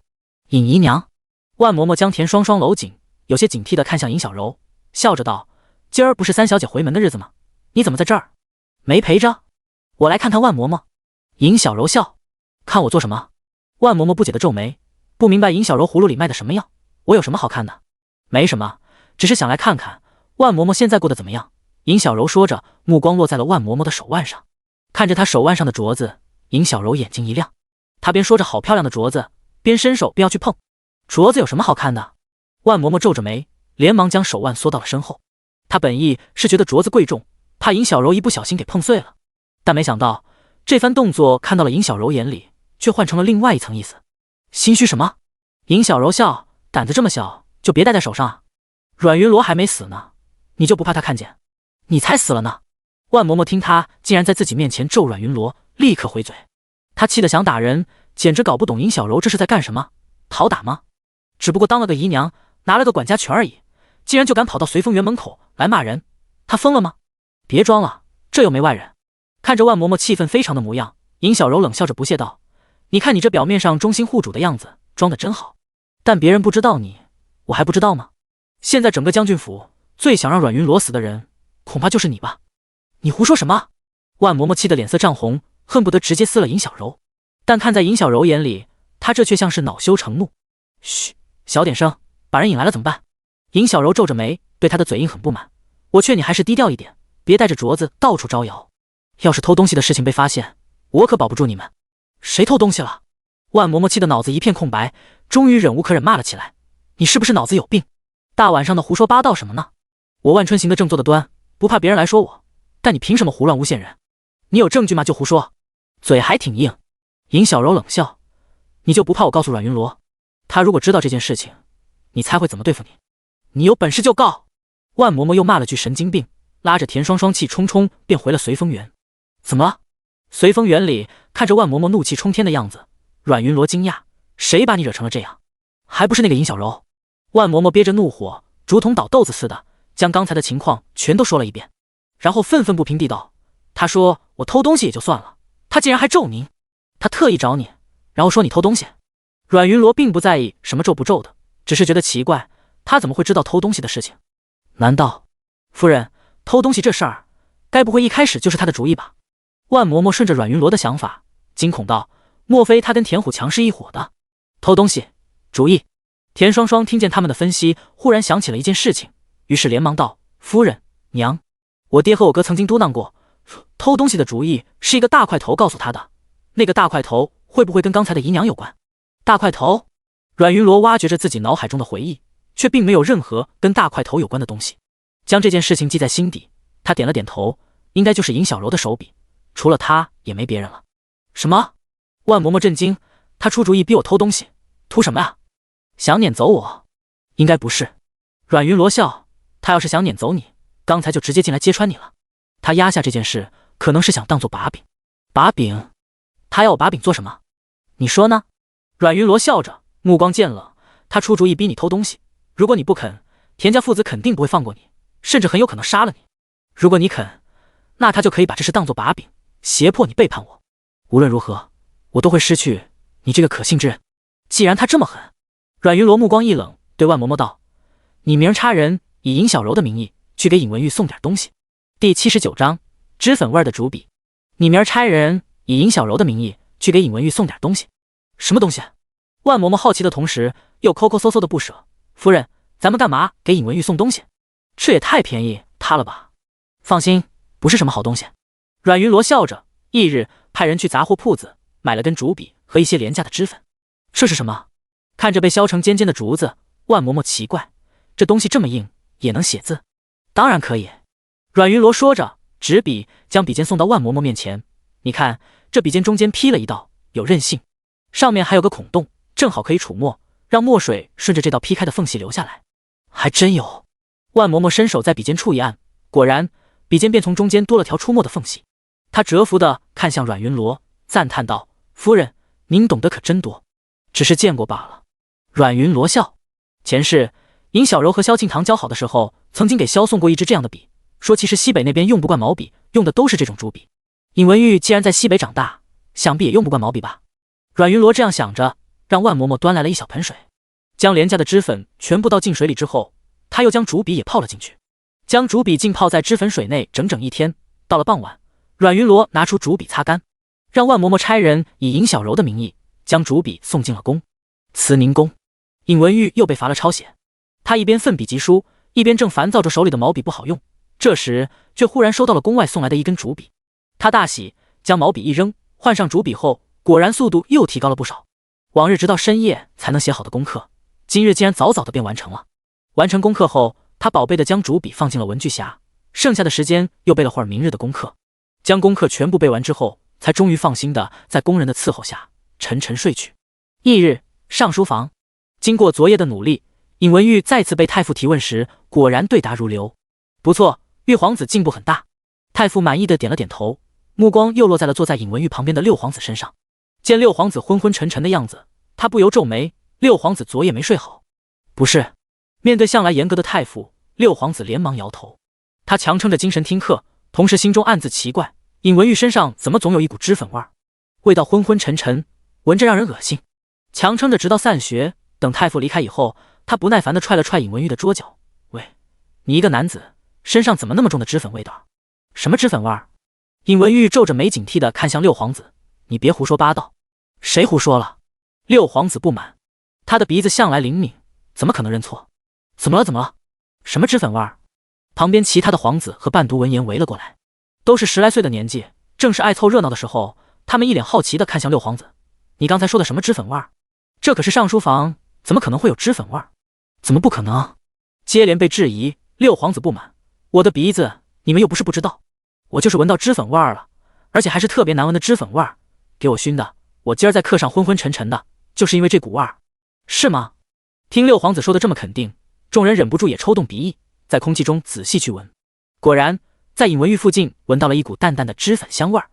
顺着这股脂粉的味道，众人找到了尹文玉文具匣里的主笔，就是它。六皇子拿起主笔闻了一下，嫌弃地皱起了眉头，就是这个东西的味道，难闻死了。确实难闻，众人也跟着附和。人群中不知道是哪个伴读，还调侃了句：玉皇子，这笔看着像是西北的样式，该不会是你在西北的相好送的吧？怪不得一股脂粉味儿。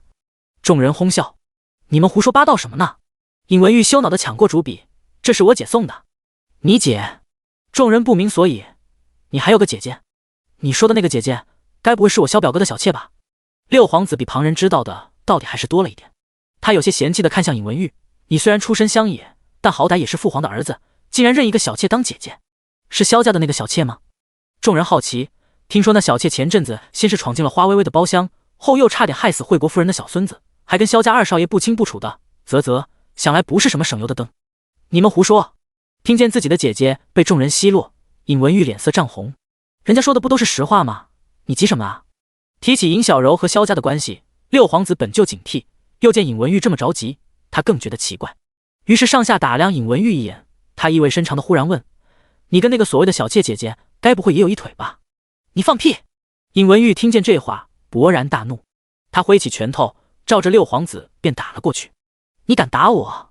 六皇子不敢置信，他立刻狠狠的也给了尹文玉一拳，两个人很快打成了一团。虽然尹文玉比六皇子大2岁，也强壮不少，但六皇子毕竟有伴读和亲信在旁边拉偏架，所以最终还是尹文玉多吃了点亏。还好有人机灵，连忙去请了太傅过来，才终于结束了这场闹剧。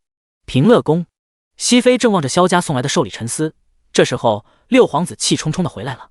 哟，谁惹你了？熹妃笑着正要打趣自己的儿子，抬眼却看见了六皇子脸上的乌青，他面色一变，连忙拉着六皇子查看伤势，满脸着急的问：你这是怎么了？谁打的？除了那个野皇子，还能有谁？六皇子捂着自己的脸生闷气，他拿了根脂粉味的主笔来到上书房，熏得我一整天昏昏沉沉，我都没跟他计较。刚才我只不过说了一个丫鬟几句，他就忽然动手打我，跟疯了似的。丫鬟？什么丫鬟？就是那个叫什么柔的，我小表哥的小妾。六皇子说着嗤笑一声，主笔就是那个女人送的，也不知道他们俩到底是什么关系，口口声声姐姐姐姐的，对他那么亲切，一个丫鬟而已，又不是亲姐姐。亲姐姐。第80章，夫人，您要撵我？亲姐姐。熹妃心中一震，恍然大悟，怪不得。熹妃喃喃着，目光落在了萧家敷衍送来的寿礼上面，终于明白了萧仲景忽然怠慢他的底气，心疼的摸了摸自己儿子的面庞，他冷笑，这是想两边下注吗？好，我倒要看看那野种到底有什么本事。怎么样，值多少钱？当铺里，田虎强父子满脸贪婪地看向掌柜，这盒子上那么多宝石，怎么也得值个300-500两吧？还有那画，得值好几千，不，好几万两吧？好几万两。掌柜看傻子一样看向田虎强父子，指着面前的东西道：“这画和做工不错，可以当1两。”这画假的，一文不值。怎么可能？田虎强父子不敢置信。你是不是老眼昏花看错了？不可能，我这双眼睛不可能错。你肯定是错了。田虎强父子十分坚持，他们坚信从将军府里拿出来的东西不可能是假的。二位爷，还是那句话，我不可能错。掌柜十分骄傲地道：“我从8岁便开始看柜台，几十年来什么好东西没见识过，是真是假，我打眼一扫就知道。您二位若是不信，大可以换一家当铺试试。换一家就换一家。”田家父子切了一声，上前将画轴重新放回画盒里，用衣服将画盒一裹，悻悻然便走了。可一连又找了好几家当铺，得到的却都是一样的结果。爷爷的，今儿真是中了邪了。田虎强父子嘟囔着，仍不死心，正想再换一家当铺试试，却在小巷子里被一行人拦住了去路，连忙想回头跑，巷子的另一边却也被堵住了。这帮人中领头的是赌坊的看场刀疤，他是来要债的。可田虎强父子哪里有钱还债？他们只能笑着打哈哈：“刀疤哥，这不还没到半个月吗？您这什么急啊？是没到半个月，但快过年了。”刀疤把玩着匕首来到了田家父子面前，淡淡道：“老规矩，旧账不过年，你们别让我难做。可是我们现在没钱，要不……”田虎强父子心虚着，连忙将手里的画盒和画轴递了过去：“要不用这个底？这个东西可是将军府里弄出来的，可值钱了。少他大爷的，给我放屁！”刀疤冷冷骂了一句，手下立刻上前将田虎强父子踹倒，并拽出2人的右手。从田宝康开始，刀疤举起匕首，干净利落的正要落下。这时候田宝康急得大喊：“刀疤哥，这钱能还？”哦，刀疤手腕一偏，将匕首落在了田宝康的指缝里。他笑：“你小子该不会又要坑你娘吧？自己家的事怎么能叫坑呢？”田宝康嘿嘿陪着笑脸：“对啊，我自己家媳妇，不花她的钱花谁的钱？”田虎强也连忙附和。见刀疤没有反对，2个人心中一喜，哆嗦着连忙从地上爬起，然后带着他们一路来到了将军府。但因为阮云罗的交代，一行人离将军府远远的，便被护卫拦了下来。不管田虎强父子怎么说，都不让他们靠近。行了行了，刀疤不耐烦：“我没工夫在这儿陪你们耗。你们现在要是有钱，就利索拿出来；要是没钱，我就把你们的手剁了交差。你们自己选吧。”有钱有钱。田虎强父子连忙陪着笑。2人低声嘀咕了一会，忽然田宝康想了个好主意，他将主意连忙说给田虎强。田虎强瞬间眼睛一亮：“你个小兔崽子！”田虎强笑着骂了一句，然后扯着嗓子便嚷嚷起来：“万春你个臭篦子，谁给你的胆子给老子戴绿帽？是不是那个姓萧的？你跟那姓萧的到底是什么关系？你们俩……”果然这么骂了没一会，万嬷嬷按捺不住，满脸涨红的出来了。他抢过门口护卫的长刀，冲着田虎强便劈了过去。田虎强吓了一跳，连忙边跑边喊救命。2人就这么一个跑一个追，好一会才渐渐的停了下来。你以后要是再敢来找我非杀了你不可！万嬷嬷喘着粗气，用刀指着田虎强正威胁。这时候田宝康却忽然从他身后偷袭了一下，要抢他手上的玉镯。万嬷嬷心中一惊，连忙2只手护住玉镯。母子2个人你争我抢，正僵持着。这时候田虎强忽然也扑了上来，他没轻没重的，竟然把镯子给撞碎了。3个人望着碎掉的镯子，陡然一愣：“我的镯子！”万嬷嬷率先反应过来，她气得抓起长刀，狠狠给了田虎强大腿一下，然后心疼地捡起地上的碎镯，气冲冲回了将军府。娘，您怎么了？田双双气势汹汹，抄着扫帚刚到门口，看见万嬷嬷失魂落魄的样子，吓了一跳：“娘，您是不是受伤了？伤哪了？快让我看看！我要受伤倒好了。”万嬷嬷欲哭无泪地望着自己手上的碎镯，可惜受伤的是她啊！2个人心疼地望着碎镯，齐齐叹气。随风园，阮云罗喝着冰糖雪梨，忽然发现万嬷嬷手上的镯子不见了。他皱眉：“你的镯子呢？怎么不戴？”万嬷嬷心虚，她本想说实话，却又怕阮云罗怪罪，只能支支吾吾的，自己都不知道自己在说什么。田家父子又来了，是吗？阮云罗有些失望，他本以为万嬷嬷为了双双可以不心软的，没想到他还是选择了替儿子还债。他终究还是没经住考验。阮云罗叹了口气，走到床头拿了2张银票，递给了万嬷嬷：“你带着双双走吧，离开京城，别再拿去给田家父子还债了。找个山清水秀的地方，用这些银子买个小宅，开个小铺，重新开始。夫人，您要撵我。”第81章，签下卖身契，彻底摆脱。夫人，您您要撵我？万嬷嬷不敢置信的红了眼眶。不是我要撵你，是我留不住你。阮云罗长长叹了口气，个人有个人的缘法，你自己狠不下心，旁人说再多也没有用。我只劝你最后一句，多为双双想想，这些钱千万自己留着，别再肉包子打狗了。夫人，您要撵我？万嬷嬷委屈。不是撵你。阮云罗无奈，我现在的情况你也知道，泥菩萨过江，自身都难保呢，没那么多精力处理你和田家的事情。而且你这么心软，继续留在京城，早晚被田家父子吃干抹净，你得为双双多想想。夫人，您撵我？万嬷嬷恍惚着，根本听不进阮云罗的话。不是撵。阮云罗看他这样子，十分无奈，正不知该怎么安慰。这时候，田双双却忍不住笑了。夫人，您等我一会儿。田双双说着，跑回偏房拿了个盒子回来，递给了阮云罗。这是……阮云罗接过盒子，打开一看，里面竟然是碎掉的玉镯。夫人，您误会了。田双双笑着解释，夫人，我娘没有心软，只不过她跟我爹和我哥争抢的时候，不小心把镯子弄碎了，因为是您亲自送的，又太贵重，所以我娘才没好意思说。原来是这样。看见碎镯，阮云罗明白自己确实是误会了，不免有些好笑的同时又有些尴尬。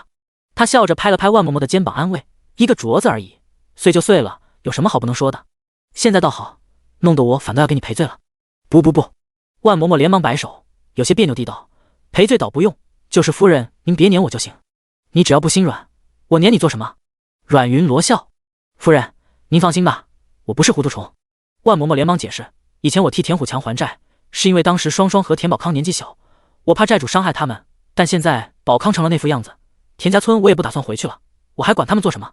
两个赌鬼根本就是无可救药，我对他们心再软也没有用，只会把自己和双双也拖下水，还不如心硬一点，先保住能保住的再说。你这样想，我就放心了。阮云罗笑，可是他们这样三天两头的来将军府闹事，时间长了也不是办法，万一惊动了萧仲景和老夫人，就糟糕了。这万嬷嬷理亏，像今日似的，如果田家父子再来几次，确实是个问题。凡人不说，要是这事儿传到将军或者老夫人耳中，恐怕到时候还会给夫人惹麻烦。你想不想彻底摆脱他们？阮云罗看着万嬷嬷，给了他一个选择：如果你愿意彻底摆脱他们，那你就留下；如果你做不到，那我觉得还是离开比较好。我当然愿意。万嬷嬷眼睛一亮：夫人，你有什么办法吗？有。阮云罗说着，拿出了一新一旧两张卖身契，新的递给田双双，旧的则递给了万嬷嬷。你们如果愿意留，就签下它。有卖身契在，以后你们就彻底是我的人，不必再担心田家父子的骚扰。如果不愿意，我会给钱让你们离开，你们走得远远的，只要躲好点，以后同样不必再担心田家父子。看你们自己怎么选，我都支持。我当然是留下，但双双……万嬷嬷有些犹豫地看向田双双，让自己的女儿加入奴籍，这不是个容易的决定。我当然跟娘在一起。田双双毫不犹豫地接过卖身契，笑着道：这世道险恶，身为女子，无依无靠的在外面，又能有什么好结果？还不如留在夫人身边。我觉得夫人比外面的人靠谱多了。田双双说着，一笔一画地签下了自己的名字。万嬷嬷没再多说，很快也签下了名字。好。阮云罗收起卖身契，笑着对万嬷嬷母女道：下次田家父子再过来，你们不必躲着，直接出去便是。到时候一次性把这件事情解决，我保管他们以后再也不敢来骚扰你们。是。万嬷嬷母女期待的答应。果然，没过几天，田虎强父子又来了。只不过相比于上次的四肢健全，这次他们每人都断了一只右手。爷爷的那刀疤可真不是东西。田虎强心疼地望着自己手腕上的伤口，骂骂咧咧地道：好歹认识这么多年了，他连几天都不愿意宽限，竟然还真剁了老子的手，还他爷爷的是右手，这让老子以后还怎么摇骰盅啊？就是。田宝康望着自己的伤口，也十分懊恼。都怪我娘，她要是不骗我们，现在我们怎么会弄成这样？真不知她是吃错了什么药，明明有发财的路子却不走，当奴才上瘾了吗？你还没看透吗？你娘跟咱们根本不是一条心。田虎强冷笑，这么多年他一个人待在将军府，说不定早有相好的了。他有发财的路子，肯定跟相好的一块做，怎么会便宜咱们？这怎么可能？怎么不可能？田虎强瞪着眼反问，否则他干嘛连你这个儿子都不要？这说的倒也是。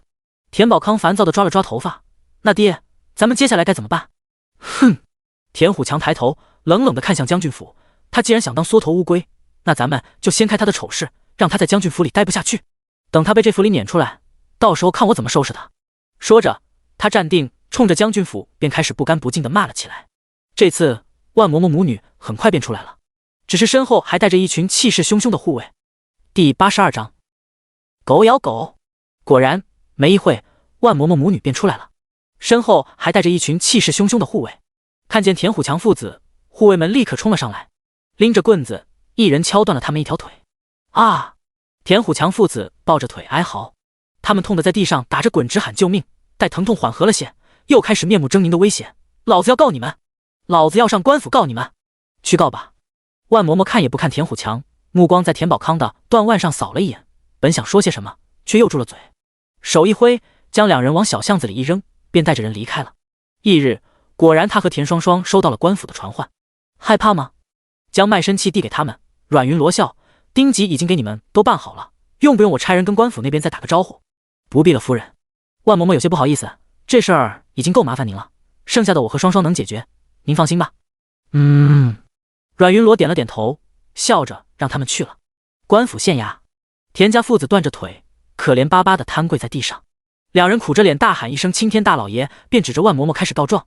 这贼妇仗着自己在将军府当嬷嬷，勾结奸夫，打断了我和我儿子的腿。大人，您可得为小民做主啊！是吗？县太爷目光扫了眼田家父子的断腿，然后皱眉看向了万嬷嬷：“你可有什么话好说？”大人，您别听他胡说八道，奴婢清清白白，没有什么奸夫。你胡说！田虎强立刻打断：“你要是没有奸夫，干嘛一直不肯回家？你要是没有奸夫，谁给你的胆子打断老子的腿？我为什么不回家？你自己心里没点数吗？”万嬷嬷十分气愤地瞪视着田虎强：“自从20多年前嫁给了你，我孝顺公婆，任劳任怨，全村上下谁不说我是个好媳妇？可你呢？你烂赌成性，为了赌钱，甚至连自己的亲爹亲娘都打。双双刚出生的时候，你为了逃避赌债，一个人跑了，是我给你亲爹亲娘养的，老送的终，是我赚钱养家，抚养一双儿女长大。这2年赌债好不容易还清了，你却回来了，还把宝康也交成了赌鬼。你花我的钱还打我，还要卖我的女儿，我敢回去吗？”万嬷嬷说着，眼眶一红，给县太爷磕了个头：“大人明鉴，哪怕是为了女儿，那个家我也万不能回。”原来是这样。县太爷瞥了眼田虎强父子断掉的手腕，点了点头，陷入沉思。过了会儿，他忽然又问：“那他们的腿是怎么回事？他们一个是你的丈夫，一个是你的儿子，即便真的做错了什么，你也不能动用私刑打断他们的腿啊！”就是。田家父子立刻附和：“大人，奴婢和女儿是签过卖身契的，生是主子的人，死是主子的鬼。田家父子3番4次的来将军府打扰，还要抢人，将军府也是实在没有办法，才误伤了他们的。”万嬷嬷连忙解释，同时将卖身契拿出来递给了衙役。县太爷从衙役手中接过卖身契，又点了点头。本来对这桩案子他还打鼓，担心不好跟将军府交代，但现在既然有证有据，那他自然也就不再犹豫，拿起金堂木正要宣判。这时候田虎强不满地大喊：“不可能，他不可能签卖身契，她是我的女人，没有我的同意，他凭什么签卖身契？你这么多年为了逃债音讯全无，我一个女人不卖身当奴才，怎么养活孩子？”万嬷嬷立刻反驳：“我倒是想征求你的同意，我找得到你人吗？我还以为你早死了呢。”你听见万嬷嬷竟然诅咒自己，田虎强急得直喘粗气，他连忙给县太爷磕了个头，皱着张脸哀求：“青天大老爷，卖身契的事情我一点也不知情，求老爷您消去他们母子俩的卖身契。”这怎么可以？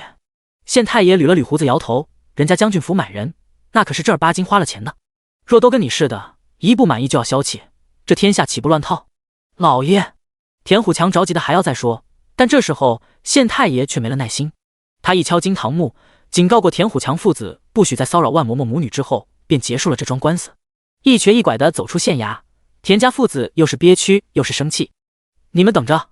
田虎强指着万嬷嬷母女，咬着牙威胁：“你们母女俩把我们父子害成了这样，我们不会放过你们的！你们腿又不疼了是吧？”万嬷嬷冷着脸瞥了眼他们的断腿，低声威胁道：“你们俩再敢靠近我和双双试试，下次就不止一条腿了。”就是。田双双附和：“而且你们别搞错，害你们的从来都不是我和我娘，而是你们自己哦，还有那个大块头。”田双双说着，忽然灵光一现，有些嘲讽地看向自己的父亲和哥哥：“你们还不知道吧？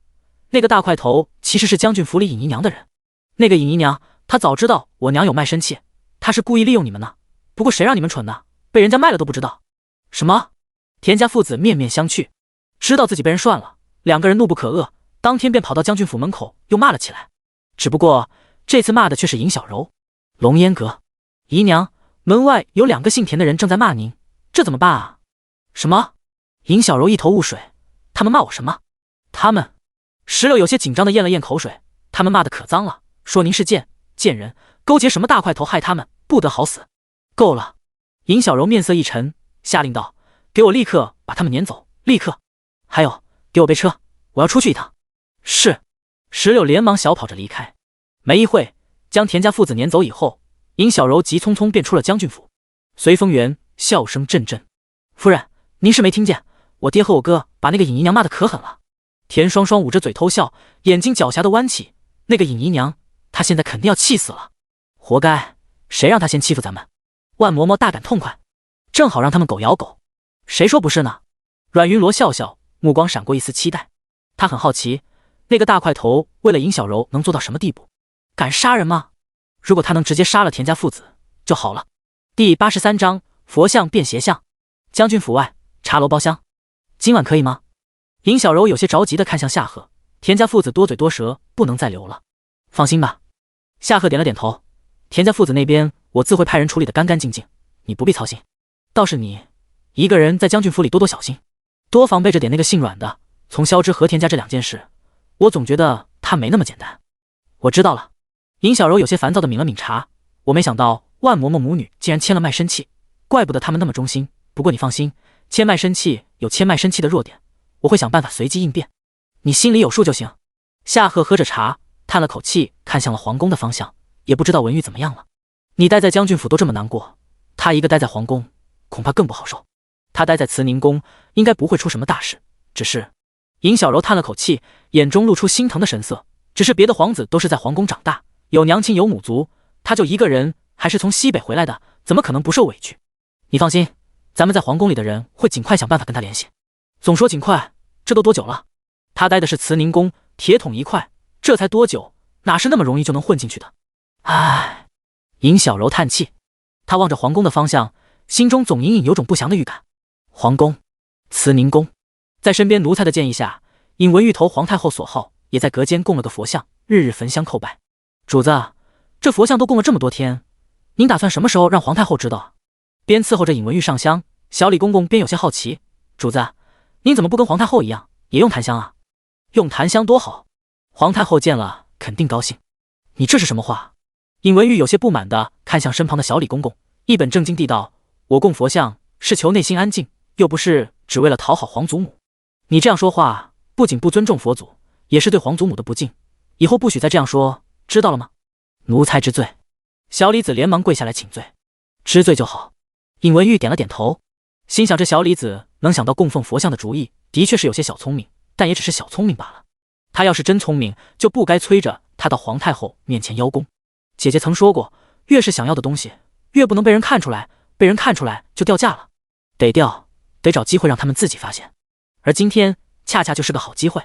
今日是六皇子随熹妃来到皇太后宫中请安的日子，尹文玉借着居住在慈宁宫的便利，便紧挨着六皇子陪奉左右，等待着六皇子发现他身上的香味。果然，六皇子很快便好奇地看向了皇太后：皇祖母，您佛堂里换香了吗？没有。皇太后笑着摇了摇头，一直是檀香。那就奇怪了。六皇子嘟囔着，不解地瞥了尹文玉一眼。怎么了？皇太后知道自己的这个小孙子嗅觉向来异于常人，于是好奇：你闻见什么了？是啊，你倒说给皇祖母听听，闻见什么了？熹妃笑着，也一脸好奇。孙儿闻见的是沉香。六皇子说着，瞥了眼旁边的尹文玉，孙儿是从玉皇兄身上闻见的。别胡说！熹妃连忙笑着打断：你玉皇兄年纪轻轻的，身上怎么可能会有沉香？就是有啊。六皇子委屈：不信您问问他自己。是吗？皇太后目光看向尹文玉，有些不解：你才多大年纪，怎么就用起沉香了？这……尹文玉有些犹豫和羞涩的小声道：孙儿可能是今早上香的时候不小心染了些味道。上香？皇太后好奇：上什么香？孙儿在房内供了尊佛像，所以日日上香。哦。皇太后有些好笑：你小小年纪供奉佛像做什么用？孙儿见皇祖母您供奉了佛像，心想这佛像一定很灵。孙儿想……尹文玉有些害羞地摸了摸头。孙儿想求佛祖保佑，让皇祖母和父皇长命百岁。是吗？皇太后笑：亏得你有这孝心。孙儿的娘亲走得早，从小孤苦伶仃，现在好不容易有了父皇，有了皇祖母。尹文玉说到这里，想起了自己过往受过的诸多委屈，声音不禁哽咽。孙儿，孙儿想永永远远的跟皇祖母和父皇在一起。好孩子。皇太后心里一软，冲尹文玉招了招手。皇祖母。尹文玉红着眼眶，连忙跑到了皇太后跟前，被皇太后爱怜的摸着脑袋，她眼中不禁露出喜色。这时候，熹妃不动声色地瞥了眼门口，见小李子点头，她笑着看向尹文玉，忙夸赞：“真是个好孩子，怪不得皇太后疼你。”这话说的都是我的孙子，我个个都疼。是是是。熹妃连忙笑着附和：“老祖宗念在玉皇子的一份心意，要不咱们去他的小佛堂看看，正好让文儿也跟着学学，长长见识。”是啊，皇祖母，孙儿还没去过玉皇兄的房里呢。被自己母妃瞥了一眼，六皇子连忙笑着撒娇：“那咱们便去看看吧。”皇太后心情很好的答应。因为距离近，一行人很快便来到了尹文玉的房间。皇祖母佛像就供在这个小隔间。尹文玉说着，笑着打开了隔间门，里面有点小，皇祖母您别嫌弃。怎会？皇太后捻着佛珠，笑着正要走进佛堂，抬起头却面色一变。那供台上哪里有慈眉善目的佛像，分明是个全身漆黑、凶神恶煞的邪像。第84章，逐出慈宁宫。皇太后走进佛堂，笑着看向供台，那供台上哪里有慈眉善目的佛像，分明是个全身漆黑、凶神恶煞的邪像。天哪！熹妃吓得惊叫，连忙捂住了自己儿子的眼睛。她一脸惊慌地看向尹文玉：“你佛堂里供的就是这个？你从哪弄来的这东西？”我……尹文玉看着供台上的邪像，头皮发麻。他连忙跪下来想要解释，但熹妃哪里会给他解释的机会？老祖宗，这里恐怕不吉利，咱们还是先出去吧。熹妃边忧心忡忡地劝着皇太后离开，边顺手给尹文玉上了眼药。玉皇子在西北那边待得久了，供的可能是西北的佛像，应当也不是故意的。母后，您别跟他一般见识。说着，他又看向了尹文玉，只是玉皇子，咱们这里是中州上国，不信西北的这些玩意儿。玉皇子以后要拜，可以私下拜，千万少拿出来。什么私下？皇太后听不下去了，她瞪了熹妃一眼，没好气道：“这邪魔歪道的东西根本就不该存在。”是是是。熹妃连忙附和，笑着有些尴尬地道：“臣妾这不是惦念着玉皇子刚从西北回来，怕猛地改变他的习惯，他不适应吗？听说玉皇子来到皇宫这么久，用的还是西北的竹笔，想来应该对西北很有些感情。”什么竹笔？皇太后皱眉：“太傅教过，竹笔在西北那边常用，笔尖是竹子做的。”六皇子看出来皇太后这是要处置尹文玉了，心里一乐，连忙拿起了尹文玉文具匣内的竹笔，递给了皇太后身边的嬷嬷。就着嬷嬷的手，皇太后瞥了一眼，见那笔尖果真不同寻常，她心中一惊，不由皱眉看向了尹文玉：“你写字竟然还在用西北的笔？”孙儿。尹文玉满头大汗，连忙磕磕绊绊的解释：“孙儿能用毛笔，就是写不快，所以才……这是理由吗？”皇太后望着跪在自己面前的尹文玉，隐隐有些怒意：“作为我中州大国的皇子，你用着西北的笔，拜着西北的佛，你干脆把这皇宫都送给西北算了。”孙儿不敢。尹文玉惊得连连磕头，甚至都忘了辩解佛像的事情。“你不敢？我看你敢得很。”皇太后冷哼着睥睨他一眼，威然下令：“来人，将玉皇子搬出慈宁宫，送到凤阳殿禁足。等他什么时候改了这一身的西北习气，什么时候再放出来。”是。太监们答应着，不再给尹文玉说话的机会，直接捂着他的嘴一拖，便将他拖出了慈宁宫。将军府。得知尹文玉被逐出慈宁宫和被禁足的消息，尹小柔急得差点晕倒。这是陷害，这一定是有人在陷害文玉。紧紧抓着萧仲景的衣袖，尹小柔红着眼眶委屈地道：“将军，你是知道文玉的。文玉他向来懂事，怎么可能去拜什么邪佛？怎么可能去用什么竹笔？他一个人在宫里，就算想用，又上哪儿去弄这些东西？一定是有人在陷害他。”尹小柔流着眼泪，愤愤不平地道：“这一定是陷害。”他慌乱地抓着萧仲景的手：“仲景，你一定要帮我，我们一定要查出真相，还文玉一个清白。宫里的事我怎么查？”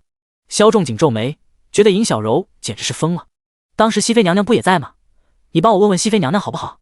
或者你帮我把这些疑点告诉陛下，求陛下好好把这事儿查一查，千万别这么稀里糊涂的过去。要是实在不行，你就帮我跟皇上见一面，我去求求皇上。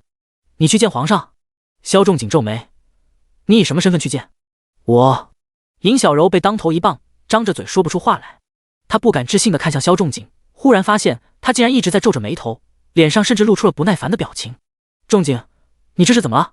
尹小柔心里一慌，连忙拉着萧仲景的手，温言软语地询问：“你最近是不是心情不好？怎么一直皱着眉头？你最近这几天怎么都不来我这儿了？没事，我只不过公务繁忙。你撒谎！尹小柔委屈的流泪，你不想跟我说就算了，不要骗我。我现在已经什么都没有了，我只有你。如果连你也骗我，嫌弃我，那我活着还有什么意思？我还不如干脆死了算了。说着，他流着泪就要往外跑。小柔，萧仲景连忙拦着他，将他抱在怀里。萧仲景叹了口气，我不是骗你，也不是嫌你，我是想不通。什么想不通？在西北，你是不是故意接近我？你是不是早知道你公主的身份？你是不是故意接近惠国夫人？还有萧之的事情，你是不是故意的？你是不是故意想借我的手把文玉送到皇宫？是不是故意想挑拨萧家和熹妃的关系？你们……萧仲景望着尹小柔美丽的面庞，将自己的声音低了又低。你们的目标是不是那个位置？这怎么可能？尹小柔震惊地看着萧仲景，眼睛里蓄满了委屈的泪水。仲景，你怎么能这么想我？我不得不这么想你。那我告诉你，不是，统统不是。尹小柔摇着头坚定地道，我们相遇的时候，你从悬崖上掉下来，我怎么故意？我爹在西北一直使用的都是另一个名字，我才8岁他就失踪了，从没有人给我说过他的身份，我怎么知道自己是公主？我要是知道，早来找他了，何必等到如今？还有惠国夫人，我那时刚来京城，连惠国夫人是谁都不知道，我接近她做什么？至于萧之的事情，我怎么知道4年前发生过灾荒？我只不过被娘逼得没有办法了而已。否则你自己说，我上哪弄钱给你三妹置办嫁妆和婚礼？我不知道。萧仲景痛苦地闭了闭眼睛，只感觉自己脑子都要炸了。他一会儿觉得什么都是巧合，一会儿又觉得什么都是阴谋，他感觉自己整个人都要疯了。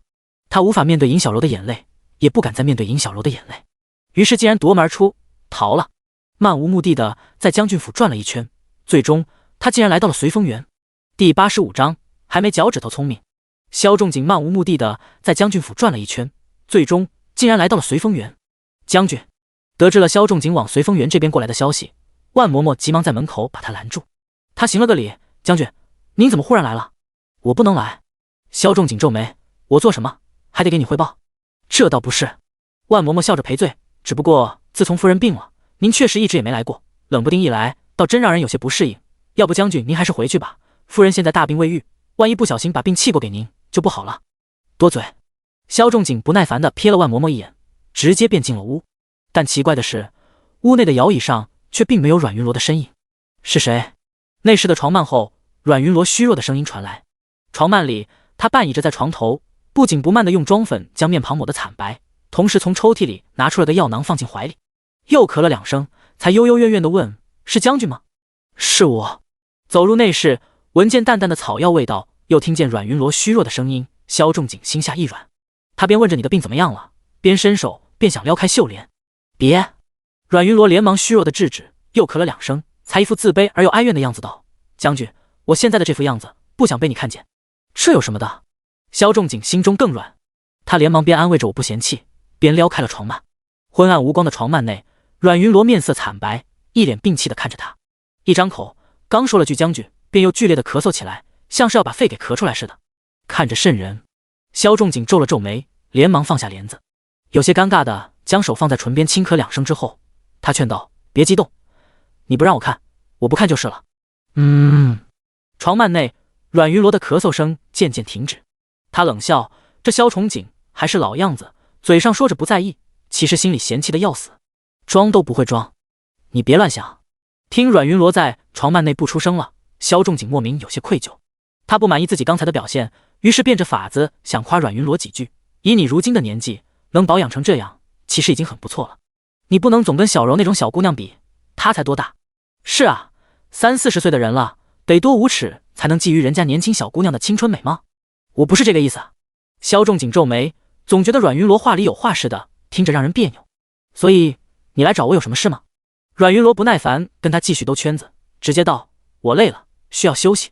没事我就不能来。萧仲景皱眉，心想这随风园还真是主仆一心，一个两个的，说话都这么不讨人喜欢。将军愿意来，当然欢迎。阮云罗在床幔内又咳了2声，虚弱地道：只是我身体不舒服，就不奉陪了。你自便。你急什么？萧仲景叹了口气，将今日发生的事情说了一遍后，他有些犹豫地问：其实我就是想听听你的意见，你觉得小柔她怎么样？小柔挺好的呀。阮云罗在床幔内无聊地摆弄着自己的手指，张口就来地道：“人家小柔姑娘年轻漂亮、温柔善良，是你的救命恩人不说，还是个公主。她那么高的身份，却愿意给你做小妾，这是你的福气，也是萧家的福气，你得珍惜。”我说的不是这个。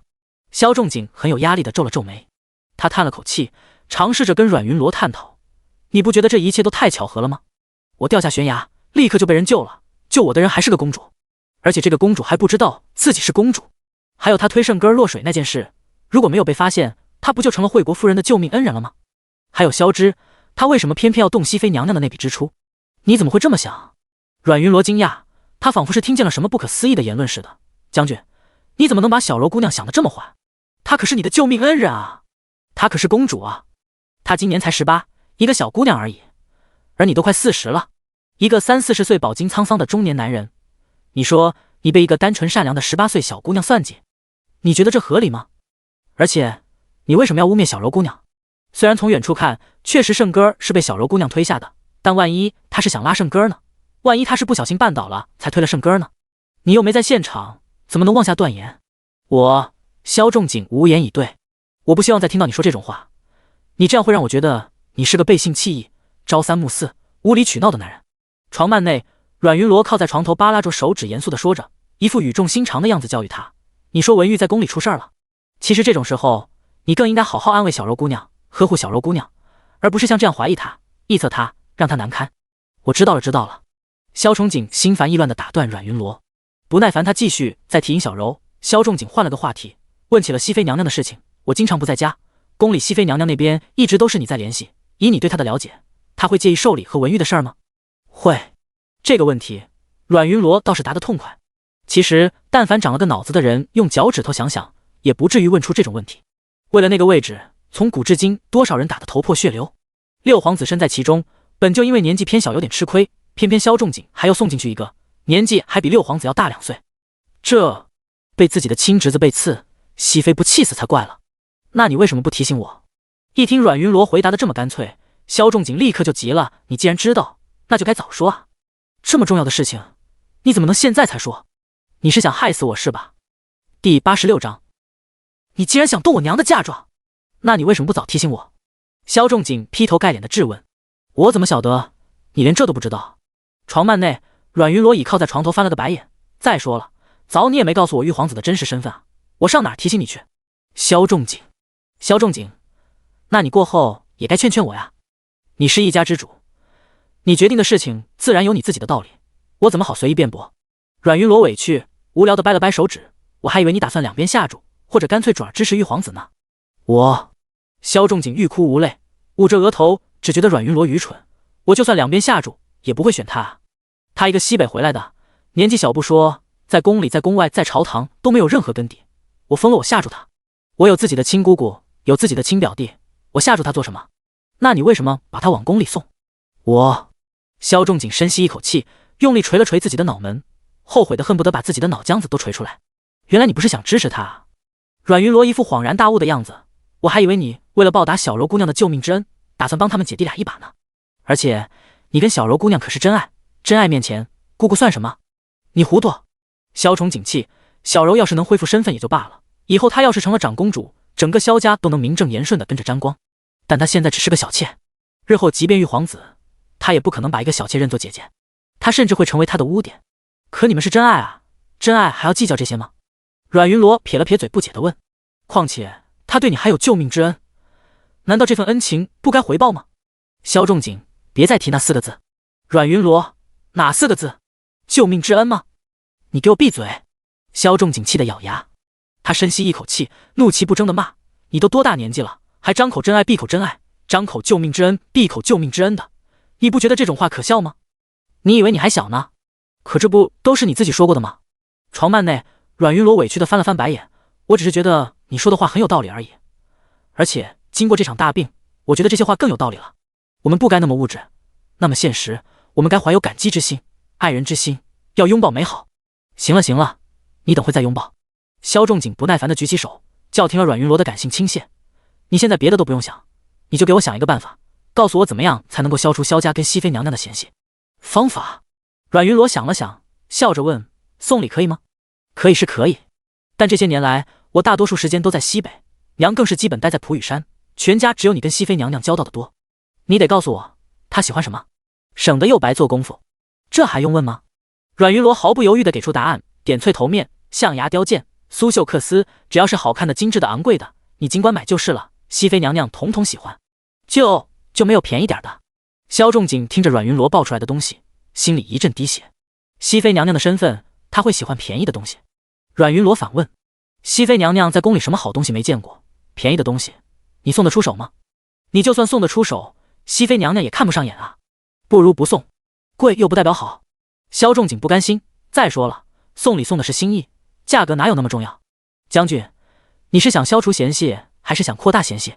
床幔中，阮云罗冷笑，这萧仲景真是太自以为是了，在尹小柔面前自以为是，在他面前自以为是，在熹妃娘娘面前竟然还想自以为是，因为他们是女人吗？所以他才不把他们任何一个人看在眼里。难怪他到现在都还在纠结尹小柔是否故意。摇了摇头，阮云罗对萧仲景道：熹妃娘娘虽然比你大不了2岁，但她也早就不是小姑娘了。她在王府，在皇宫这么多年腥风血雨，你想拿些小玩意糊弄她？你当她傻吗？你那些便宜的小玩意留着送给小柔吧，你们是真爱，她应该会很开心。至于熹妃娘娘，对于她而言，除了金钱地位和名利这种实打实的利益，其他所谓的心意不值一提。你若实在想送心意，可以附一封信，但记住不能只有信。那萧仲景咬了咬牙，把东西送过去就可以了吗？熹妃娘娘不会再继续介怀了吧？只要你跟玉皇子保持距离，应当就不会了。阮云罗笑，不是你自己说的吗？玉皇子毕竟是西北回来的，在京城里没有根基，只要你不跟着掺和，他对熹妃娘娘便没什么威胁。而且，阮云罗笑容更加灿烂，而且他又不知道玉皇子和小柔姑娘的关系，没理由抓着不放。那就好。萧仲景松了口气，但随即又想起来自己没钱，于是想了想，他看向了床幔。云罗，府里的情况你也知道，宫中已经没钱可挪了，这马上就要过年，府中上上下下百十口人的吃喝拉撒不说，月钱、过节前，亲戚们迎来送往和同僚们互相走动的礼钱，这处处都是用钱的地方，我上哪儿再去弄一笔钱给熹妃娘娘？你司库没钱了吗？熹妃娘娘寿辰的时候已经都花得七七八八了。那娘那边呢？阮云罗提醒，万把两银子，对于娘应该不难吧？娘这么多年待在普羽山，自己有俸禄不说，还没什么花钱的地方，应该能攒下不少银子。再加上他老人家的嫁妆，你疯了吧？听见阮云罗竟然打熹老夫人的主意，萧仲景震惊地瞪大了眼睛。你竟然想动我娘的俸禄和嫁妆？第87章，一份功2份利。你疯了吧？萧仲景震惊，你竟然想动我娘的俸禄和嫁妆？这要是传出去被外人知道，将军府还要不要脸了？将军教训的是，这次是我糊涂了。阮云罗从善如流的认错，也是，将军这么英武正直的大男人，怎么可能跟那些不知廉耻的窝囊废似的动女人的嫁妆？说出去岂不让人笑话？不合适，确实不合适。你知道就好。萧仲景有些憋气地道。被阮云罗这么往高台上一架，他想要挪用他嫁妆的话，哪里还说得出口？真抱歉，无法为将军分忧。床幔内，阮云罗自责地打了个呵欠，声音越来越低。不过我相信，以将军的英明神武，一定能想到更好的办法。什么？听见阮云罗的声音渐渐消失，萧仲景不自觉皱起眉头。他指着床幔，不敢置信地看向万嬷嬷。他这是睡着了？是。万嬷嬷一脸悲伤的即兴发挥。其实夫人自从患病以来，整日都疲惫不堪，昏昏沉沉的，今儿还是头一次说这么多话。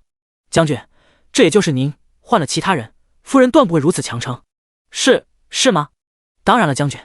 田双双连忙笑着帮腔。将军，您若还想跟夫人说话，不如坐下来喝杯茶等等。等到夫人下一次清醒，自然就有精力跟将军您说话了。下一次是什么时候？不清楚。田双双皱着眉，一本正经地摇了摇头。但根据以往来看，少则3、5个时辰，多则要1、2天呢。1、2天？萧仲景震惊，他怎么可能在这儿坐着等阮云罗1、2天？熹妃娘娘那边的事情还没解决呢，他哪有这闲工夫？这么想着，他放弃了对阮云罗嫁妆的打算，被田双双送着，转身很快离开了随风园。将军慢走。眼见着萧崇景走远，田双双转身正想回园子的时候，却眼尖在墙边看见了一截裙角。是谁？田双双面色一变，从边上捡起块观景石便冲了上去。是我。尹小柔被吓了一跳，连忙后退，险些跌坐在地上。他今日过来只不过是好奇萧仲景来找阮云罗说话的目的，以便于后续行动。但自从阮云罗生病以来，随风园的防范比往日严密许多，他竟然连进都进不去。躲在随风园外，他什么都没听到不说，还被田双双给抓了个正着。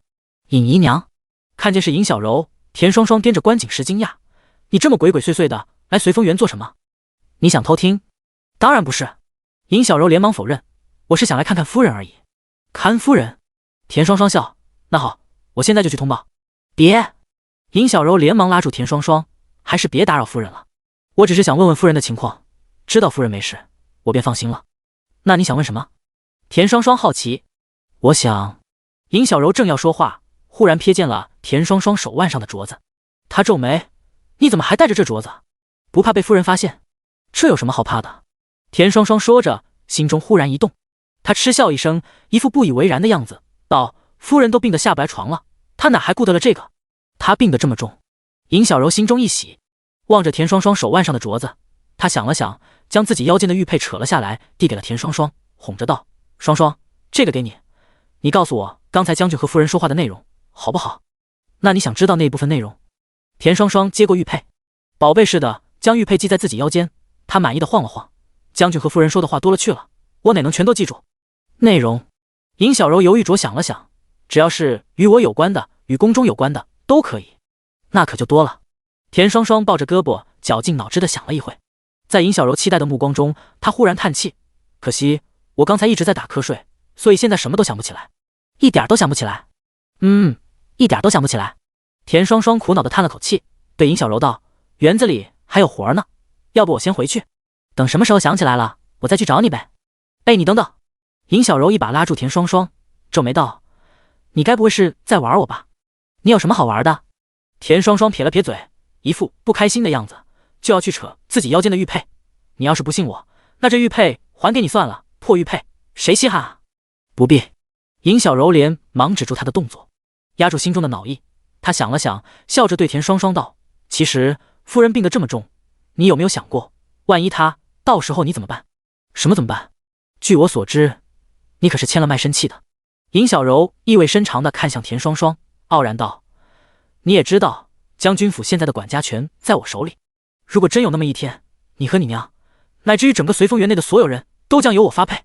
你知道这意味着什么吗？”“田双双面露惊慌：“你想要怎么样？”“放心，我不让你做什么。”尹小柔安抚地拍了拍田双双的肩膀，笑盈盈的目光与他对视：“我只不过想要你竖起耳朵做我的耳朵，瞪大眼睛做我的眼睛，仅此而已。你想让我做内奸？”田双双更加惊慌：“不，你只是提前为我效力罢了。”尹小柔又哄：“反正夫人她这个样子，你早晚都要落在我的手里，早晚都要听我的命令。与其等到那时候再讨好我，倒不如现在提前给你自己留条后路。反正我又不让你做什么伤天害理的事情，你有什么可怕的？”“这什么？”见田双双犹豫，尹小柔立刻引诱：“这可是千载难逢的好机会，你只需要做一份工，却能领2份好处，何乐而不为呢？你要是做得好，日后我甚至可以帮你解气，帮你脱离奴籍。”“真的吗？”田双双一脸惊喜：“你真的可以让我脱离奴籍？”“当然。”“那……”田双双看起来十分心动，她犹豫了一会，终于对尹小柔道：“你让我考虑考虑。”第88章内应中的内应。“那你让我考虑考虑。”“好。”尹小柔自信满满的点了点头，终于让田双双离开。田双双把关景石一扔，便大摇大摆回了随风园。刚一进屋，就被万嬷嬷拎住了耳朵。“嘶！”田双双倒吸一口凉气，连忙抢过自己的耳朵，一溜烟跑到了正在洗面的阮云罗身后，揉着耳朵，他哀怨地揪着阮云罗的衣角：“夫人，疼！你还知道疼？”万嬷嬷将金帕递给阮云罗，然后冷哼一声，对田双双没好气道：“你别以为躲在夫人身后，我就拿你没有办法。你跟我老实说，刚才跑哪儿去了？送个客而已，怎么半天不回来？”“我没跑哪儿。”田双双委屈：“我就是碰见那个尹姨娘了，所以跟她聊了几句。”“你跟她聊？”万嬷嬷听了更气：“你跟她有什么好聊的？聊正事儿。”田双双说着，笑嘻嘻看向阮云罗，一副跃跃欲试的样子：“夫人，那个尹姨娘让我给她做内应呢，要不我答应她。”“内应有什么好做的？”阮云罗用金帕将脸上手上都擦干净，然后揉了揉她的脑袋，笑：“她给了你什么好处？”“一个玉佩。”田双双说着，将腰间的玉佩扯了下来，撇了撇嘴，嫌弃地扔到了一边，然后委屈巴巴继续揪着阮云罗的衣袖撒娇：“夫人，他还威胁我说等您我就会落到他的手上。等到那时候，他就要捏着我的卖身契欺负我。他那么坏，你还要给他做内应？阮云罗笑着调侃。我跟他是假内应，跟您才是真的。田双双举着手指发誓，我这叫内应中的内应，内中内。阮云罗，夫人，这主意不错。万嬷嬷听了也觉得有意思，要不就让双双试试？不急，这事我再想想。阮云罗心知这是个好主意，但却没办法立刻答应。大块头到底是什么人，还没个着落。田家父子是死是活也没有音讯，贸然让双双去接近尹小柔，未免对他太不负责任。于是这件事就这么暂时搁置了下去。直到这天，田家村传来了田家父子醉酒溺亡的消息，阮云罗才确定尹小柔背后的力量比他想象中要大得多。甚至那次刺杀，阮云罗回忆着前世并不存在的那场刺杀，回忆着那日刺杀之前尹小柔的表现，终于敢确定那场刺杀应当也是尹小柔的手笔。借着那场刺杀，尹文玉向前一步成了皇子，尹小柔退后一步成了将军府的小妾。可他想不通，那些刺客得到了什么呢？刺杀皇帝可不是一件小事，他们制造了一场必败的刺杀，牺牲了那么多同伴的性命，所求的到底是什么呢？仅仅是想要把尹文玉送进宫吗？这其中会不会跟西北有什么关系？阮云罗脑海中千头万绪，但又没办法立刻验证，只能将此事暂时放在心里，转而先解决当前的问题。毕竟再怎么硬下心肠，田宝康也是万嬷嬷的亲生儿子，养了这么多年，哪怕是一条狗也该有几分感情，更别说是亲儿子了。人性如此，他总得给万嬷嬷2天丧假，让他回去把人给埋了。谢夫人。万嬷嬷感激地磕过头后，便红着眼眶回田家村奔丧去了。至于田双双，她自己不愿意回去，阮云罗和万嬷嬷便也没有强求。只是等万嬷嬷离开以后，她还是忍不住好奇地看向了田双双。你不想见你父兄最后一面？我早就没有父兄了。田双双撇了撇嘴，而且说不定他们还是被我害死的。我回去，万一被他们缠上了怎么办？哦，阮云罗更加好奇，你为什么这么觉得？我那天不是提了大块头吗？田双双揪着自己衣服上的飘带，撇了撇嘴解释，我提了大块头以后，他们竟然没有再来找尹姨娘的麻烦，我总觉得不对劲，我觉得这事儿可能跟那个大块头有关。说到这里，他抿唇看了阮云罗一眼，夫人，您说这事儿跟那个大块头有关吗？你很聪明。阮云罗赞许地看向田双双，安慰她，不过你也别太难过，这事儿跟你没什么关系，是他们自作自受罢了。夫人，我不难过。田双双摇了摇头，我就是在想，那个尹姨娘那么心狠，还有个能杀人的帮手，我当内应的时候得更加小心才行。你还想着当内应啊？阮云罗笑着有些无奈，你不怕？不怕。田双双摇了摇头，她期待地看向阮云罗，夫人，咱们是一条船上的，对吧？对。阮云罗有些好笑地点了点头，如果你愿意，我们是一条船上的。您救了我，我当然愿意，我可不是那种忘恩负义的人。田双双有理有据地道，夫人，既然咱们是一条船上的，那我就得帮您赢，要不然那个尹小柔那么狠，她不光不放过您，也一定不会放过我和我娘的。她说着抿了抿唇，跪在了阮云罗面前，目光灼灼地道，夫人，让我帮您吧，我们一起赢，但你可能会很危险。您如果输了，我照样危险。田双双头头是道地反驳，到时候不光是我危险，我娘也会有危险。你是个好孩子。垂眸看着他诚恳的目光，阮云罗终于点头，好，你帮我，但你必须得听我的话。好。田双双兴奋地点了点头。那夫人，您说需要我给那个尹姨娘带什么消息？全部。阮云罗毫不犹豫，他很好奇，当尹小柔得知萧仲景对他的态度，对尹文玉的态度和对熹妃娘娘的态度之后，会是什么感受？他会用什么手段继续离间萧仲景和熹妃呢？第89章，你想毒死他？全部。阮云罗回答的毫不犹豫。而且除了这件事，我需要你再告诉尹小柔一件往事。往事？田双双一愣，好奇地看向阮云罗，夫人，什么往事？你先起来再说。阮云罗让田双双起身坐下，然后才淡淡地讲述起了10年前的一件往事。那时候萧仲景还不是将军，但已经有了小小的官职。偶然一天，他在街上发现竟然有人倒卖战士们的棉服。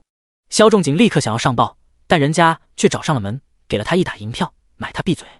因着那时候萧家缺钱，萧仲景便妥协了。最后还是阮云罗收到钱后发觉不对，鼓励他把这件事情报了上去。也因此他得到了徐元帅的赏识，后来一步步才成了将军。萧将军竟然还有过这样的事。田双双听得目瞪口呆，但同时他也疑惑，夫人，您让我跟尹姨娘说这些做什么？萧家不是又缺钱了吗？阮云罗笑，我想送给他一个把柄。龙烟阁。尹小柔听完田双双的讲述，不敢置信地皱起眉头。他真嫌我是小妾？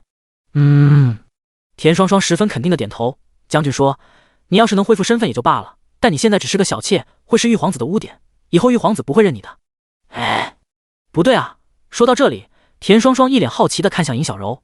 尹姨娘，你到底是什么身份啊？你不是玉皇子的丫鬟吗？关你什么事？尹小柔没好气。她本以为自己主动提出给萧仲景做小妾，会换来他的真心对待和全力支持，没想到换来的竟然只有轻蔑。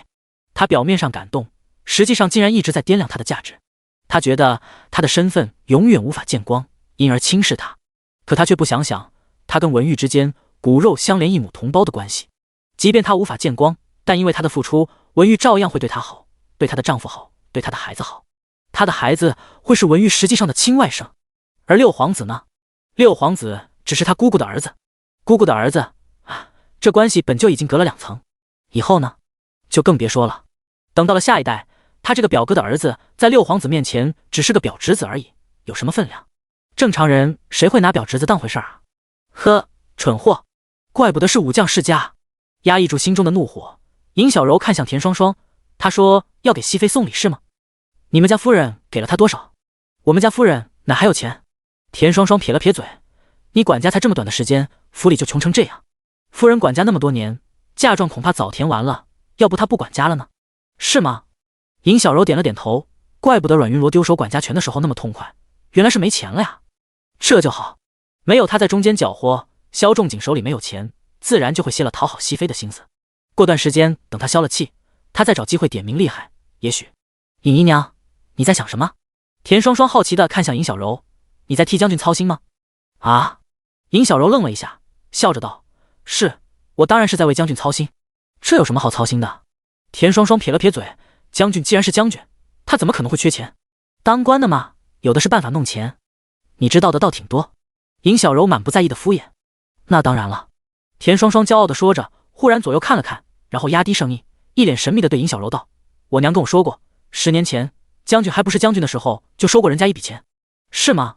尹小柔眼睛一亮，忽然觉得自己之前的打算太过保守，也许他可以试着把主动权掌握在自己手里。爱信不信。田双双撇了撇嘴，摊出了手，我的好处呢？说好的1份工2份利，你可别想糊弄我。怎么会？尹小柔对田双双带来的消息十分满意，笑着就要拔自己头上的发钗。我不要你用过的。田双双皱着眉嫌弃，玉佩也就算了，发钗也给我2手的，我要银子，我要自己买新的。好。尹小柔笑容僵住，她压下心中的不悦，掏出块银子递给了田双双。这还差不多。田双双宝贝般接过银子，满意的掂了掂，转身高高兴兴便走了。茶楼包厢，夏荷一整个大块头坐在椅子上，安安静静的喝着茶，听着尹小柔抱怨。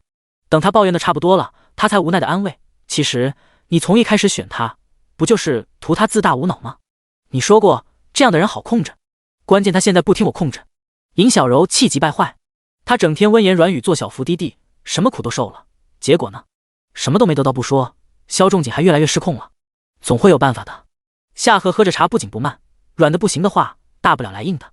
你不是说他收过贿赂吗？他既然能收第1次，就一定能收第2次。对，我找你就是为了这事儿。尹小柔十分自信地道，虽然我现在处境不好，但只要能抓住他的把柄，咱们照样能控制他。放心吧。夏荷点了点头，咱们之前布下的棋子正好能派上用场。我知道。尹小柔说着，沉默想了一会，忽然道，下次你再过来，把那个东西带给我，我也许有用。你要那个做什么？夏荷皱眉不解，你想毒死他？还没到鱼死网破的程度吧？不是他。那是谁？阮云罗？也不是。尹小柔无奈，他也配用那个？那你想给谁用？到时候你就知道了。第90章保命符。是夜，洪秀昭。萧仲景与手下们在包厢里喝酒，正尽兴时，一个商人打扮，体型跟不倒翁似的男人敲响了包厢门。谁啊？王副将站起身，将门打开，看见原来是不倒翁，他哈地一乐，钱掌柜，你怎么才来？来来来，快进来。他不由分说的拉着钱掌柜进门，来到萧仲景面前，笑着介绍，将军，您看，这就是钱掌柜。前阵子我娘去世，他可帮了我不少呢。哪里哪里。钱掌柜连忙笑眯眯的拱了拱手，在座诸位都是征战沙场、为国为民的栋梁之才，正因为有你们在前线浴血搏杀，才有我这种小老百姓的安稳生活。为着这份恩情，帮点小忙又算什么？他说着，亲近地拍了拍王副将的肩膀，笑着一脸无奈。王副将，何足挂齿啊！说得好。萧仲景赞许地看向钱掌柜，对众人笑道：看来这天下人也不全是瞎子嘛。就是。众人闹哄哄的附和。世人总说万般皆下品，唯有读书高，但其实读书管个屁用。人家大刀砍过来的时候，总不能用书去挡吧？那些文官整天就会知乎者也的躲在背后算计人，真干实事还得是咱们武将。谁说不是呢？钱掌柜坐下来，很快融入了众人。他笑着附和：依我看，这读书人除了拉帮结派排除异己厉害，其他样样不如咱们武将。但可惜啊，战场卖命的总是不如溜须拍马的讨人喜欢。唉，众人叹气，喝酒都没了滋味。行了行了，别总发牢骚。萧仲景笑着安抚了众人，然后很有好感地看向不倒翁：钱掌柜，你做的什么生意，怎么这么有感触？鄙人做的是粮食生意。钱掌柜苦笑：诸位有所不知，每次一旦有天灾人祸，我们卖粮食的总是最先遭殃。就譬如今年夏日，连月的大雨把好多人的粮仓都给冲垮了。哎，好好的粮食，如今贱卖都卖不出去。哦，萧仲景心中一动，但他没有声张，只等到深夜酒散，其他人都离开之后，才笑着看向钱掌柜：钱掌柜没醉，在下不敢醉。为何不敢？将军，您明明知道。钱掌柜苦着脸，小人的那些粮食都快烂在仓里了，要是再不赶快找到买家，恐怕小人这一家老小连年关都过不去。七，我管你一家老小作甚？萧仲景饮了口酒，审视的目光看向钱掌柜：你知道军粮以次充好是什么罪吗？你找上我，不怕我杀了你？怕。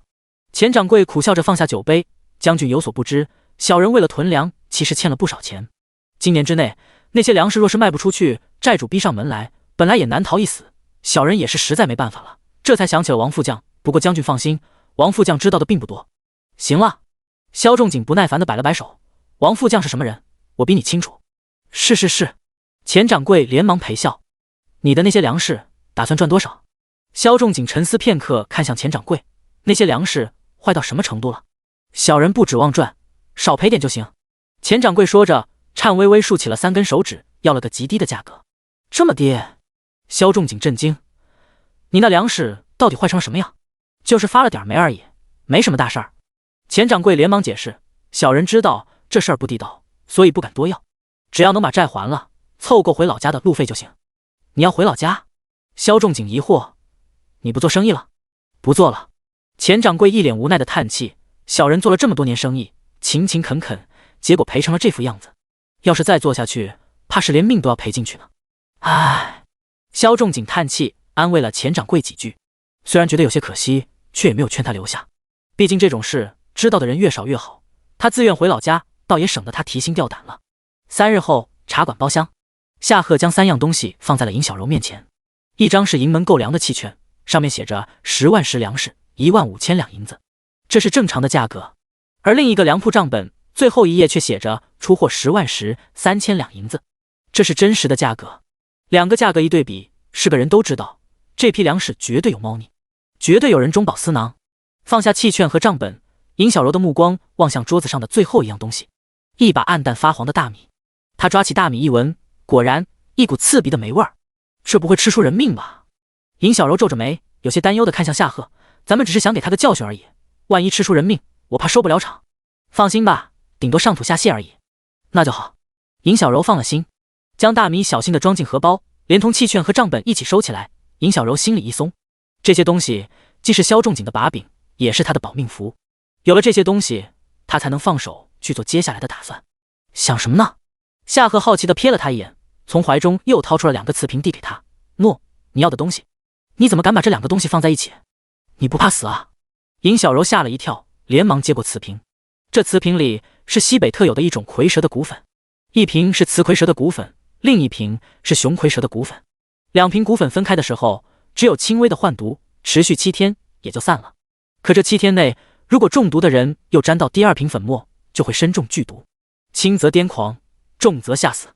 你用这东西到底要对付谁？夏贺不解地看向尹小柔：你该不会是想杀那个人吧？我当然想杀他，但不是现在。尹小柔无奈瞥了夏贺一眼：别说我没机会接触他，即便有，在文玉没有成为太子之前，谁死了他都不能死。那你要对付谁？这东西挺贵的，就剩这么点了，你省着点用，别用在不值当的人身上。放心吧，绝对值得。第91章，肥水不流外人田。这天，萧仲景捧着富点翠头面，得意地来到了随风园。你看看这件礼物怎么样？熹妃娘娘会不会喜欢？萧仲景站在床幔外，边说着，边将头面小心翼翼地往床幔里面探，方便自己不看见阮云罗的同时，还能让阮云罗看见头面。你看看这头面上的南海珍珠，颗颗饱满，个个可都是难得一见的珍品。过几日就是宫宴了，熹妃娘娘到时候若是能戴上它，一定会光彩照人。不错。床幔内，阮云罗倚在床头，瞥了他手上的东西一眼，实话实说地道：熹妃娘娘本就漂亮，若是再戴上这么漂亮的头面，一定能艳冠群芳。只不过什么？是不是哪里刮着了？萧仲景以为阮云罗发现了什么瑕疵，连忙将头面拿出来，放在光线下仔细的瞧。还没等瞧出个什么问题，这时候阮云罗咳了2声，淡淡问：不过这东西挺贵吧？你哪来的这么多银子？这你就别管了。萧仲景捧着头面，有些别扭地侧过身子，敷衍道：我自有办法。什么办法？阮云罗好奇地追问。忽然他好像是想到了什么似的，十分吃惊地问：你该不会是收了什么不该收的银子吧？你胡说什么呢？萧仲景又气又虚，连忙标榜自己：我萧仲景做人做事一向行得正坐得端，你把我想成什么人了？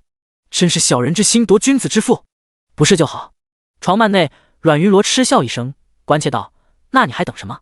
赶紧将这东西送进宫吧，熹妃娘娘见了一定喜欢。我打算再附一封信，想问问你怎么写合适。萧仲景说着，有些试探地道：你文采好，要不你帮我写？我哪里还提得起笔？阮云罗重重咳嗽了2声，婉拒道：将军还是自己写吧，或者让尹姨娘帮你写也行。让他写？你怎么想的？萧仲景一听阮云罗的主意，立刻皱起了眉头，嗤之以鼻。尹小柔之前的事情还稀里糊涂呢，他哪敢再让他掺和熹妃娘娘的事情？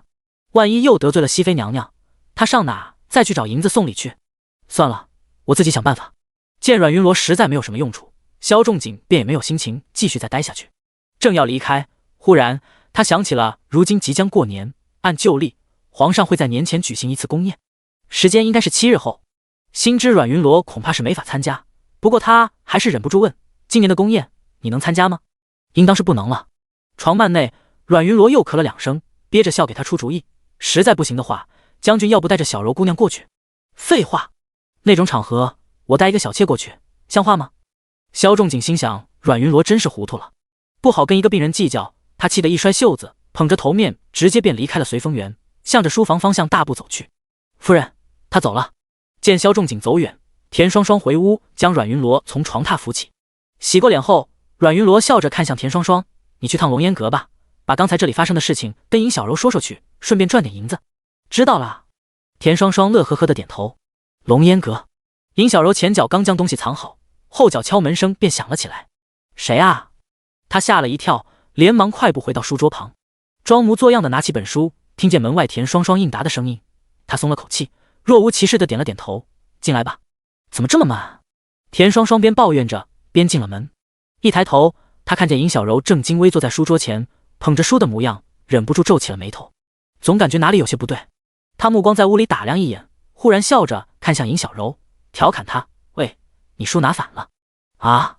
尹小柔一愣，连忙聚神看向自己手上的书籍，没反啊。他心里正奇怪，却听见扑哧一声，田双双笑了。我逗你玩呢。田双双捂着肚子，笑着摆了摆手。他一屁股坐在旁边的椅子上，边给自己倒了杯茶喝着，边将萧仲景花大价钱给熹妃买礼物的事情告诉了尹小柔。尹小柔静静听完，知道自己行动的时候到了。他强装镇定地给了田双双一笔银子，送他离开，随即拿着个瓷瓶也向着书房的方向走去。假山后，亲眼看见尹小柔进了书房，田双双往旁边一绕，再次回了龙烟阁。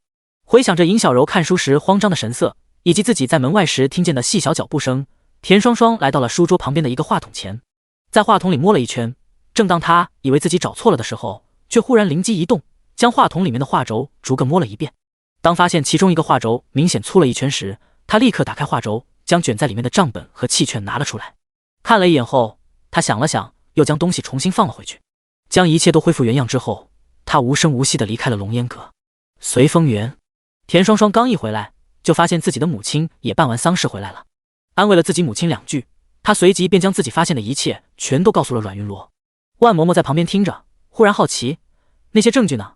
你没拿回来？”“没有。”田双双摇了摇头，笑着看向阮云罗：“因为我觉得夫人可能并不需要，所以就把那些证据又放回去了。”“哦。”阮云罗好奇：“你为什么觉得我不需要？”“因为这种事情不一定非得是账本才能作为证据，粮食也是证据啊。”田双双笑：“军营里的10万石粮食，一时半会也吃不完。如果夫人愿意，随时都可以把它捅出来当做证据。”“你倒聪明。”阮云罗笑着点了点头。他的确不需要那些证据。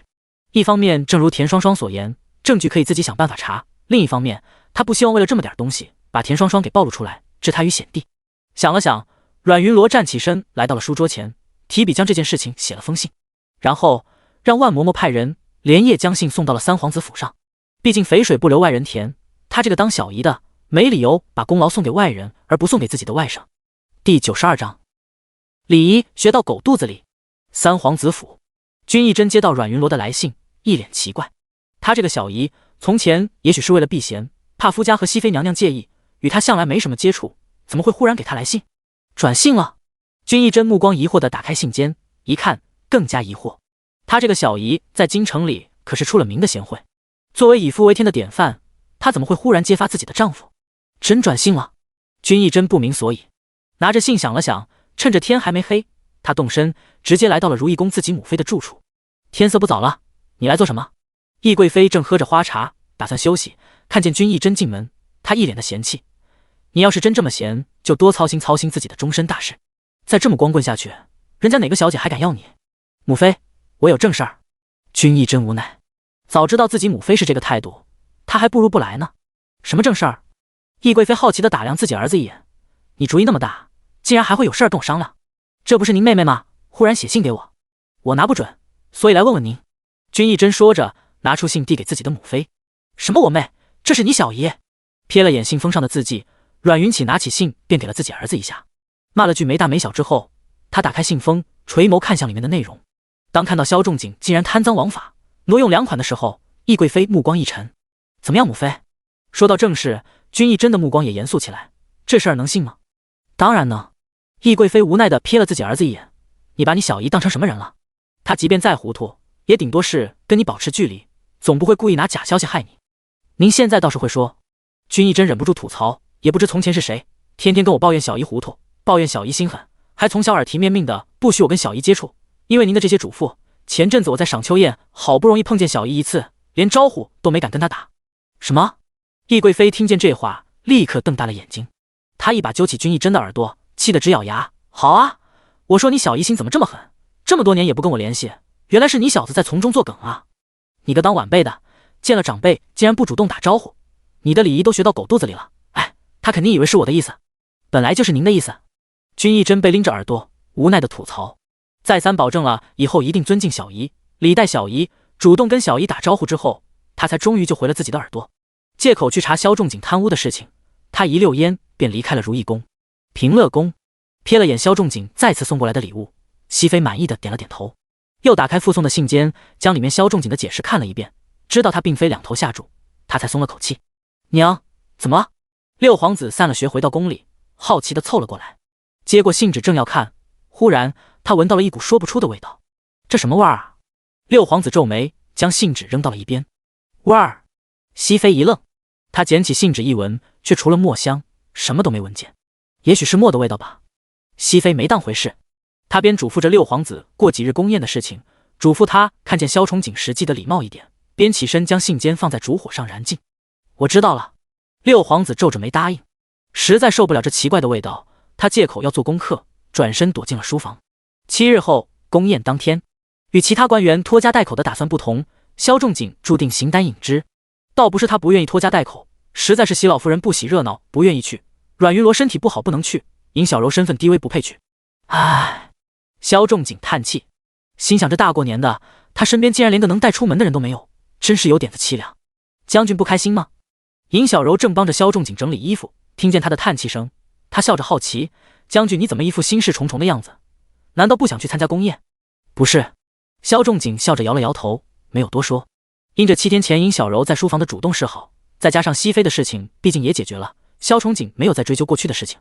但不追究并不代表全然的忘记，他与尹小柔之间终究是有了心结，无法再十足的信任了。你明明在叹气，怎么会没事？尹小柔好似察觉不到萧仲景的疏远似的，一脸担忧。忽然，他似乎想到了什么，从怀中拎出来一个喜庆精致的香囊，送到了萧仲景面前，献宝似的笑道：“啊，我把这个香囊送给你，不要不开心了，好不好？你自己做的。”尹小柔重重的点了点头，随手便要将香囊系在萧仲景腰间，留着改日再用吧。萧仲景伸手挡住了尹小柔，无奈道：“不是跟你说过了吗？六皇子嗅觉敏感，不喜欢香味。今儿我连衣服都不熏香，又怎么能挂香囊？图个吉利而已，里面没有香料，是棉花。”尹小柔说着，拎着香囊送到萧仲景面前，撅着嘴有些不开心地道：“不信你自己闻闻。”“是吗？”萧仲景捏了捏圆滚滚的香囊，果然里面是棉花。他十分谨慎地又闻了闻，果然没有味道。于是他终于放了心，见尹小柔一副不开心的样子，他无奈叹了口气：“好了好了，把香囊给我系上吧。”尹小柔重重点头，他拎着绳子将香囊小心地系在了萧仲景腰间，然后踮起脚吻了吻他的唇角，笑着道：“将军多谢了。”第93章谋害皇嗣。将军多谢了。谢什么？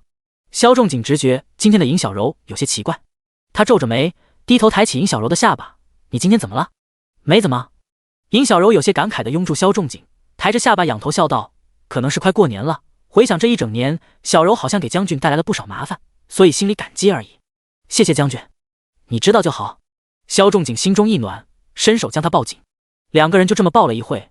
他叹了口气，低头捏了捏他的鼻子：“过去的事情就算了，以后别再那么糊涂了好不好？咱们好好过日子。”尹小柔笑着没有答话。他松开萧仲景，又帮他理了理衣服，然后温柔地道：“将军，时间到了，快去吧。”“等我回来。”萧仲景笑着吻了吻他的额头，随即动身离开了将军府，来到了皇宫。宫宴上，比较庆幸的是，大臣和女眷并不同席，这让形单影只的萧仲景不至于太过凄凉寒酸。但不幸的是，因着之前将军府发生的一切，萧家现在简直人见人避，就连他的老上司徐老元帅的儿子徐万愁，都因为萧庆堂的事情对他十分生疏。唉，萧仲景轻轻叹了口气，正躲在角落里喝着闷酒，发愁着该如何将今晚对付过去。这时候，他看见六皇子从人群中走了过来。“萧表哥。”六皇子笑着主动跟萧仲景打了个招呼。“六皇子。”萧仲景笑着连忙也打了个招呼。心知道熹妃娘娘确实是消气了，他心情立刻轻松了不少，面对六皇子也更加亲切起来。看见六皇子眼周有些暗色，他担忧地皱了皱眉，关切道：“六皇子近日休息不好吗？怎么看起来没什么精神？”“我也不知道怎么回事，最近总做噩梦。”“做噩梦？”六皇子苦着脸低声抱怨：“你别告诉我母妃啊，我现在睡觉天天都能梦到太傅让我背书，烦都烦死了。”正说着，六皇子声音一顿，忽然发现萧崇景身上有一股熟悉的味道。他吸了吸鼻子，皱着眉往后退了半步：“萧表哥，你身上怎么一股墨味儿？”“什么墨味儿？”萧仲景一脸奇怪，连忙看向自己身上，好像是这个。六皇子好奇地摸了摸萧仲景挂在腰间的香囊，摸过香囊，他捻着手指放在鼻尖一闻，立刻点了点头，十分肯定地道：“就是它，一股墨味。”说着，他有些嫌弃地看向萧仲景：“表哥，你怎么会用这么难闻的香囊啊？”“难闻？”萧仲景不解地看了眼自己腰间的香囊，无奈地笑：“你闻错了吧？这里面塞的是棉花，没味儿的，分明就有。”六皇子皱着眉嘟囔。这时他心中一悸，莫名有些不适。“你怎么了？”看出六皇子脸色不对，萧崇景连忙上前搀扶：“我没事。”疑惑的又看了萧仲景腰间的香囊一眼，六皇子快速告辞离开。等回到熹妃娘娘跟前时，他才小声的诉苦：“母妃，我有点不舒服。”“怎么了？”熹妃关切的看向自己的儿子，见他果真情况不太对，他连忙不经意往自己身上泼了杯水，借口换衣服，带着六皇子立刻回到了平乐宫，边打发所有人都在外面守着的同时，又赶紧让亲信去请太医。他正嘱咐：“记住，请少太医。”一回头，却发现六皇子面色惨白的倒下了。“婉儿你怎么样？”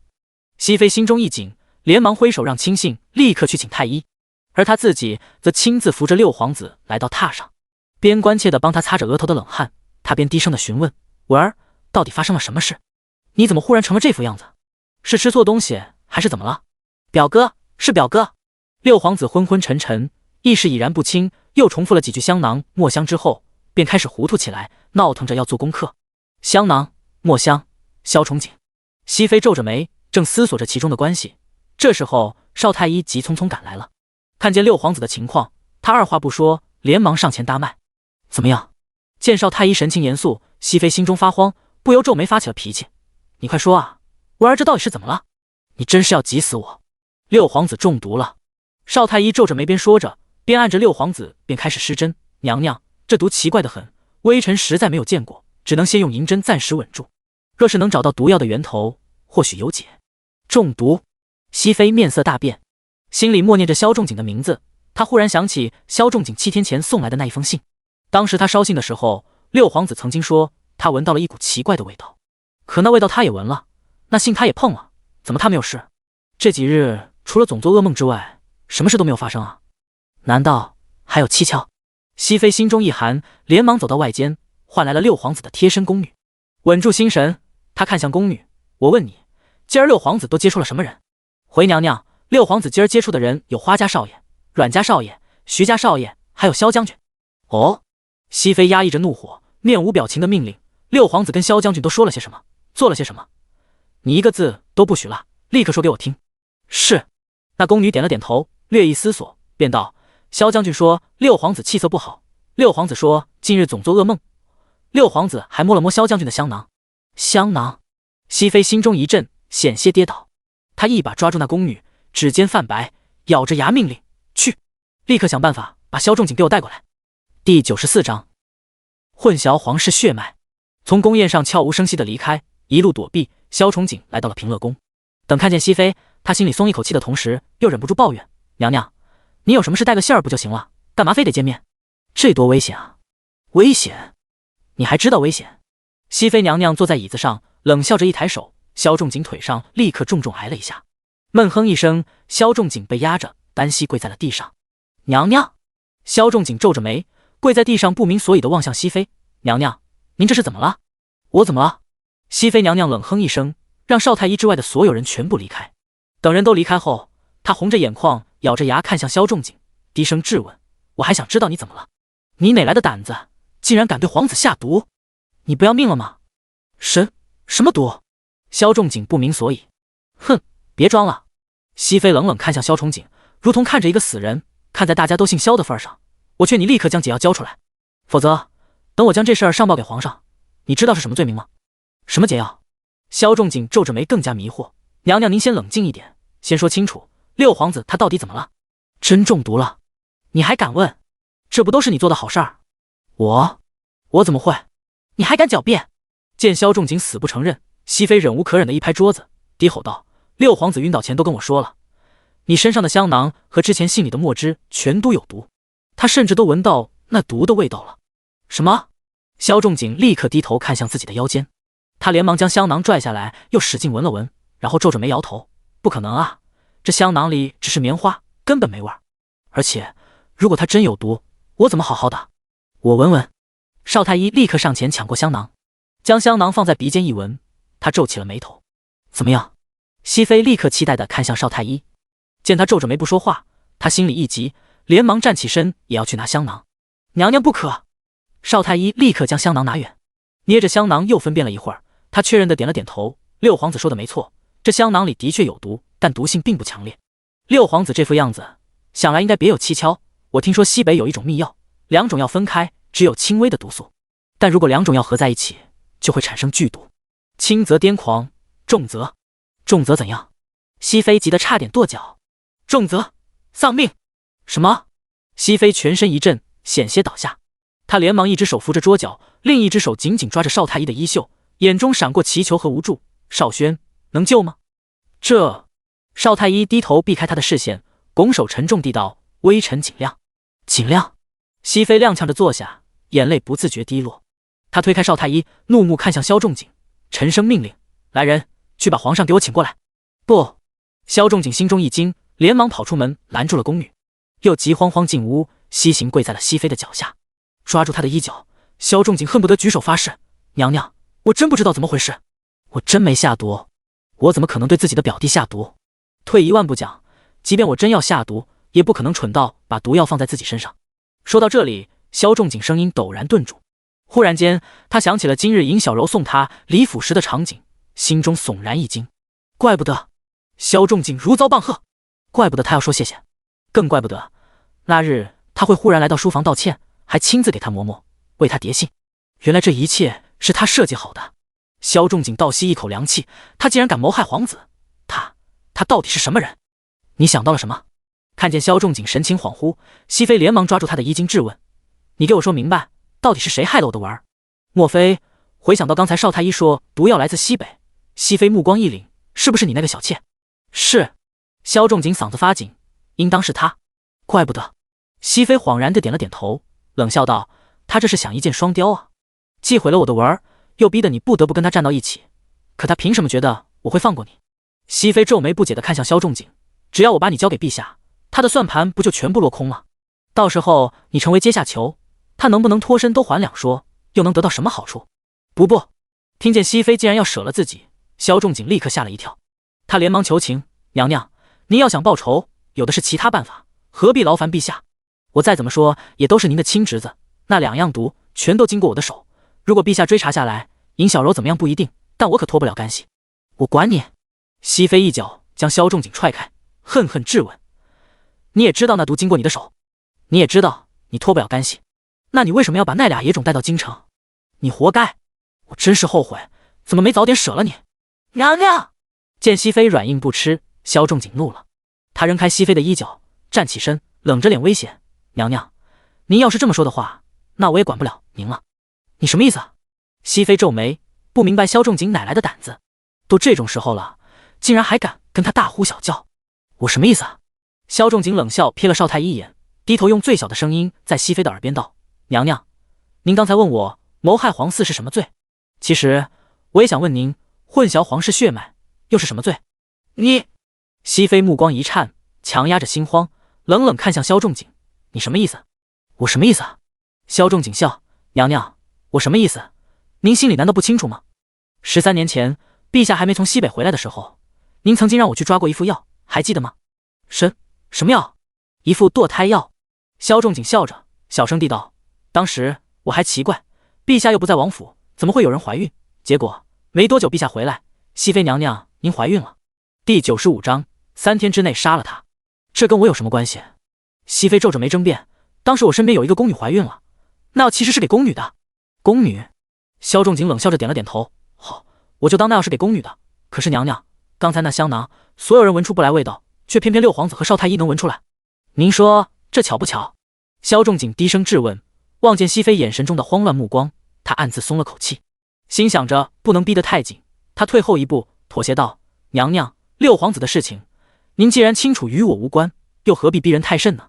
咱们是一条绳子上的蚂蚱，您放我一马，给我个投桃报李的机会，不是更好吗？你什么意思啊？我的意思是，娘娘，这秘密我已经保守13年了，只要您不把我逼到绝路，这秘密我可以一直保守下去。而且，如果您今日愿意放我一马，帮我把这事儿瞒住，那我必然全力以赴帮您找出解药，保六皇子平安。熹妃沉默，她知道自己已经没得选择，于是只能点头答应。闭目压下心中的愤怒，她睁开眼，直勾勾盯着萧仲景的眼睛，命令：我给你3天时间，3天之内杀了他，并且把解药拿过来，否则大家鱼死网破，谁都别想活。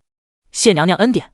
萧仲景如释重负，立刻告辞离开，硬撑着等他走远。熹妃腿一软，险些跌倒。娘娘小心！少太医连忙上前想要扶着，却被熹妃抓着桌角推开。望着熹妃沉默不语的样子，少太医犹豫片刻，终究还是问了出来：刚才他说的是真的吗？六皇子他，你装聋作哑这么多年，忽然又问这些做什么？熹妃皱着眉不耐：你只需要知道文儿是我的孩子就够了，其他的你不要想，也不要问。说着，他挺直脊背，恢复了自己巍然的仪态，淡淡道：少轩，做个死人，你才能活着。是，微臣明白。少轩立刻跪在熹妃脚下，沉声道：娘娘放心，六皇子是奴才的主子，奴才即便拼了自己的性命不要，也定会保他平安。行了，下去吧。熹妃不甚在意的挥手让他离开，随即来到桌前，提笔给熹老夫人写了封密信。派人将密信送出去后，他疲惫的来到六皇子的病床前，心疼的摸了摸自己儿子的额头、脸蛋，他鼻子一酸：儿子，放心，娘想尽办法也会保住你。随风园刚吃过晚饭，万嬷嬷便带回了三皇子的回信。信中他一口一个小姨的叫着，表示军粮的事情已经布置妥当，问他现在要不要发作。阮云罗想了想，起身望向了窗外，看着园子里张灯结彩新挂上的红灯笼，阮云罗心想是该来点喜事了。于是他点头同意，让那边明日行动。是。万嬷嬷乐呵呵点头，望着窗外的一团喜庆，他有些幸灾乐祸地道：这下将军府可算是能过个痛快年了。夫人，私吞粮款会是什么惩罚啊？听着他们的对话，田双双有些担忧，到时候处罚下来会不会牵扯到咱们身上？总归不过是那几样：革职、流放、抄家、斩立决。啊！田双双瞠目结舌，连忙着急地看向阮云罗：那夫人，咱们岂不是也要被牵连？这可怎么办啊？放心吧。阮云罗笑着揉了揉他的脑袋，只1万两银子而已，还不至于到流放抄家的地步。再说了，西北那边说不定什么时候又会作乱，上面那位暂时还离不开他。哦，田双双恍然大悟，知道随风园这边不会被牵连，他笑着也开心起来。那夫人，明儿咱们让厨房再多买点猪肉回来，等过年的时候包饺子吃。阮云罗笑着点了点头，别忘了再买点红纸，留着写对联。好。田双双重重点头，随风园里充满着欢声笑语。而另一边，萧仲景可就没这么开心了。深夜，萧崇景从宫宴里回来，黑沉着脸，径直来到了龙烟阁。爷，您回来了。石榴远远的看见萧仲景，连忙问安的同时，正准备帮他打开房门。滚！萧仲景命令着，一把将石榴推到了一边。他抬脚狠狠踹开房门，进了屋，二话不说，伸手便掐住了尹小柔的脖子。望着他人畜无害的面庞，萧仲景阴着脸质问：尹小柔，我待你不薄，你为什么害我？没有。尹小柔摇头，他被掐着脖子，却并不反抗，反而深情脉脉地望着萧仲景，一副语重心长的样子。仲景，我没有害你，我只是希望你坚定地站在我这边，别总惦记着其他选择而已。而且，以后你就会知道，我帮你做了个正确的选择，到时候你会感谢我的。你少胡说八道！萧仲景咬牙切齿，低吼着质问：你知不知道我会死？你知不知道你差点害死我？知道。尹小柔被掐着脖子，面色涨红，却还是不紧不慢地望着萧仲景解释：但仲景，我相信你，你这么多年为熹妃做事，手里多多少少一定有他的把柄，他不敢对你怎么样的。我只是赌了一把。而且，尹小柔说着，目光打量了萧仲景一眼，嘴角满意的翘起：我赌赢了。你赢了？萧仲景不敢置信地看着尹小柔，见他死不悔改，他冷哼一声，五指骤然收紧，咬牙道：尹小柔，你竟敢拿我的命赌，你真以为我不敢杀你？你不敢。尹小柔笃定地笑，她虽然被掐着脖子，但还是挤出沙哑的声音，艰难地对萧仲景道：仲景，我的身份暂且不说，那10万石军粮的事情，你不希望陛下知道吧？第96章，可怕的贤内助。仲景，我的身份暂且不说，那10万石军粮的事情，你不希望陛下知道吧？你说什么？萧仲景皱眉。我说那10万石军粮。尹小柔勾着嘴角，意味深长的笑：发霉的军粮，你怎么知道？萧仲景后退一步，震惊地甩开尹小柔，望着她柔弱美丽的面庞，萧仲景倒吸一口凉气，恍然大悟：这一切全都是你设计好的，这全都是你的阴谋，对不对？可你为什么？萧仲景皱眉：我对你难道还不够好吗？我也不想的。尹小柔叹着气从地上爬起来，拍了拍身上的浮尘，无奈道：但谁让你三心二意？明明已经有了我，却还要去讨好熹妃那边，我能有什么办法？我难道要眼睁睁看着你去帮熹妃，然后转身对付我亲弟弟吗？我什么时候帮熹妃对付你弟弟了？你可能没帮，但至少无视了。尹小柔目光一冷：仲景，文玉被禁足的时候，熹妃也在，你别跟我说是巧合。你……萧仲景伸手指着尹小柔的鼻子，半天说不出话来。他颓然坐在椅子上，苦笑着喃喃道：怪不得你敢利用我下毒，你早就想好了是吧？如果我没本事脱身，就舍了我，用军粮的事情让我闭嘴；如果我能够脱身，就继续利用我，用军粮的事情让我听话。你……他颤抖着手指指向尹小柔，恨恨道：你好毒的算计！仲景，别这么说。尹小柔上前握住他的手指，抚摸着他的脸颊，有些委屈地道：我只是太爱你了，只是不希望我爱的人站在我的对立面而已，我有什么错？滚！萧仲景一把将他推开，愤然起身上前，掐着他的脖子怒骂：贱人，你也配提爱？呸！你真让我恶心！仲景，尹小柔有些无奈，他安抚地拍了拍他掐在自己脖子上青筋暴起的手指，哄着他，像是哄着一个不懂事的孩子。仲景，我知道你现在生气，但你真的不可以杀我。我凭什么不能杀你？萧仲景眼睛猩红，盛满杀意，不就是军粮那点事儿吗？我杀了你，再掘地3尺，就不信找不出那个钱掌柜。人证可以杀，物证可以毁，但粮仓里的粮食呢？你打算怎么办？尹小柔不慌不忙地看向萧仲景，笑问：10万担粮食呢？一时半会吃不完吧？粮仓？萧仲景手指一颤，想到粮仓里那10万担发霉的粮食，他整个人如坠冰窟，心死如灰。现在想明白了吧？尹小柔笑，他轻轻拿开萧仲景掐在自己脖子上的手指，苦口婆心地道：仲景，我手无缚鸡之力，你当然可以杀我，但是杀了我，你下毒谋害6皇子和贪污粮款的事情立刻就会被捅出去，到时候文玉不会放过你，陛下更不会放过你。而不杀我，这所有的事情我都可以替你保密，我和文玉将永远跟你站在一起。未来如果文玉坐上那个位置，即便我不恢复身份，我们的孩子也会是他事实上唯一的亲外甥。俗话说得好，娘亲舅大，亲舅舅难道不比什么爹爹的姑姑的儿子更亲吗？那萧仲景有些心动，但想起熹妃，他又皱眉。可熹妃那边怎么办？他只给了我3天时间，3天之后，如果不能把解药喝，他会鱼死网破的。放心吧，他不敢。尹小柔笃定的笑，他今日既然能放你回来，就说明你手上肯定握着他致命的把柄。我下的毒其实很轻，要不了命。所以熹妃娘娘是个聪明人，为了她傻儿子的后半生，她不敢鱼死网破的。毕竟尹小柔笑，他要是死了，他的傻儿子可怎么办？你……萧仲景震惊的目光在尹小柔身上打量，仿佛今天才第一次认识他盘。终于他摇着头感叹：你真是可怕。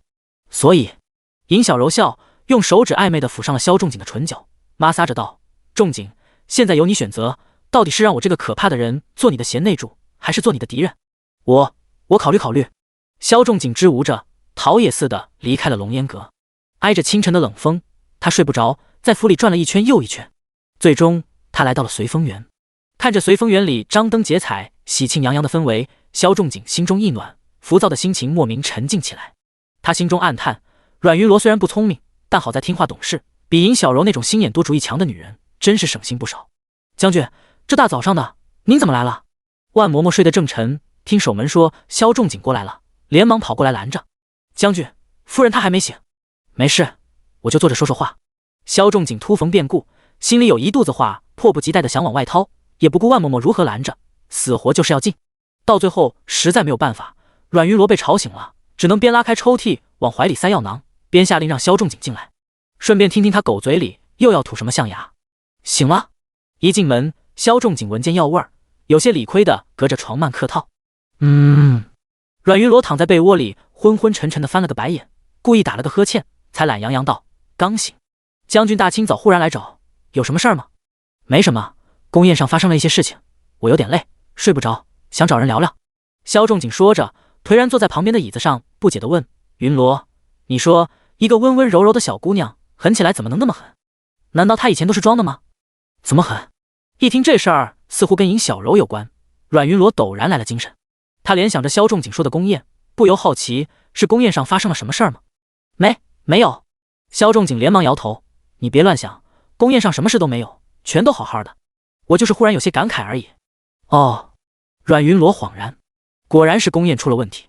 尹小柔，宫宴，心狠，他对宫宴里的谁心狠？阮云罗思索着萧仲景话语中的信息，脑海中迅速闪过今日会参加宫宴的各色人等。很快他将注意力集中在了与尹小柔有过节的6皇子和熹妃身上。宫宴上看见6皇子了吗？忽然阮云罗笑着问向萧仲景，他是不是又长高了？你问他做什么？萧仲景皱着眉，立刻警惕起来。他张嘴正要搪塞他2句，这时候他的小厮跌跌撞撞跑到门外，惊慌失措的大喊：将军不好，军营那边出事了。第97章大过年吃没饭。将军不好，军营那边出事了。什么？萧仲景皱着眉立即起身，快步来到门口，望着跪在自己面前满脸慌张的小厮，他不满，什么事儿这么慌慌张张的，像个什么样子？将军，是军粮。小厮顾不得被责骂的委屈，连忙简明扼要的报告，新一批的军粮，好多人吃坏肚子，正闹呢。军粮？许是做贼心虚，一听见这2个字，萧仲景心中立刻发紧，还愣着干什么？快去备马。萧仲景说着，立即动身，带着小厮一起快步离开了随风园。等到他离开，阮云罗回忆着刚才萧仲景的反常，便又让万嬷嬷给懿贵妃送了封信，让他留意6皇子那边有没有异样，毕竟谋害皇子可是株连九族的大罪，他可不希望自己被稀里糊涂的牵连进去。军营里闹哄哄的，萧仲景快马加鞭的赶到时，王副将正满脸焦急的守在营门口。将军，您可算是来了。王副将心急如焚，没等萧仲景下马，就直接迎了上去，边为他牵马边汇报情况。将军，大多数都是老兵在闹，领头的是个百夫长，叫薛敢。薛敢。萧仲景暗自记住这个名字，加快脚步，迅速走到了闹市中心。怎么回事？萧仲景大吼着，立刻止住了众将士的吵闹。他冷冷的扫视一周，随即目光狠狠地落在领头闹事的几个老兵身上，然后冷着脸大声质问：现在是什么时辰？回将军，现在是卯时。王副将在旁边立刻唱和。卯时。萧仲景冷着脸点了点头，他目光落在了自己面前一个目光坚毅的百夫长身上，问：薛敢是吧？我问你，在军营里卯时是什么时间？回将军，是操练时间。那为什么还愣在这？萧仲景怒而质问：难道陛下养着你们是为了让你们吵架的吗？当然不是。薛敢果断摇头，但立刻掷地有声的反问：可陛下知道战士们吃的是发霉的粮食吗？没等萧仲景反应，他立刻上前一步，将手里的饭碗递了过去。将军，您自己看看，这是人吃的东西吗？兄弟们自从吃了这玩意，整天整夜的窜稀，别说打仗操练了，再这样下去，能不能熬过这个年都两说。是啊，这大过年的，怎么能给我们吃这个？人群中陆续有将士们摔碗附和。行了。萧仲景见势不妙，皱着眉，连忙叫停众将士的埋怨。他叹了口气，换了副语重心长的样子，继续道：兄弟们，我知道你们辛苦，但是这国库里他也没有余粮啊。咱们作为保家卫国的战士，在关键时刻不能只考虑自己，也得考虑上面的难处。再有难处，也不能让兄弟们吃发霉的粮食啊。立刻有人不满：就是咱们把头拴在裤腰带上去打仗，好不容易打赢了，回来连口新鲜饭都不给吃吗？这大过年的，这是故意膈应人呢。我知道。眼见着战士们起了情绪，萧仲景连忙沉着气，更加温和的安抚：兄弟们的苦和累我都知道，只是你知道什么？人群中有人冷嗤：同样都是出生入死，我们在前面做炮灰，您在后面当指挥。同样是打了胜仗，您在将军府里山珍海味，我们连口人饭都吃不上，您能知道什么？我怎么不知道？眼见着有人将矛头指向了自己，萧仲景皱眉冷哼：我也是尸山血海里一步步爬上来的，什么苦我没吃过？战场上偶尔肉都敢吃，发了霉的粮食不敢吃？你们不吃，我吃。萧仲景说着，抢过薛敢的饭碗，大口大口便吃了起来。三两口将饭吃尽，他将饭碗一摔，大声道：我萧仲景向来有福同享，有难同当，既然兄弟们在军营里吃苦，我萧仲景也绝不享福。从今日起，本将军决定不离营，不回府，与诸位兄弟们同吃同住，一同过年。好！沉沉的寂静中，一道孤单的叫好声从军营大门处传来。军义真拍着掌，对着萧仲景一脸赞许：萧将军不愧是武将之后，豪气干云啊！三皇子，您怎么来了？萧仲景看向军义真，心中一惊，连忙快步上前，想要跪地行礼。免了。军义真右手虚抬，免了萧仲景的礼，顺势也免了众位将士的礼。目光在众位将士身上扫过，他笑着道：再有2日就要过年了，父皇惦记着驻扎在这里的诸位将士，就特意派我过来看看，问问大家睡得好不好，穿得暖不暖，吃得饱不饱。军义真踱着步子，边说边向着将士们走近。这时候他看见了被摔在地上的粮食，这好好的粮食为什么扔得到处都是？军义真一脸疑惑地望向众人，见所有人不敢吱声，他弯腰捡起了地上的粮粒，正要放进口中。三皇子，不可！萧仲景立刻上来阻拦：三皇子，您贵为皇子，入口的东西怎么能乱吃？没事。军义真豪爽地笑笑，淡然将粮粒放入口中，感受到舌尖的苦味和霉味。军义真冷着脸吐出粮粒，眯眸意味深长地打量萧仲景一眼，他笑着问：萧将军，这粮食怎么是霉的？这……萧仲景额头沁出冷汗，他正要找借口解释，这时候三皇子十分贴心地问：是不是户部那边出了问题，粮款没拨下来？这……萧仲景更加紧张，这什么啊？你怎么支支吾吾的？难道是担心户部找你麻烦？大庭广众之下，军义真十分贴心地堵住了萧仲景的所有借口。将军不必担心，大不了我陪你一起去。走，为了将士们，咱们现在就去户部要账。别，先别急。萧仲景连忙拖住军义真，同时赶紧对王副将使眼色：你愣着干什么？快说说，这到底怎么回事？粮款到底拨下来了没有？拨下来了。第98章，今儿非弄死他不可。拨下来了。王副将额头直冒冷汗，支支吾吾的连忙解释：三皇子，其实粮款早就拨下来了，只是之前粮库里还剩了一点点发霉的粮食，因为不想浪费，所以你就让战士们吃。君一真眼神闪过一丝冷意，叹着气敲了敲王副将的脑袋：“你呀，省也不是这么个省法。”是。王副将擦了擦额头的冷汗，一个字不敢反驳。萧仲景心中一喜，正庆幸着蒙混过关，这时君一真却又问起了粮仓，仓里还有多少发霉的粮食？这眼见就要过年了，新粮食准备好了没有？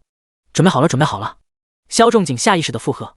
他正想找个借口送君一真离开，但这时君一真却悠悠的又给他出了个难题：既然都准备好了，那还不快把粮食拉出来给将士们重新煮饭？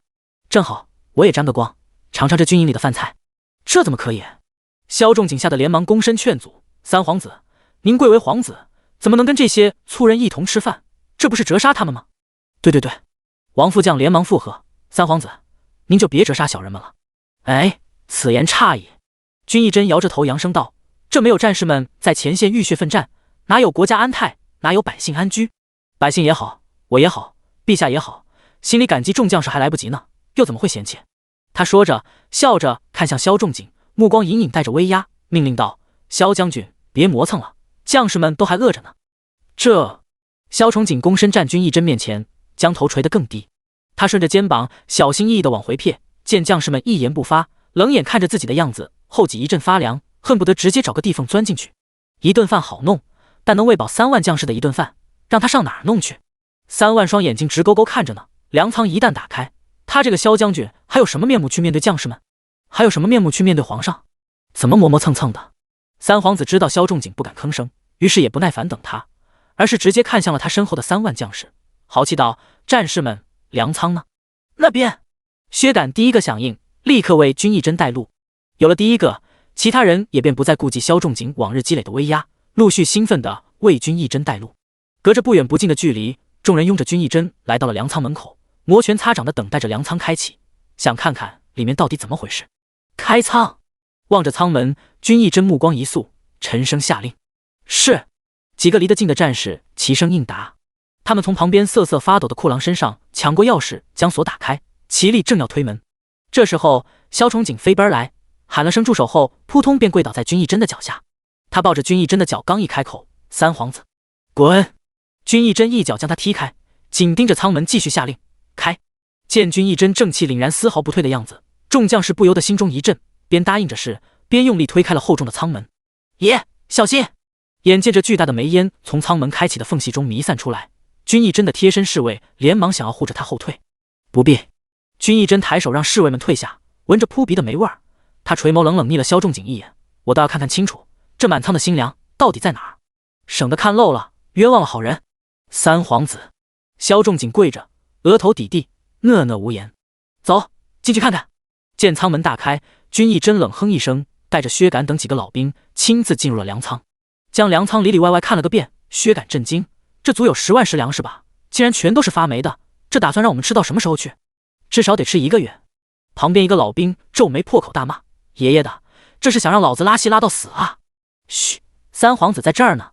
见自己的同伴语言粗俗，薛敢连忙提醒：“无碍。”见那老兵骚脸，君一真笑着为他宽心。将士们性格豪爽，嫉恶如仇，见到可恶的地方骂2句，也是真情真性，没什么好遮掩的。别说你们，见了这场景，就连我也想骂2句呢。三皇子真是豪爽。老兵挠着头憨笑：“俺走南闯北这么多年，还是第一次看见当官的一点架子都没有。”当官的？君一真惊讶的笑。见那老兵憨厚的样子，他无奈的点了点头：“好，你既说我是当官的，那我就是当官的。俗话说，当官不为民做主，不如回家卖红薯。今儿我这个当官的，就替你们做一回主。来人！”君一真目光看向面如死灰的萧仲景、王副将和库郎3人，扬声道：“把他们全都给我带走，押进宫，交由陛下审问。”是。侍卫们得了令，立刻行动起来。除了萧仲景职位较高，没有上绳，另外2人全都被捆得个结结实实，塞进了临时找来的破旧马车里。见事情办得差不多了，君一真松了口气。他沉下心，目光在面前乌泱泱的将士们身上转了一圈，朗声道：“诸位放心，我这就回宫禀告陛下，立即彻查此事。到时该是谁的责任就是谁的责任，一个也跑不了。”好！薛敢兴奋地带头鼓掌。至于大家的口粮，君一真抬手压了压众人的声音，继续安抚：“你们放心，这大过年的，陛下肯定不会让自己的战士挨饿受冻。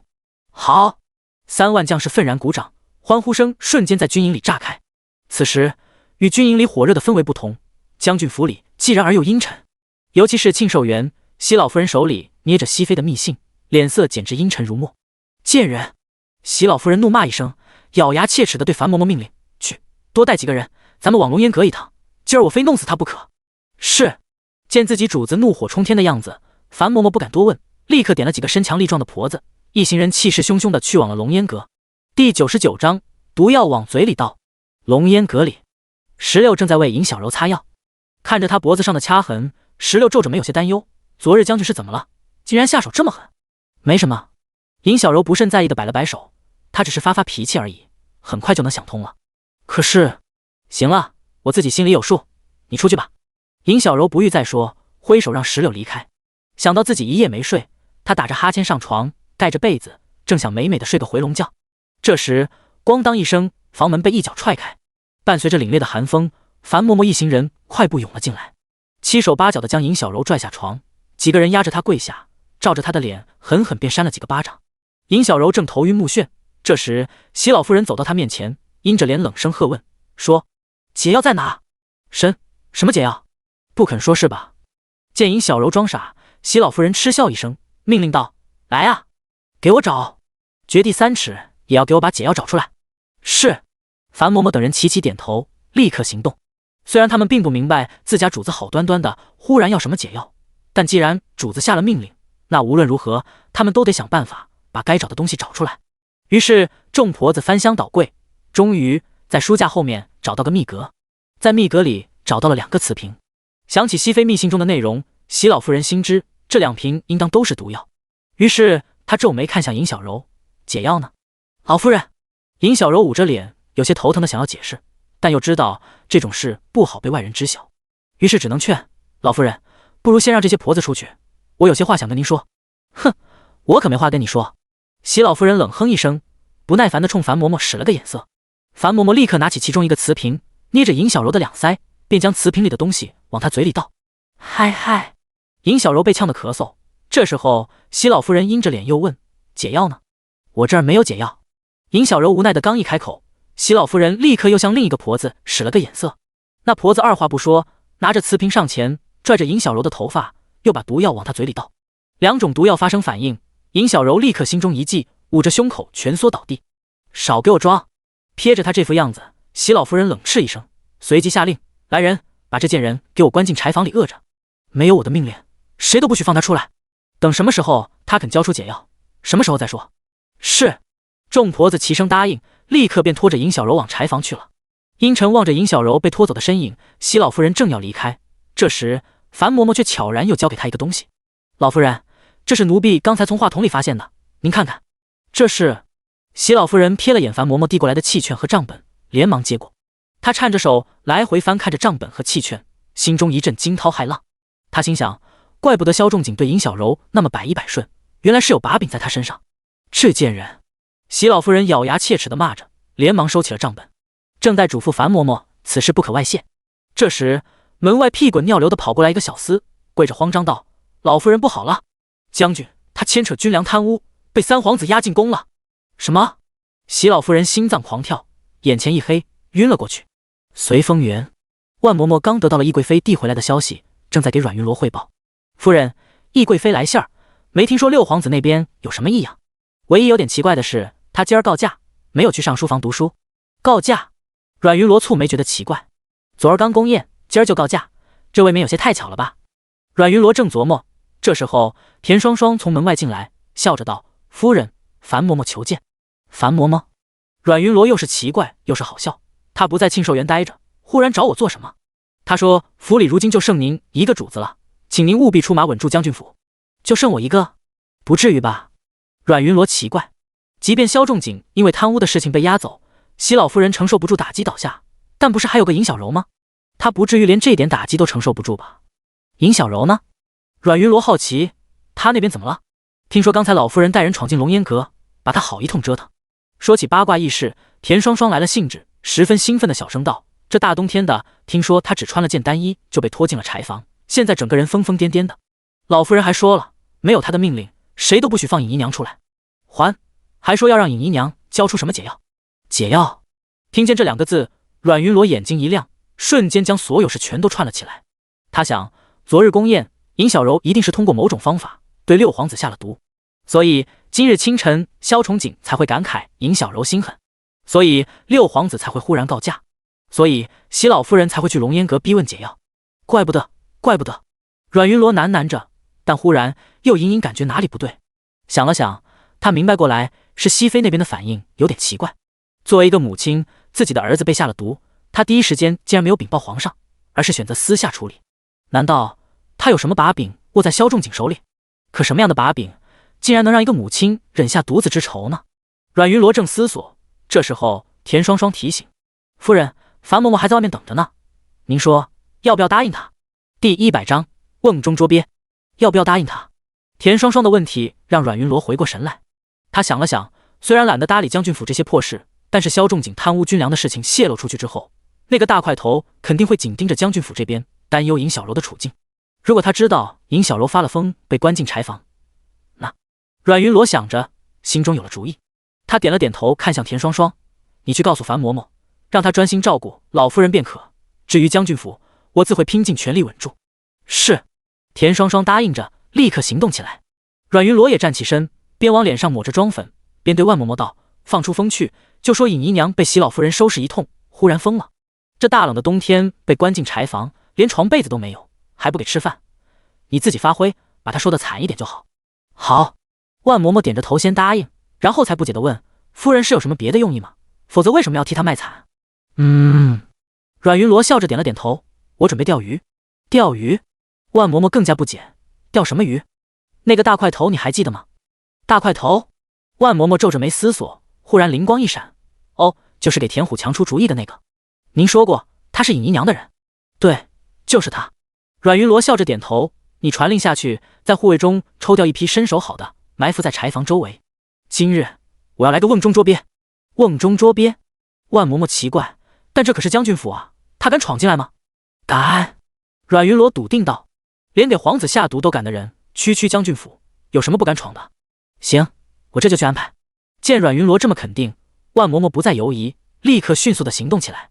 等到了晚上，阮云罗守在距离柴房不远处，已经被打扫干净的废弃房间里。他正喝着冰糖雪梨，门外忽然有护卫来报：“夫人，鸟已进笼了。”阮云罗满意的点了点头，嘱咐道：“稳着点，煮熟的鸭子，小心别让它飞了。”是。护卫点头答应，起身撤退。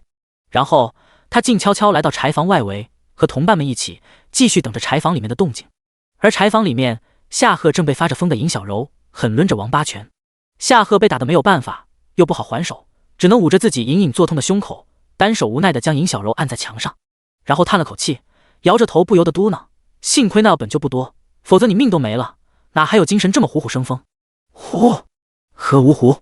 看我挥舞的战斧！”“行了，行了。”夏荷头疼地捂住他的嘴巴，另一只手则伸进怀里，拿出了个瓷瓶，拨开瓶塞，他刚倒了颗解药进他嘴里。这时，锐利的破空声响起，一支羽箭精准地穿过窗格，射进了柴房。有埋伏！夏荷目光一厉，扔掉瓷瓶，反手抬着尹小柔的下巴，强逼着他先咽下解药。另一只手同时拔刀，一刀斩断了羽箭。他拖着尹小柔正要离开，却这时砰的一声，柴房门被一脚踹开，几个护卫打扮的好手提着刀剑冲了进来，堵着夏荷便是一阵围攻。夏荷连忙接招，他仗着自己是大力臣，先舞着刀将护卫们逼退，随即看准时机，拎着尹小柔便往外冲。刚一冲出柴房，猛地他抬起头，头顶一张巨大的渔网撒了下来，将他和尹小柔劈头盖脸的罩在了里面。同时护卫们立刻上前，对着渔网里的夏荷又是一阵群攻。纵使夏荷武力超群又人高马大，但受制于渔网的同时又要护住尹小柔，他很快左支右绌，被护卫们抓住时机，狠狠地在大腿捅了一刀，又砍掉了右臂。咣当一声，重刀连带着右臂同时摔落在地。护卫们心中一喜，连忙又挥起刀，齐齐向着夏荷的两只腿砍去。住手！这关键时刻，一声呼哨响起，一个黑布蒙脸的不倒翁从墙外跳了进来，二话不说，抬手先冲护卫们撒了把石灰。趁着护卫们睁不开眼，他一剑展开渔网，本去想拉夏荷的胳膊，却拉了个空，这才想起他没胳膊了，于是只能叹了口气，又退而求其次，拉着他的裤腰带往外逃。是你？夏赫惊讶地看了不倒翁一眼。你不是说这行动草率，不同意来吗？我不来怎么见证你的狼狈？不倒翁翻着白眼拉着他，边拼命往外墙那边逃，边没好气的冷嗤：快跑吧，这么多废话！站住！护卫们虽然暂时看不清楚，但听着声音还是追了上来，不管3721，提剑便刺。眼见着他们即将刺中尹小柔，夏赫边跑边连忙身子一侧，将尹小柔护在了怀里，同时将自己的后心暴露给了护卫们。蠢货！尹小柔此时醒来，看清情况，见他竟然这么不要命，不由得骂了一句，随即在他怀中用力狠狠地踹了他腹部一脚。夏赫痛得闷哼一声，屈起身子躲过了要害，但终究后肩中箭，踉跄一下，无力地跪在了地上。还愣着干什么？快拎着他走啊！尹小柔从夏赫怀中跳下，旋身拦在他身后，面对着护卫们，回头着急地对不倒翁大喊：快走！还用你说？不倒翁冷嗤一声，双手用尽吃奶的力气，拎着夏赫跳上了围墙。离开之前，他回头看向了尹小柔：丫头，你这么鬼，不会轻易死吧？滚吧，废话真多。尹小柔不耐烦，在他心里，自己本来就没什么事儿，顶多是席老夫人老眼昏花，搞不清楚状况而已。等萧仲景回来，自然就会帮他脱困，根本用不着夏赫。即便他中毒，他把解药送过来也就罢了，拎着他走干什么玩意儿？他好不容易才动摇了萧仲景，眼见着就要说服他了，怎么可能在这种时候离开？他离开了，文玉一个人在宫里，不更孤掌难鸣？好，你自己小心。不倒翁不再废话，拎着夏赫跳出了围墙，很快消失在了黑夜里。而尹小柔则被婆子们压着带到了阮云罗面前。夫人，尹姨娘放走了那2个杀手，您看该如何处置？处置？阮云罗笑着瞥了尹小柔一眼，淡淡道：随便找个地方埋了吧。